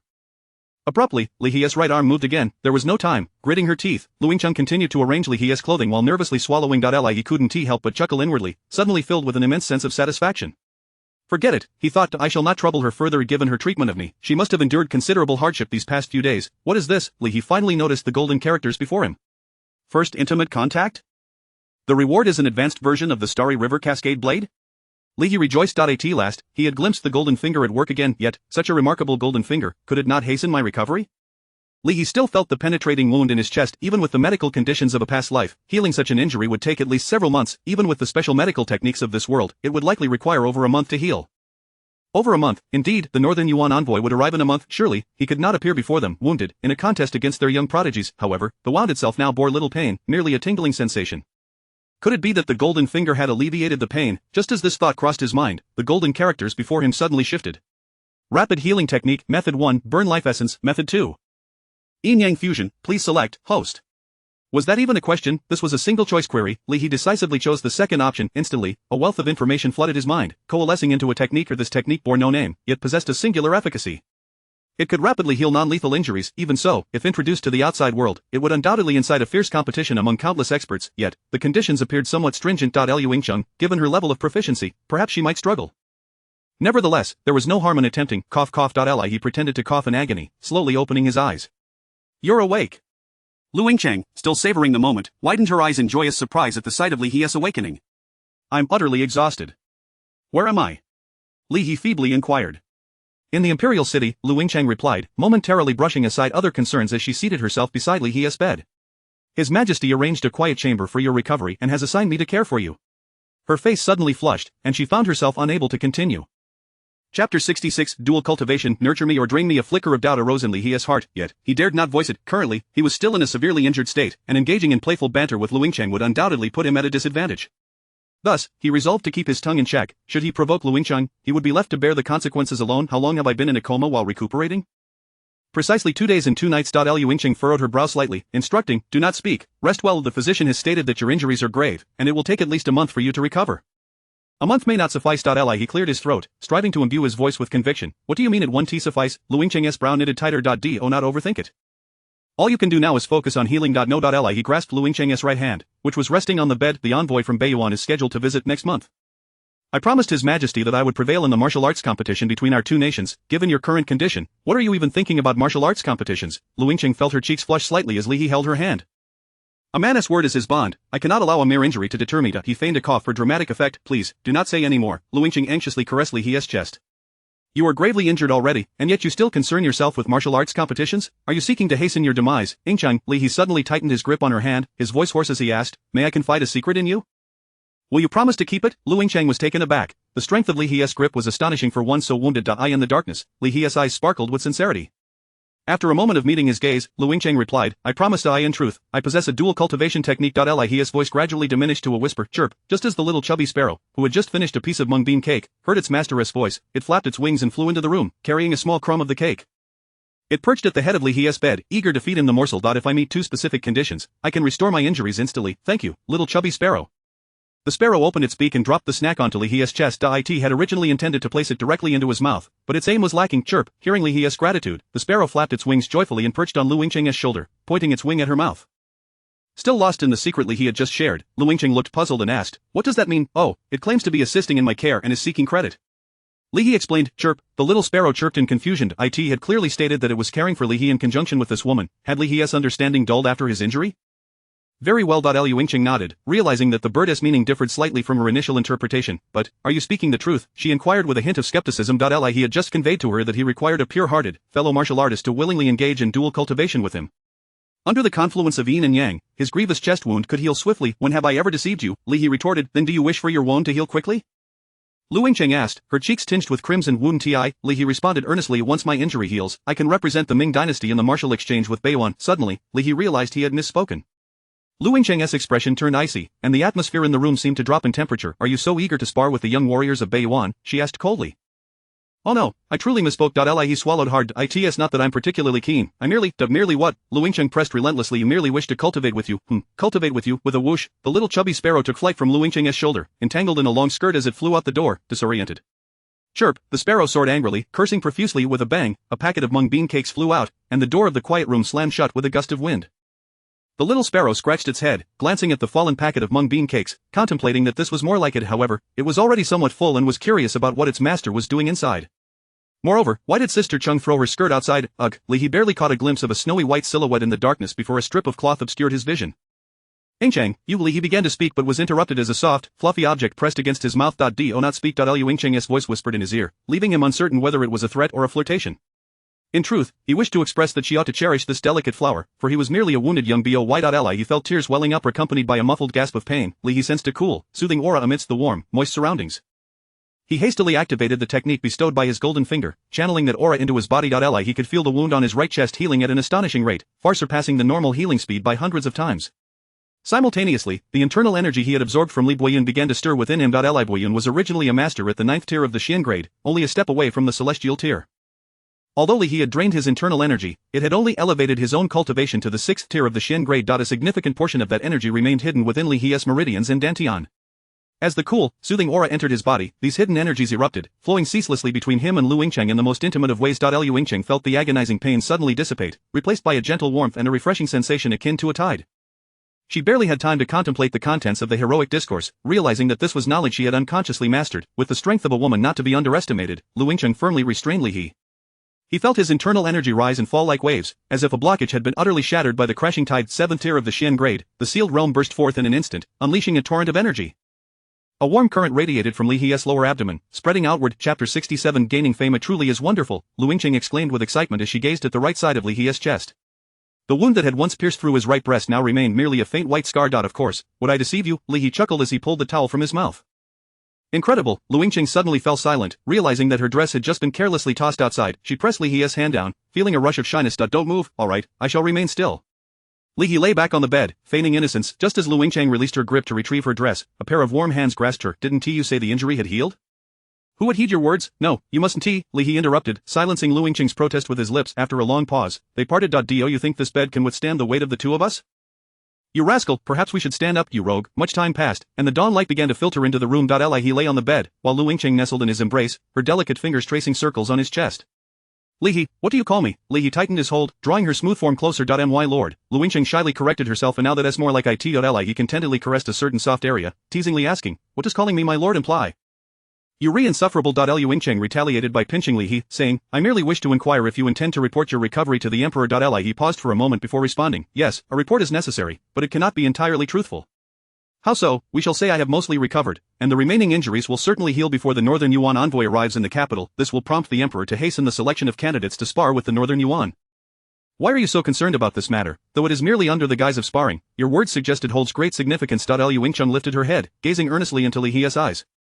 Indeed, Li He nodded. My parents have dealings with the fortunes of the Northern Yuan, a fact well known among the high-ranking officials of both nations. However, the emperor has conferred with Commander Zhuo in General Wei, assigning me this heavy responsibility, which may indeed relate to my parents' dealings.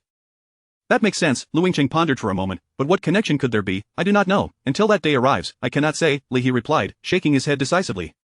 Very well, once dawn breaks, I shall pay my respects to the emperor and report this matter to him before the sun rises, will we not? Li He chuckled. No wonder Dr. Xiao mentioned you might become lost in this. Lu Yingcheng playfully nibbled at Li He's chest. Oh, is that so? Li He rolled over, pinning Lu Yingcheng beneath him, as if a wandering boat had finally found its harbor. It seems Dr. Xiao truly knows me well. Chirp, outside, the little bird could only cover its ears in despair. It had endured a night of peculiar sounds and was now as weary as a lifeless creature. Creak, creak. Lu Yingcheng pushed a wheelchair, basking in the morning sunlight. It has been ages since I've seen such radiant sunlight. He sat in the wheelchair, raising a hand to shield his eyes from the blinding glare. This was the day after Lu Yingcheng conveyed the news of his recovery to Emperor Hongjin. The emperor had issued a decree, commanding all Xianpin masters under the age of 25 from the 6 ministries and the military to come to the capital for selection. Li He was to choose 4 individuals, along with himself and Lu Yingcheng, to form a team for a sparring session with the young warriors of the Northern Yuan envoy. Initially, Li He had intended to gather only those at the 5th level of Xianpin, believing that quality mattered more than quantity. However, Emperor Hongjin decreed that any individual reaching Xianpin could participate in the selection, leaving the process entirely under Li He's control. Lu Yingshan was somewhat perplexed, having originally shared Li He's sentiments regarding the need for such fanfare. This presents me with an opportunity to establish my reputation, Li He remarked with a light chuckle upon hearing the contents of the emperor's decree. Lu Yingcheng quickly grasped the implication. Those young masters who had attained the 5th level of Shinpin would undoubtedly have heard of Lu Yingcheng and Li He, if not through their own experience, then certainly through others. Yet, those of lower levels might not even know who Li He was, nor fully understand Lu Yingcheng's identity. The emperor's arrangement was merely a means to elevate Li He's renown within a limited circle. As for the emperor's motives, Li He was uncertain that he had merely to step onto the stage that had been set for him. The training grounds in the early morning were far from desolate. Dozens of young people stood at the center. Aside from the triannual martial scholar examinations, such vibrancy was rare in this arena. Approximately 60 individuals were gathered, representing the official young masters of the entire capital. Many young masters stationed in the military were located elsewhere. The emperor had dispatched envoys to deliver the decree. Unless there were pressing military engagements preventing them, all eligible young masters would arrive in the capital within half a month.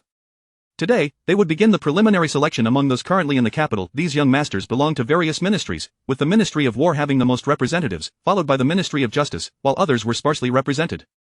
The Imperial Guards and the Jinui had also sent a few, and Li He recognized several familiar faces. Wu Qingshan, the foolish lad who had pursued Lu Yingcheng to the Ministry of Justice, was the son of a general stationed in the south, and it was surprising he met the criteria. Dong Hetsai, rumored to have been punished by the emperor, appeared unscathed, likely having bribed the executioner to go easy on him. He scanned the crowd, noting many other familiar figures, individuals he had encountered previously, though their names eluded him. These masters clustered together with their acquaintances, chattering away. Has no one from the Eastern Depot come? Li He turned to Lu Yingcheng and inquired. There should be none. Lu Yingcheng squinted as she surveyed the area. Perhaps they have deemed it unnecessary to involve those shadowy figures from the Eastern Depot? Lower your voice. We wouldn't want it reaching General Wei's ears. Humph, Lu Yingcheng scoffed. I have my father to back me. I'm not afraid of him. Indeed, children with fathers are like treasures, while those without are left vulnerable. Lu Yingcheng gently pushed the wheelchair toward the crowd, and the volume of voices gradually diminished, yet, a few still whispered amongst themselves. His gaze turned cold as he surveyed all present. Come forth. He beckoned to someone in the crowd with a finger. I see your discontent written all over your face. Come here. Chapter 68 Elimination Me. The youth pointed at himself in bewilderment when Li He called him out. Was I not merely conversing with my colleagues? How did I become the chosen target? Yes, you. He nodded at him. I sense a hint of dissatisfaction towards me. Come, state your name. I am Tang Xia, a 6th-rank official in the Ministry of War. The young man stammered. I truly harbor no discontent towards you, Lord Li He. Well, it is good to hear you are satisfied with me. He nodded. Since you hold such satisfaction, could you do me a favor? Tang Xia let out a sigh of relief. He had feared that Li He would seek an excuse to take action against him. Thankfully, he was merely a 4th-tier martial artist, unable to even rank among the top 20 out of over 60 present. Rumor had it that Li He's prowess was at least 6th tier. Tang Xia certainly lacked the confidence to challenge him. Of course, I am at your service, Lord Li, Tang Xia replied respectfully. Since Li He was chosen by the emperor to oversee this selection, he must possess considerable skills. It mattered not if he arrived in a wheelchair. Even if he were borne on a stretcher by 2 men, he would still be beyond the reach of a mere 6th-rank official like Tang Xia. Did you not see the vice-general of the Imperial Guard, Dong Hetsai? He is a 4th-rank general, 1 step away from ascending to the 3rd rank, securing a position of his own at court. Yet, he stood quietly in the center of the training ground, silently observing Li He. What does this indicate? If even a 4th-rank general dares not provoke him, who would dare to take such a risk? All present were officials of the same court. Even if they had never seen a pig run, they understood the proverb, the bird that sticks its head out gets shot. The training ground fell utterly silent. No whispers could be heard, all eyes were fixed on Li He. Very well. He lounged in his wheelchair, his gaze sweeping across the assembly. And now, all those present who believe they can defeat Tang Xia within 100 moves, step to my left. Those who do not believe so, stand to my right. He spoke slowly, each word infused with profound inner strength, resonating clearly for all to hear. A few hesitant footsteps echoed in the space. Many exchanged glances, perplexed by Li He's intentions. Tang Xia felt cold sweat trickling down his back. Surely, he would not force me to face off against those prodigious talents. Would he pit those who consider themselves capable of defeating me against me in a series of duels? That would be utterly monstrous. When could we, the lowly martial artists, ever rise? Tang Xia clenched his fists tightly within his sleeves, anxiety coursing through him. After approximately half a stick of incense, the crowd managed to form their lines. About 20 stood to Li He's left, while over 30, nearly 40, gathered to his right. Dong Hetsai and Wu Qingshan stood confidently on Li He's left, clearly self-assured in their martial prowess. Excellent. He nodded towards the individuals on his right. You are honest and aware of your capabilities, hence you have been eliminated. Wait, what? The group on the right momentarily erupted in confusion, but soon settled. All were martial artists, capable of understanding Li He's decree just by randomly selecting Tang Xia. So many believed they could not best him within 100 moves of this indicated that those who chose the right side did not deem themselves worthy of Li He's selection. Very well, you may leave at your discretion. He gestured with his hands. Those who wish to stay may do so. 30 or so individuals dispersed, yet almost no one left the training ground. Instead, they sought out spots to either stand or sit, eager to witness Li He's next display. Tang Xia remained rooted in place, uncertain of his course of action. Should I stay or should I go? However, Li He paid him no mind, turning instead to address those who remained on his left, proclaiming loudly that a true martial artist must not fear danger and must forge ahead. Even if one cannot conquer Tang Xiao within 100 moves, one must still instill confidence within oneself. Without this semblance of self-assurance, how can one advance bravely and reach the pinnacle of martial arts?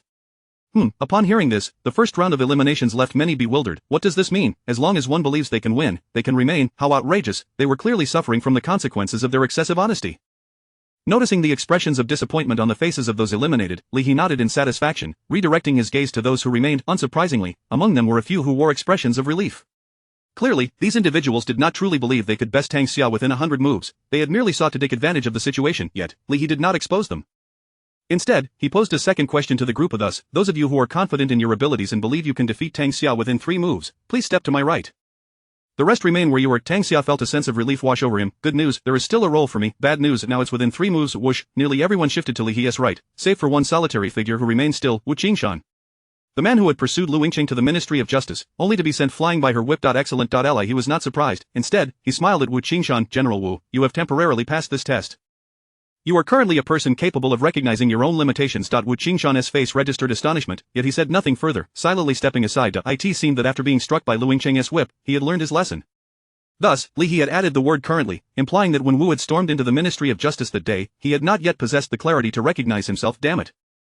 The training ground erupted into an uproar, even louder than before. Some shouted, how is this fair? Was it not said that martial artists must not fear danger and must press forward? We may not necessarily defeat Tang Xiao in 3 moves, but does our confidence not count for anything?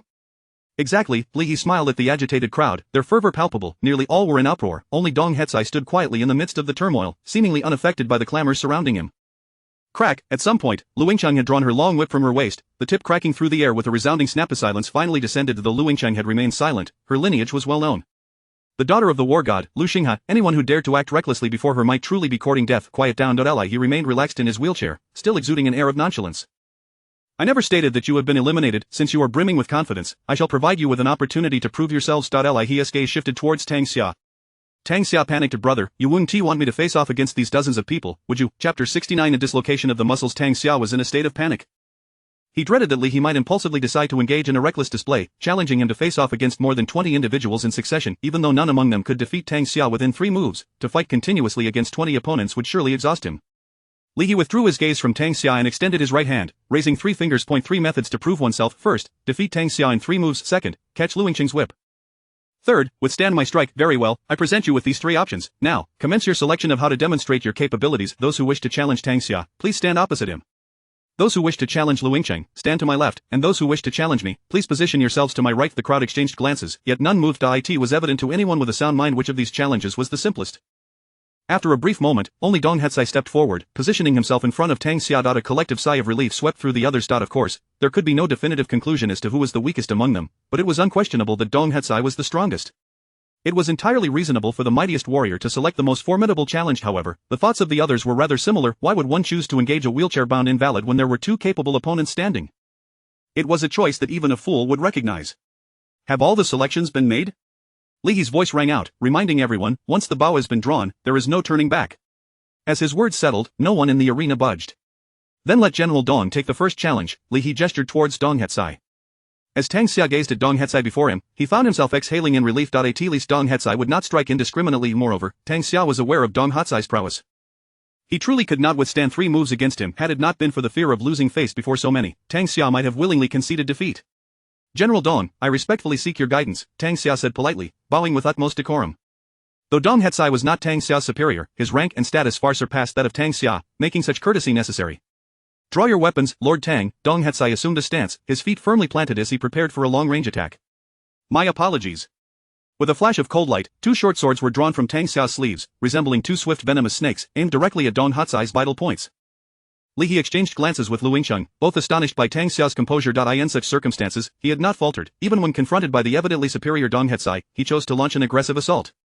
Such audacity was indeed rare, albeit his cultivation appeared somewhat lacking. Ally, he had not anticipated that his casual challenge would unveil such a talent. With this level of courage, Tang Xia's future achievements would undoubtedly be noteworthy. Tang Xia's chosen weapons were 2 short swords. As the saying goes, a shorter blade is a more dangerous one. Compared to more conventional weaponry, Tang Xia's short swords required him to adopt unconventional tactics to secure victory. In truth, direct confrontation was not Tang Xia's forte. He excelled in guerrilla tactics and assassination. Even when forced into open combat, he rarely wielded both swords simultaneously, opting instead to engage with one before catching the opponent off guard with the other. However, he dared not display such arrogance in front of Dong Hatsai that if he were to employ only a single sword, Dong Hatsai could likely dispatch him with a single move. As Tang Xia advanced, both swords poised for attack, Dong Hatsai remained unperturbed, extending his right fist. First strike. Suddenly, Li He called out from the platform. Although his voice was not loud, it resonated clearly throughout the arena. To an outsider, Dong Hatsai's punch appeared unremarkable, yet for Tang Xia, it was a source of immense pressure. He perceived that seemingly ordinary fist as an indomitable spear hurtling toward him. If both parties were to hold nothing back, while Tang Xia's swords might indeed pierce Dong Hatsai's body, that fist would undoubtedly strike him squarely in the face. To launch an immediate, no-holds-barred exchange of injuries. Alarmed, Tang Xia attempted to retract his attack, but it was too late. He could only grit his teeth and continue his assault. He refused to believe that Dong Hatsai would hold back. With Dong Hatsai's skill, evading these two swords would be effortless, yet, astonishingly, Dong Hatsai did not evade. Thud, thud, the distinct sound of blades piercing fabric echoed, as both short swords indeed found their mark in Dong Hatsai's body, one plunging into his abdomen, the other embedding itself in his left chest. The audience gasped in unison. Did Dong Hatsai wish to court death? Simultaneously, Dong Hatsai's right fist made contact with Tang Xia's face. As it seemed that Tang Xia's head was about to be reduced to pulp, Dong Hatsai's fist halted abruptly. However, the force of the punch sent Tang Xia spiraling backward. Thud, Tang Xia landed harshly, akin to a dog in disgrace. I concede. Dong Hatsai clasped his fists in a bow. The arena fell silent. This is hardly a concession, the audience thought. With two short swords still embedded in his body, how could he proclaim such a thing? Yet, even with the blades lodged within him, there was not a single trace of blood seeping from Dong Hatsai's pristine white garments. This was rather peculiar. Dong Hatsai turned, silently tearing open his garment towards Li He. The swords were indeed lodged in his body, but Li He discerned something amiss. The muscles surrounding the wounds appeared distorted and contorted. Dong Hatsai released a gentle sigh of relief. Clang, the two short swords clattered to the ground. He had managed to pin the blades with his muscles. The areas pierced by the swords rapidly healed, leaving only faint imprints, which would likely fade away in a matter of days. General Dong, your skills are remarkable, Li He applauded. Consider this your pass. Dong Hatsai wordlessly returned the gesture, standing bare-chested alongside Wu Qingshan. The training ground buzzed with discussion, everyone speculating about the bizarre incident that had just transpired with Dong Hatsai. Muscle dislocation and bone forging technique, Lu Yingcheng whispered to Li He. It's a secret martial art of the royal family, said to allow one to manipulate all bones and muscles at will. Can one swap their backside for their face? Li He inquired solemnly. Are you truly so averse? Lu Yingcheng discreetly pinched Li He at the waist. At last, Tang Xia groggily rose to his feet. Indeed, Dong Hatsai had held back his blow, merely allowing the force of the punch to send Tang Xia sprawling. Had Dong Hatsai unleashed his full strength, Tang Xia's head might have vanished without a trace. He silently collected his fallen short swords, intending to join the ranks of the eliminated, when Li He called out to him once more. Lord Tang, I require your assistance with a small task. Chapter 70. The turtle Tang Xia was truly eager to flee. Having been sent flying by Dong Hatsai's punch was already humiliating enough, and now he was being asked to assist him further. He turned away in anger and said to Li He, Sir Li, please feel free to speak. Reluctantly, Tang Xia decided to swallow this indignity. Even someone as formidable as Dong Hatsai obediently followed Li He's commands. Tang Xia did not perceive himself to be superior to Dong Hatsai in any regard, at least not on the surface. Very well. Li He nodded, casting a satisfied glance at Tang Xia. I would trouble you, Sir Tang, to draw a circle in the center of the arena, approximately 3 zhang in diameter. Confused, Tang Xia complied. With a short sword in hand and his movements swift as the wind, he soon completed a large circle of the specified diameter. Not only was Tang Xia bewildered, but the remaining warriors in the arena were equally puzzled. Wasn't he the intention to engage in combat? Why were they drawing circles instead? Were they to be cursed within this circular boundary? Once the circle was drawn, Tang Xia clasped his fist in respect towards Li He and stepped aside to stand at a distance. He chose not to join the eliminated warriors, instead opting for a position near the center, anticipating that Li He might assign him a role in the forthcoming events. What are you up to? Lu Yingcheng, standing behind Li He, was equally perplexed and nudged Li He lightly, whispering her inquiry. Performing, Li He replied with a mysterious smile, the Emperor has set the stage for me, and I must present a splendid display for them. Lu Yingcheng shook her head, indicating her lack of understanding. After Tang Xia finished drawing the circle, to everyone's astonishment, Li He rose from his wheelchair. The crowd gasped in unison. Weren't you injured? Someone murmured. Li He surveyed the gathering of over 20 remaining warriors and spoke gently yet audibly. Esteemed warriors, I have sustained a minor injury. If I were to spar with each of you individually, I fear my body would not endure. Hence, I have conceived a plan. Turning, he pointed towards the circle Tang Xia had just drawn. I invite all present to deliberate and select several companions to step into the circle drawn by Sir Tang. It matters not how many, for I shall deliver a single strike. Should anyone still remain within the circle, it shall be deemed a successful challenge. What say you? Li He's tone was soft, yet the implications of his words were daunting. Clearly, he intended to challenge all present with his own strength. As soon as he finished speaking, someone stepped forward to inquire, what if all 20 of us enter the circle? Then it is the same. I shall deliver but one strike, Li He replied, shrugging his shoulders. What audacity, do you truly believe you can force us all out with a single blow? Another voice questioned, incredulous. Only one way to find out, Li He retorted, dismissing further dialogue as he plopped back into his wheelchair. Despite their skepticism, as the official designated by Emperor Hongjin himself, Li He's words were not to be taken lightly. "Shall we not give it a try?" suggested a scholarly-looking warrior. "Let us try it. I truly do not believe he can repel us all with a single strike," a robust man shouted in agreement. As soon as one person stepped forward, hesitation began to creep into the minds of the others. Yet there were still those who were unconventional. A man bearing the emblem of the Ministry of Justice stepped forth, bowing respectfully towards Li He. "Sir Li, I do not wish to enter the circle. I simply wish to witness the might of your blade firsthand." "Who is this novice?" Li He queried quietly, tilting his head towards Lu Yingcheng. "Fu Xiong from the Ministry of Justice," she replied, knitting her brows. "He is known for seeking the spotlight." "I see," Li He nodded, waving his hand towards Fu Xiong. "Then choose an open space and prepare yourself to call upon me. Since you have made the choice to present yourself, do not blame me for establishing my authority." The warriors surrounding Fu Xiong swiftly cleared a space for him. "Sir Li, may I select my weapon?" Fu Xiong pointed towards the weapon rack beside the training ground. The rack displayed an array of weapons, and seeing Fu Xiong unarmed, Li He, considering the difficulty of facing a blade empty-handed, nodded. "Please, feel free." Fu Xiong approached the rack, perusing the selections before finally returning with a heavy shield taller than himself. Lu Yingcheng could hardly contain her amusement, stifling laughter behind Li He. The other warriors also struggled to maintain their composure. Some familiar faces called out to Fu Xiong, "Fu Xiong, might as well bring the gates of the Ministry of Justice with you." Fu Xiong shook his head earnestly. "I do this to honor Sir Li's strength, not for show." Li He mused internally that Fu Xiong indeed respected him, for among all the weapons on the rack, the shield he chose was the heaviest. In truth, while there were larger shields that could conceal Fu Xiong entirely, those were merely wooden frames covered with thin iron, sufficient for deflecting arrows on the battlefield, but against a Shan-grade warrior, they would be no better than paper. However, the shield he held was different, crafted from solid iron, over 2 inches thick and weighing hundreds of pounds. It gleamed ominously. Even Fu Xiong would find it a challenge to pierce through this shield. Fu Xiong had devised a plan. Crouching behind the shield, he would utilize his ancestral technique, the 1000-gene drop, to withstand Li He's strike. Thud, the shield hit the ground, kicking up a cloud of dust. Fu Xiong concealed himself behind the shield, angling it towards the ground, not only to effectively absorb the impact but also to utilize the Earth's resistance to mitigate the force, resembling a turtle retreating into its shell. One must commend Fu Xiong for devising such a strategy in such a short time. Regardless of his penchant for attention, he was clearly a talented individual. "Sir Li, I am ready." "Please proceed," came Fu Xiong's muffled voice from behind the shield. All eyes focused intently on him and his shield, eager to witness whether Fu Xiong's maximum defense could withstand Li He's strike.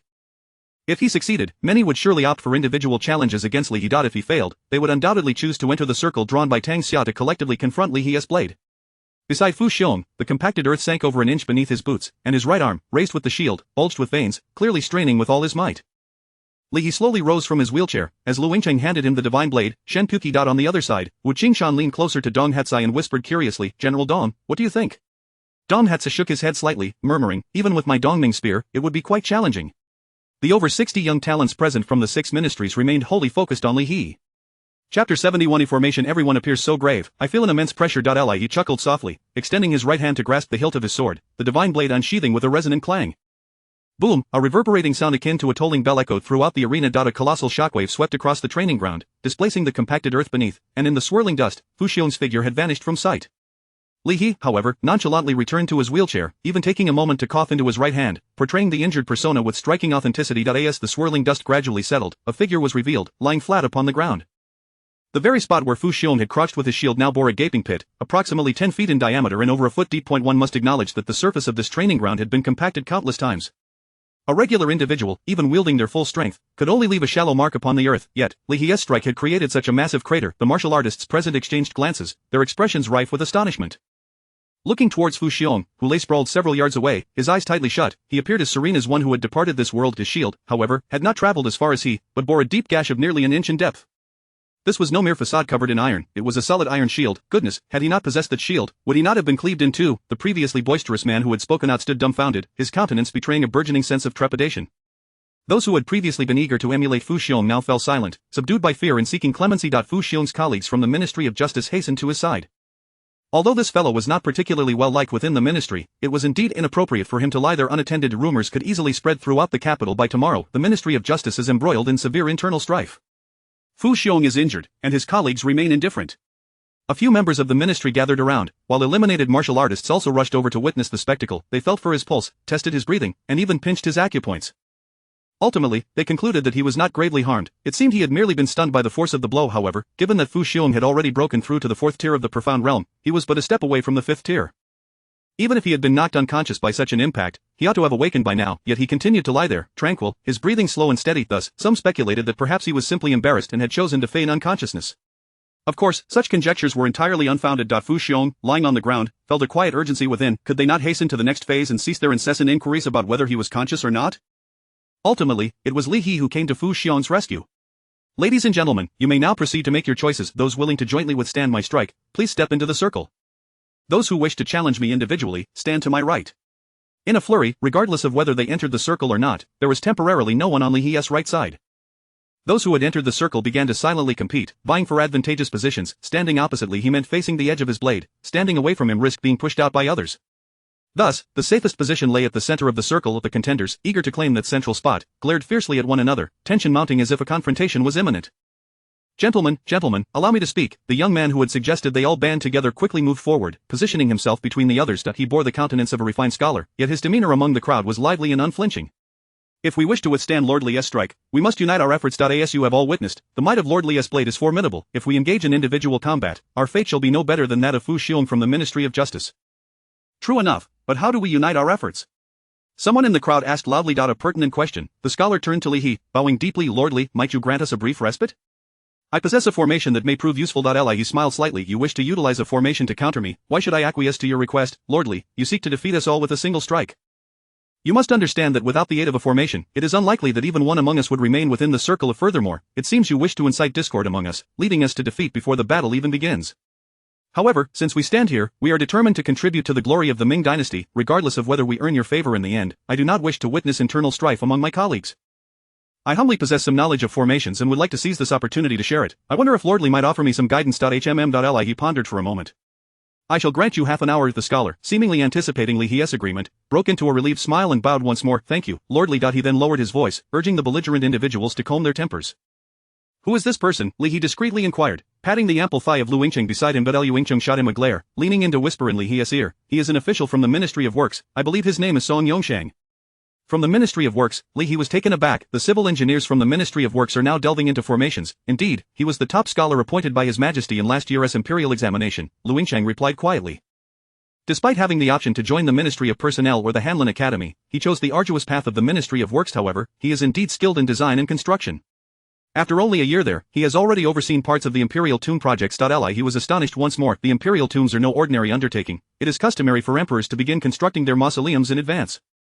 Now that the Ming dynasty is in its prime, it is said that the tomb being prepared by Emperor Hongjin is the most magnificent in history. Entrusting such a project to Song Yongsheng speaks volumes of his capabilities.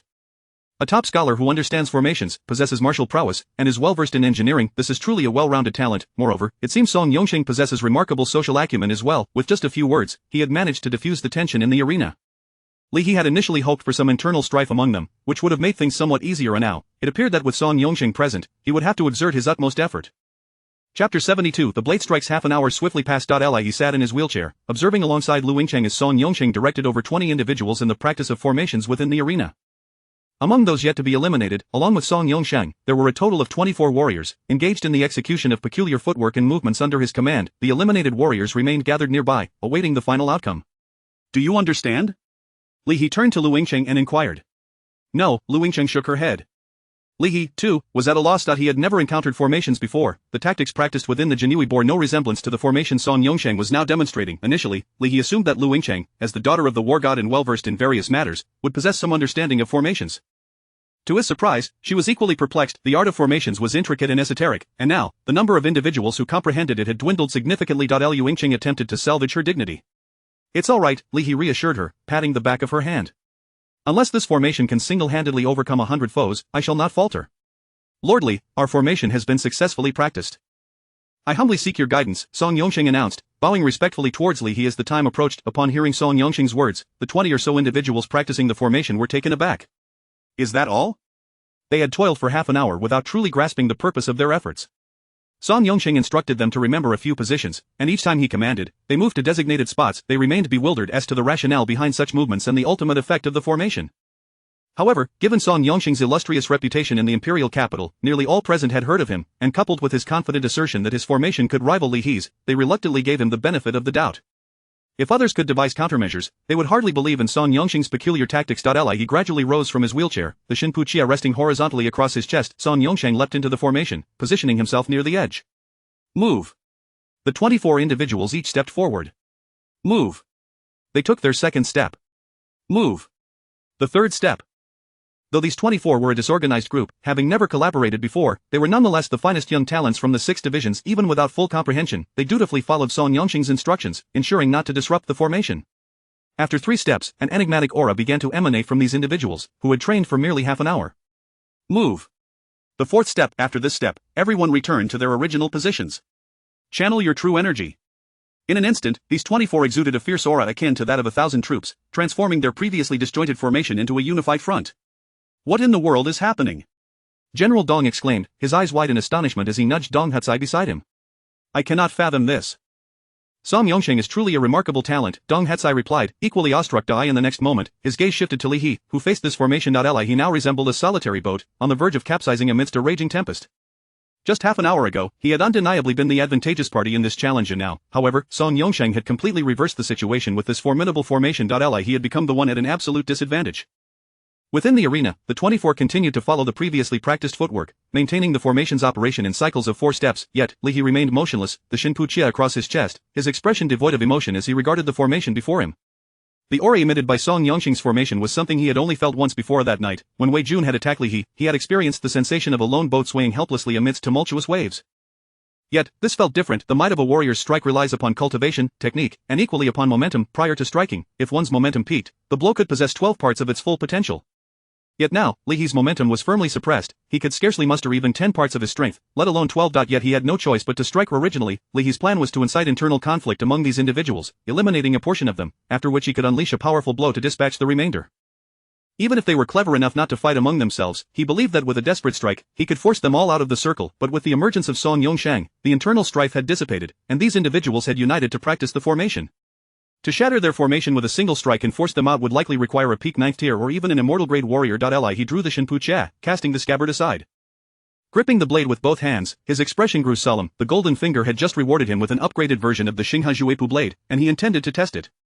Despite knowing the odds were slim, he understood that he had no choice but to strike. He slowly adjusted his breathing, striving to elevate his momentum amidst the palpable pressure of the formation. Suddenly, a voice, delicate as a whisper, reached his ears. Young one, that strike of yours will not suffice. Li He furrowed his brow, yet the training ground was vast and empty. No suspicious figures appeared within his line of sight. Stop looking, you cannot see me. The voice chuckled lightly, continuing, I can teach you a strike that, with your current cultivation, will surely allow you to break the formation. If you wish to learn, simply lower the tip of your blade by 2 inches. Li He inhaled deeply. Though he had no knowledge of the voice's owner, he recognized that such exquisite transmission skills were not possessed by an ordinary warrior. At the very least, one would need to be of a comparable realm to achieve such a feat. He slightly lowered the hilt in his hands, and the blade tip descended precisely 2 inches. Good, a clever one, the mysterious voice chimed again. Now, listen as I explain the flow of energy for this strike. You have only this one chance. If you can shatter the formation and win the challenge, I shall reluctantly take you as my disciple. Listen closely. Li He held the blade with both hands, standing like a statue. Slowly, he closed his eyes, immersing himself in the energy flow described by the mysterious figure. The true energy within him obediently coursed along his meridians, ultimately converging in his arms. Your true energy is impressively pure. The voice of the mysterious figure carried a hint of surprise. Of course, Li He's true energy derived from Li Buiyun, a master of the 9th tier. In comparison to a 7th tier warrior, his energy was naturally more refined. The energy accumulating in his arms began to induce a slight sensation of pressure. He understood that the moment had arrived. Strike! Chapter 73. Jiang Wu. In the vastness of heaven and earth, it seemed as though only this singular blade remained. Boom, the blade's energy surged, and figures flitted about chaotically. Li He released the hilt, beads of sweat the size of soybeans cascading from his forehead. Clang, the divine blade clattered to the ground, and Lu Yingcheng hurriedly stepped forward to retrieve it. Li He staggered back a few steps, collapsing onto his wheelchair. How can you act so convincingly? Lu Yingcheng whispered into Li He's ear. He could only manage a wry smile. It was not an act. He was genuinely drained of his internal energy by that strike. Initially, Li He had presumed that the blade taught by the mysterious figure would only be slightly more powerful than the Galaxy Waterfall blade, yet when he unleashed it, an unending flow of true energy erupted from within him. Had it not been for the purity and richness of his true energy, he would have surely been exhausted by the expenditure of that strike. At this moment, he lacked even the strength to lift a single finger. Who has ever heard of such a strike, a single blow capable of depleting the true energy of a 7th tier master? In the realm of martial arts, there are established principles, one must always leave oneself a way out. If a single strike renders one incapable of further combat, that individual would surely not survive to see a second chapter in the martial world. What kind of madman could conceive of such an extreme technique? A strike that drains oneself. Is he so reckless as to disregard his own survival? As the dust settled, the previously formidable formation of 24 warriors lay in ruins. In the center of the circle, aside from Song Yongsheng, there was naught but emptiness. At this moment, he stood as if turned to stone. Others may not have realized, but Song Yongsheng was acutely aware of the formation's potential. Of this formation, known as the Zhou Tianxing Do array, required at least 3 participants and could accommodate up to 72.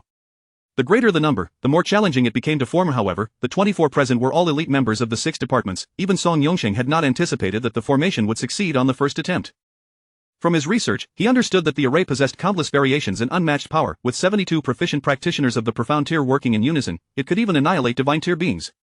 Yet time was of the essence, and Song Yongsheng could only execute a single variation of the Zhou Tianxing Do array. By coordinating fixed steps, the energies of the 24 could be initially linked together. Should the formation come under attack, the impact could be evenly distributed among all participants. Had Li He's strike not been sufficient to disperse the formation, he too could have been injured by the backlash of his own blow. Yet, astonishingly, he had managed to. Song Yongsheng glanced around, suddenly filled with doubt regarding his own formation for the first time. Brother Dong, this. Wu Qingshan looked at the chaotic scene, where people were sprawled across the ground, struggling to regain their footing, and found himself at a loss for words. Is this even something a person can achieve? He reached out to shake Dong Hatsai's shoulder, feeling a twinge of fear. Dong Hatsai did not respond but instead turned his gaze towards Li He. He could sense that the power of Li He's strike far exceeded that of his usual full-force attack. To describe it as a desperate strike would not be an exaggeration, though it was likely that Li He would lose his ability to fight after this. Dong Hatsai imagined himself facing Li He and realized he had no means to counter that strike.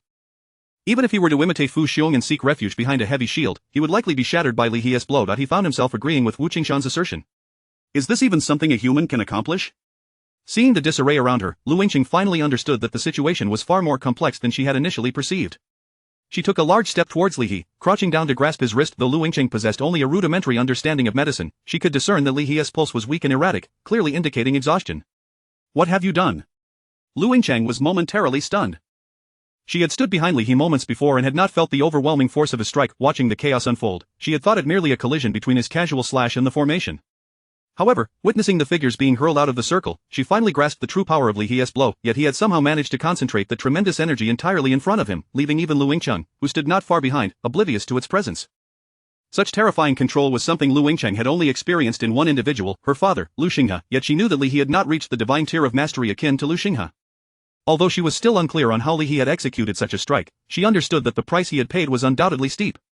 You've just recovered from your injuries. How could you dare to fight so recklessly? Lu Yingqing lightly thumped Li He's chest. Coughed. It was fine until you came along and caused this mess. Just you wait, you'll be responsible, Li He replied, clutching his chest and coughing laboriously. About 2 miles away from the training ground stood a towering elm tree. Thud. A chicken bone fell from its branches. If one were to look closely upwards, they would discover a disheveled man with tangled hair and beard nestled among the thick foliage of the tree. He reclined on a branch, cradling a roasted chicken in his arms, tearing at the meat with his left hand while holding a wine gourd in his right. None other than Jiang Wu, who had recently battled against the esteemed Yu Xin at the seaside, was this man. As he chewed on the chicken, he muttered to himself, this lad actually managed to learn my desperate blade in one go. Little Hong was right, I might just believe he can refine my Spring Thunder 13 blades. Jiang Wu turned and spat a bone towards the ground below, where it landed at the feet of a man in a green robe.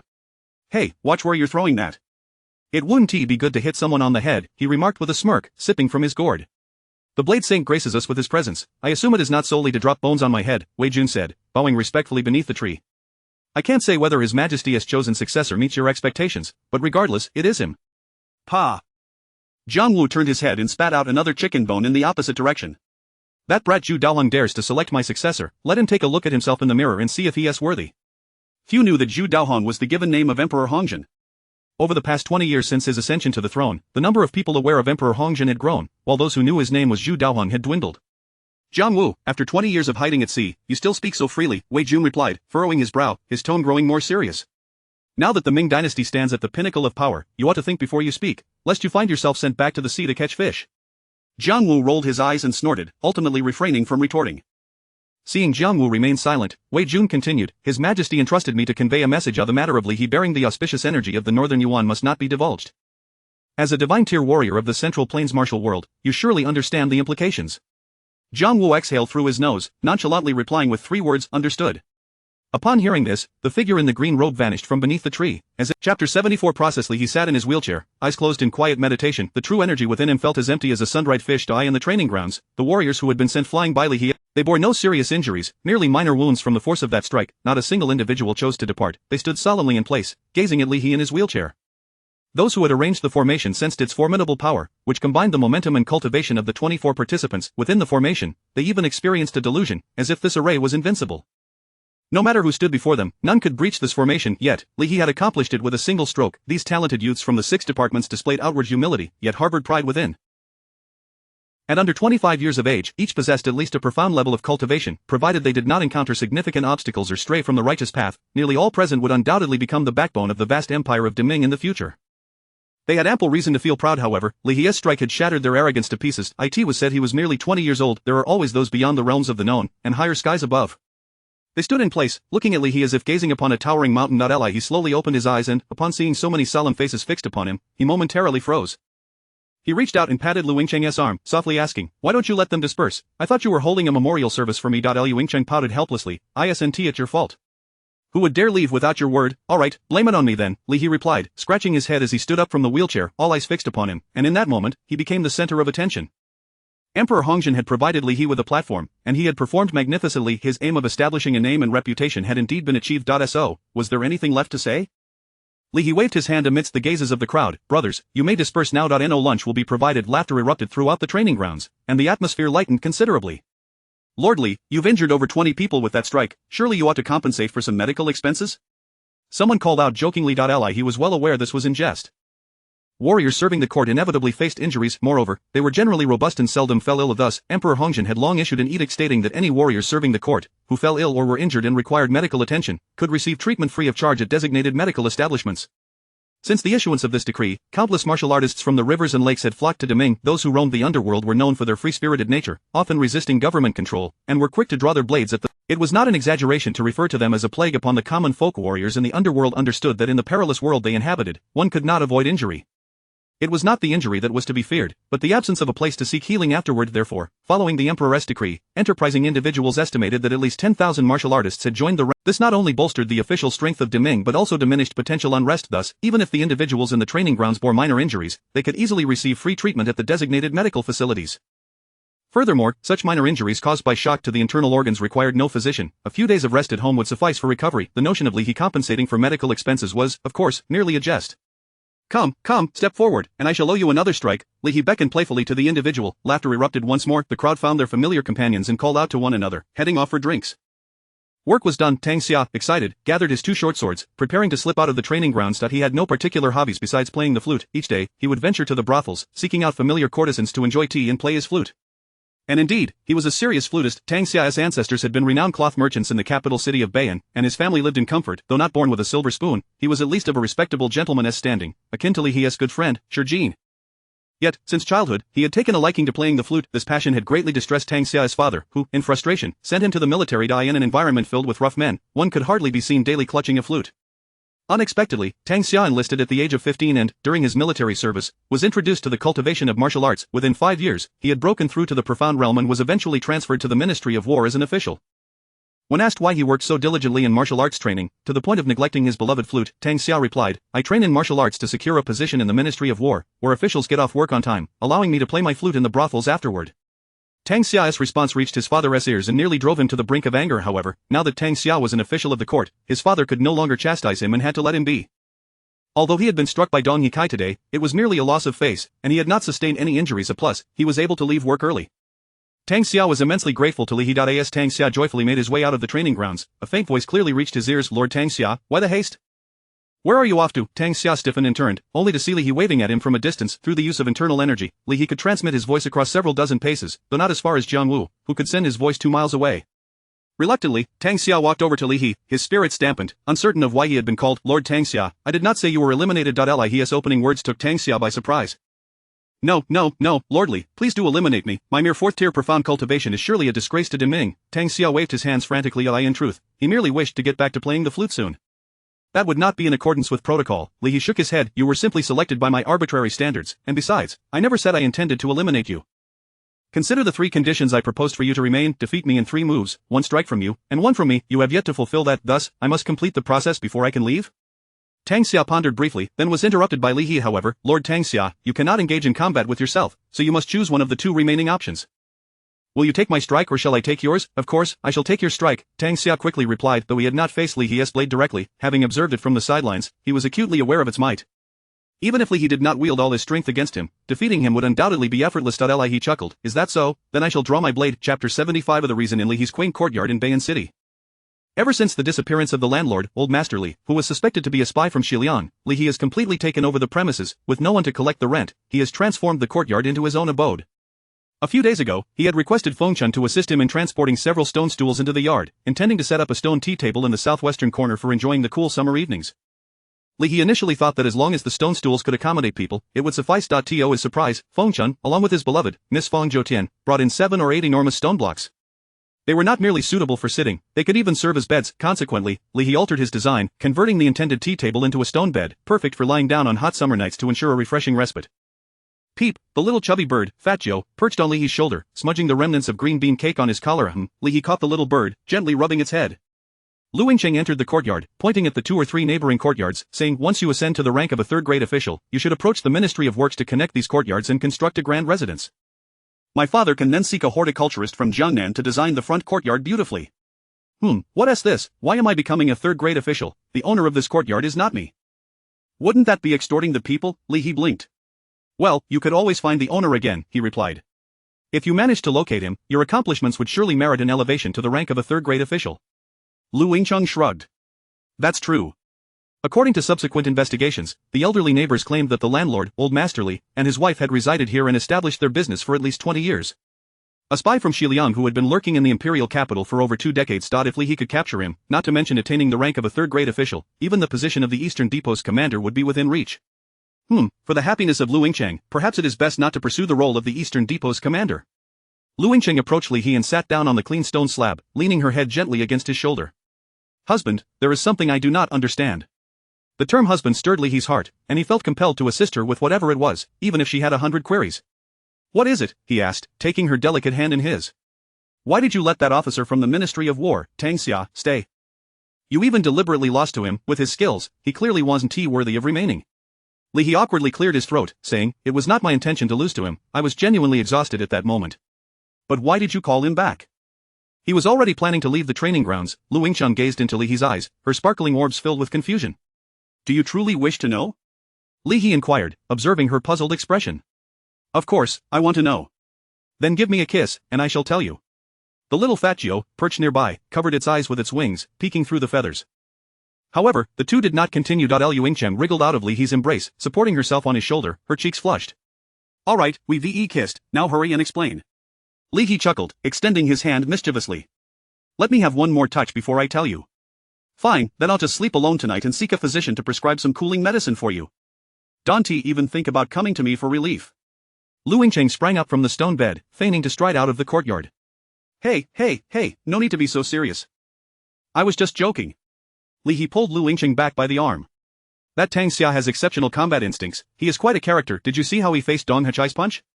He knew that continuing the attack would lead to mutual destruction, yet he chose not to withdraw, enduring a blow to ensure he could strike Dong Hachai with his swords. Well, then what? Lu Yingcheng continued to inquire. What else is there? Isn't that enough? Li He feigned ignorance. I'm going to fetch the medicine. Lu Yingcheng stood up once more. Wait, medicine has its risks, besides, as the ancients say, it's better to release than to block. Natural relief is preferable. Li He hurriedly pulled her back into his embrace. I insist, if you don't explain, I will go prepare the medicine. If you don't behave, you'll have to take it. Does that mean if I behave well, you will help me? A hint of menace flashed in Lu Yingcheng's eyes. Alright, I shall speak. Li He quickly concealed his mischievous expression, realizing that if he did not acquiesce to Lu Yingcheng's wishes, he might indeed find himself spending the night alone. In truth, I wish to establish my own influence within the court, starting with Tang Xia, advancing step by step. Husband, do you not know that forming cliques for personal gain is a crime punishable by death? There is no choice. If I do not say this, you wouldn't believe me. Li He spread his hands. In fact, Tang Xia's martial talent is superior to most present, otherwise, I wouldn't have chosen him at first glance. Ultimately, you still haven't provided a reasonable explanation. Lu Yingcheng pinched Li He, gazing at him incredulously. You are not being truthful with me. Do you truly wish to hear the truth? Li He asked, looking down at her in his embrace. She nodded. Fine, the truth is, I find this young man quite likable, and thus I wish to keep him around there, I've said it. To his surprise, Lu Yingcheng nodded in satisfaction. That is somewhat of a valid reason. Now, tell me more about the tale of the monk and the journey for scriptures. Li He rolled over, pinning Lu Yingcheng down on the stone bed. The journey for scriptures, listen closely, peep. Fat Joe flapped its wings and soared to the rooftop, accompanying the melodious sound as it gazed at the moon above. Chapter 76. The Dead Collection. The moon hung high in the sky, casting a serene glow upon the vibrant spring garden. A soft, delicate thigh rested upon Li He, while Lu Yingcheng nestled her head against his neck, her enchanting eyes glimmering like silk, exhaling breath as fragrant as orchids. He had already exerted himself twice, yet, gazing at Lu Yingcheng's flushed cheeks, it appeared that these two encounters had not sufficiently satisfied her. Li He tenderly caressed the velvety softness of her skin, contemplating the predicament. If it were someone else, you would surely exhaust them, he mused. Then allow me the opportunity to try, Lu Yingcheng replied, her hand slowly trailing down Li He's chest, her words sending a jolt of apprehension through him. That would be unwise. I dare not let you take charge, Li He protested, spreading his limbs wide in a mock display of righteous defiance. Lu Yingcheng parted her crimson lips, her delicate fingers descending to a particularly heated location. Then I shall continue, she declared. This time, their encounter lingered longer than the previous two, and as they collapsed onto the stone bed beneath the luminous moonlight, Li He felt utterly drained, even too weary to move his fingers.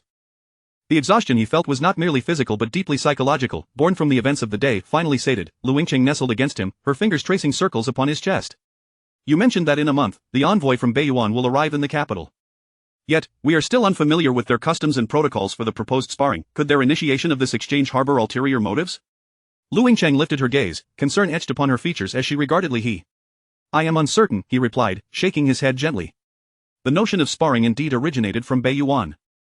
If there is a hidden agenda, it is likely directed at me. That is one way to interpret it. However, if it is indeed aimed at you, why would His Majesty permit you to select 5 assistants? Wouldn't that seem redundant? Lu Yingcheng continued to probe. I do not comprehend, Li He admitted.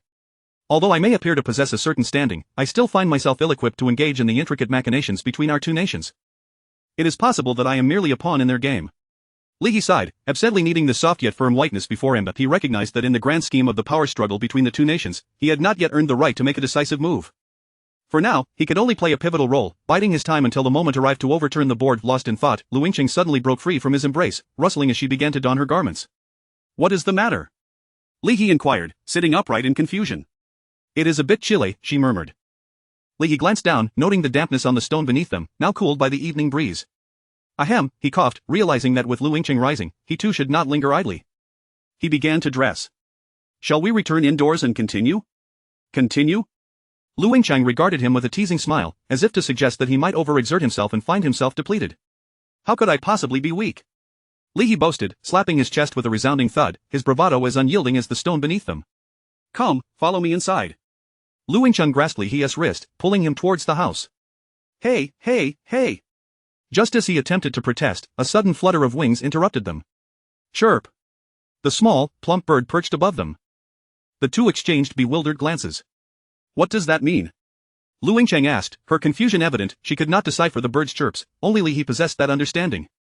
I believe it said someone is approaching, and if you do not release your grip, we shall be caught in an untimely scandal, Li He replied, blinking innocently and grinning. What? Lu Yingcheng hastily released Li He's wrist, beginning to adjust her attire.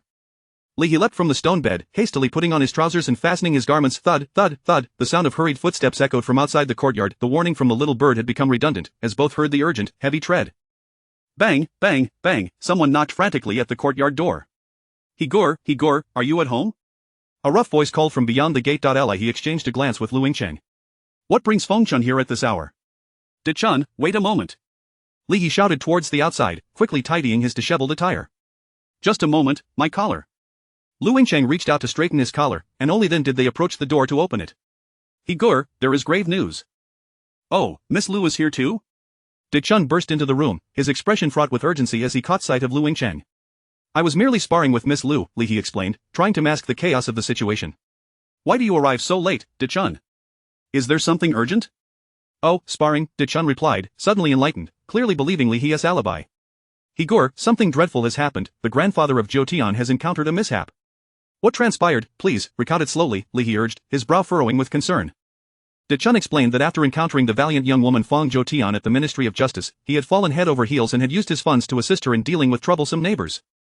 Although Fang Zhoutian was robust, she was pure-hearted and possessed a remarkable talent for making mung bean cakes, much adored by the little bird Dai. In recent days, De Chun's affections for Zhoutian had blossomed rapidly, nearing the threshold of marriage.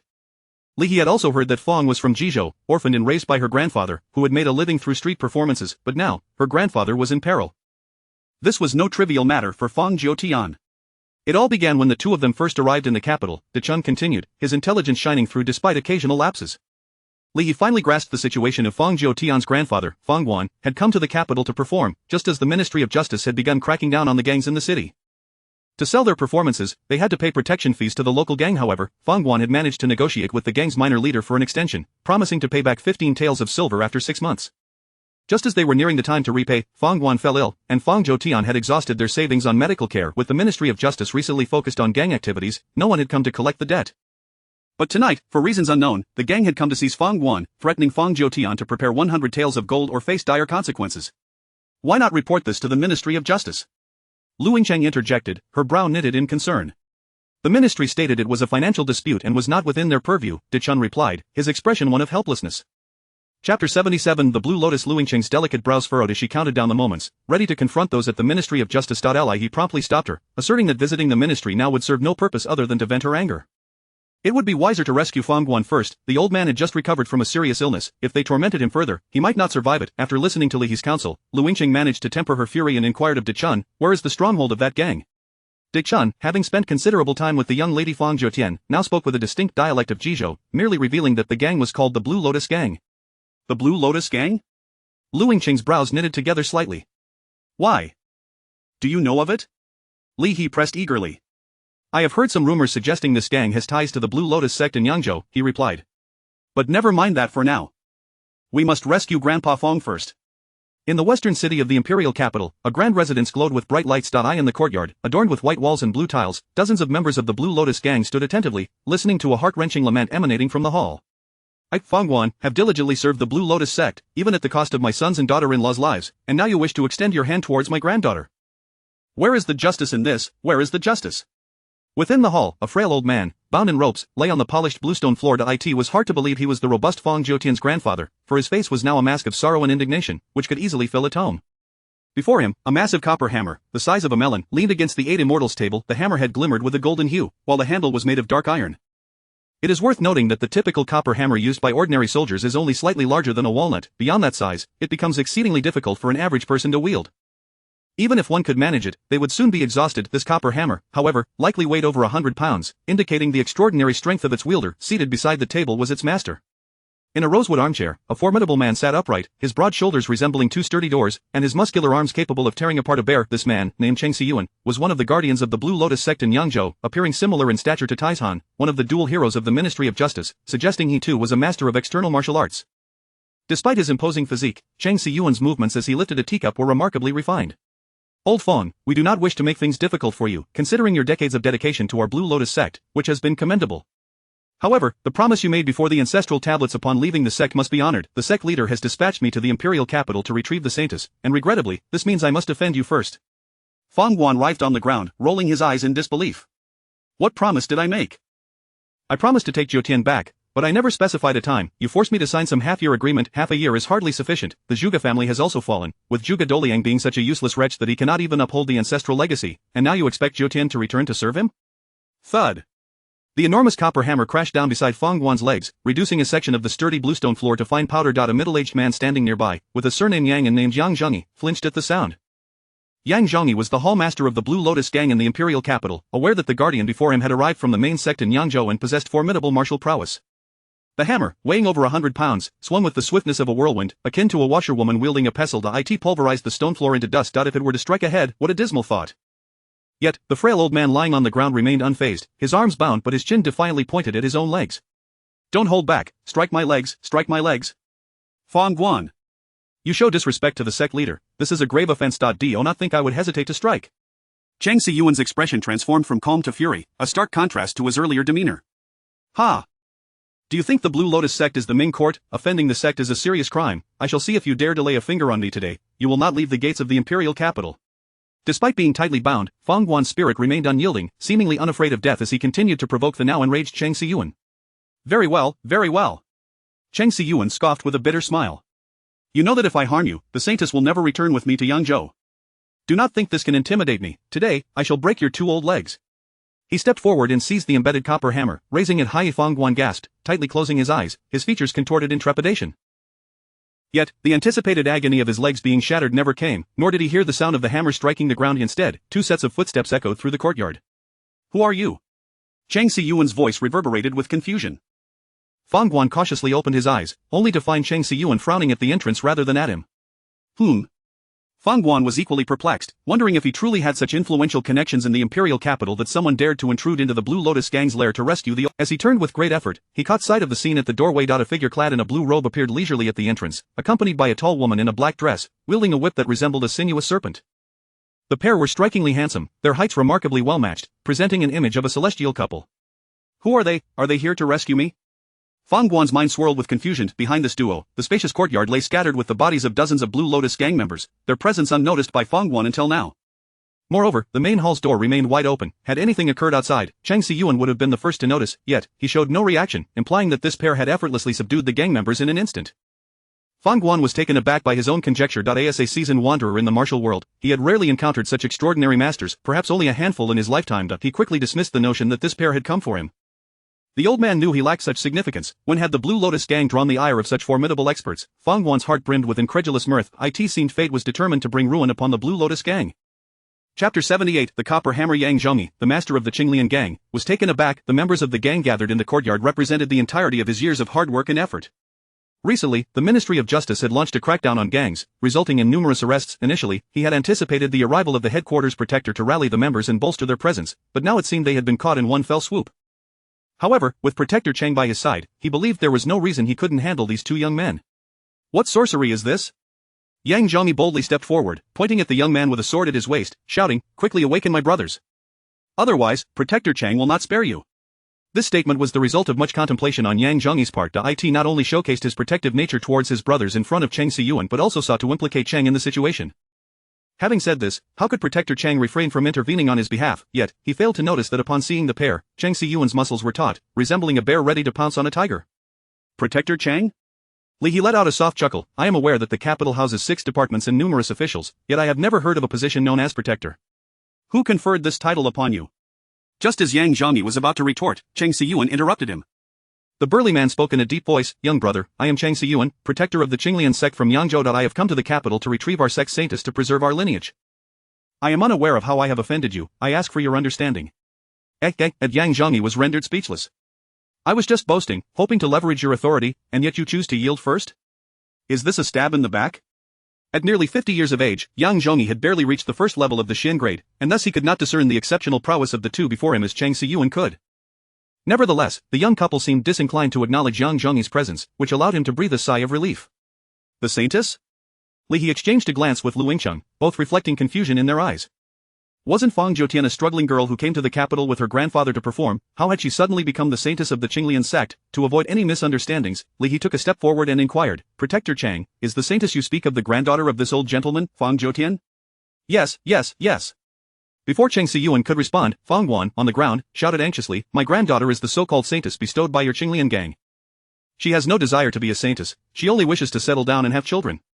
Thud, Cheng Siyuan dropped the copper hammer, causing the heavy 8 immortals table and the Grandmaster chair to tremble. Fang Guan, realizing the gravity of the situation, quickly fell silent. Young brother, the matter of the Saintess is a closely guarded secret within our sect. I am unaware of your identities or your intentions. Otherwise, I cannot disclose internal matters to you. Cheng Siyuan maintained a polite tone, yet the underlying implication was clear. Who do you think you are to meddle in my affairs? He patted Lu Yingcheng's arm, signaling her to step aside. The Shinpu blade slowly unsheathed, glimmering ominously in the light. You will know my identity once we engage in combat. Clang, the blade sliced through the night as it lunged towards Cheng Siyuan's chest. At the same moment, he leapt forward, reaching for Fang Guan on the ground. Oh dear. The old man curled up in fear, tightly closing his eyes. Cheng Siyuan had not anticipated that despite his polite demeanor, this brash youth would choose to act without hesitation. He refrained from retaliating because he understood that incapacitating the multitude outside would require at least a 6th-level Shen grade warrior's strength among the gang members outside. While many possessed rudimentary skills, only a handful could be classified as ordinary martial artists. A 6th-level Shen grade warrior could dispatch them in mere moments, thus, Cheng Siyuan was reluctant to act, knowing that these two might possess combined strength well beyond the 6th level. Even with his 8th-level prowess, he was cautious about engaging without understanding his opponents, especially in the capital, where two celestial grade warriors regularly maintained order and more occasionally appeared. However, with Li He having already taken action, Cheng Siyuan, as an 8th-level warrior, could not stand idly by. Ha! He swung the copper hammer directly at Li He's midsection. Clang! Li He raised his sword, the blade colliding with the copper hammer, producing a sharp sound. The force of the impact sent Li He's sword flying, but his left hand held firm against the back of the blade. The sword pivoted, gliding along the curve of the hammerhead. Sparks flew as the blade and hammer clashed, creating a dazzling display. Oh dear! Fang Guan, positioned directly beneath the cascade of sparks, was so terrified he yelped, quickly curling into himself and rolling away from the fray. Despite the hammer's formidable momentum, Li He utilized his strength to deflect the massive copper hammer aside. In the chaos, Cheng Siyuan's defenses were momentarily compromised. He pressed his advantage, his left hand continuing to apply pressure on the sword's spine while his right thrust forward, the blade aimed directly at Cheng Siyuan's chest. Crack! The tip of the blade indeed pierced Cheng Siyuan's chest, yet it felt less like penetrating flesh and more akin to striking resilient metal. With a flick of his wrist, Li He lifted the blade, stripping away a piece of Cheng Siyuan's garment, revealing a glimmering layer of soft armor beneath. What a feat! With his formidable internal strength coupled with an unknown material's armor, Li He suspected that even if Cheng Siyuan stood still and allowed Tang Xia to hack at him with dual swords, it might not breach his defenses. As Cheng Siyuan felt the blade's intrusion, he realized that this impulsive youth was no mere novice. He was a formidable adversary in his own right. Moreover, his swift strikes were particularly effective against Cheng Siyuan's broad, sweeping style of combat. Cheng Siyuan could unleash a hammer strike powerful enough for Li He to stab him multiple times had he not been clad in the Qinglian sect's prized Xianjin armor. That blow could have severely wounded him, rendering him unable to continue fighting. However, the Xianjin armor protected only his upper body, leaving his limbs and head exposed. If Li He targeted these unprotected areas with each strike, Cheng Siyuan would surely find himself overwhelmed. Thus, to counter Li He's rapid assaults, Cheng Siyuan had no choice but to adopt an offensive approach, ensuring he did not allow him to close the distance, with his eyes wide and muscles taut. Chapter 79. The display of fury. With a resounding whoosh, the copper hammer hurtled towards Li He, aimed squarely at his ribs. To be struck directly by such a blow would spell doom for any ordinary warrior, and even a mere graze could prove fatal. Unless one were to be the reincarnation of a colossal deity, it was improbable that anyone could withstand this mighty strike. Li He, sensing the danger, dared not confront it head-on and could only retreat momentarily, angling his blade towards the ground. Dear brother, we harbor no animosity towards one another, so why must we resort to violence? Let us instead sit down and discuss this matter amicably. I am unaware of the connection between you and this esteemed elder. If I have inadvertently caused offense, I humbly ask for your understanding, Li He implored. Cheng Siyuan, however, did not seize the opportunity to launch an attack, as the presence of Lu Yingcheng, who had yet to make her move, instilled a primal instinct in him. He sensed that the woman wielding the long whip might prove as formidable as the youth he had just battled. It was one thing to face a single opponent, but the odds were decidedly stacked against him in a 2-on-1 confrontation. You have already crossed the bounds of the law by abducting this venerable elder. Why should I engage in negotiations? You should be apprehended immediately. Li He retorted with a cold smile directed at Cheng Siyuan. Abducted, dear brother, do not wrongfully accuse the innocent. Since my arrival in the imperial capital, I have committed no crime whatsoever. Today's incident arises from a misunderstanding, and I believe it would be prudent for us to communicate clearly, Cheng Siyuan quickly countered, furrowing his brow. Misunderstanding? Is it possible for him to have bound himself and delivered himself to you? Li He questioned, gesturing towards the elderly man, tightly bound and resembling a Zongzi. To his astonishment, the elderly gentleman, despite being securely tied, flushed with embarrassment as his eyes darted about. Cheng Siyuan and Yang Zhongyi exchanged glances, both wearing expressions of wry amusement. Brother, believe it or not, he indeed tied himself up and presented himself to us, Cheng Siyuan said with a resigned shake of his head, proceeding to recount the unfolding events to Li He. Regarding the so-called saintess, Cheng Siyuan omitted details about Li He not being a disciple of the Qinglian sect, instead focusing solely on today's occurrences. He explained that upon arriving in the capital, he sought out Fang Guan, informing him that his purpose was to bring Fang Zhoutian back to the Qinglian sect.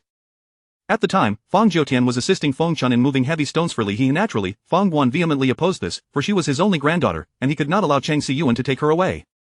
Thus, this morning, Cheng Siyuan returned with Yang Zhongyi and presented the blood contract he had signed with the Qinglian sect. Faced with undeniable evidence, Fang Guan, not wishing to return Fang Zhoutian to the sect, concocted a ruse, binding himself and coming to offer an apology. His sole intention was to prevent Cheng Siyuan from taking Fang Zhoutian away. As their conversation escalated into a heated argument, the misunderstanding intensified, leading to the current predicament. Is this truly the case, Elder Fang? Li He asked, still somewhat incredulous, unable to fathom how an old man could secure himself so thoroughly. Indeed, it is true, Fang Guan replied, his face flushed, as he extricated an arm from the ropes and scratched his head. I possess a unique skill known as the shrink bone technique. Not only can I bind myself, but even if I were shackled with iron chains, I could easily escape. This is merely a skill I have honed in the martial world. Very well, then what is this matter regarding the debt you signed with the Qinglian sect concerning Zhoutian? Li He inquired, nearly laughing at the absurdity of Fang Guan's predicament. Ah. A debt? What debt? I am oblivious to such matters, Yang Zhongyi interjected, bewildered. Fangguan's face reddened once more. It is merely the blood contract I signed with the Qinglian sect. Zhou Tian is unaware of her status as a saintess, and I used this pretext to placate her. Chang Siyuan spread his hands in despair. Brother, the sequence of events is thus. Elder Fang entered into a blood contract with our Qinglian sect, promising to return the saintess to us to inherit her legacy. However, now he seeks to breach this agreement. I am at a loss for how to proceed. Since you are present, perhaps you could offer a solution? Li He found himself in an awkward position, realizing he had acted rashly without fully grasping the situation, having only heard Feng Chun's side of the story before rushing to the rescue. While Feng Chun and Fang Zhoutian had not deceived him, he had not anticipated that Fang Guan had, at the very root of the matter, misled his granddaughter. What was this talk of a Qinglian sect saintess and heritage?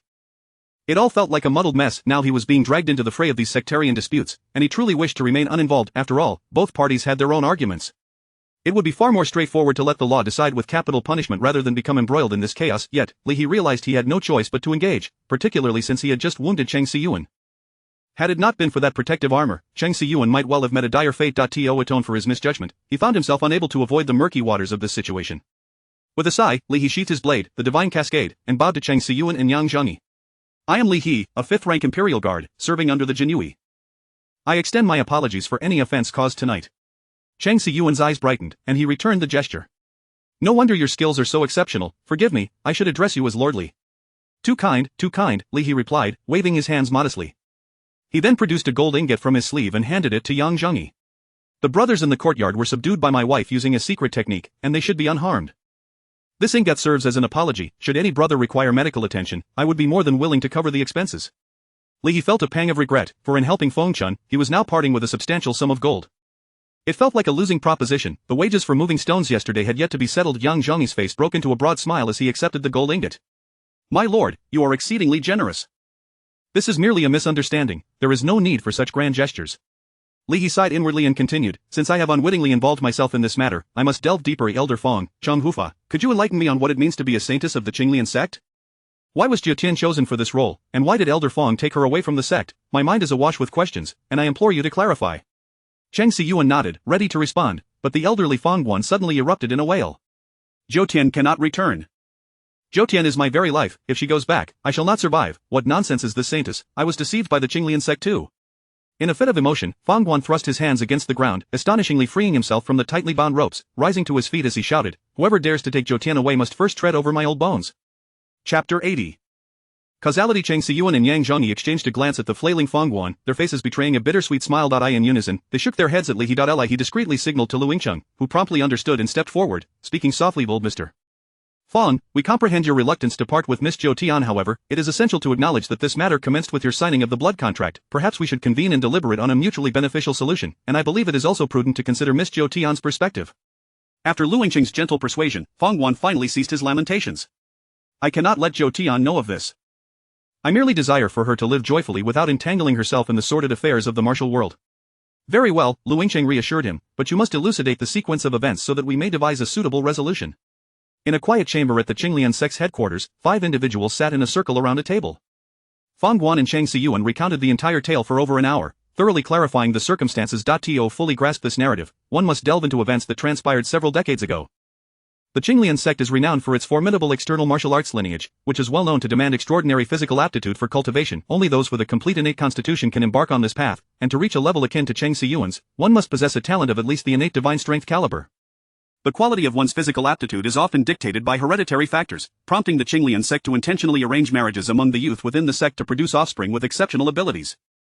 Within the sect resides the Zhuge family, which has held over half of the leadership positions for centuries. Some ill-informed wanderers mistakenly believe the Qinglian sect to be the private estate of the Zhuge family. However, this is a misconception. The position of the sect leader is responsible for preserving and transmitting the teachings bestowed by the sect's founder. The selection for this position is typically determined while the current leader is still in power. They will choose one outstanding boy and girl under the age of 5, known as the Holy Son and Holy Daughter, and nurture them with the utmost care. Upon the current leader's abdication, a new leader is selected from among the Holy Son and Holy Daughter based on merit. Cultivating external martial arts relies not only on physical talent but also on unwavering determination and the ability to endure hardship. Thus, those who ascend to the position of sect leader are rarely mere political schemers.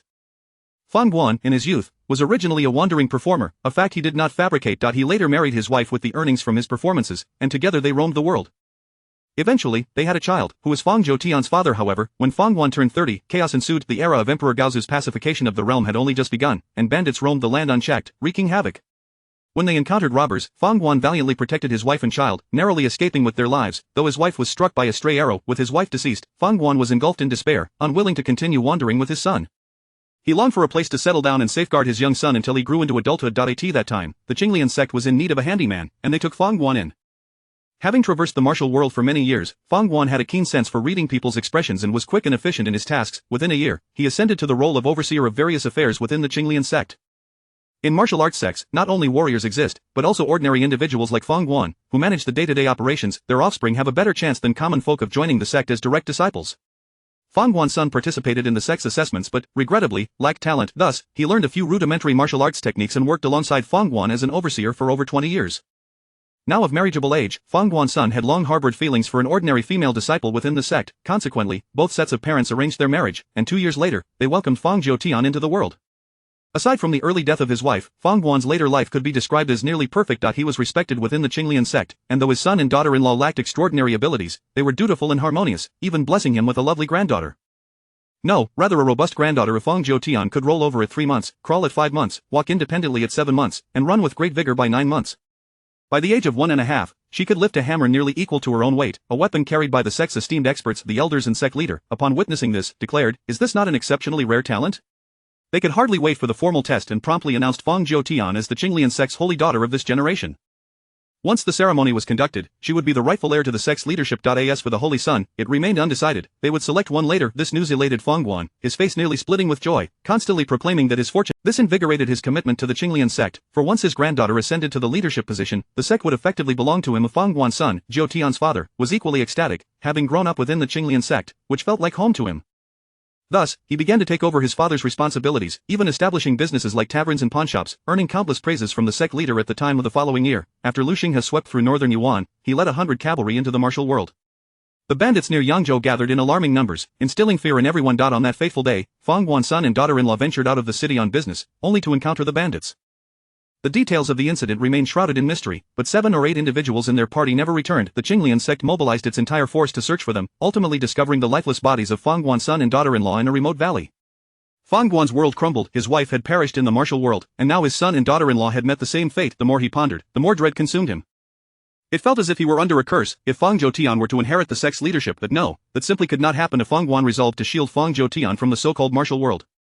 He only wished for her to live a life of happiness. The day after he buried his son and daughter-in-law, the old man packed his belongings, cradling the barely 2-week-old Fang Zhou, and prepared to leave the Qinglian sect, unwilling to remain there any longer.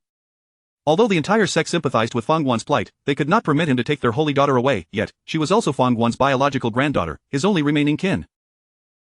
To expect the old man to serve the sect after enduring such a profound loss was utterly unrealistic. Thus, the situation fell into a stalemate. Chapter 81 of the method. As he approached the gate, he was met with resistance from the gatekeepers, who refused to let him leave. Old Fang, before the disciples of the Qinglian sect, suddenly knelt down with a thud, weeping profusely. He lamented that she was his only granddaughter and that he, Fang Guan, was forbidden from mingling with the martial world. All he sought was for the Qinglian sect to permit him to return to his hometown in Jizhou to lead a life of farming. Having devoted decades to the Qinglian sect, Fang Guan had undoubtedly built a solid reputation. Seeing the old man's sorrowful plea, the elders of the Qinglian sect were left uncertain on how to proceed. Ultimately, it was the old patriarch of the sect who stepped forward, agreeing to allow Fang Guan to take Fang Zhou back to Jizhou, even offering personnel for safe escort along the way. However, the patriarch also stipulated that the position of the sect's saintess would be preserved for Fang Zhou. Should Fang Guan have a change of heart, he could return to Yangzhou with his granddaughter at any time to seek the protection of the Qinglian sect. Concurrently, the sect would seek out a holy son to nurture as the next patriarch, but should this holy son prove to be inept or meet an untimely demise, Fang Guan would be required to return with Fang Zhou to inherit the legacy of the Qinglian sect. While ostensibly negotiating terms, it was evident to any discerning observer that this amounted to granting Fang Guan permission to withdraw with his granddaughter from the Qinglian sect. With no competition for the saintess title, the next holy son would undoubtedly ascend to the position of patriarch. Fang Guan understood this implicitly and, kneeling before the ancestral tablets with the old patriarch, vowed his oath and signed a blood contract. Thus, the matter reached a conclusion, and Fang Guan returned to his hometown in Jizhou with Fang Zhou, leading a life of agriculture. The Qinglian sect, in turn, successfully selected a new holy son through evaluation. The bloodline of the Zhuge family, Zhuge Qingcheng, son of the sect's guardian Zhuge Duoliang, was triumphantly chosen as the holy son. It appeared that Fang Guan would lead a tranquil life in Jizhou with his granddaughter. However, a year prior, Zhuge Qingcheng had been reported for his gambling addiction, arrogance, and mistreatment of his fellow disciples. The emergence of such issues surrounding the Holy Son infuriated the old patriarch, who dispatched Cheng Siyuan alongside Zhuge Duoliang to investigate the matter. The findings confirmed that Zhuge Qingcheng indeed displayed misconduct, and the allegations against him were not baseless. In a fit of rage, Zhuge Duoliang acted swiftly, stripping his own son of his martial prowess and nearly beating him to death. Although he spared Zhuge Qingcheng's life out of respect for the Zhuge family, it was clear that he could no longer serve as the Holy Son. With the Holy Son rendered incapable, the aging patriarch was left pondering who would inherit the leadership of the Qinglian sect. Reappointing a new Holy Son in Saintus would contravene the sect's regulations, for the ancestors had chosen 2 heirs as a safeguard against unforeseen circumstances. Yet now, both candidates were embroiled in controversy. Naturally, some recalled the Saintus who had departed the sect years ago, but no one dared to voice this thought. Ultimately, it was the old patriarch himself who suggested bringing Fang Zhoutian back to the Qinglian sect to cultivate her as the next patriarch. Even in a sect renowned for its external martial arts, Fang Zhoutian could be deemed the most gifted individual since the sect's inception. When Fang Guan had once carried her away, she had already demonstrated the strength to throw a large dog weighing nearly 40. This was a mere toddler, not yet 2 years old. Her innate strength was beyond description. Furthermore, the external martial arts were not suited for children but rather required complete physical development before training could commence. Now, after more than a decade, Fang Zhoutian was undoubtedly at the prime age to begin her practice of external martial arts. Over half a year ago, the old patriarch had dispatched Cheng Siyuan to Jizhou, where he found old Fang diligently farming at home. Indeed, Fang Guan was living a simple life with his granddaughter, who had grown into a sturdy young lady, nearly 16 years of age and as robust as a wall. Old Fang, despite his frail appearance, had nurtured Fang Zhoutian to be as strong as a young calf, capable of working the fields with the strength of 4 or 5 robust men. Naturally, she could eat heartily, consuming enough food in a single meal to sustain an ordinary person for 2 days. He conveyed to Fang Guan the current predicament of the Qinglian sect and proposed the idea of bringing Fang Zhoutian back for training. Faced with the blood contract he had signed years prior, Fang Guan had no grounds to dispute this, especially since the Holy Son had indeed fallen from grace. The Qinglian sect would not resort to trickery regarding the patriarch's position. With no alternative, Fang Guan resorted to stalling, telling Cheng Siyuan that he needed time to sort out his belongings and explain the family background to Fang Zhoutian before returning her to the Qinglian sect. Cheng Siyuan, sensing the possibility, inquired how long this would take. Fang Guan initially replied 3 years. Cheng Siyuan, infuriated, nearly demolished Fang Guan's old house. After much negotiation, they settled on a period of 6 months. To prevent old Fang from having second thoughts, they signed a contract, stipulating that Fang Guan would indeed return with Fang Zhoutian to the Yangzhou Qinglian sect after 6 months. Shortly after sending Cheng Siyuan away, Fang Guan fled with his granddaughter, leaving everything behind. They relied on old Fang's talents to avoid starvation, escaping all the way to the imperial capital. Why the imperial capital? Because Fang Guan had heard that beneath the emperor's feet, 2 experts of celestial caliber were stationed there year-round, making it impossible for even the most formidable martial artists to stir up trouble in the capital. Thus, 6 months later, when Cheng Siyuan returned to Jizhou only to find the place deserted, he angrily returned to the headquarters of the Qinglian sect in Yangzhou and issued a notice to all branches, seeking assistance in locating the whereabouts of Fang Guan and his granddaughter. Ultimately, they were located in the imperial capital. This tale is not complex, yet recounting it is fraught with difficulty, for whenever it touches upon sorrowful moments, Fang Guan finds himself weeping bitterly, lamenting the injustices of fate. Once he finally concludes his story, the old man leans back in his chair, silently shedding tears, evidently wounded by the martial world's cruelties. He and Lu Yingcheng exchanged glances, finding it challenging to ascertain who was right or wrong between Fang Guan and the Qinglian sect. Both sides had their own compelling reasons, and neither had violated the laws of the Ming dynasty, making it exceedingly difficult to discern right from wrong. Ah, old Fang, please do not be disheartened. You have just recovered from a serious illness. He began to offer consolation, but was abruptly interrupted by Fang Guan. Who says I have just recovered? I am in excellent health. I can still envision my granddaughter marrying and having children, yet I simply do not wish to see her entangled in the sordid affairs of the martial world. He was left speechless, unsure of how to respond. No counsel seemed effective. It appeared they had reached an impasse. Ultimately, it was Lu Yingcheng who placed a reassuring hand on his arm. We have heard the full account of events. Now, both sides are resolute in their stances. It would be futile to negotiate further. Perhaps we should return and inquire about Zhoutian's stance. There may yet be a new path forward. Li's eyes lit up. Truly, my wife is wise. Lu Yingcheng's cheeks flushed, yet she said nothing further. Upon exiting the quiet chamber, it was already late into the night. The members of the Qinglian sect began to stir, each looking at one another in confusion, unaware of the unfolding events. Cheng, please take good care of old Fang. We will clarify the truth of the matter with Zhoutian, Li said, bowing slightly. Thank you, Lord Li, Cheng Siyuan replied earnestly in return. Ah, I have one more question. I have a brother who may also possess innate strength, though he is not particularly bright. Chapter 82. Departing from the capital in the distant eastern sky, a pale light emerged, heralding the dawn, while the brilliant morning star hung majestically above. He and Lu Yingcheng shared a steed, the rhythmic clatter of hooves echoing against the stone-paved road.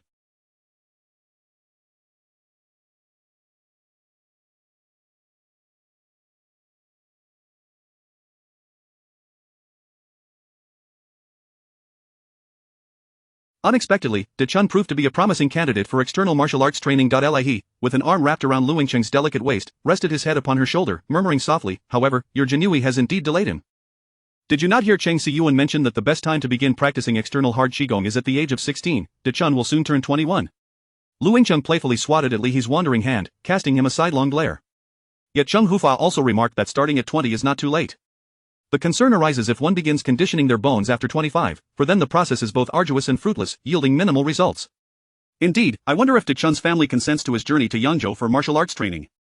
While the Jinui may pose certain dangers, it still offers a stable livelihood. Lu Yingcheng sighed. As the horse rounded a bend, the entrance to Li He's alley came into view. What surprised me the most was Miss Zhou Tian. Her declaration that she would follow De Chun wherever he goes, and would not go if he did not. De Chun does not strike me as the type who toys with the affections of women. Li He mused, scratching his chin in confusion. If it were Shi Jin, I could understand. Humph, do you think all good girls can be easily won over? Miss Zhou Tian lost her parents at a young age and has never encountered a man as caring as De Chun. Their bond is indeed a match made in heaven, unlike certain individuals who rely on sweet words and flattery to charm women, she retorted. Eh? You wouldn't be referring to me, would you? Li He teased, his hand wandering over Lu Yingcheng's flat abdomen. When I lay in bed, I didn't utter a single word. I wonder who it was. You insufferable. Lu Yingcheng exclaimed, elbowing him from behind. He quickly raised his hands to shield himself. A strike from her, a 7th-tier Xian grade elbow, could be quite formidable if it landed in the wrong spot. However, if De Chun is willing to go to Yangzhou to learn, it is only right that I accompany him. I just hope the court affairs do not hinder my departure. The Emperor has entrusted me with such a significant task, and to abandon it now would not reflect well, Li He pondered. Lu Yingcheng fell silent for a moment before speaking up, but the last 2 assassins who targeted you were from the Jianghu. If you go to Yangzhou, I fear for your safety. Should I accompany you? Li He was taken aback, then shook his head vigorously. No, you cannot go. You are a young lady of noble birth. If anything were to happen on the road, your father would surely have me minced into paste. What if something were to happen to you? Lu Yingcheng suddenly asked. Good question. Li He leaned closer to her ear, whispering, I assure you, I will not come to harm, for I know there is at least one person in the capital awaiting my return. A warm breeze caressed Lu Yingcheng's ear, sending a tingling sensation through her heart. She turned to him, her bright eyes shimmering with deep affection like water. Suddenly, the horse came to a halt.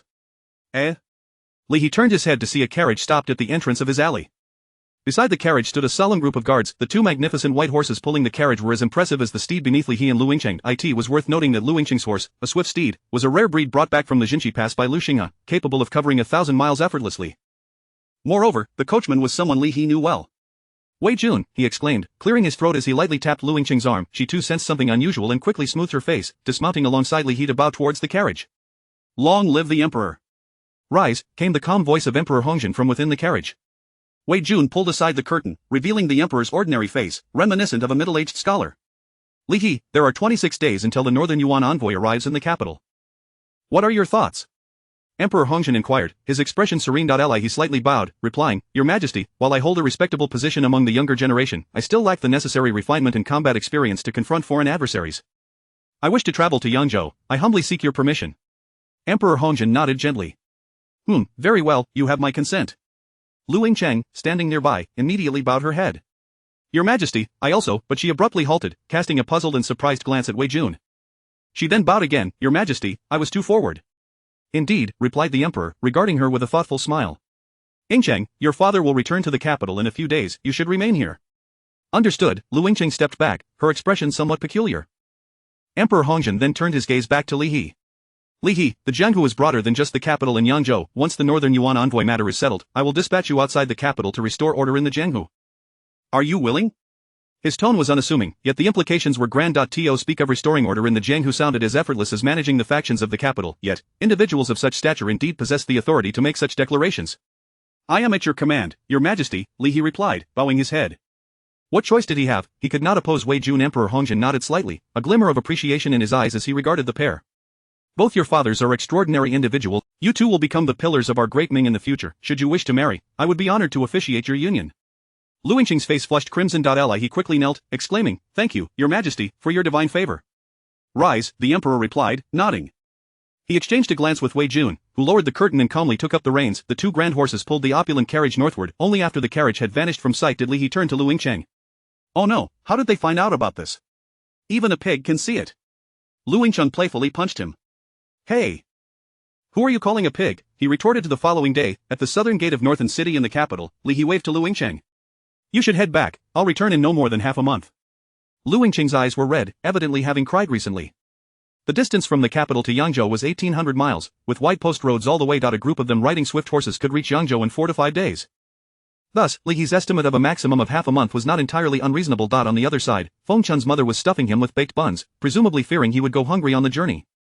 Yet, in this era of flourishing commerce in the Ming, as long as one carried sufficient silver, finding a meal along the way was hardly a concern. By the time Li He regained his composure, Lu Yingqiang had already thrown herself into his embrace, rubbing her tears against his new robe.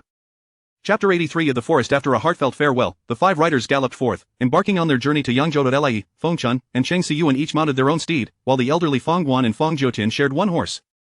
Except for Li He's mount, which appeared to be fortunate, the other 3 horses bore the brunt of the exertion. There was no need to elaborate on the condition of Feng Chun and Cheng Siyuan, as their robust physiques rendered the fine steed lent by Lu Yingqing seem somewhat diminutive. Feng Jiutian was equally stout, yet lacking in equestrian skills, necessitating her shared ride with Feng Guan, who deftly handled the horse while she sat snugly behind her grandfather. From Li He's vantage point, all he could perceive was the formidable silhouette of Jiutian, while Feng Guan seemed to have vanished altogether. It was indeed a feat for a man nearing 70 to accompany the others on a gallop of nearly 2,000 miles. Fortunately, the old man was in good health, and with the skilled protection of Li He and Cheng Siyuan, he was unlikely to encounter any serious issues. The rhythmic clatter of hooves stirred up clouds of dust along the way. After 2 hours, they had journeyed over 200 miles from the capital, finding themselves within the borders of Jizhou. Even the finest steeds, after such a relentless sprint, were now foaming at the mouth from fatigue. Just then, a babbling brook caught their attention, prompting the group to dismount and allow their horses a well-deserved rest. We should reach Yangzhou in less than 5 days, Cheng Siyuan remarked, observing the horses drinking eagerly nearby. That would be splendid, Li He concurred. I shall seek a place to relieve myself. Cheng, do keep a watchful eye. After nodding in acknowledgement, Cheng Siyuan watched as Li He ventured into the thicket. Having spent the night entwined with Lu Yingqing until dawn, he had consumed copious amounts of strong tea to stave off drowsiness, and nature was now demanding its due. The group had agreed to rest for an hour, nibbling on their provisions before continuing the journey in the afternoon towards Zhengding City, where they would find lodging for the night. In truth, masters of Li He and Cheng Siyuan's caliber seldom required horses for long-distance travel. Their agility far surpassed that of the finest steeds, allowing them to traverse vast distances effortlessly. Their choice to ride was primarily to accommodate the other 3. Feng Chun, Jiutian, do not remain idle, come and practice the basic techniques with me. Cheng Siyuan's voice resonated from behind. Naturally, an hour of rest could not be wholly devoted to idleness, and Cheng Siyuan seized the opportunity to introduce Feng Chun and Feng Jiutian to the foundational skills of the Qinglian sect. Although both were promising candidates for external martial arts training, they required the guidance and refinement of a strict mentor like Cheng Siyuan. The innocent and straightforward nature of both Feng Chun and Jiutian prompted them to spring up eagerly, ready to assume the stances he demonstrated. Cheng Siyuan nodded discreetly. Mastering external martial arts demanded a certain innate physical talent, and both possessed extraordinary potential, ranking among the finest in the history of the Qinglian sect. Moreover, attributes such as purity of heart and unwavering determination were indispensable. It was evident that both Feng Chun and Feng Jiutian embodied these qualities. Li He wandered a few paces into the nearby grove, finding a tree to relieve himself. As he did so, he felt a strange sensation, as if the very essence of the tree was absorbing the water he released. The overwhelming pressure within him dissipated, and he shivered involuntarily, shaking off the remnants of discomfort as he adjusted his attire. However, when he raised his gaze again, the hairs on his body stood on end, a primal signal of impending danger. Once one's cultivation reached the 5th level of the Xian grade, such instincts became instinctual, yet, Li He found it exceedingly difficult to entertain thoughts of resistance. A wave of peril surged from his tailbone, creeping up to the nape of his neck, as if a sharp blade had sliced along his spine, exposing the entirety of his vertebrae. Such acute danger, such overwhelming pressure, Li He had only ever felt in the presence of one individual. Turn around, kid, a nonchalant voice called from behind him. He inhaled deeply and slowly turned to face the source of the voice. Under such duress, he found himself devoid of any opportunity to draw his weapon, compelled to heed the instructions of this stranger. Standing a mere 10 paces away was a disheveled man, clad in tattered clothing and worn-out hemp shoes, with wild hair and a dirt-streaked visage. A wine gourd hung from his right side, while a long, unsheathed sword dangled from the left. He appeared as a beggar, yet his eyes sparkled with clarity. Who might you be, senior? Li He inquired, not daring to show any lack of respect. I am Jiang Wu, the man replied dismissively, waving his hand. I heard you've altered my Spring Thunder 13 blades. I came to see for myself. To my surprise, you are but a waste of talent. Do you realize that had I drawn my blade to ambush you just now, you would have been 2 pieces by now? Li He understood fully what Jiang Wu meant by 2 pieces. A cut from the tailbone, along the spine, up to the neck, indeed, that would leave him in 2 pieces. He could only muster a bitter smile, wondering how one could encounter a master of such caliber even while attending to nature's call. Yet, before Jiang Wu, Li He could only bow respectfully. Senior, I had no idea that the Spring Thunder 13 blades originated from you.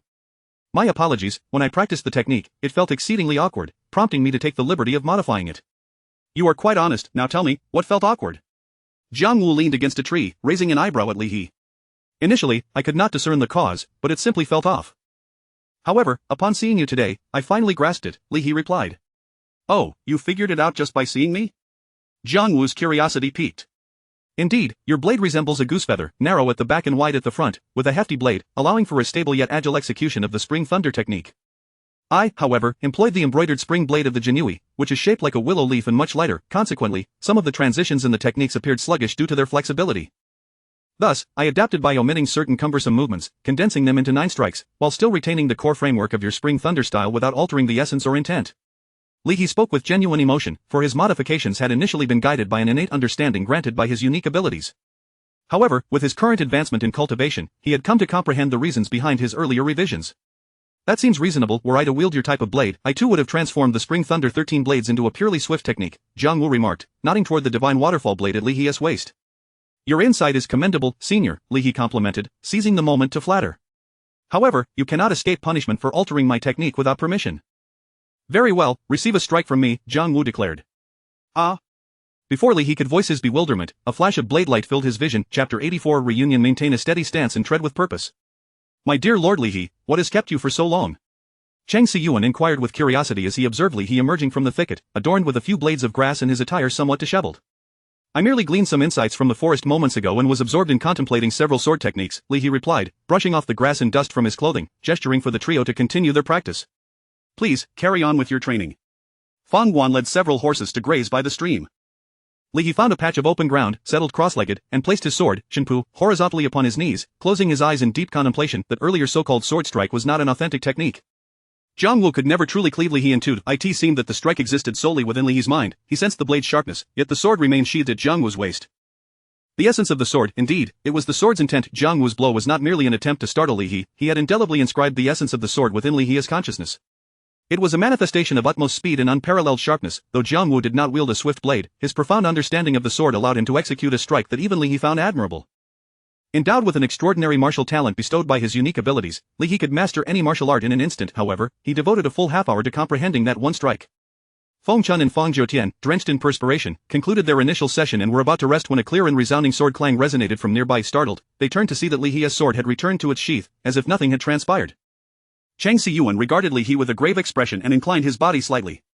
Congratulations, Lord Li, on your newfound understanding of the technique. You too should learn from Lord Li, whose talent is unparalleled, and he is ever diligent in his practice, so should you be. Fang Jiutian nodded vigorously in agreement, while De Chun, standing behind Cheng Siyuan, made a face at Li He. In the thicket, Jiang Wu, reclining on a tree branch, turned in astonishment towards the direction of the sword's resonance. This fellow is remarkably swift. He uncorked a gourd and took several hearty swigs of liquor. It seems my conceptualization of 6 strikes may not suffice. Before long, Fang Guan returned with 4 well-fed horses. The group mounted their steeds and continued their journey southward. Dai and Jizhou, at the city of Jingding, the cold moon hung like a hook in the sky, casting a dim light over the sparsely lit streets. The clatter of hooves echoed as they halted before an inn, where a quick-witted attendant promptly greeted the guests. Dismounting, 5 individuals emerged from the 4 horses, comprising Li He and his companions, who were en route to Yangzhou. After a grueling trek of over 500 miles, Li He and Cheng Siyuan appeared relatively invigorated, while the other 3 were exhausted and in dire need of rest to prepare for the morrow's journey.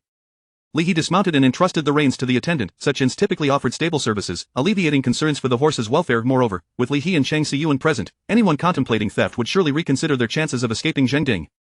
With a few strides, Li He entered the inn. Are there any rooms available for guests? The innkeeper, noticing the sword at Li He's waist and his vibrant demeanor, assumed he was the leader of the group and approached eagerly. Yes, we require accommodation, Li He affirmed. 5 private rooms, please. 5 rooms, you say? The innkeeper's face betrayed a hint of concern. We only have 5 rooms available, but one is already occupied. Might you consider 4 private rooms and 1 standard one instead? 1 room is already taken? Li He scratched his head. Very well, a standard room will suffice. Splendid, thank you, thank you. The innkeeper beamed, having anticipated a more difficult negotiation due to Li He's imposing presence and weaponry. He had encountered many demanding guests over the years, but Li He's reasonableness spared him considerable trouble. Attendant, ensure our guests' horses are well fed. The innkeeper, pleased to avoid complications, happily obliged. Please, lead these 4 to their rooms. I shall take a standard room. Li He waves dismissively, surprising the innkeeper further. This young man, who appeared to be the leader, voluntarily requested a standard room. Could it be that the other 4 were his superiors? Upon glancing at the others, an emaciated elder and 3 individuals of considerable stature, one could not help but notice that only this youth resembled a typical person. Guests, please follow me, the innkeeper beckoned, guiding the 4 upstairs while Li He casually sought a chair in the foyer. A faint, refreshing scent wafted into his nostrils, reminiscent of a bamboo grove after rain or freshly brewed green tea. He rose in astonishment. Though subtle, the fragrance was all too familiar. Hong Li. What brings her here? Just then, the attendant who had been feeding the horses entered the foyer, and Li He called him over. Attendant, who occupies the room that is presently taken? Ah, well, the attendant scratched his head, that guest is a solitary female hero. Though she veils her face, her figure is, dare I say, ethereal. Enough, you may go. Li He waved his hand, dismissing the infatuated attendant. So, Hong Li is here alone, but what of Master Yuxian? Li He pondered briefly before ascending the stairs. The innkeeper was still arranging accommodations for Dichan and the others, while Feng Guan and the elder exchanged jovial banter, reminiscent of old friends.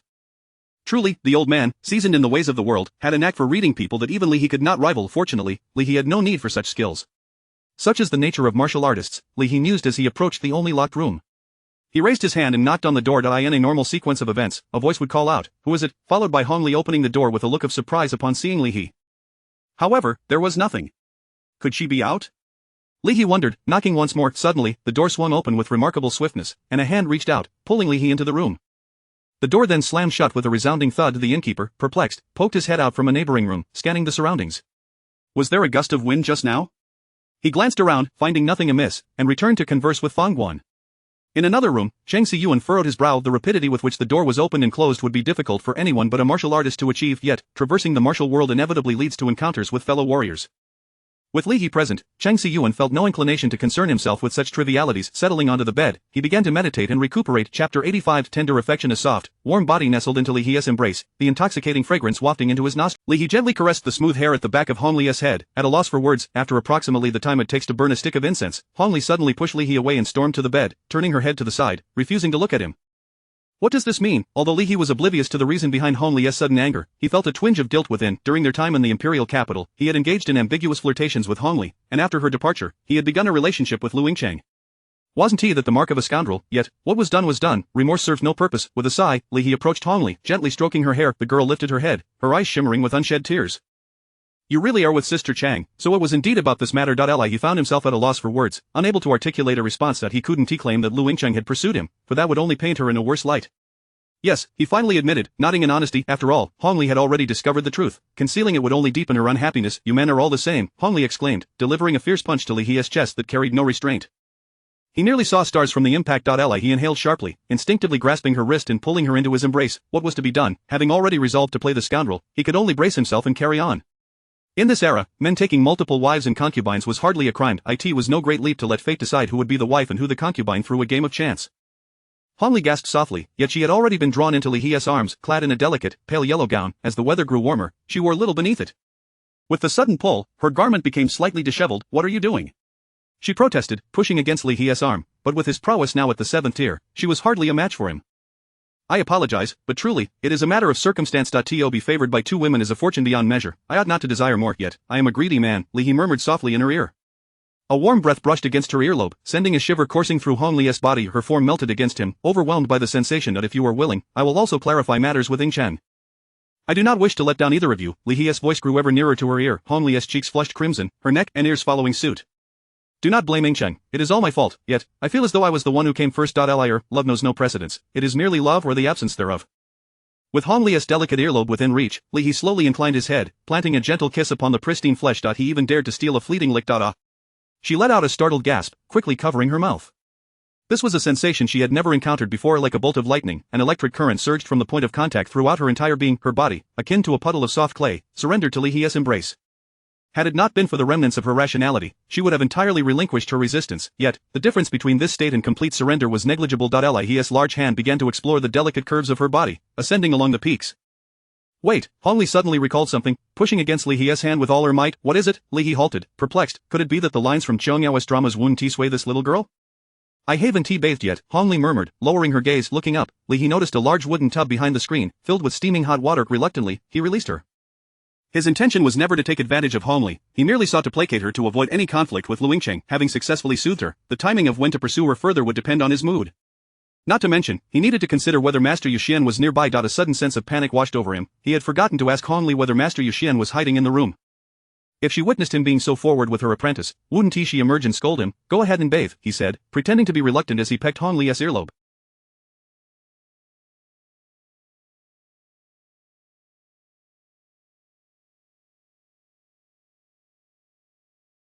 I will guard the door. Who would believe that? Hong Li sat up, her face flushed. You're not planning to peek, are you? Peek, do not slander an innocent man. When have I ever spied on you bathing? You peeped on Sister Chang. Wait, how do you know that? Ali he could not help but curse, although he hadn't intended to spy during that incident at the pond. How could Hong Li possibly know? She shouldn't have known. A small white figure leapt onto the top of the screen, flapping its wings and proudly lifting its head. No wonder. Li he shot a glare at the chubby little bird. This traitorous creature had repaid his kindness with betrayal. Actually, I wasn't trying to peek. I merely went in to retrieve something. I know, Hong Li interrupted, placing a hand over Li He's mouth. You don't need to explain so much. Sister Chang was worried I might be upset, so she wrote me a letter. Truth be told, I wasn't very upset. I just felt a bit wronged. Li He sighed in relief. Thank goodness Hong Li was reasonable. That little rascal, Lu Yingcheng, had the audacity to write Hong Li without informing him. Upon returning to the imperial capital, he would ensure she was confined to her bed for 3 days.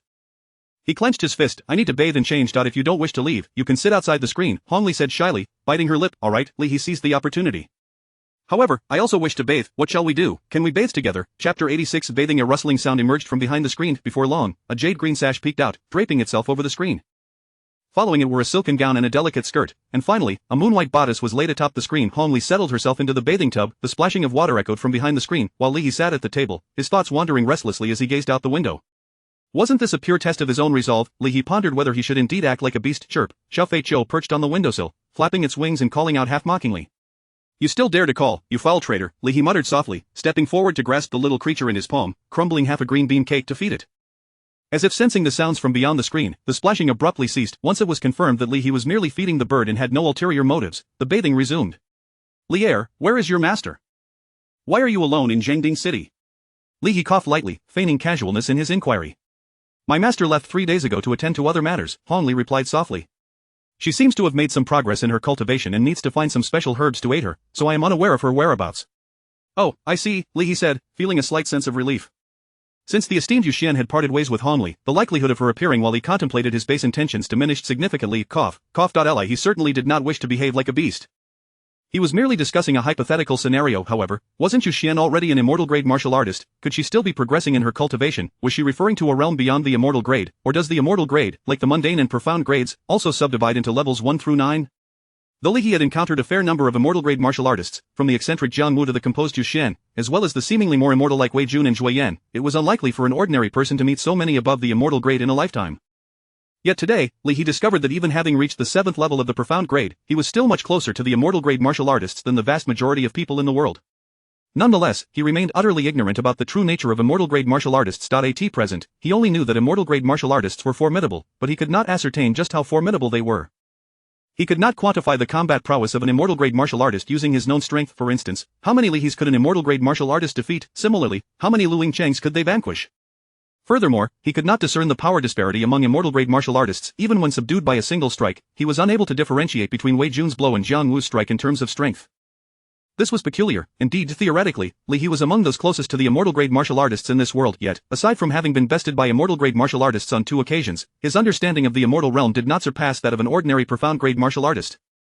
This discrepancy was quite bizarre. Moreover, the combat styles of immortal grade martial artists and high-level profound grade martial artists appeared to be entirely different. Even when facing an 8th-level profound grade expert like Cheng Siyuan, Li He felt confident that he could measure up against him, potentially exploiting openings to claim victory. However, before Jiang Wu and Wei Jun, he could barely discern their movements, let alone defeating them. He doubted whether he could endure even a second in a life-or-death struggle against them. This was utterly absurd. Was it possible that all beings in this world were akin to ants in the eyes of immortal grade martial artists? Otherwise, it was difficult to explain why a martial artist like Li He, who was not far from the immortal realm, found himself utterly powerless when confronted by an immortal grade being. While Hong Li bathed behind the screen, Li He suddenly fell silent. Being with Li He felt like entertaining a child. When a child was quiet, it usually meant they were up to no good. Hong Li craned her neck to peer outside the screen but saw nothing. Naturally, if she could see beyond the screen, then Li He could also peek behind the screen to observe the bathing tub. Not having seen what Li He was up to made her feel somewhat uneasy. Thus, as she splashed water over herself, she inquired, "Why have you stopped talking?" Only then did Li He extricate himself from his chaotic thoughts.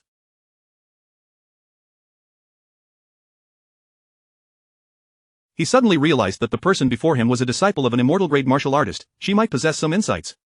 Lier, I encountered a peculiar individual today, Li He articulated with careful consideration. He was immensely powerful, able to subdue me with a single strike, yet he did not harm me. Instead, he offered guidance on my sword technique. Li He understood that Jiang Wu's lingering sword intent was not born of malice. What he gleaned from that sword intent could even touch upon the very essence of martial arts. Peculiar individual? Hong Li's tone piqued with interest. Did he appear like a beggar, with a wine gourd hanging from his waist and a sheathed sword? Indeed. Li He exclaimed, his delight evident. Do you know him? I do, Hong Li replied. But whether he recognizes me is another matter. To put it plainly, he is my grandmaster's granduncle. Granduncle? Li He was taken aback. He had encountered 4 immortal great martial artists, 2 of whom were indeed Hong Li's elders. This young lady, despite her lackluster martial skills, hailed from a formidable lineage. Any sect that crossed paths with this little ancestor would likely find their ancestral graves exhumed by the following day. Yes, my granduncle, Hong Li continued. He is my master's younger brother, hence, his name is Zhang Wu. Well, he certainly seems to be a bit of a hindrance to your sect, Li He couldn't help but comment. And what of it? Hong Li huffed. Even without seeing her expression, Li He could envision her adorable little nose scrunching up. At any rate, my master is willing to accept me as her disciple, and she hasn't accepted you. Fair point, Li He conceded with a nod, acknowledging the straightforwardness of her reasoning.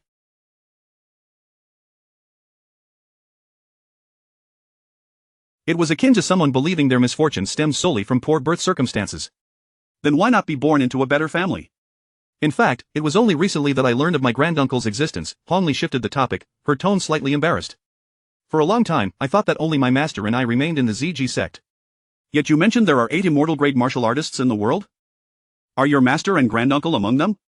Li He, like a curious child, asked again. Chapter 87 Commentary. Indeed, my great uncle is the sword saint mentioned therein, while my master is referred to as the Qinshi, or the lunatic for the Guqin.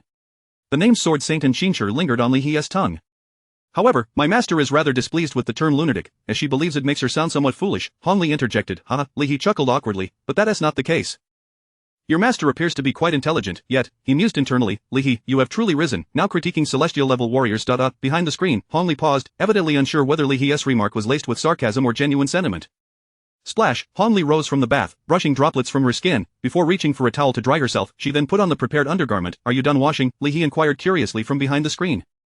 I am finished, Hong Li replied, contemplating whether to don the dress hanging there. However, with bedtime approaching, it seemed unnecessary to put it on only to take it off again. Don T, turn around, Hong Li exclaimed, clutching her chest and peeking cautiously from behind the screen. To her surprise, she locked eyes with Li He. I told you not to turn around. Hong Li quickly retreated behind the screen, her face flushed as she stammered. I didn't turn around, Li He replied, somewhat baffled. I've been facing your direction all along. Then turn your head away, Hong Li huffed, stamping her foot in frustration. You're doing this on purpose. What did I see, just ahead? How is that intentional? Li He muttered, yet he complied and turned his body away, even covering his eyes with his hand. Hong Li cautiously peeked out again, ensuring Li He was not peeking, then swiftly made her way to the bed, pulling back the thin blanket and lying down. I'm ready. Will you wash as well? As soon as the words left her lips, her cheeks blossomed with a rosy hue. It certainly seemed to imply something rather suggestive towards Li He. Alright. Li He stood and headed out to change the water in the bathing tub. After a long day, he felt neither particularly tired nor invigorated, but a refreshing bath was just what he needed. Hong Li nestled herself entirely beneath the thin blanket, revealing only her petite head, as she observed Li He's every move. Yet, contrary to her expectations, Li He did not brazenly approach her. He was diligently changing the water. This little rascal has changed his ways, Hong Li mused, perplexed by Li He's demeanor, yet she felt it was inappropriate to voice her thoughts. Any remark she made now seemed like an invitation for Li He to harbor improper intentions. While Li He was outside fetching hot water, he encountered the innkeeper, who had just finished conversing with Fang Guanshuang. The innkeeper regarded Li He with a mixture of surprise and suspicion as he emerged from the guest room, inquiring, how may I assist you, esteemed guest? The innkeeper harbored doubts, suspecting that the previous occupant of the room had met an unfortunate end at Li He's hands. It was not that he was overly suspicious. In business, one must always be prepared for the worst. Oh, this guest is an old acquaintance of mine. I've already informed her that we will be sharing a room tonight. The innkeeper nodded repeatedly, a knowing expression on his face. Li He, feeling no inclination to elaborate further, returned to his task of changing the water, bustling about. Hey, why are you still watching me? Li He turned to Hong Li, who was still gazing at him with wide eyes, observing his every action. I'm not watching you, Hong Li protested weakly. Then feel free to look. Next time, I'll be sure to return the favor, Li He remarked nonchalantly as he continued to undress. Lecture. Hong Li's face flushed as she softly scolded him, turning away to face the wall. Yet, in doing so, the thin blanket struggled to cover her back, exposing a delicate, slender neck and a small patch of her fair, supple back. A slender green cord hung around her neck, suggesting that her undergarment today was likely also green. Li He swallowed hard and, after shedding his clothes, leapt into the water. A splash. Ah, refreshing. He exclaimed. Just wash without making any strange noises. Hong Li buried her face in the pillow, muttering grumpily. Who are you to tell me what to do? Li He retorted defiantly while splashing water on himself. I didn't stop you from making a sound earlier. You, Hong Li, exasperated, turned abruptly to face Li He, who was submerged in the tub. Oh dear, a lecture, Li He feigned shock, clutching his chest before casually relaxing back in the tub, his crucial area shielded by the water. Look if you wish, I'm not as stingy as some people who even let others gaze upon them. How is it different? Hong Li, now slightly flustered, shot back. We all have similar attributes. In fact, I have a bit more than you, but Hong Li stammered, her face burning with embarrassment from Li He's bold remarks. Yet, she ultimately couldn't tear her gaze away, though only his upper body was visible. It was evident that Li He possessed a sleek musculature, not overly exaggerated as some, but still indicative of the explosive power within. Is it appealing? Li He inquired, splashing water on himself. Appealing? No, it's hideous, Han Li instinctively replied, then quickly corrected herself, realizing she had inadvertently revealed her true feelings. Li He chuckled lightly, non-committal in his response. Actually, there is something even more appealing. He sat up slowly, revealing his abdomen, glistening with defined muscles and an eye-catching V-shape. Han Li couldn't help but swallow hard, her eyes glued to Li He, captivated by his physique.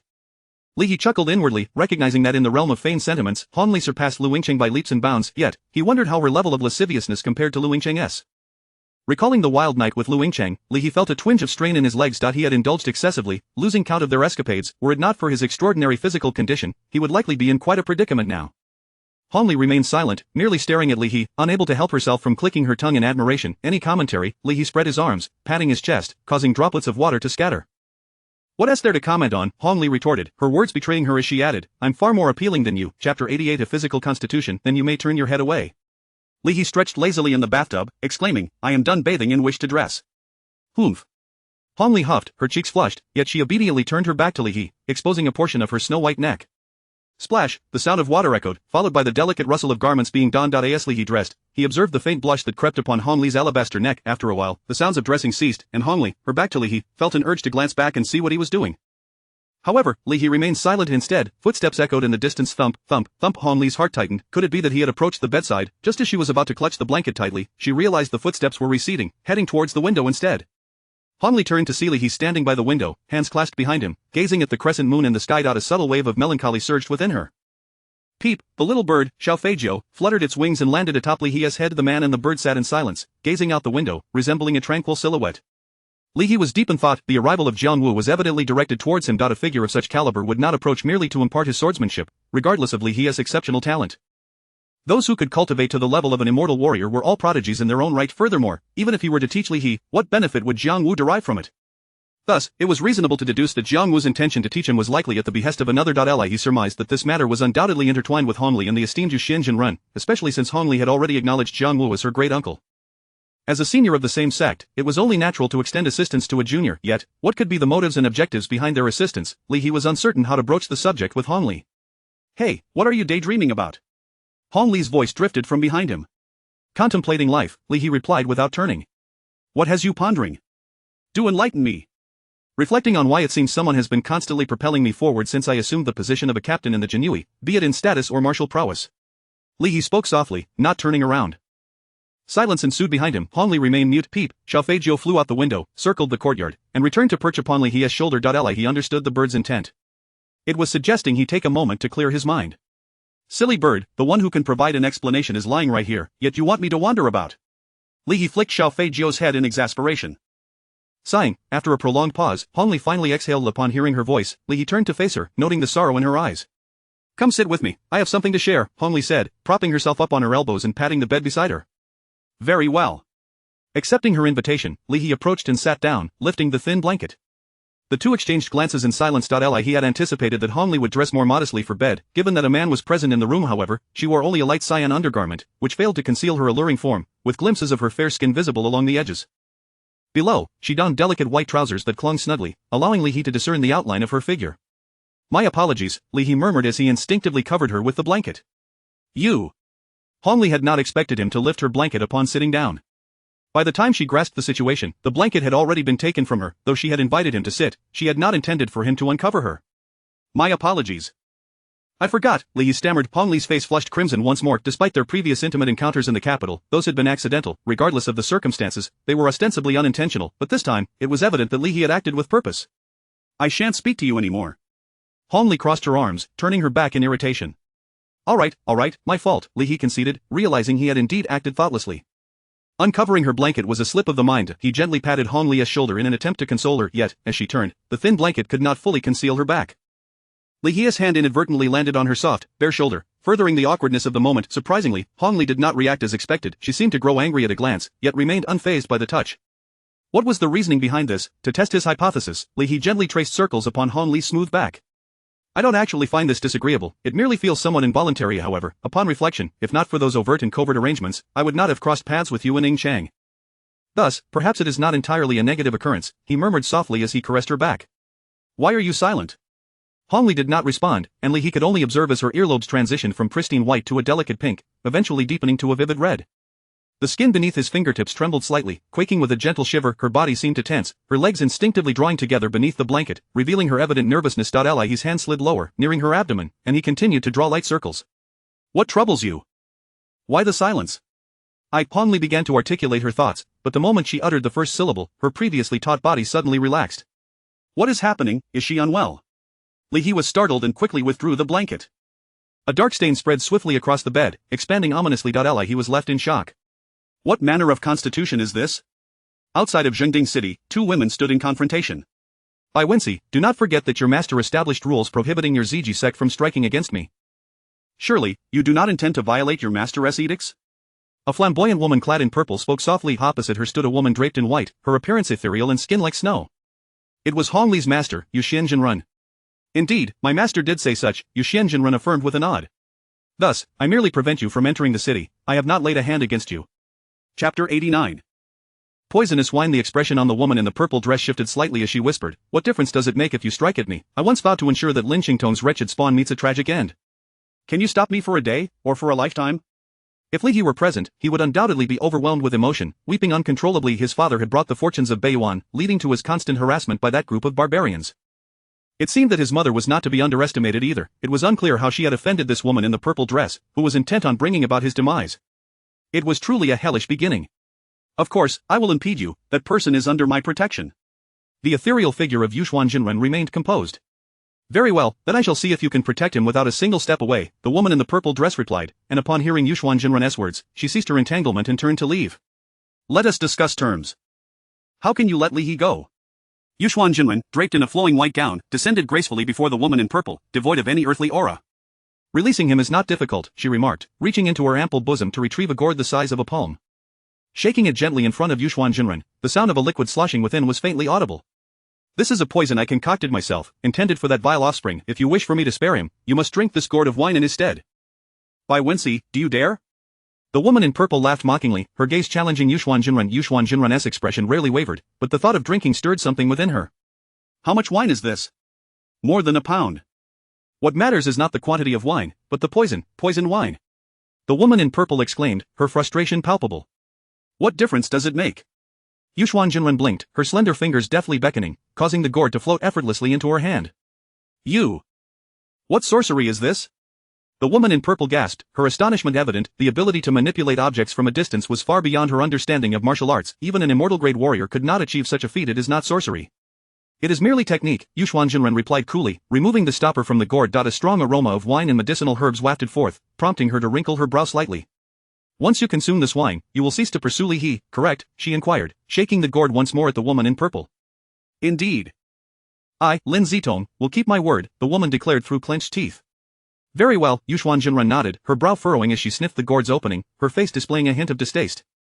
She then brought the gourd to her crimson lips, tilting her head back, and astonishingly, drank from it. The pale yellow liquid flowed into her mouth, rolling down her throat before being swallowed.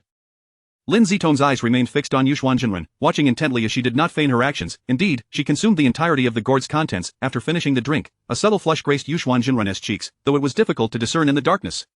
She turned the gourd upside down, revealing that not a single drop remained. You have finished, now you must fulfill your promise, Yuxuan Jinren stated in her usual calm manner, tossing the gourd back to Lin Zitong. Your master has indeed trained a formidable individual, Lin Zitong remarked, taking the gourd and assessing Yuxuan Jinren from head to toe. With a resolute bite of her lip, she glided away like a wraith. Ah, Yuxuan Jinren opened her mouth slightly, letting out a delicate burp. A small white sparrow swooped down from the air, landing on Yuxuan Jinren's shoulder, chirping incessantly. It's you! Yuxuan Jinren chuckled, affectionately stroking the sparrow's head, her eyes filled with tenderness. Chirp! The little sparrow called out once more, flapping its wings and shooting off like a meteor towards Zhengding City. Yuxuan Jinren's gaze grew somewhat hazy, the gentle blush on her cheeks deepening. Slowly, she sank to the ground, leaning against a relatively clean boulder, gazing up at the night sky. A rich scent of alcohol escaped her lips, enhancing the allure of her crimson mouth. When Li He arrived at the edge of the homely bed, the little sparrow had already left through the open window, likely understanding Li He's nature. True to expectations, upon discovering Hong Li's skin was so sensitive, Li He unleashed both hands in a simultaneous assault. In mere moments, he had soaked a bedsheet thrice. He was astonished. Was Hong Li a water element mage? Truly, a woman with Hong in her name was something else. In reality, Li Xiaohai had been eager to engage, but finding Hong Li so entertaining, he lingered a while longer. Hong Li had become a puddle of goo, her face flushed with unending waves of color, her garments in disarray, failing to conceal anything. Compared to Lu Yingchang, Hong Li was evidently far more enjoyable. When playing with Lu Yingchang, Li He often felt compelled, partly due to her love for horseback riding and her relentless energy. However, Hong Li was different, even mere handplay could yield 3 rounds. If Li Xiaohua took the reins himself, she would likely surrender without much resistance. Leaning down, Li He placed a gentle kiss on Hong Li's forehead, murmuring, "Leer, I am coming." Chirp. The little sparrow suddenly flew back through the window, perching atop the screen, chirping at Li He. Seeing Li He with Hong Li, it humorously covered its eyes with its wings. Ally he quickly withdrew his damp hands, wiping them on his trousers. "What's wrong?" "Chirp." The little sparrow called again, pointing with one wing towards a particular direction outside the window. Hong Li's eyes gradually regained focus as she struggled to sit up, her body weary. "What is it saying?" "It says there is someone in danger outside the city," Li He replied, furrowing his brow as he stood. "Leer, you rest well. I will check outside the city. Then be swift in your return," she implored, her voice seemingly draining her of all strength, after which she lay back down, pulling the thin blanket over her face.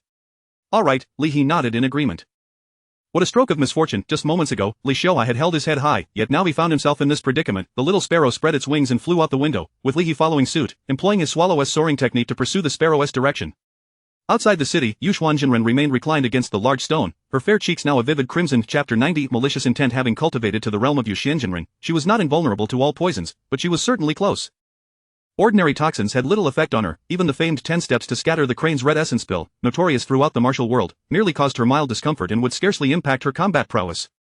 However, this particular vial of poison wine was an entirely different matter. The concoction within was meticulously crafted by the woman in the purple dress. Lin Zitowing it was not a poison in the traditional sense but rather a substance designed to accelerate blood flow and enhance circulation. Coupled with the potency of the strong liquor, the effects rapidly permeated Yu Xuanzhenren's entire being. In addition to this compound, Lin Zitong had infused the wine with a particularly domineering aphrodisiac known as 3 breaths down, aptly named for its swift efficacy within a mere 3 breaths. Over the years, as poisons evolved, numerous antidotes emerged, and for those who had attained the 5th tier of the Xian rank or higher, common poisons would yield negligible effects. Yet aphrodisiacs were a different story. When taken in moderation, some could even invigorate the blood and alleviate contusions and injuries. Lin Zitong's vial of poison wine employed a similar philosophy, ensuring that its effects manifested rapidly upon consumption, leaving the imbiber no opportunity to channel their energy to expel the substance. Moreover, with the presence of the blood-circulating compound, attempting to purge the toxin would only enhance the drug's potency. Once the aphrodisiac took hold, it would gradually corrode the user's mental faculties, significantly diminishing their combat effectiveness. Should Li He consume this vial of wine, it would not be surprising if even martial artists at the 1st or 2nd tier of the Xian rank could easily overpower him. The adept wielder of poison need not always employ toxins. Why Yu Xuanzhenren leaned against a stone, her complexion flushed abnormally, yet her expression remained unchanged. Only upon closer inspection could one discern the gradual disarray of her breathing. Her heart raced violently, as if it would leap from her chest. Unable to resist, she lightly rubbed against the cool stone beside her. An inexplicable itch surged within her, and a mere graze could hardly quell the discomfort it brought. With her hand reaching toward her collar, she gently tugged, causing her once orderly white dress to appear somewhat disheveled. With a breath of scalding air, her eyelids grew heavy. Even in closing her eyes, she could find no semblance of tranquility.